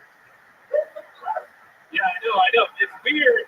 It's weird dating, like living with your grandmother, because I invited a date to watch a movie because that's all I could afford. And my grandma kept chiming in with like, "Hey, are you hungry? No, grandma. You want something to drink? No, grandma." Then we started thinking after it was, "You want a condom? No, grandma."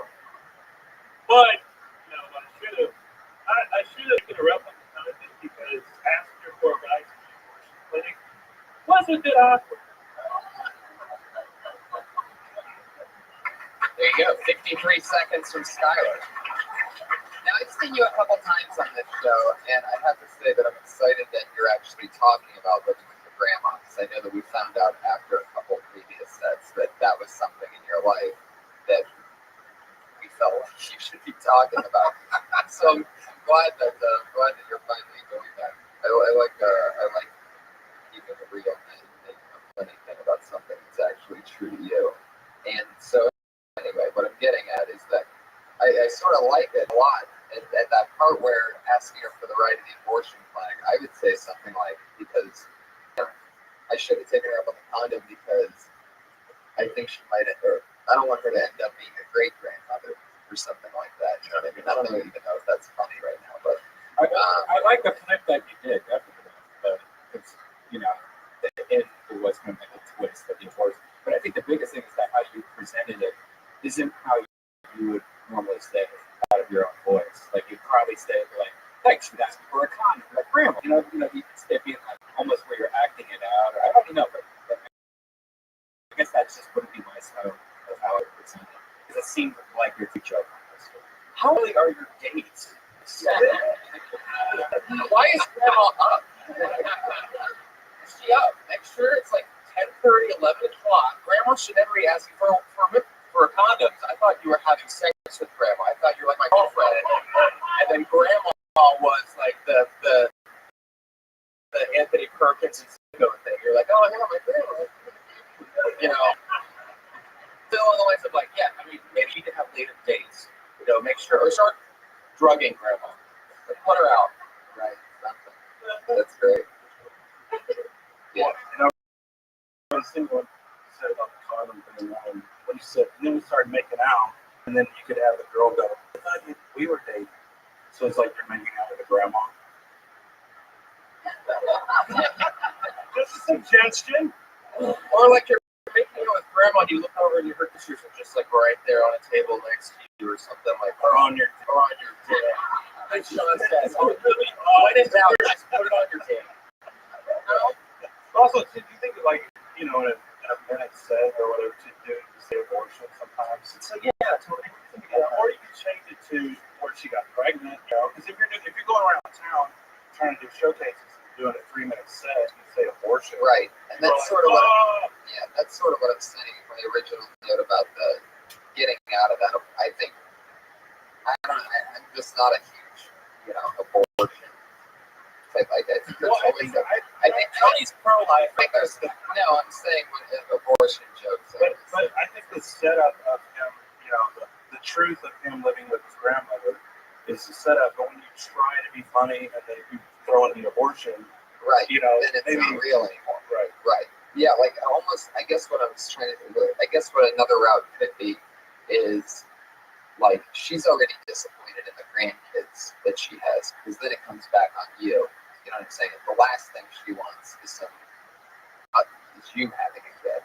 But also, like maybe she wants to end the spreading of the seed with you, or because you're sleeping on her couch in the first place. Are your parents still around? Yeah. Okay. So what if like the grandma was the narc who went back to your mom and was telling about like all the girls that are coming over, and she's like rating them like 1 through 10. The girls that are, she's like, oh well, she was a 6, or something like. Why is she a witch? That was my grandma voice. I don't know. Has she ever been to Red House? But has this ever happened where you bring a girl over? No, I'm not stupid. So yeah, it's just you gotta do it for material. You gotta bring you have to realize what really happens. Yeah, right. And then you switch it to where it falls on you. You know, after that. Yeah. This way, it's a win-win. You're not gonna get laid, but you'll get the choke out. Because he seems like a nice guy. I don't see him blowing through abortions like having to save money. Like a normal comic. Abortions. Or like grandpa's coming in trying to hit on her too, or something like that. Start doing more things around your grandmother just for jokes, like switcher and shit like that. What's your take on get caught? Awesome. That's Skylar, everybody. You still don't have a Twitter account? At Skylar Comedy. At Skylar Comedy. You didn't write that down. You wrote down the word bomb. Did you do that? Right. Okay, that's enough. Skylar, everybody. There he goes. You'd like to explain yourself now, my friend. Heck yeah. How long have you been doing it, Skylar?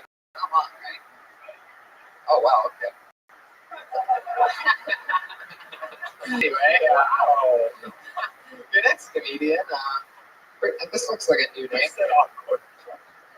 We're together for Carlos Escobar.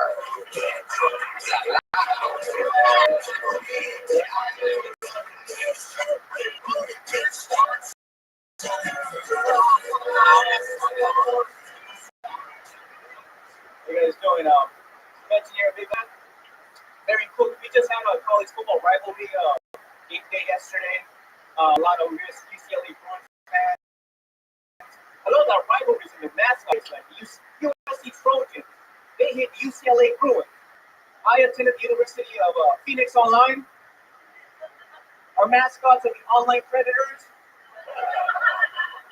Our rivals are those bitches at the Maranello School of Beauty. We have a fight song at our. It goes, we go to school to get our online degree. But when we're doing our homework, we get distracted by pornography. Online predators, fight. Thanks so much, everyone. Yeah, there you go. It's funny. First thing that popped in my mind, I don't know if this is too cheesy, but since they don't have a football team, maybe something like that. We don't go to bowls, we just smoke them. Something like online. It seems like more could be added to it, just being so illegitimate. Just getting other things. So something about being in your underwear all the time. Like, I don't know, that's what I picture when I hear University of Phoenix online, right? Yeah, I picture like pickles and like, lots of tissues. Yeah, definitely lots of things. Cats, a lot of cats. A lot of open Is involved. Yeah, more open windows than Maybe you guys don't even go to a game in the chat room or something like you just heckle each other online and just talk shit online to each other, just back and forth. maybe that's the only sport that you can play going there is chat your life. Yeah, Snapchat or something. You don't get grades, you get voted on or something. Yeah. Who does the best emojis? Yeah. I went to Phoenix song a long time ago, and my song was.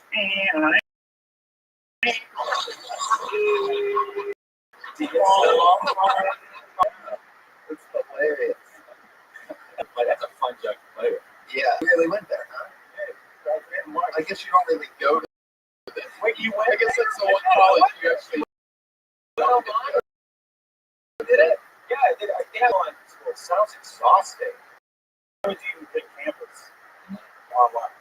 Do you have to go to campus? That's what it's I'm more online, I guess. I'm online. I'm more a hands-on kind of guy. That's just the way to meet us. Then why do you go to like have bad grades? They have a campus for the online. Yeah, they have several things. A bar, they got one in What's Diamond Bar? Unicorns and shit. Did you ever go to the campus? What like a The shit? Diamond Bar you heard of? It's like a storage unit. The office building, they just changed the placard on the front. Yeah, so one day it's insurance, next day it's school.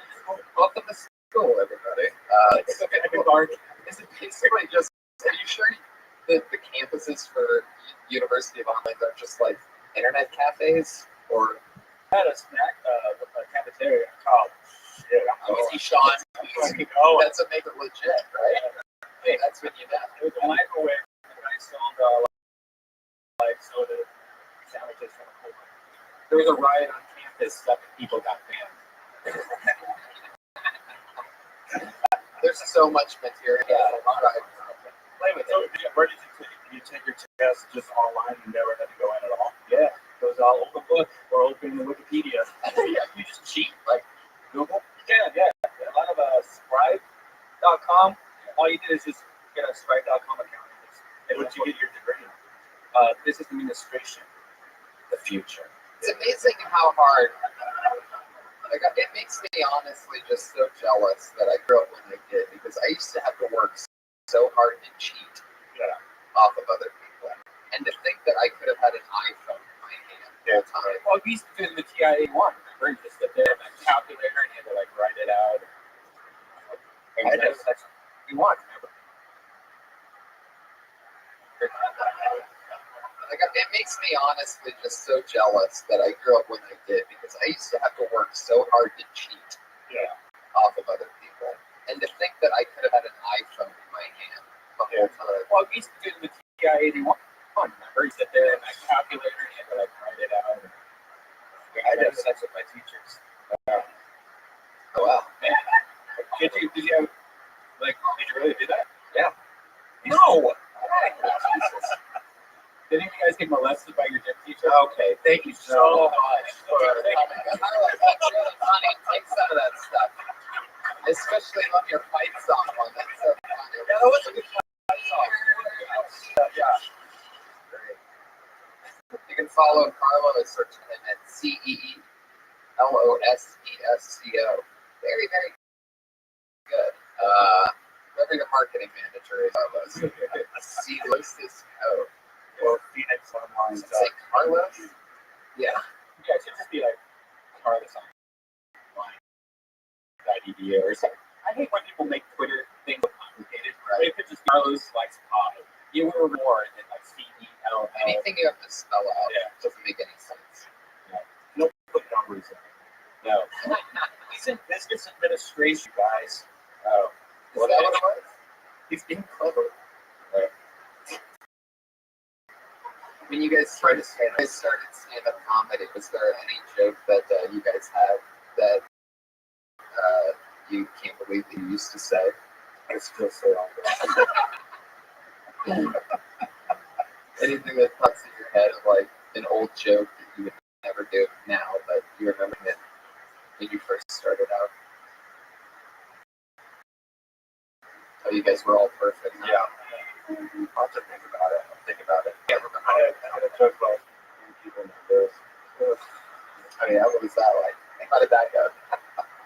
Yeah, Sean, how did it go? They gave people, they always have a list member. You still know it.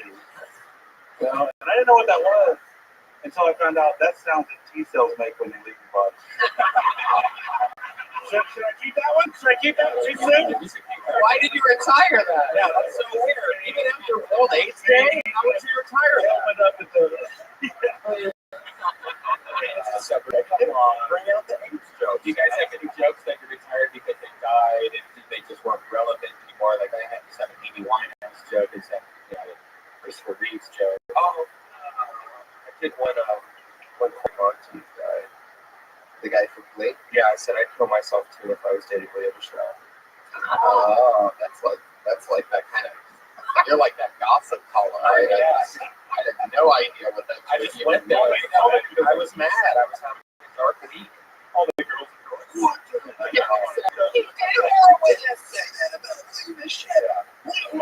No idea who that is. Yes, you do. No, you're great at that though. Like that's like part of your stand-up style is like knowing what people are actually into. Thank you. Like you are a topical guru. Yeah, I learned a lot of my information about what's going on just from walking in the back of the room. So it really does. Yeah, it's like a news report. It's so Kim Kardashian, you know, whatever. I don't really talk about them as much. Well, I don't know, just I still hate them, but That'd be a girl that when I just turned 18 now, but the White Kardashian. That's not her name. That's not her name's not White Kardashian. I said the one. Oh, I thought you said the White Kardashian. hey, Trey, you into the Kardashians at all? Yeah, you know those young twin girls that are the daughters of the Bruce Jenner guy? Yeah, that's the one. Let's talk about Kylie and Kendall. I saw them in Hollywood in my old Iron Man costume, and I got to talk to them for a few minutes. What? They're dressed up as Iron Man? Well, in my old Iron Man costume, the one that had the big leg. Why were they dressed up like that? No, they were there for some of that, and they walked by, and I talked to them a second. I said I like their show. It's just a small exchange. Yeah. Did they try to mace you or anything? It didn't go through the suit? Fuck yeah, Patriot. Yeah. Keep going. Are you sure? Are you sure it was them or was it just tourists? That was them because the mom was there too. Oh, then yeah, she's a beast. Yeah. Patriot, I'm amazed that those lights never go out. Yeah. I charge them up every time. I got my Duracell chargeable batteries. It's a good thing because 20 years ago I would have been spending a fortune on batteries. It's a good thing. There you go. Damn good Why thing. do you always think she sounds like Pete? Well, I can see that. I can see that. A little bit. There you go. All right, your next comedian, everybody. Let's get to it. Bruce Jenner. Patriot, you're doing a great job on it. I think Chris Jenner looked like Chris Angel. Have you seen that guy? Fuck yeah, we've had this guy on a few times. We're getting together for Kenny Lyon, everybody. Oh, yeah. I thought you were going to say Kenny Loggins. Kenny Lyon. Oh, there he is. What's going on? Kill Tony. Let everybody know some Marvel go right now. He was a guy.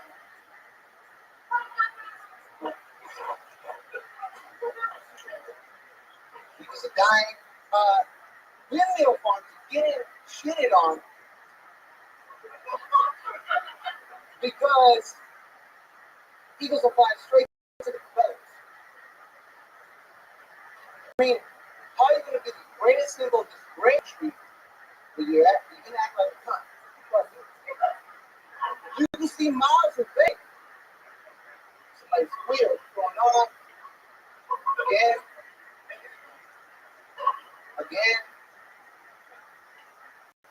So, yeah. I think I'm done. Right. There's the sound of the cab. That makes it official. You were just going to keep doing that until it ended? That last part. Well, I'm glad you came prepared. Yeah. There's some interesting thoughts in there. They can't see far away. That part should be closer to the front. That should be where the joke starts, I guess. Right? All that front end stuff before that. You could trim all that.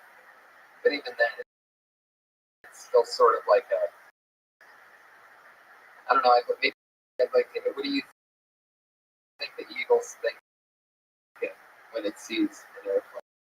I think they're, you can put the chemtrails, like going through some like emotional stuff.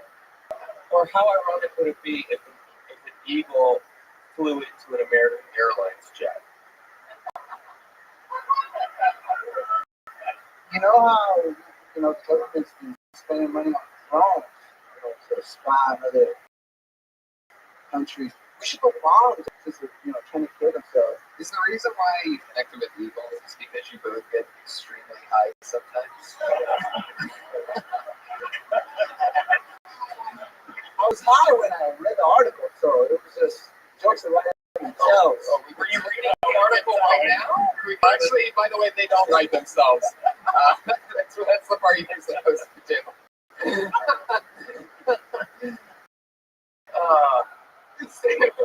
They don't just write themselves. It's that easy.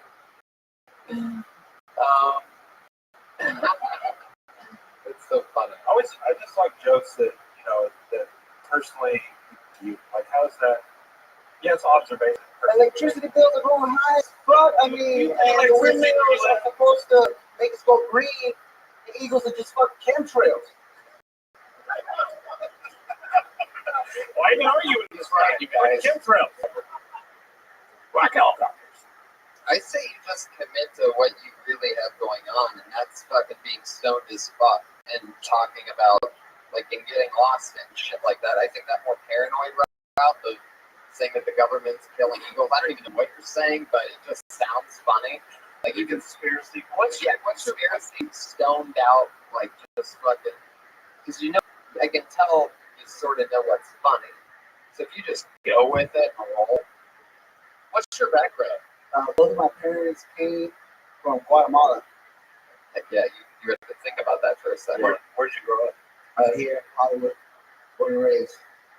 See a lot of Eagles here. I see a lot of trains. Talk about that. So trannies walking into windmills. Trannies walking into American outlets. And maybe because the music's so good.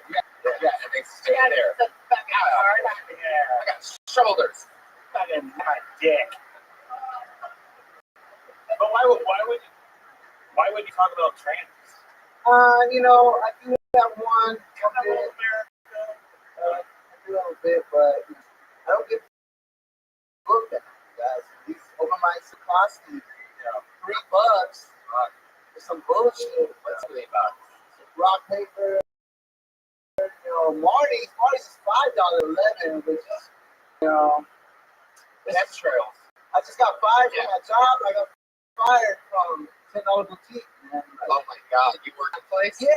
I don't picture it. We saw each other. Weren't you on the board? Yeah. Oh, there you go. Are you inside? Or you're out trying to get people there? What? You're in the board. No, I was with the sign. I was trying to. Oh, yeah. Yeah. You ignored me. Wow. No. Was that after you were on Kilton? Nah.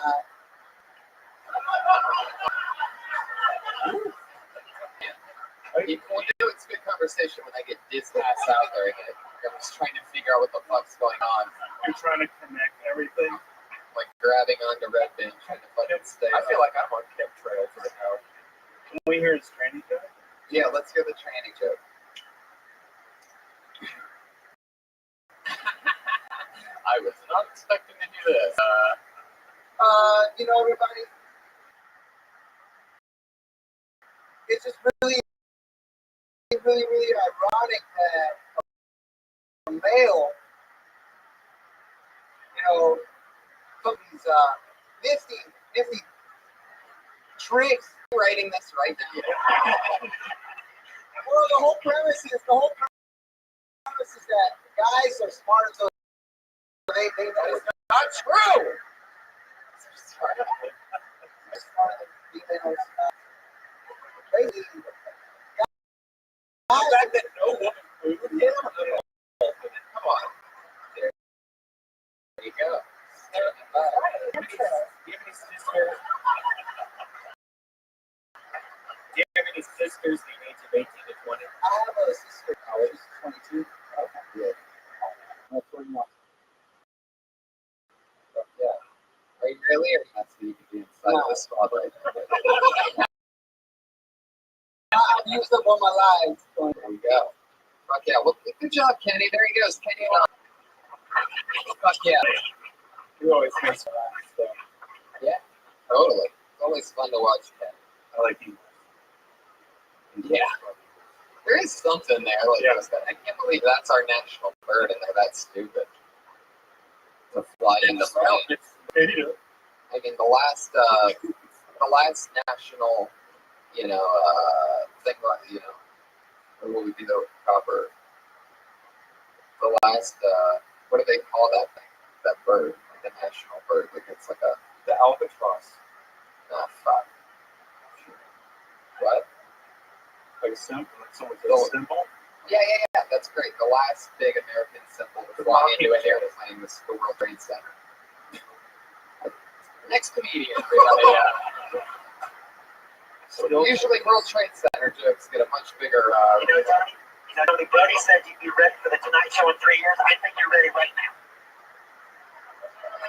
Patriot, the fact that you said that right after the one joke that didn't go well in the past 45 minutes just goes to show me that you're actually against it. Yeah. I just want to say, Tony, you're ready for the Tonight Show after that one. No, I believe in you. I want you to take me with you when you go to the Tonight Show. Oh yeah, I'm sure they'll just cruise right through the X-ray machine with you. You need your security there. So you have to take off your belt and hand me your cell phone, and also that 300-pound guy standing right behind you can't come in at all in a million years. Fuck yeah. All right, I pulled the name. Funny guy, Sean Conn, everybody. There he is.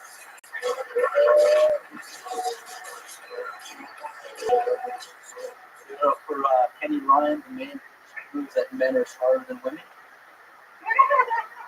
I love the Lord of the Rings and How to franchises. My favorite scene is the one with my father tells me that he's proud of me. Oh wait, I'm sorry, that's a different fantasy. One of my best friends loves the Harry Potter. I'm guessing because he looks like the character Voldemort. Let me explain that. My friend is an albino. He's actually a black albino, which is the only interesting thing about him. Because that means you can see the Ebony and Ivory duet as a solo performance. He sings it like Ebony and Ivory. It's a tragedy. Don't worry, don't be making fun of him. He's got a great sense of humor for Halloween. He dressed up in blackface. Personally, I don't know how to react. I mean, who am I to judge him if he wants to pretend he's a human being? He has that right. So I'm trying to explain to him why Lord of the Rings is better. I'm like, one, this book is truly books of the test of time. And he kicks back, oh, but Harry Potter is the best-selling book of all time. Yeah, can I finish that? You can try. See what that does.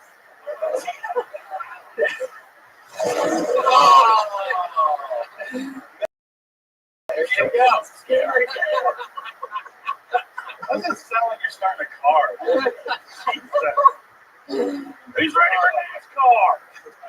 Always extremely funny. I'd like to hear more about having an albino black friend. Like he probably gets to pick and choose when he's what. You know what I mean?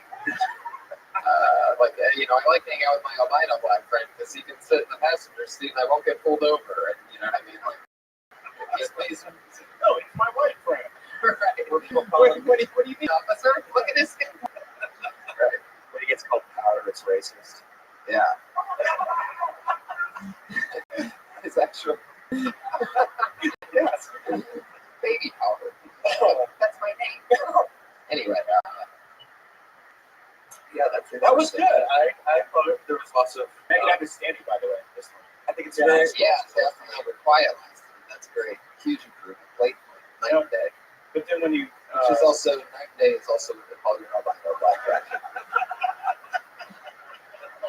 Patriot, where are you now? Fucker, I want to be on Lino, you piece of shit.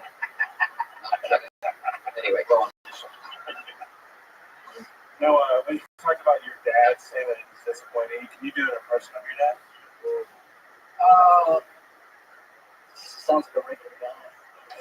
That's just, I don't know. Not what I was picturing. Well, that could also be funny, though. Like, you could say, I'm going to do an impression like that. Exactly the same, and then afterwards, it just sounds like it's just me, but more angry. That's really hard. You seem like, from your look, I would guess that your dad is some type of fucking like Aladdin, like purple robes and like wizard hats and shit. I don't know. Like it seems like he'd be like a young. Yeah, is your dad Jafar? That's what it's called. Is it really? No. Are you fucking? His name's Jafar? Jafar's a cartoon character. That's what I was saying. I thought you said his name's Jafar. I'm like, I fucking nailed it. No, thank you. Yes, I just said that. Muhammad, which is even more. Yeah, okay, I'll take that as a win. Thank you. Muhammad Jafar. Yeah, Muhammad Jafar. Oh, he's sitting on a carpet Indian style right now. Okay. Are you an online gamer? Weird. What does that mean? I don't know. He was like, when somebody get here and they're like, So the Hobbit, and he's wearing a Hobbit T-shirt. I'm assuming he plays World of Warcraft. Doesn't feel That's not, no, I play Final Fantasy. There you go. Yes. 6 and 1. So Final Fantasy, are you in a league or? No, it's just standard. But you're like a different kind of nerd. Like it must feel really good to be like the buffest guy that's ever worn a. That's not a girl. Yeah, right.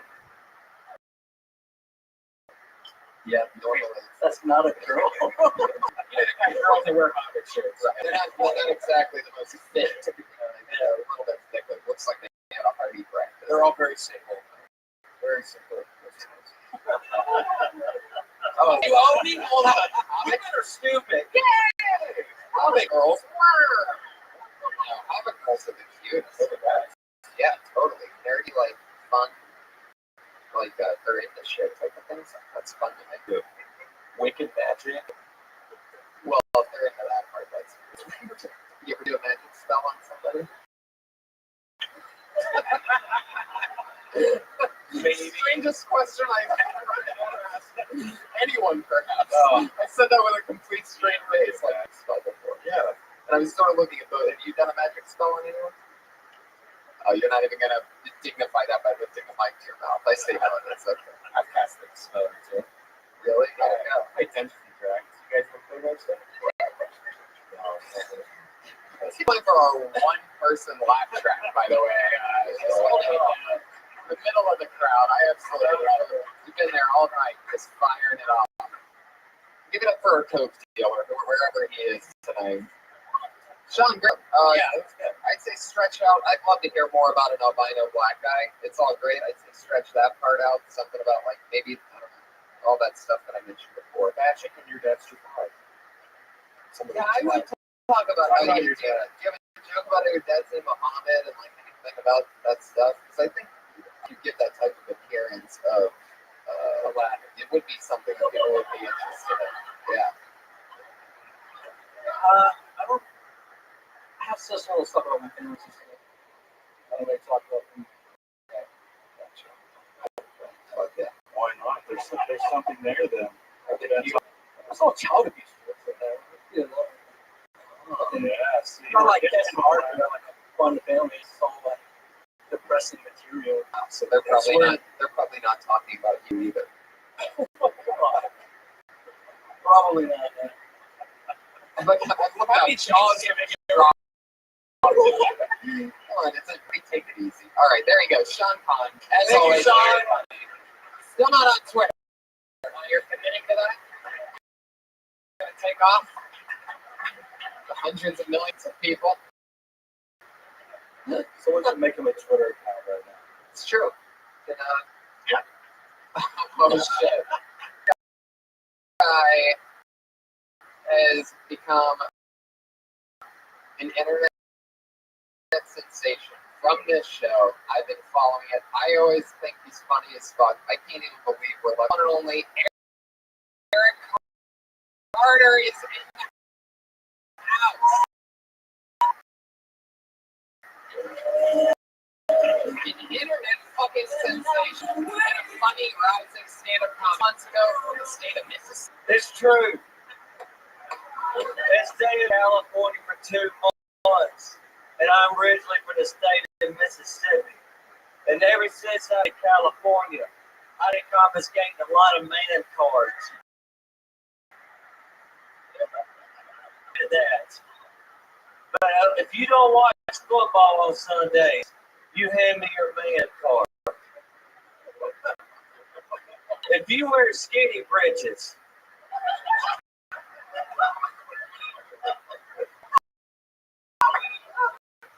you hand me that man. I think this fucking garbage called tofu. You just hand me that damn man card. Thank you. I had a vegetarian joke, but I just forgot it. But anyways, President Obama was here last week. Make some noise, you love me. He ran out. Eric, first of all, I owe you 2 man cards.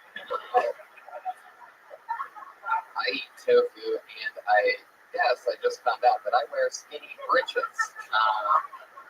There you go. Just to give you 1 minute. Do we need any more? All right. So, I don't even know whose card that was. I just gave it. I can't read. can you really read? Harder. It's a fucking prodigy. I love you. Are you serious? So all these people, this is what the funniest part of this is. I'll tell you right fucking now. These people on Twitter are going insane. He doesn't even know what the fuck they're saying. Well, hang on 1 second. Everything that people mention. Yes. You have somebody that reads it for you? Yeah, but aside from that, I got to give 3 shout-outs right now. Okay. It's real quick. Oh, The high school I went to back in Mississippi. They're not listening to this. Right. I'm not the man. No. Be real quick. They're going to state championship. Look at this.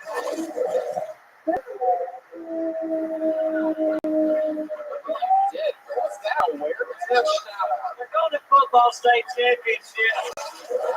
There you go.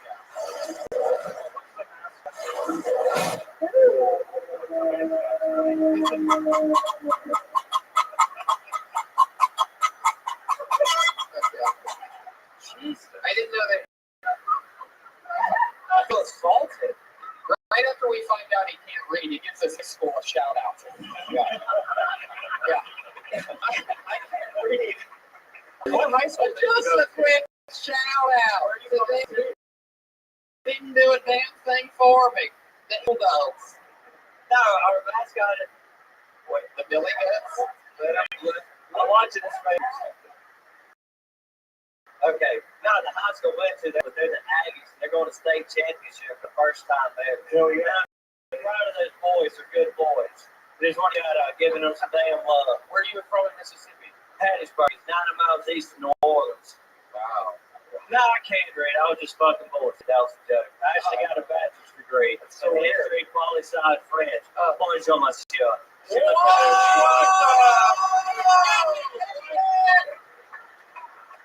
Valedictorian. I saw my shit. Oh, all right. So you extent to French that you know. Since you had to get those last 2 words. I went to French market for a while. Yeah. What did you even talk about? Oh yeah, the mascot. I lose the football one. I like what you're doing. You can sell those Foxworthy. That's what I was going to say. It's very popular. Yeah. And I think that's right up your alley. Your stuff I can talk about. I'd say start with skinny britches so that Why lose go out. Yeah. Tell me why lose football? I guess it leads into it, but I He's a Buckeyes fan. That was just a joke. was it? That was a good win. They went for the 2. I just like it when your writing is in an actual picture, like skinny britches, fringes. That's one thing. Yeah, I remember going to Chase. Well, my mom's from Tennessee, so like I And I switched and all that. Switched. Yeah. britches. It's when you pull a stick off and they switch your legs. It's like switch it. Yeah, switch. You know what a switch? Oh, yeah, you got to go pick you out. Like, You beat that come switch. on, I beat you with a switch. Hell yeah. Go pick a switch. Y'all not Texas. No, you're from San Antonio, bro. Well, like I live there, but like my grandmother lives in Olive Branch, Mississippi. Mount Olive, that's where Stephen Ayers from. I have no idea where you're talking about. Okay, no, it's south of Jackson. Justin's gay, which means he got hit with the switch a lot more than you two got. But Jesus, I wouldn't hit you with the switch. Well, okay. I said I wouldn't hit you with the switch. All right. We can tell just because you said that that's not true. Watch out! Look at the bushes on your way home, Justin. If you hear somebody go, start running. I do that. Never know. Anything else about Eric? I liked it. I think you could keep going with it. Like, go with like the tofu. Go with like, yoga. You could do farmers market. You could dude. Old hats when it's timing. Yeah, like I'm just saying. I say yes. Stretch it. I agree. I'm saying keep that harder part of it in there. Have it be things. The reason why I like skinny britches is because you're with britches. If you're saying tofu, I'd say instead of just saying if you're eating the tofu, whatever, you know, say eat the tofu, whatever the fuck. You're making it. What do you really say? You're making it. Then why do the jelly? I don't know. That tofu jello bullshit, like whatever you would call it, I'd say keep adding that shit in. Magnets on the iPods. Them sippy cuts. Yeah. Sippy cuts. You want to go to titty bar? He speaks my language. It's ain't like that, man. So big. So big. there you go. You know, it reminds me of every high school football coach. Oh yeah, totally. It's like a combination between a high school football coach and a wrestler. If you're one of those guys, hand me your man card, and I'll see you Monday night at Madison Square Garden. Or I was thinking, with the promo, it was like the worst used car salesman, like a Middle East Tennessee. Yeah. Come down here, get a tractor. Yeah. You put a little bit of like Reverend, Southern Baptist Reverend in it, you get a little like. See? Like, oh no, you piece of shit, God bless you. Yeah. We're gonna pray for you. I love it. Aaron Carter. I love it. Keep coming back. Keep doing what you're doing. Keep writing. You're a monster. He dressed up for us. Yeah, he always does. He always dresses like he's going to church. He'd be a Southern preacher. Oh yeah. Fuck yeah. Patriot, you've been watching Aaron Carter for a while. Yeah, I think he had a lot of potential. The man card thing was good, but I think he needed something to really close it off strong. Sure. So let's close it. Any ideas what that could be? Like what's I was trying to think. It's a fertile ground out here. We're in West Hollywood. fertile ground? Oh, fuck. Eric Carter is Call Me EC on Twitter. He's got a lot of fans. It's very exciting to see that happen. And so keep it going. Eric Carter one more time.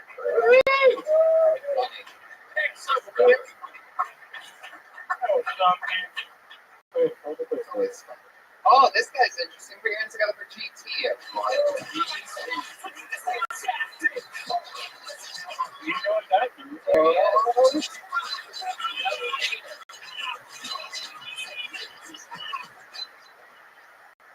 How you guys doing today, people? Yeah, I went to a family function over the weekend. Thanksgiving dinner. Found out that donkey dick runs in my family. Dick.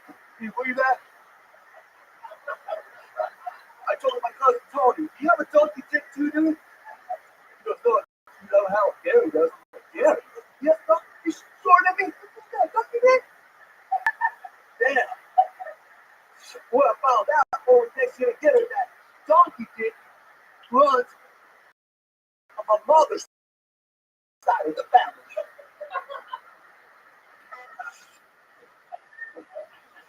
I'm an entrepreneur. I'm a businessman. So that's why I'm gonna be the first illegal model. I'm gonna have my own dildo out there.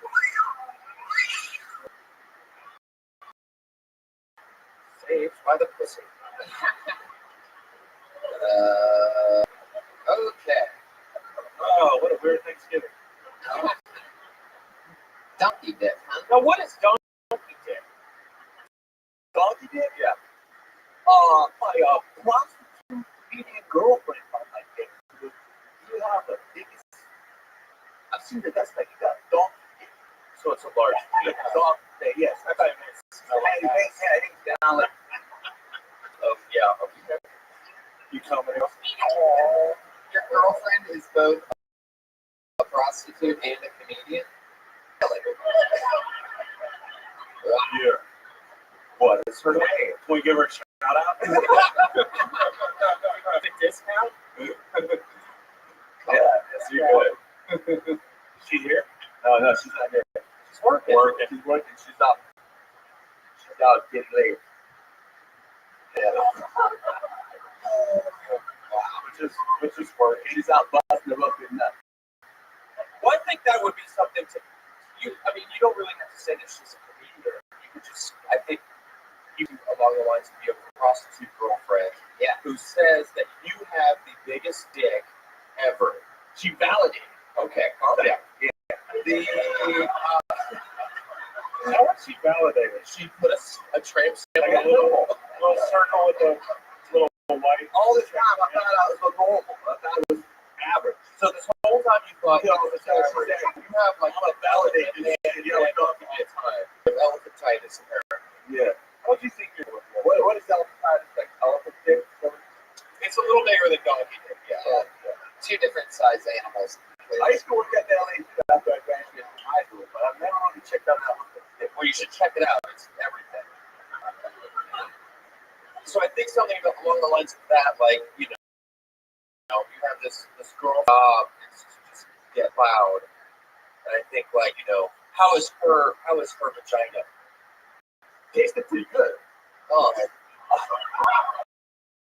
I ate her, but Like donkey vagina. it's really sexy. What's really sexy? is it like throwing a hot dog down the hallway, or is it like just?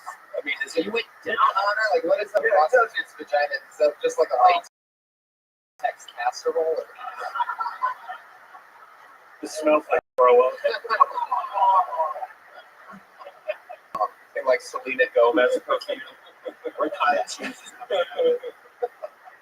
It's just like fucking slow glitter drip. Say you want to have sex with her and she comes home and she's like, oh, I put a hard day's work in. Oh, yeah. Hey, today. Sweetheart, I'm a little tired. I'm going to bed. Put a glazed donut between your legs. Come on, guys. I made her talk, bro. Yeah. I think this is so good. I made her talk. Actually, I made her come as well. So. Right. Anybody? We all made her come. Well, I think that would be something to go along the lines of is dating. I like eating pussy. Cool. Yeah. Yeah. That's interesting. I think that conversation really happened. Even though I like eating pussy, Armenian guys pussy. They pretend that they don't like pussy. They don't like pussy. Eating a prostitute's pussy is like that kid in grade school that would put his mouth directly on the water fountain nozzle, like all over. You're like, why does that one kid do that? He was a rebel, Tony. Yeah. Like, would you rather lick a payphone or eat her vagina? You got a prostitute over some bitch from the club ain't gay. Have those bitches from the club there, these condoms anyways. You know what I mean? You know what I'm talking about, man. You lose yourself in that character. You're a poet among men. It's better when the real you is talking.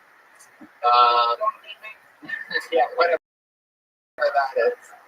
I'll take a main card, please. But yeah.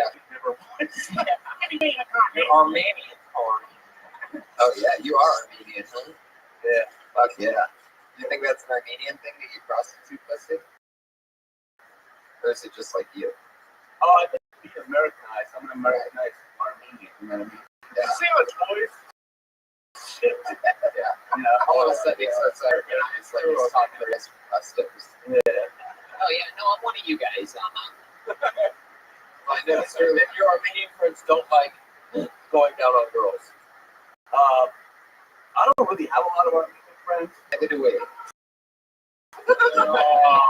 have some. Yeah. But the taxi drivers, No, I they do. put up asking because you should go up to them next time you down. I I'm gonna let you know you look. No, we don't mean for you pussy. Okay, there you You're go. like, it's like the more you go. But So far that they want to come out. Fuck yeah. Donkey. Donkey dick. Oh, we're back. I'm ready to go for a good time. There he goes, GT. Follow him on Twitter, GT Music. Is that correct? That's it. GT Music. GT Music. That's okay. One last sound effect. Why can't that eagle fly into a jet engine?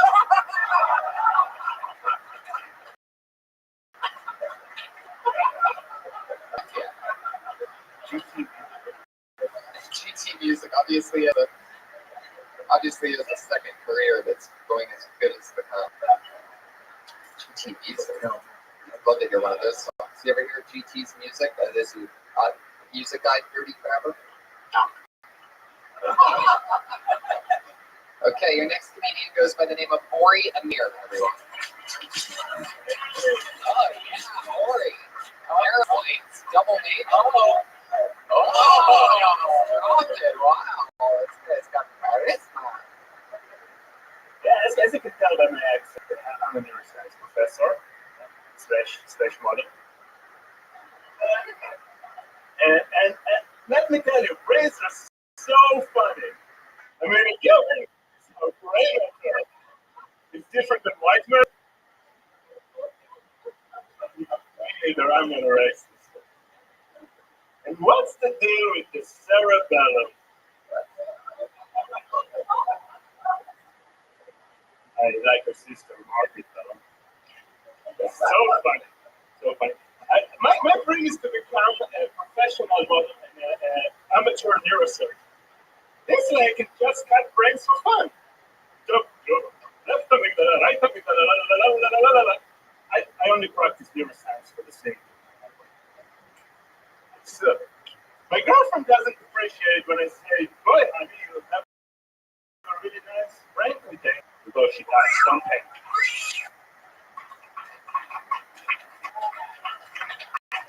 Fuck yeah. Well, you're talking about what you're into. You're going to college. You're get a neuroscience. Yeah, be a doctor of the brain. So you are there.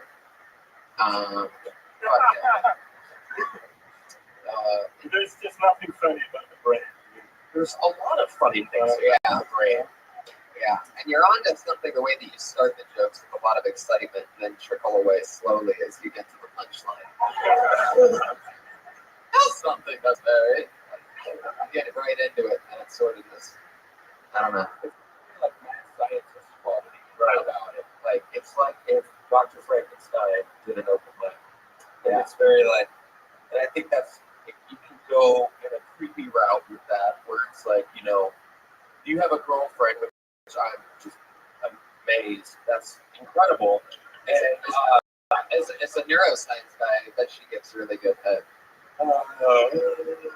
You made that? You made that noise. It's a neuroscience. yeah, it's a difference. You think I do that on stage or something? A neuroscience trip? Just off those statements. Aren't you telling me? Yeah. What does she do? I think Brody was wrong. Swim teacher.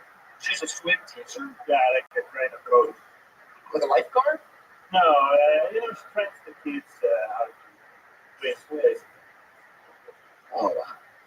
So you guys have like totally different lives. You're super smart, and obviously So it's a box of rocks. So you've got, Teaching kids how to swim. he's got water. Something there. Have you actually done surgery on a brain before? No, I'm not this kind of How about that cadaver? neuroscientist. No. I only scan them. I only put people in the MRI machine. So look at my So computer. you're the guy that scares the dog shit out of somebody right before they're already wondering if they have brain cancer or not. All of a sudden, they're already so scared. They know they have to get their brain scanned. They know they're not feeling right, and then it's just you with that villain accent. Yeah. What's the thing that you say to them right before they go into the MRI machine? Give us an example, but say it a little bit slower than you normally would. A little bit more German. It's like 20%. Don't worry, it will all be okay. Is that really what you say to them? No. What do you really say? Be careful. Don't put your. Oh my God! Is this really how you do it? Don't. Are you comfortable? One concern. That's just second base. That's what that is. I think that's funny there. Like if you That's so German. It's like it's almost like you're keeping a. It's weird when the patient's Jewish and you're so German and you're like, hey, you should go inside the machine now. Everything will be okay. I was gonna say, like that. Like go ahead. Right. With that German. It's the quick little flip, you know. Oh, good evening, patient Steinberg. You can trust me. You will slowly be tied down and go into this machine. You will disappear for a few minutes, but you will come back. I promise. You can trust me. It may get a little warm. You might smell something funny. That's just me farting in the other end of the Or even like saying, like giving up like what you were saying about when you go in, like the last words they give us when they go to this MRI, just be like, I don't believe in God, or something like so like Yeah, right. like actually scaring them just to like see what they do. That's really what's great about what you're doing. That plays on. I can't be the only one who's deathly afraid and sort of picture that moment like you get a test run. And I think delving into things like that. I was actually hoping to. Oh God, really? Is that true? Like, how can you do that? I might. So Hey, UCLA. I love that. I want to see what the fuck's going on. yeah, I want to see if I'm gonna die soon. I want to see if my beliefs are confirmed and I have an oversized ultra electric brain. Oh yeah, let it get quick. Answer all of it. Donkey brain. Yeah, the brain of a donkey. So one thing in mind it was the Wizard of Oz and said, if I only scanned the brain, and it was somebody that got with cancer because they didn't get scanned early enough. Don't ever give advice again. That was your one chance at each show. I love it. There he goes, Ori Amir, everybody. He's on Twitter, Ori Amir, O-R-I-A-M-I-R. O-R-I-A-M-I-R. Ori Amir. He's got an interesting perspective. Can you speak French, Ori? No. Wow. To think that there's something that he can't do that Eric isn't that scary? There's one little thing, but I mean, it's the 5 words that Eric knows, but all right, so we are in our final portion of the show, making our smooth descent in, and every week we have 2 regulars that go on and are always doing a new minute. It's always fun. We get to watch them grow every single week. Always a blast. It's no different this week. We're going to get their first regular. Her name's Kimberly Congdon, everybody. Hey, cutie. What's going on? 4.5 months ago, I dropped out of college to do stand-up comedy. I did, and it was really scary because college is important to my family. And everybody's like, you don't need college once I came here. It's not important. You're doing production. It's fine. But I disagree, you know? I think school had a lot of core values and, like, things they taught me, you know? Like, when you're in college, they teach you responsibility. Like, if your friend drinks too much, you don't offer them more to drink. You hump up the coat, rubble them out, you know? When your friend's night didn't go as planned, you always have a plan B for her. Because you don't want her to get pregnant in fact. Loyalty. I don't remember that part of loyalty. Fuck! I don't know. That's it. Thank you. There you go. 55 seconds. 30 seconds of it is this build-up. I was looking at the watch, noticing that you were telling a story. Yeah. I don't need that much build-up. Yeah. Yeah. What was it even about? Somehow I forgot. And then all of your chairs are shovels. We're just all People are telling me college isn't important, and I'm just saying the stupid things that you don't actually learn in college. Yeah. Yeah. Yeah. Are you happy that you dropped out of college? Yeah, fuck yeah. Why? Because I do without paying for it. You know, and just there's no major need. That's what I want to do. Right. So I paid to do else. And you went to Florida? University of Florida. Does that make that college different than other colleges? Yeah. Well, yeah. There's a few things. Like what? that make it unique. We had Aaron Hernandez who goes them on, which is fun. It's in Florida, which is a whole different thing. Did you go there when he was there? My first year, he was a senior. Did you ever see him on campus? Yes, I served him at my restaurant. Oh, I was at home. Yeah. What restaurant were you working at? It was a place called The Swan. It was yeah. It's like a Hooters. It was like right on campus. It was like where everyone went on campus. All dressed up like somebody. Do you remember what he ate? No, Applebee's. no, I don't remember what he ate. No, I did, yeah. Tim Tebow was there. You mean Jada Jesus? Nicole Smith died there. Yeah, people do that, salt's there. Trayvon Martin has been there, Casey Anthony. Well, A lot of good stuff. A lot of really good comedy stuff. It's for the tourist town. Spot, yeah. Where are you working now? I'm a PA at Fremantle Media. It's a production company. What types of things do you do for them? Well, today I almost ran the company. Cool. Oh, let's talk about that. Well, they asked me to do 2 things, and I did one of them wrong. And I almost shredded all of the production binders from all the American Idol shows. Oh, Wow. At least you did it to it. No, I didn't do it, but it was close. Now they're all in one big pile of sleep, and I have to put them all in order, like 11 years ago. But I think it's okay. It's only at 10, so that just gives me more hours. Well, and what I'm not just American Idol anymore. just when you couldn't hate American Idol I know. You could have been a martyr. having to rebind Thursday. but that's what's good about being in town. If you're in town, you can just go, oh, you can leave. Yeah. You're like, Yeah, if nobody would have saw me, I would have just She got like laid down. a call from the voice. It's like, do it. Do it. Just shut up. Christina Aguilera calls you. No, that's why I'm up here.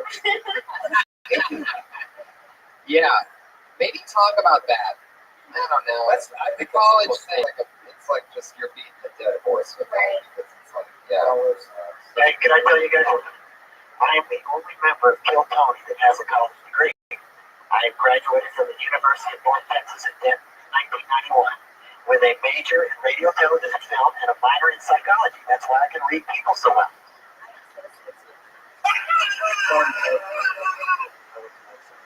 Really? The mean green? Oh my God. Really? Justin, you went to the University of North Texas? I did. Shut up, I didn't hear that. Wow. I went to a singular university. Whoa. All right, there is Kimberly Condon. Follow her on Twitter, Kimberly Condon. Get that American Idol thing. Justin said it. And don't worry about how you almost ended American Go Idol. back Yeah. tomorrow and shred all those papers. Yeah, and she, Nicki Minaj, like that. Nicki Minaj. Oh yeah, she is part of that. Well, she was. And our other regular, as always, Marian's gonna for it's Sarah Weinstein, everybody. I'm an alumni. Chapman University. Patriot. College degree. Thank you. Moving along, just want to let everyone know communications. Okay, moving along rapidly. I'm tired of this pressure from society to be friends with my neighbors. I don't want to know them. Just because we live next door, I don't need to know your business, dude. Don't tell me you're getting a divorce. Don't tell me the name of your kids. Don't tell me the name of your dog. Don't send your kid to my house to buy Girl Scout cookies. Don't ask me to jump your car just because we live next to each other. Don't make me a fucking casserole. What? I don't want to eat. I mean, I eat mushrooms, soup, baked in a noodle. I'm not trying to know you like that. Just because you bring me a casserole, now I have to bring you one because we live next door. Don't ask me for the landlord's phone number. I don't have it. Neighbor's cat is that a big number? You fucking hate your neighbor. Okay. I think it's just the pressure, like the pressure that you have. Yeah. Friends of your neighbor. Yeah, it is true. Yeah, it does feel like that's something like Larry David would come up with the new neighbor thing. Now I have to get him a casserole? Like, Yeah. That's funny. But then she major in communication, and that's the one thing she doesn't want to do. Oh yeah, there you go. So yeah, I don't want to communicate with anybody. Right. You sound like you love life. I do. Who doesn't want to fuck a casserole? I want a casserole right now. I don't want Strange casserole's creepy. I mean, it's creepy if anybody gives you anything food-wise. I'm not into that, but if it's something that's slow cooked, like in a bacteria pit, then that's even worse. a can too. Oh, Yeah. Is this a guy or a girl? Just any neighbor. Because obviously, by the way, you thought about it. Someone lives above me, next to me, like in the above you, that's some neighbor technically. So you just want to live in solitude. Yeah. So you're walking to your apartment, someone goes, "Hey, you want a casserole?" You're like, "Fuck yeah!" Inhale. Oh, like cookies, holiday cookies. I do hate that. I hate being friends with neighbors. I'm not friends with my neighbors. I see them all the time, and we live literally like doors are like looking at each other. And they like fence in the back, you know, like they dress up like warlocks and shit. And really like they're like huge nerds. I think like seriously, they Renaissance all day long, like a Ren fair. Yeah, and I just know that my ex-girlfriend accidentally talked to one of them once. I'm like, oh great, now she is friends with them. So I broke up with her, so I don't have to worry about that. But I hate neighbors. I don't want to know. I think everyone maybe talk about how everyone's made that mistake of actually talking to a neighbor, and then that's the worst shit ever. Open again. Yeah. Like oversharing. Yeah. I hate when I have a girl neighbor who are walking down the hallway together, and then she goes to her apartment, opens the door, locks it real quick, like I'm gonna rape her. Yeah, come on, I'm not that hot, you know. And then I raped her. Am I right? That's just a deadbolt. I have a powerful leg. Goodbye, door. My neighbors have sex, which is very strange. They were terrible, and I had sex. They were terrible. It's like you can tell what was going on. Yeah, well, not like position wise, but you could just hear. Like it was just like the moaning was really bad. Ooh. Like there was like no, like it sounded like they were in their late 40s, early 50s. Oh, so good. Yeah, and I never saw my neighbors, and I was always afraid of what they looked like. Because it happened so frequently that I actually started like picturing like what they look like. Yeah, it's like a neighbor edition of The Voice. Yeah, the mode. Who's the mode? And then You actually and then Christina Aguilera turns around. You actually meet them as these two guys in wheelchairs. They're not even fucking. They're just trying to pick up the cup that they dropped on the floor. And I'm like, they're totally having sex. I'm like, oh, I dropped my apple. I put in cuppers on the ground. And this is my ears. I wish I had a neighbor that could come over here and help me. My battery's dead. I'm just like, this is so hot. I can't breathe. Oh. All right, there she goes, Sarah Weinshank. Good job, Sarah. Yeah. She is Princess Shank on Twitter. Kimberly Congdon is Congdon with this Princess Weinshank.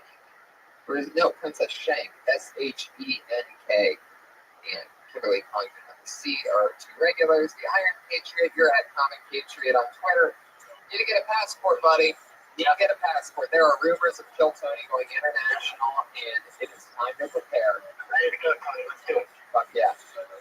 Halpin and Martindale, thank you guys so much for being part of the show. You guys have this coming up that you want to promote. You guys are on Twitter, you have a podcast. Twitter, the Full Count Podcast on the Network Studios. And I'm also Twitter at Sean Thompson, SHAWN, and I'm at Justin Martindale. And I've got some stuff coming up too. I'll talk about it right now, but I do. You guys are two of my funniest friends. Thank you so much for being with me today. Sacramento, December 13th, December 20th and 21st. I'm in Youngstown, Ohio at the Funny Farm Comedy Club. And some other crazy stuff happening. Come see a Kill Tony live sometime in Hollywood. Mondays, free, 8 o'clock at the Belly Room. And tell friends about this show, people. You're getting it for free. Red Band's nice enough to not play commercials before this. So go tell friends how much you love the show that you listen to and tweet about. And then you get your word of mouth advertising out there. This way it'll always be free. Right. Guest Lottie Show, San Jose, California, December 11th. It's particularly Ruby Stevens. A bunch of other comics are going to be coming up there.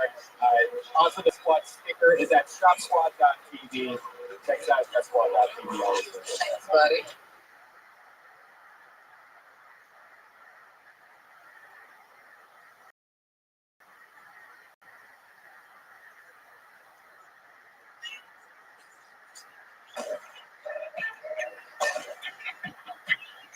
We did it. Here we are again, everybody.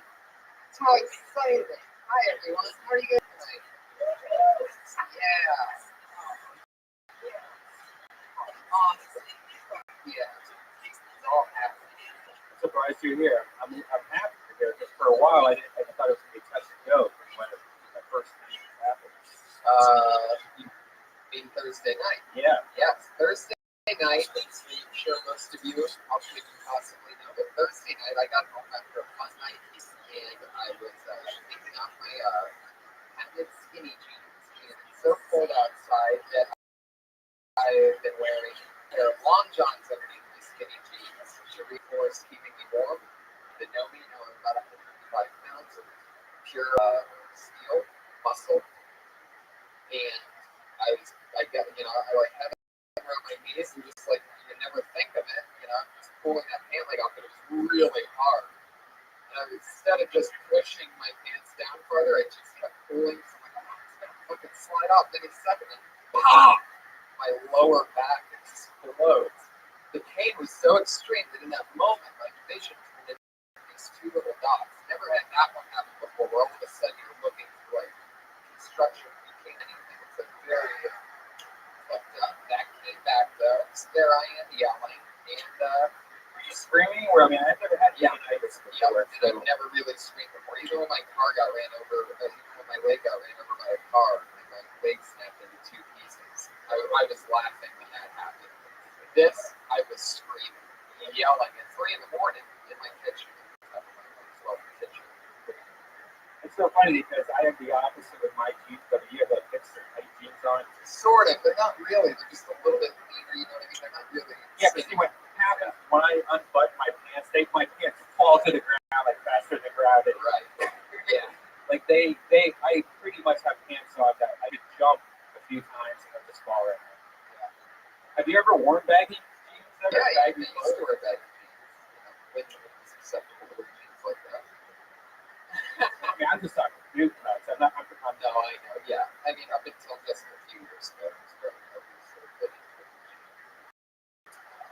But I threw my back out, and that was crazy. So I had bed rest all day Friday because the nerve that I the sciatic nerve, which is located behind your upper hip, can extend all the way down to your foot. In some cases, luckily, mine didn't run down my leg. In a rare case, it just stayed right there, very immobilized.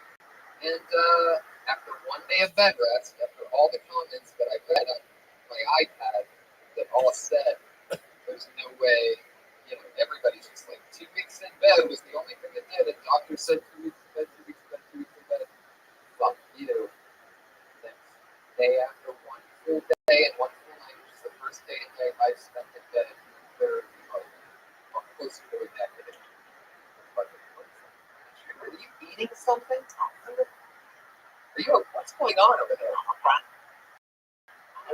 Just play it cool. We haven't introduced you. Just trying to get through my backstory. Okay? What's going on in there? Do you have pee in your mouth or something? No, there's something going on. He just can't even contain himself. What is he? What's probably thinking that you're 29. You should be going out with that. Well, yeah, this type of injury happens. Super athletes. They call it I found this one. They call it the muscle that I tore, the nerve. They call it the dog because most people. This is a crazy fun fact, and it's sort of a weird, awkward thing. But I was like, when I pulled it, they call it the dog dog shed mirror because most people tear this mirror looking at the thing that you think you step in dog food, but then you didn't look at the bottom of your shoe. That motion of like cupping your leg up makes it, and it'll just give out once in a while. And then you can never know, there's no controlling it. But what is crazy is the one day of bed rest that I had, I don't smoke cigarettes inside my apartment. A couple days before, I went to this vaporizer place right across the street from where I live and talked to a guy instead of just like going up and being like, all right, I'll show you what it is and waiting for 40 minutes. I talked to a guy like, candle lights pretty much every day for 10 years. What are we doing? And he's like, Bobby Doc. So I have been cigarette free for 4 days for the first time ever. Thank you. We'll see how it goes. Yeah. I'm taking it one day at a time for sure. I'm more mints than anyone. Now you're addicted to juice, so forever be something. Right, of course. If I lived a fear-filled life, that's exactly what I would think. Luckily, I'm already beating down on the nicotine juice as of yesterday, and I'm already at the equivalent of less than half a pack of cigarettes. Thank you. I'm glad you're here. I'm glad I'm here, but let's talk about a man whose back never tears. Our head of security is here once again. It's the Iron Face, everybody. There he is, venting all of that inner energy that he was holding back during the. I will lead these new Avengers into battle against anyone with fentanyl wavelengths. I am guaranteed. Tony, I'm sorry you had a bad week. On top of that, this fight beat the bad guys. I must have let you know that. Oh, wow. Okay, I guess we're going straight into that. Well, I'm proud of you, though. I'm proud of you just trying to make it successful. Good. Got the Buckeyes right away. It's not the first time this week. Well, enough about you. Already stepping on my lines. Very good. Just go off on the way. Okay, enough about you. Now it's my money. Okay, I've been continuing to make my screenshots for my TV show and film appearances as a background artist. And I found the one that really excited me this week. I found the shot from the TV movie Citizen Jane. I was sitting right behind Meatloaf. And I don't know if you know this guy. He's a very interesting character. And he was born in Dallas in 1937. And I want to ask you guys if you know this. In 1977, he made his major label debut. Can you guys remember what the name of this album is? It sold over 34 million copies. No. No, don't help him. Well, you know what Rabbi is? Of course I do. Okay, well, that out of hell. And also, he's in a comic film that came out in 1975 that many theaters across the nation have been. Now, you know what that film is? Rocky Horror Exercise. Yes, Rabbi. Wow. It's amazing. He looks Wikipedia page. No. I still probably have rice in my asshole going to any of those shows. That is a good one. Really a lot of people do. But let me answer this too. Before he sings that song, when he came out naturally, I would do anything for love, but I won't do that.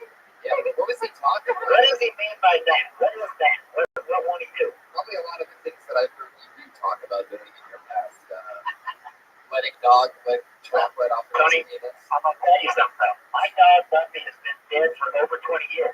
You, on the other hand, have a dog named Trixie Vixen. Sounds like a porn star. Got its own Twitter page. I've seen a picture of you snuggling with this dog like it was your girlfriend. So you don't need to talk about me anymore. My bestiality days are over. Patriot, I can't believe you would compare me taking a picture of me sleeping next to my dog while we're both sleeping, and you're comparing that to letting a dog suck chocolate off your dick 20 years ago. You don't know what to do behind closed doors. He's right. He's right. He's got a good point. He's You right. don't know what I do behind closed doors. That is true. That might have been how you flew back out. Oh, no, I love it. Meatloaf. Yeah, Iron Meatloaf. Sent us another song. Yeah, I wish Meatloaf could be here now because I know he would love to do it. I have a question actually, Patriot. Last week you mentioned that you were in multiple bands, not just the Dirty Crowder. Yeah. Did those other bands have any kind of sound as the Dirty Crowder? Kinda, a little bit different. Well, I'll get to that in later episodes, but the first band. All right, whenever you want, I guess. Now, the first band I was in high school, I started that band when I was a sophomore. It's called Romeo and the Dream. We had this song, One and One, and then we'll do that later. But after that, in the late 80s, I had a band called Shane. And that was, and after that was good. But all those songs, different fans of those bands that have, Say fan or fans? Fan.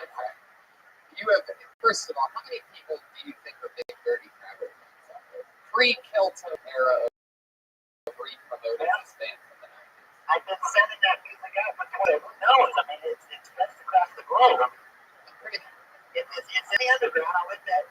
Just because you mail copies around the world doesn't mean that it's stretched around the world. But I'm traveling, the music's good, and that kind of buzz always felt. It's been, I don't know, I'm not really fans out there, but I know they're ready to unite and bring back the Dirty Crowder. What's the song you sent this Dirty Crowder? This song is called Go Insane. You sent another song in? Yeah. I'm on a Wow. Every week. Yes, as I'm high. How hot? I gotta keep it down. Oh my god. Let's do it. For those of you that don't know, the Patriot Saint used to be in a rock and roll band. I don't know, it's not really rock and roll. What would you call that? It's a mixture of a lot of things. Got a rock, got a little saxophone. It's like B-52s meets, there was one song on the band, man. There's another song going on.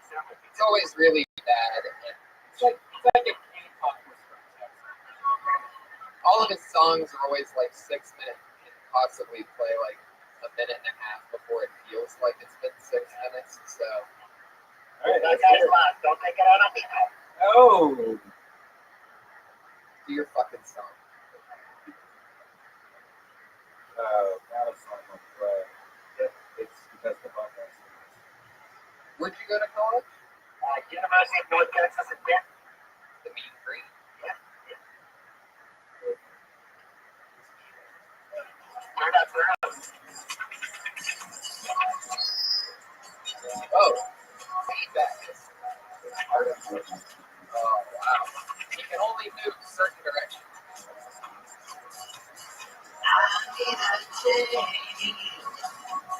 You look like I'm gonna insane. I need a change. You look like I'm gonna insane.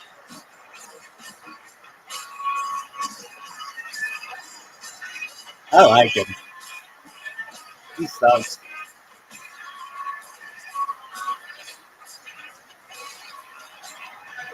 Magic in the air. And lots of lovers everywhere. Never love you just a time. Looking on the back line.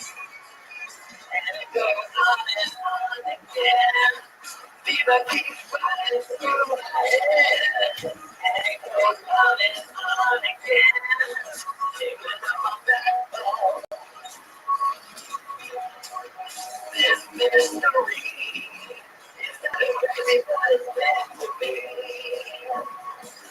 Just like I'm gonna go insane. I need a change. Oh my god. Yeah. Alright. You guys don't really have to play. He's not going to kill himself. So, how long ago was that song from? Which band wrote that song? Is that the Dirty Crowder? The Dirty Crowder. Do yourself a favor. Go to iTunes. Never listened to it. This is the first song on the Dirty Crowder album. Go to iTunes. Download this. This is the all-time song. Because the musicianship is outstanding on this record. Now, I've got a guitar player on there named Ed Lissman, who was the original player of the New York. Do you really think anybody gives a shit about this? Like, in what possible world would you be name-dropping a guy from 93? What does he do now? What is he wearing a Batman costume on Barron's podcast? Like, what's going on? If you listen to it, I'm going to get it back once you get this revival. Now, the guitar solos on this album sound like Buckethead on Hill. Like this album will take you on a journey. If you want to smoke a little weed before that, that'll make it better. Take you on a journey to the region. Yeah, it's that man type shit, man. I had them practicing for fun. They went in that studio, we did a few overdubs, but basically that was just fun. That's a real band is rough. All this shit today, so Oh my God. Okay, there you go. Everybody, the Iron Patriot, everybody. There he is. Let's move into the main, slowly descending into the show, everybody. As always, I always have tons of comedians that sign up for the opportunity to do 1 minute here. And as always, I always have two of my funniest friends, two amazing guests. This week, as always, is so special because it really doesn't get much more exciting than the two guests I have here. In no particular order whatsoever, this guy, one of my favorite comedians I've ever seen, gotten to even make friends with. You can start clapping now. He's down the road with the likes of Sam Kinison, one of the top favorites and regulars here at the Comstock. It's Jimmy Stewart, everybody! And the host of the class, the winner of the HBO and Comedy Festival, and one of the funniest guests I've ever had the pleasure of having on this show. His return only 3 weeks after his debut. Fucking awesome, everybody!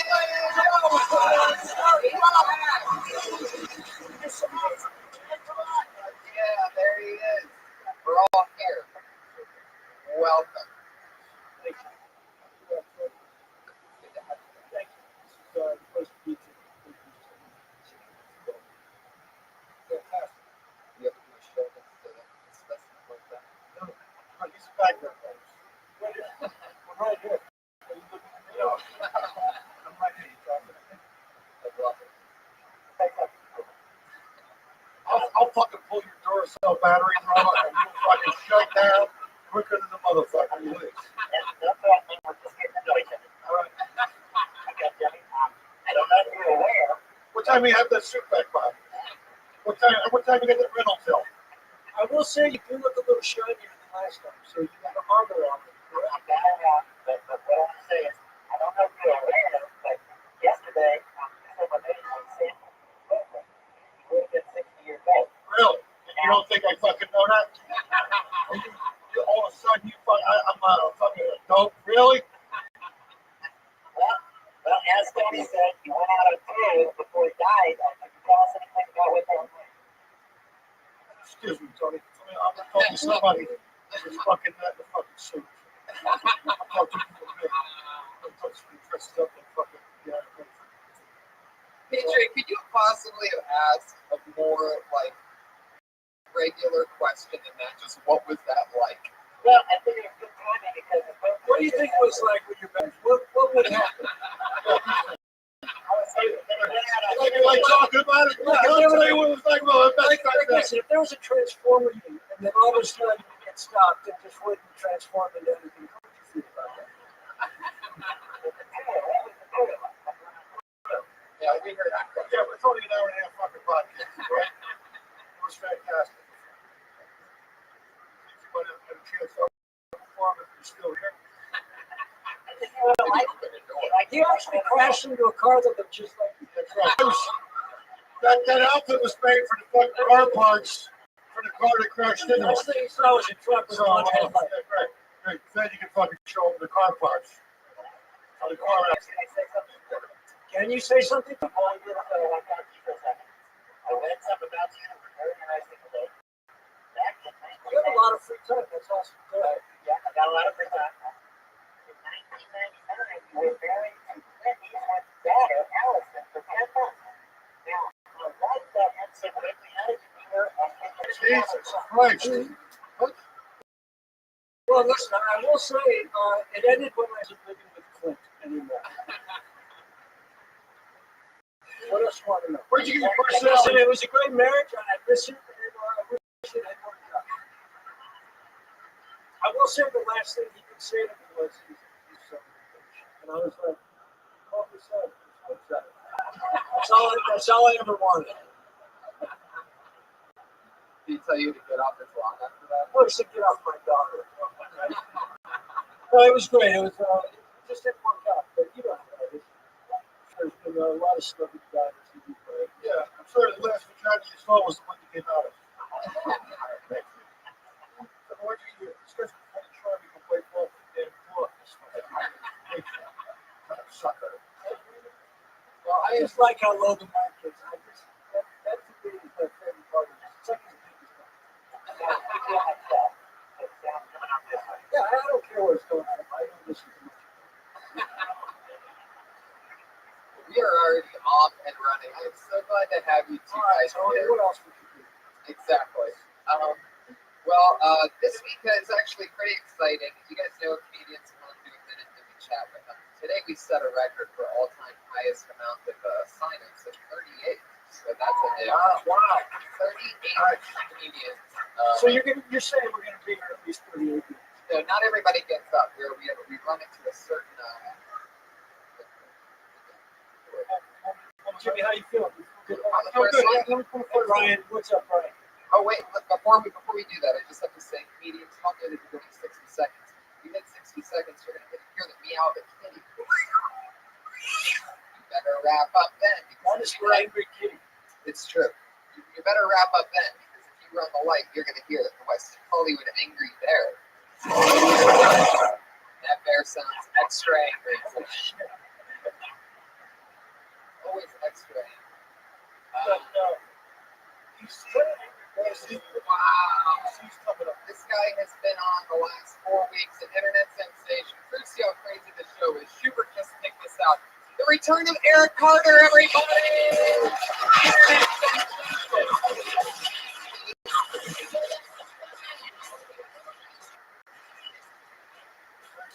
Albert Strong, what do you say? What's up? How you doing, man? Eric Carter, good. Yeah, good to see you. What's up, Hollywood? Let's give it up for Kill Tony, this awesome cast. And for those who've never been here before, my name is Eric Carter, and I'm from South. I am from Mississippi, and I have been living in the state of California for 5 months. But it doesn't matter where I've been, or how many countries I've been to, or how many languages. I was getting treated like a damn idiot every time I first meet somebody over here. They always get the, hey, where are you from? And I'm like, I'm from Mississippi. Cool, I bet it's different from the here to the south. No, it's the fucking same. Same diversity, same everything. They just as much Confederate flags in Orange County as I do back in the south. Holy shit, I bought more pistols at Dana Point than I've had in Death Valley.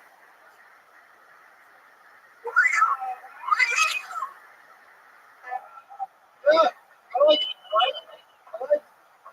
I gotta say too, he reminds me a little of you. You know what? Comes out with that confidence and swagger. I do have a question. How many languages do you speak? I've been to England, I've been to France, I've been to the United States. That is a country. And I studied French for 2 years in college, and I did my best stone. So the thing with this place, if you go to Rabbi,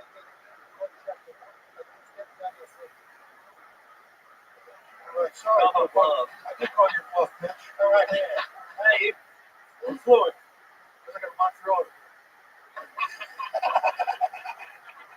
What do you think, Jim? I like to say, Anthony Francais, he's trying to say, politique américaine, deux ans, thing like this. I know. I love a guy who speaks a French accent from like Southern drawl.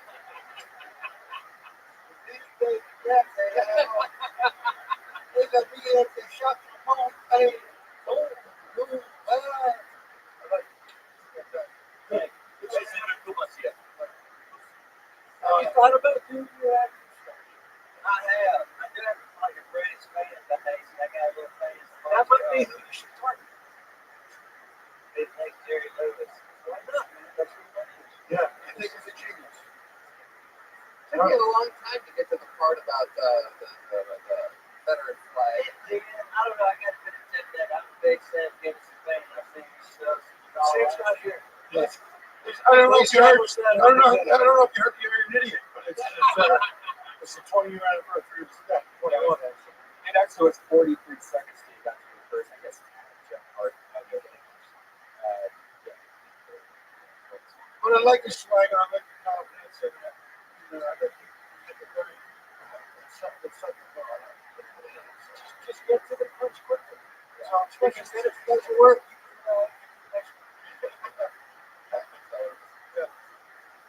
Very hard to go with this. So, have fun. Have fun. Definitely going places. Right I now, hope it works out with you. That's All right. at Call Me AC on Twitter, guys. That's Eric Carter. Eric You Carter. like picking? I like picking, man. I like picking. You should be the Mix- picker. Making them up, mixing it up. Mixing it up.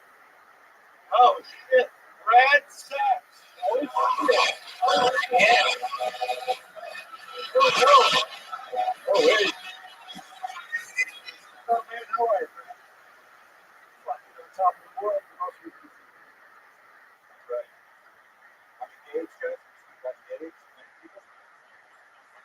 Thank you. My fiance,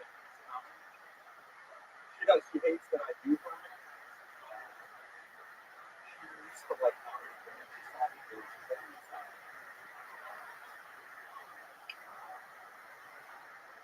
But people tell me,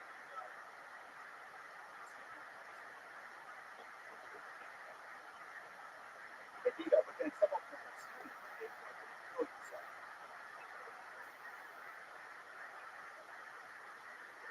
It's hard up here. It's a lot out here. And my life, a lot of people ask me, how is it? How is it? Thinking forever. That's all I got. What do you do with your other job? I'm still shit. Yeah, you should mention it. Yeah. So, I'd be okay about it.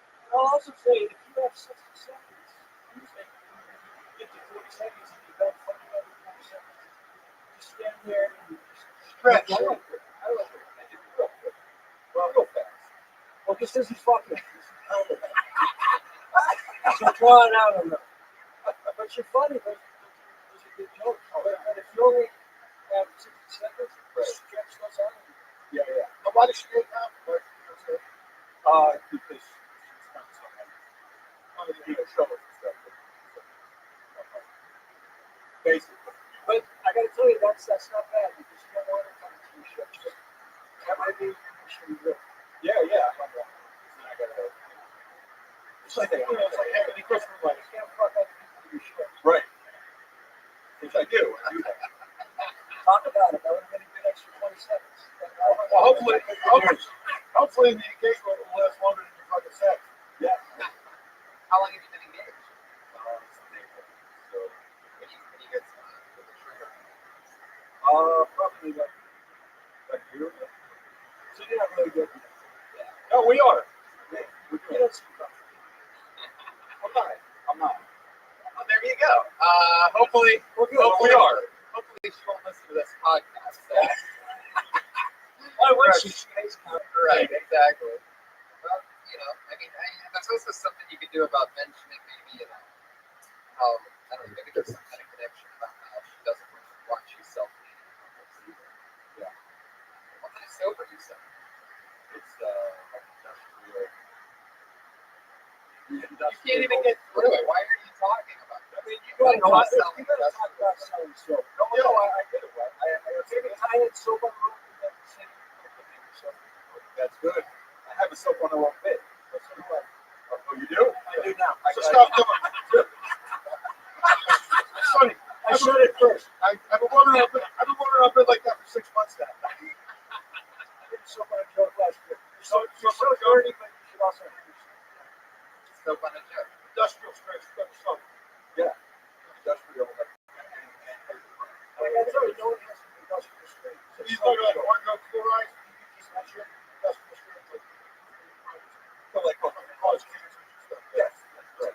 Basically, you're asking if they'll come through your house. It's gotta be really dirty people you can sell to that do that thing. Oh, yeah. What do you try to like figure out like murders who just got out of jail and stuff You like just that? murdered a hooker and all the DNA's in the rug. How do you clean up? Get my new fucking industrial strength. You're gonna have a lot of jokes. Keep dragging it there. And hold back a little bit. Yeah. Okay. What is it? Some industrial strength jokes. How do we go? There he goes, Brad Sachs, Brad everybody. Sachs. All right. He's on Twitter at Brad Sachs. He is on Twitter. CHS. Yes. I think that actually was. Yeah. I think there's a chance him to beat him. Well, that was him, but she's getting more. Yeah, totally. You got one? This is Carlos Escobar. Wow. Carlos Escobar. How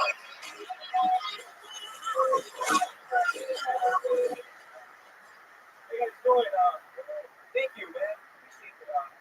You guys said right, Carlos Escobar, Colombian. And the first thing that people always ask me, you must know about Dan Salsa or Sal Cocaine, which is a big stereotype. Colombians are also known for their food, their cuisine. Like, it's a lot like Mexican food, except money. You serve in a glass plate, and you eat it for a rolled up dollar bill. I also work out at UPS. It's a great workout. You go online, check out the transformation videos. I saw this one chick with an amazing transformation. She used to be a size 16, and now she's a dude. She sweat the pussy right off her body. But I have a bad back since my mother used to train yoga. If I can't do yoga, I'll do P90X yoga. I think you do P90X for a little it's tough to do it. Like if my girlfriend comes up to me and says, hey man, you want to get your nails done? I'm like, no. But if she said you want to get a P90X manicure, I'm like, let's do this shit. My fingers all red.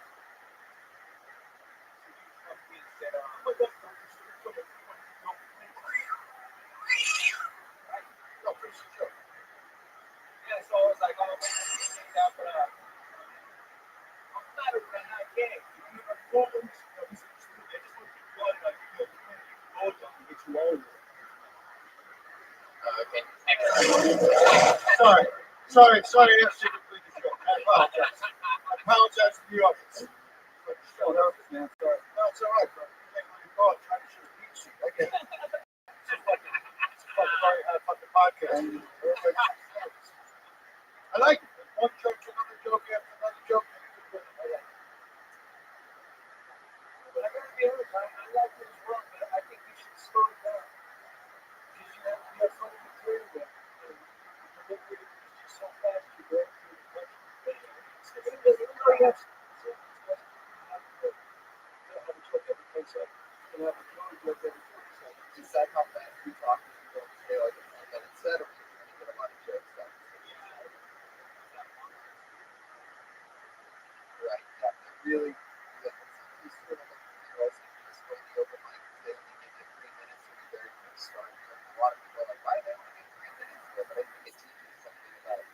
Because people can tell when somebody's really like material. They really get the best out of it. While still sounding like human beings. I also think it's really important to get this the audience. Because you don't even know if they're laughing because you're blowing people's minds. Yeah, the train take off 90 miles an hour.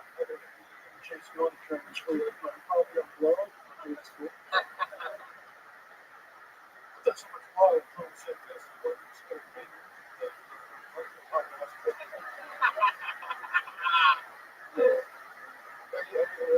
How long have you been stand-up? Do you have a lot of like cooking jokes and this jokes?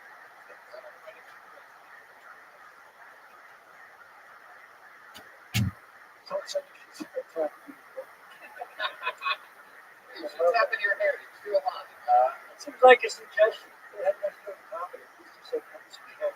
Yeah, when someone rushes through the jokes, that's where I go fly. Yeah, got another one. Anyway. No, when people hear that on the podcast,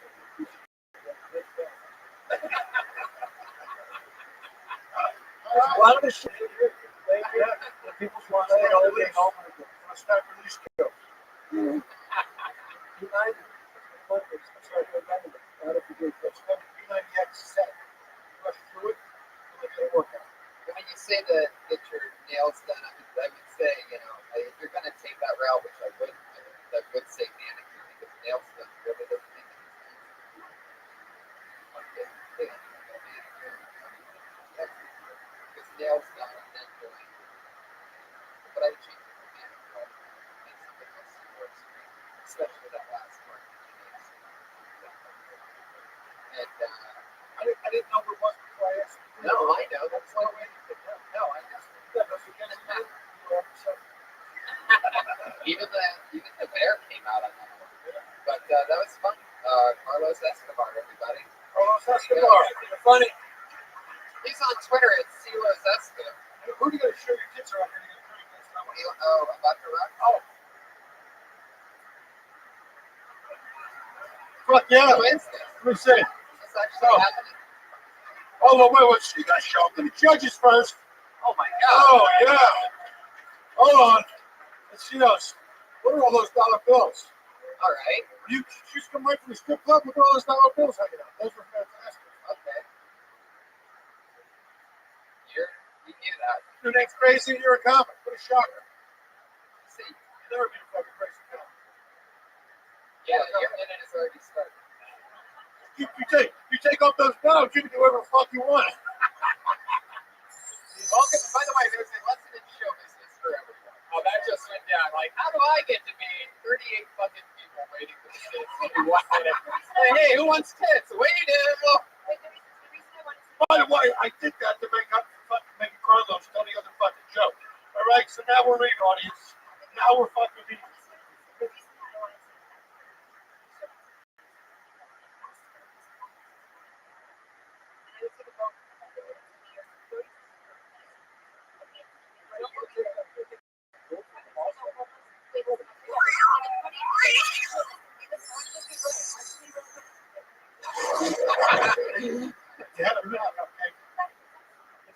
The tits weren't big enough for 3 minutes. That's right.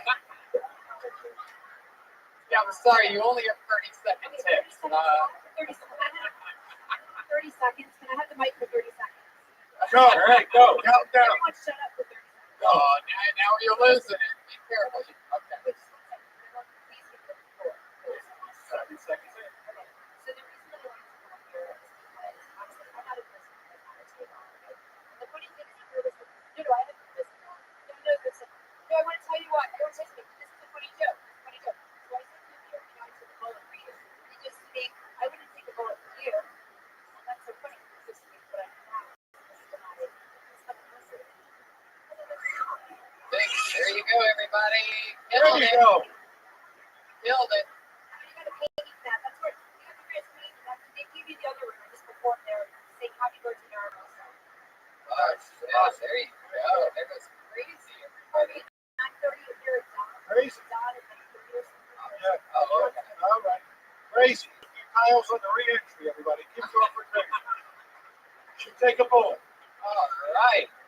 I thought when she said her homeless friend knew that she was going to try to like raise money for him or something. Instead, she I'm also single. I'm also single. This is not studying on it. I'm not. So real quick, I'm also extra bonus. okay, right now you're trespassing. Get Right out up. of here. Oh. Oh, Jimmy, you want to pull another name from a home? Yeah. This was a fun one, huh? Oh. Can I show my tits to get a minute? Tim Greer. Yeah. Greer, everybody. Greer. Greer.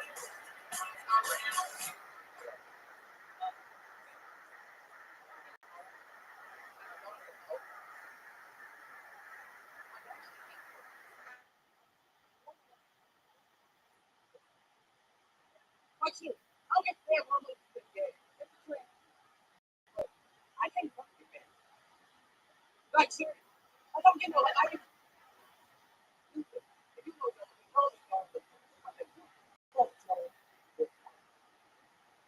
I see.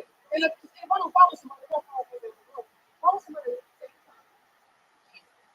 Megatron. Anybody will see. You know? Like seriously. Like no leg is what I would say. You know, rape it. All the niggas keep it real. They don't need to. That's all I'm saying. You know? Watch it. Wait a minute. Wait a second. I'm looking for my favorite. Don't take a nap. Just like I think it's only fair to look with it. There you go. There you go. There you go. Well done. Yeah. Well done. Not easy to follow set tips. Well done. I like it. Boom, boom, boom. Yeah. What was that last one? It's okay to That's more of a fact, not really. No, comedy's a funny way of being serious. Here's what I think. Your delivery is strong, epic. You have wild confidence, but I think everything you're talking about, each one is a setup. Like I don't think there were any jokes in that, but I think you had 5 or 6 amazing premises. So I think you should take each one of those premises and then just go adding punchlines. Touch a little bit. But I'm not saying it in a negative way. I'm saying you're very engaging. And you say right on this premise. Much more also say, Because you can take one of those premises, 5 or 6 minutes. You did 10 or 12 jokes, man. You could have done 2 jokes and got 6 tags. Yeah. And for $5 grand, Yeah, you look like you got money. So we'll talk after. all right. No, but you're on the right track. wait. Because, hold on. Wait. I love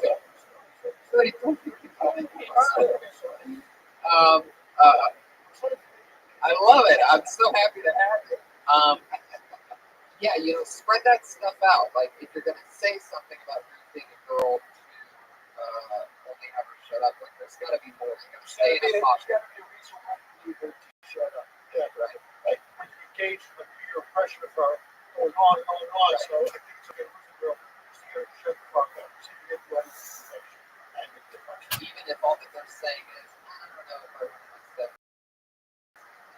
that's enough for them to be talking too much for you. Like, if you're playing the role, Like I'm sitting here, my fucking left ear's fucking, I'm gonna roof her and she's gonna shut up. right? Or to kill her. Yeah. The things you gotta do to get some pussy. You're gonna hear the fucking whole leg start. Too. Well, there's the roofie. Pop, fizz. But you're on track, man. I think you're going to do great. There you go. It's Tim Greer. He's Tim Greer. Jimmy, let me ask you a question before we pick our next meeting. Do you remember any like material that you did when you first started out, like a joke? Yeah, you're still doing it. Yeah, man. I was Yeah. I answered the question for them on stage, and Watch. It's like watching yourself take porn. What?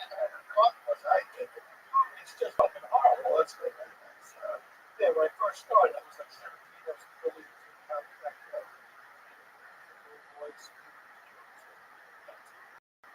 every once in a while, pop, just fun.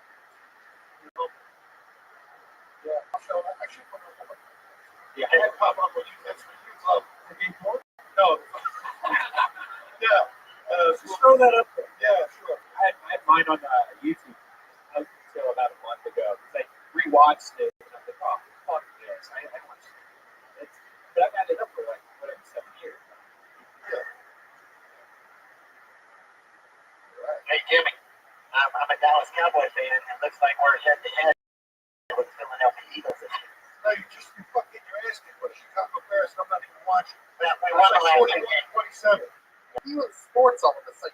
For a guy that wears a fucking comic book suit, we know an awful lot about sports. This is Monday Night Football. Good night to be here. I hope you appreciate it, Tony. There's still time. You can still catch them in the last minute. Yeah, you can still off. You can still catch. You've also missed the last 17 Monday Night Footballs to be. Yeah, but the Dallas Cowboys are playing tonight. Oh, that's right. He's from Dallas. Speaking of Dallas, Death Squad is coming to Texas in January. Me and Tony are doing a Texas tour. And actually, it's already coming, but January 9th in Houston, January 10th in Austin, January 11th in Dallas. Oh, it is awesome. Jimmy and I will be at Open Padres drinking Margaritas and playing with our mariachi band. You hang at El Comandre Electric, Texas TV there twice a day. Yeah, every day. I shop with them, make sure they do. Every once in a while, you catch us down at that little bar called Coaching Horses. Coaching Horses. Open Padres is an important part of my life. I love it. Chicken tacos, parties, We have like a Mexican version of that restaurant that they walk into. reminds me of a Mexican version of Open Padres. Yeah. All right. Definitely that. new name, everybody. We are ready. Tested. When the jokes are right. Hangy Malik. Kanye Malik. Next booty. Next booty. Hey, Kanye Malik. What's going on? Yeah, me too. Nice. But, yeah, I'm a bachelor. I like to say that I'm a bachelor. More than I like to say that I'm single. I still like to describe myself as single. You know what I mean? Just the sound of it sounds hella weak. Like I'm single. Like your voice. I don't know the end of the G place right there. Maybe you just really single. Like you sound like a victim of something. Like you got stabbed or something. Like, you know, like, oh, I'm single. Oh, I'm in her song. I'm so alone. Oh, like I'm a bachelor. I applied for this job. It's like the difference between a nerd and a custodian. You know what I'm saying? Like I got credentials. I'm a bachelor. You're single. She comes with a bag. And then my apartment real small. Like, I gotta go outside. It's not enough room for me and my thoughts in my room. I still get female company though. I show them over like a player.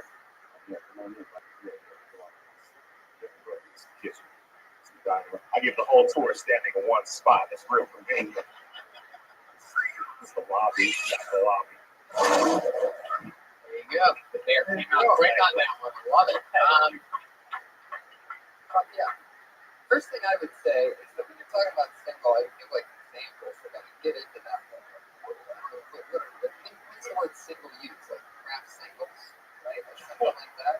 I mean, like, I would make an example like that. Because you're talking about how you don't like being called single, right? How you that versus single. I'm a sexual philanthropist. I like that. You don't mind if I borrow that? No, that's why we're fucking here to help you become a middle-aged motherfucker. You think I'm fucking wasting my time? I'm missing Monday Night Football too, man. Good looking out. And I also missed it. Like, is there a tie to you saying you like being called a bachelor and seeing your apartment all in one room? Oh, it was a transition for me. Preferring to be referred to as a bachelor instead of saying single as a place for the Gotcha. I like your style, how you don't use periods. Well, just rolls into the next one. Where they do that at?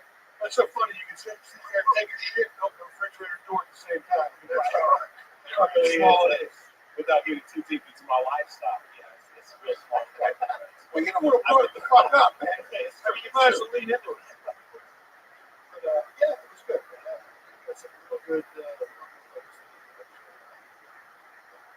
Okay, you're great. I can watch you. No, 2 minutes. I can watch you 2 minutes. No, but I would just elaborate on some of those things. I just blow it through too quick. I think that's the key. You're doing a minute. Have a great minute instead of like a shitty. But I just not great. But I wasn't a shitty. Yeah. I'm just saying, if you have a minute, don't try to film so much shit. Just go with that. Because you're funny as hell. But you're blowing through your joke.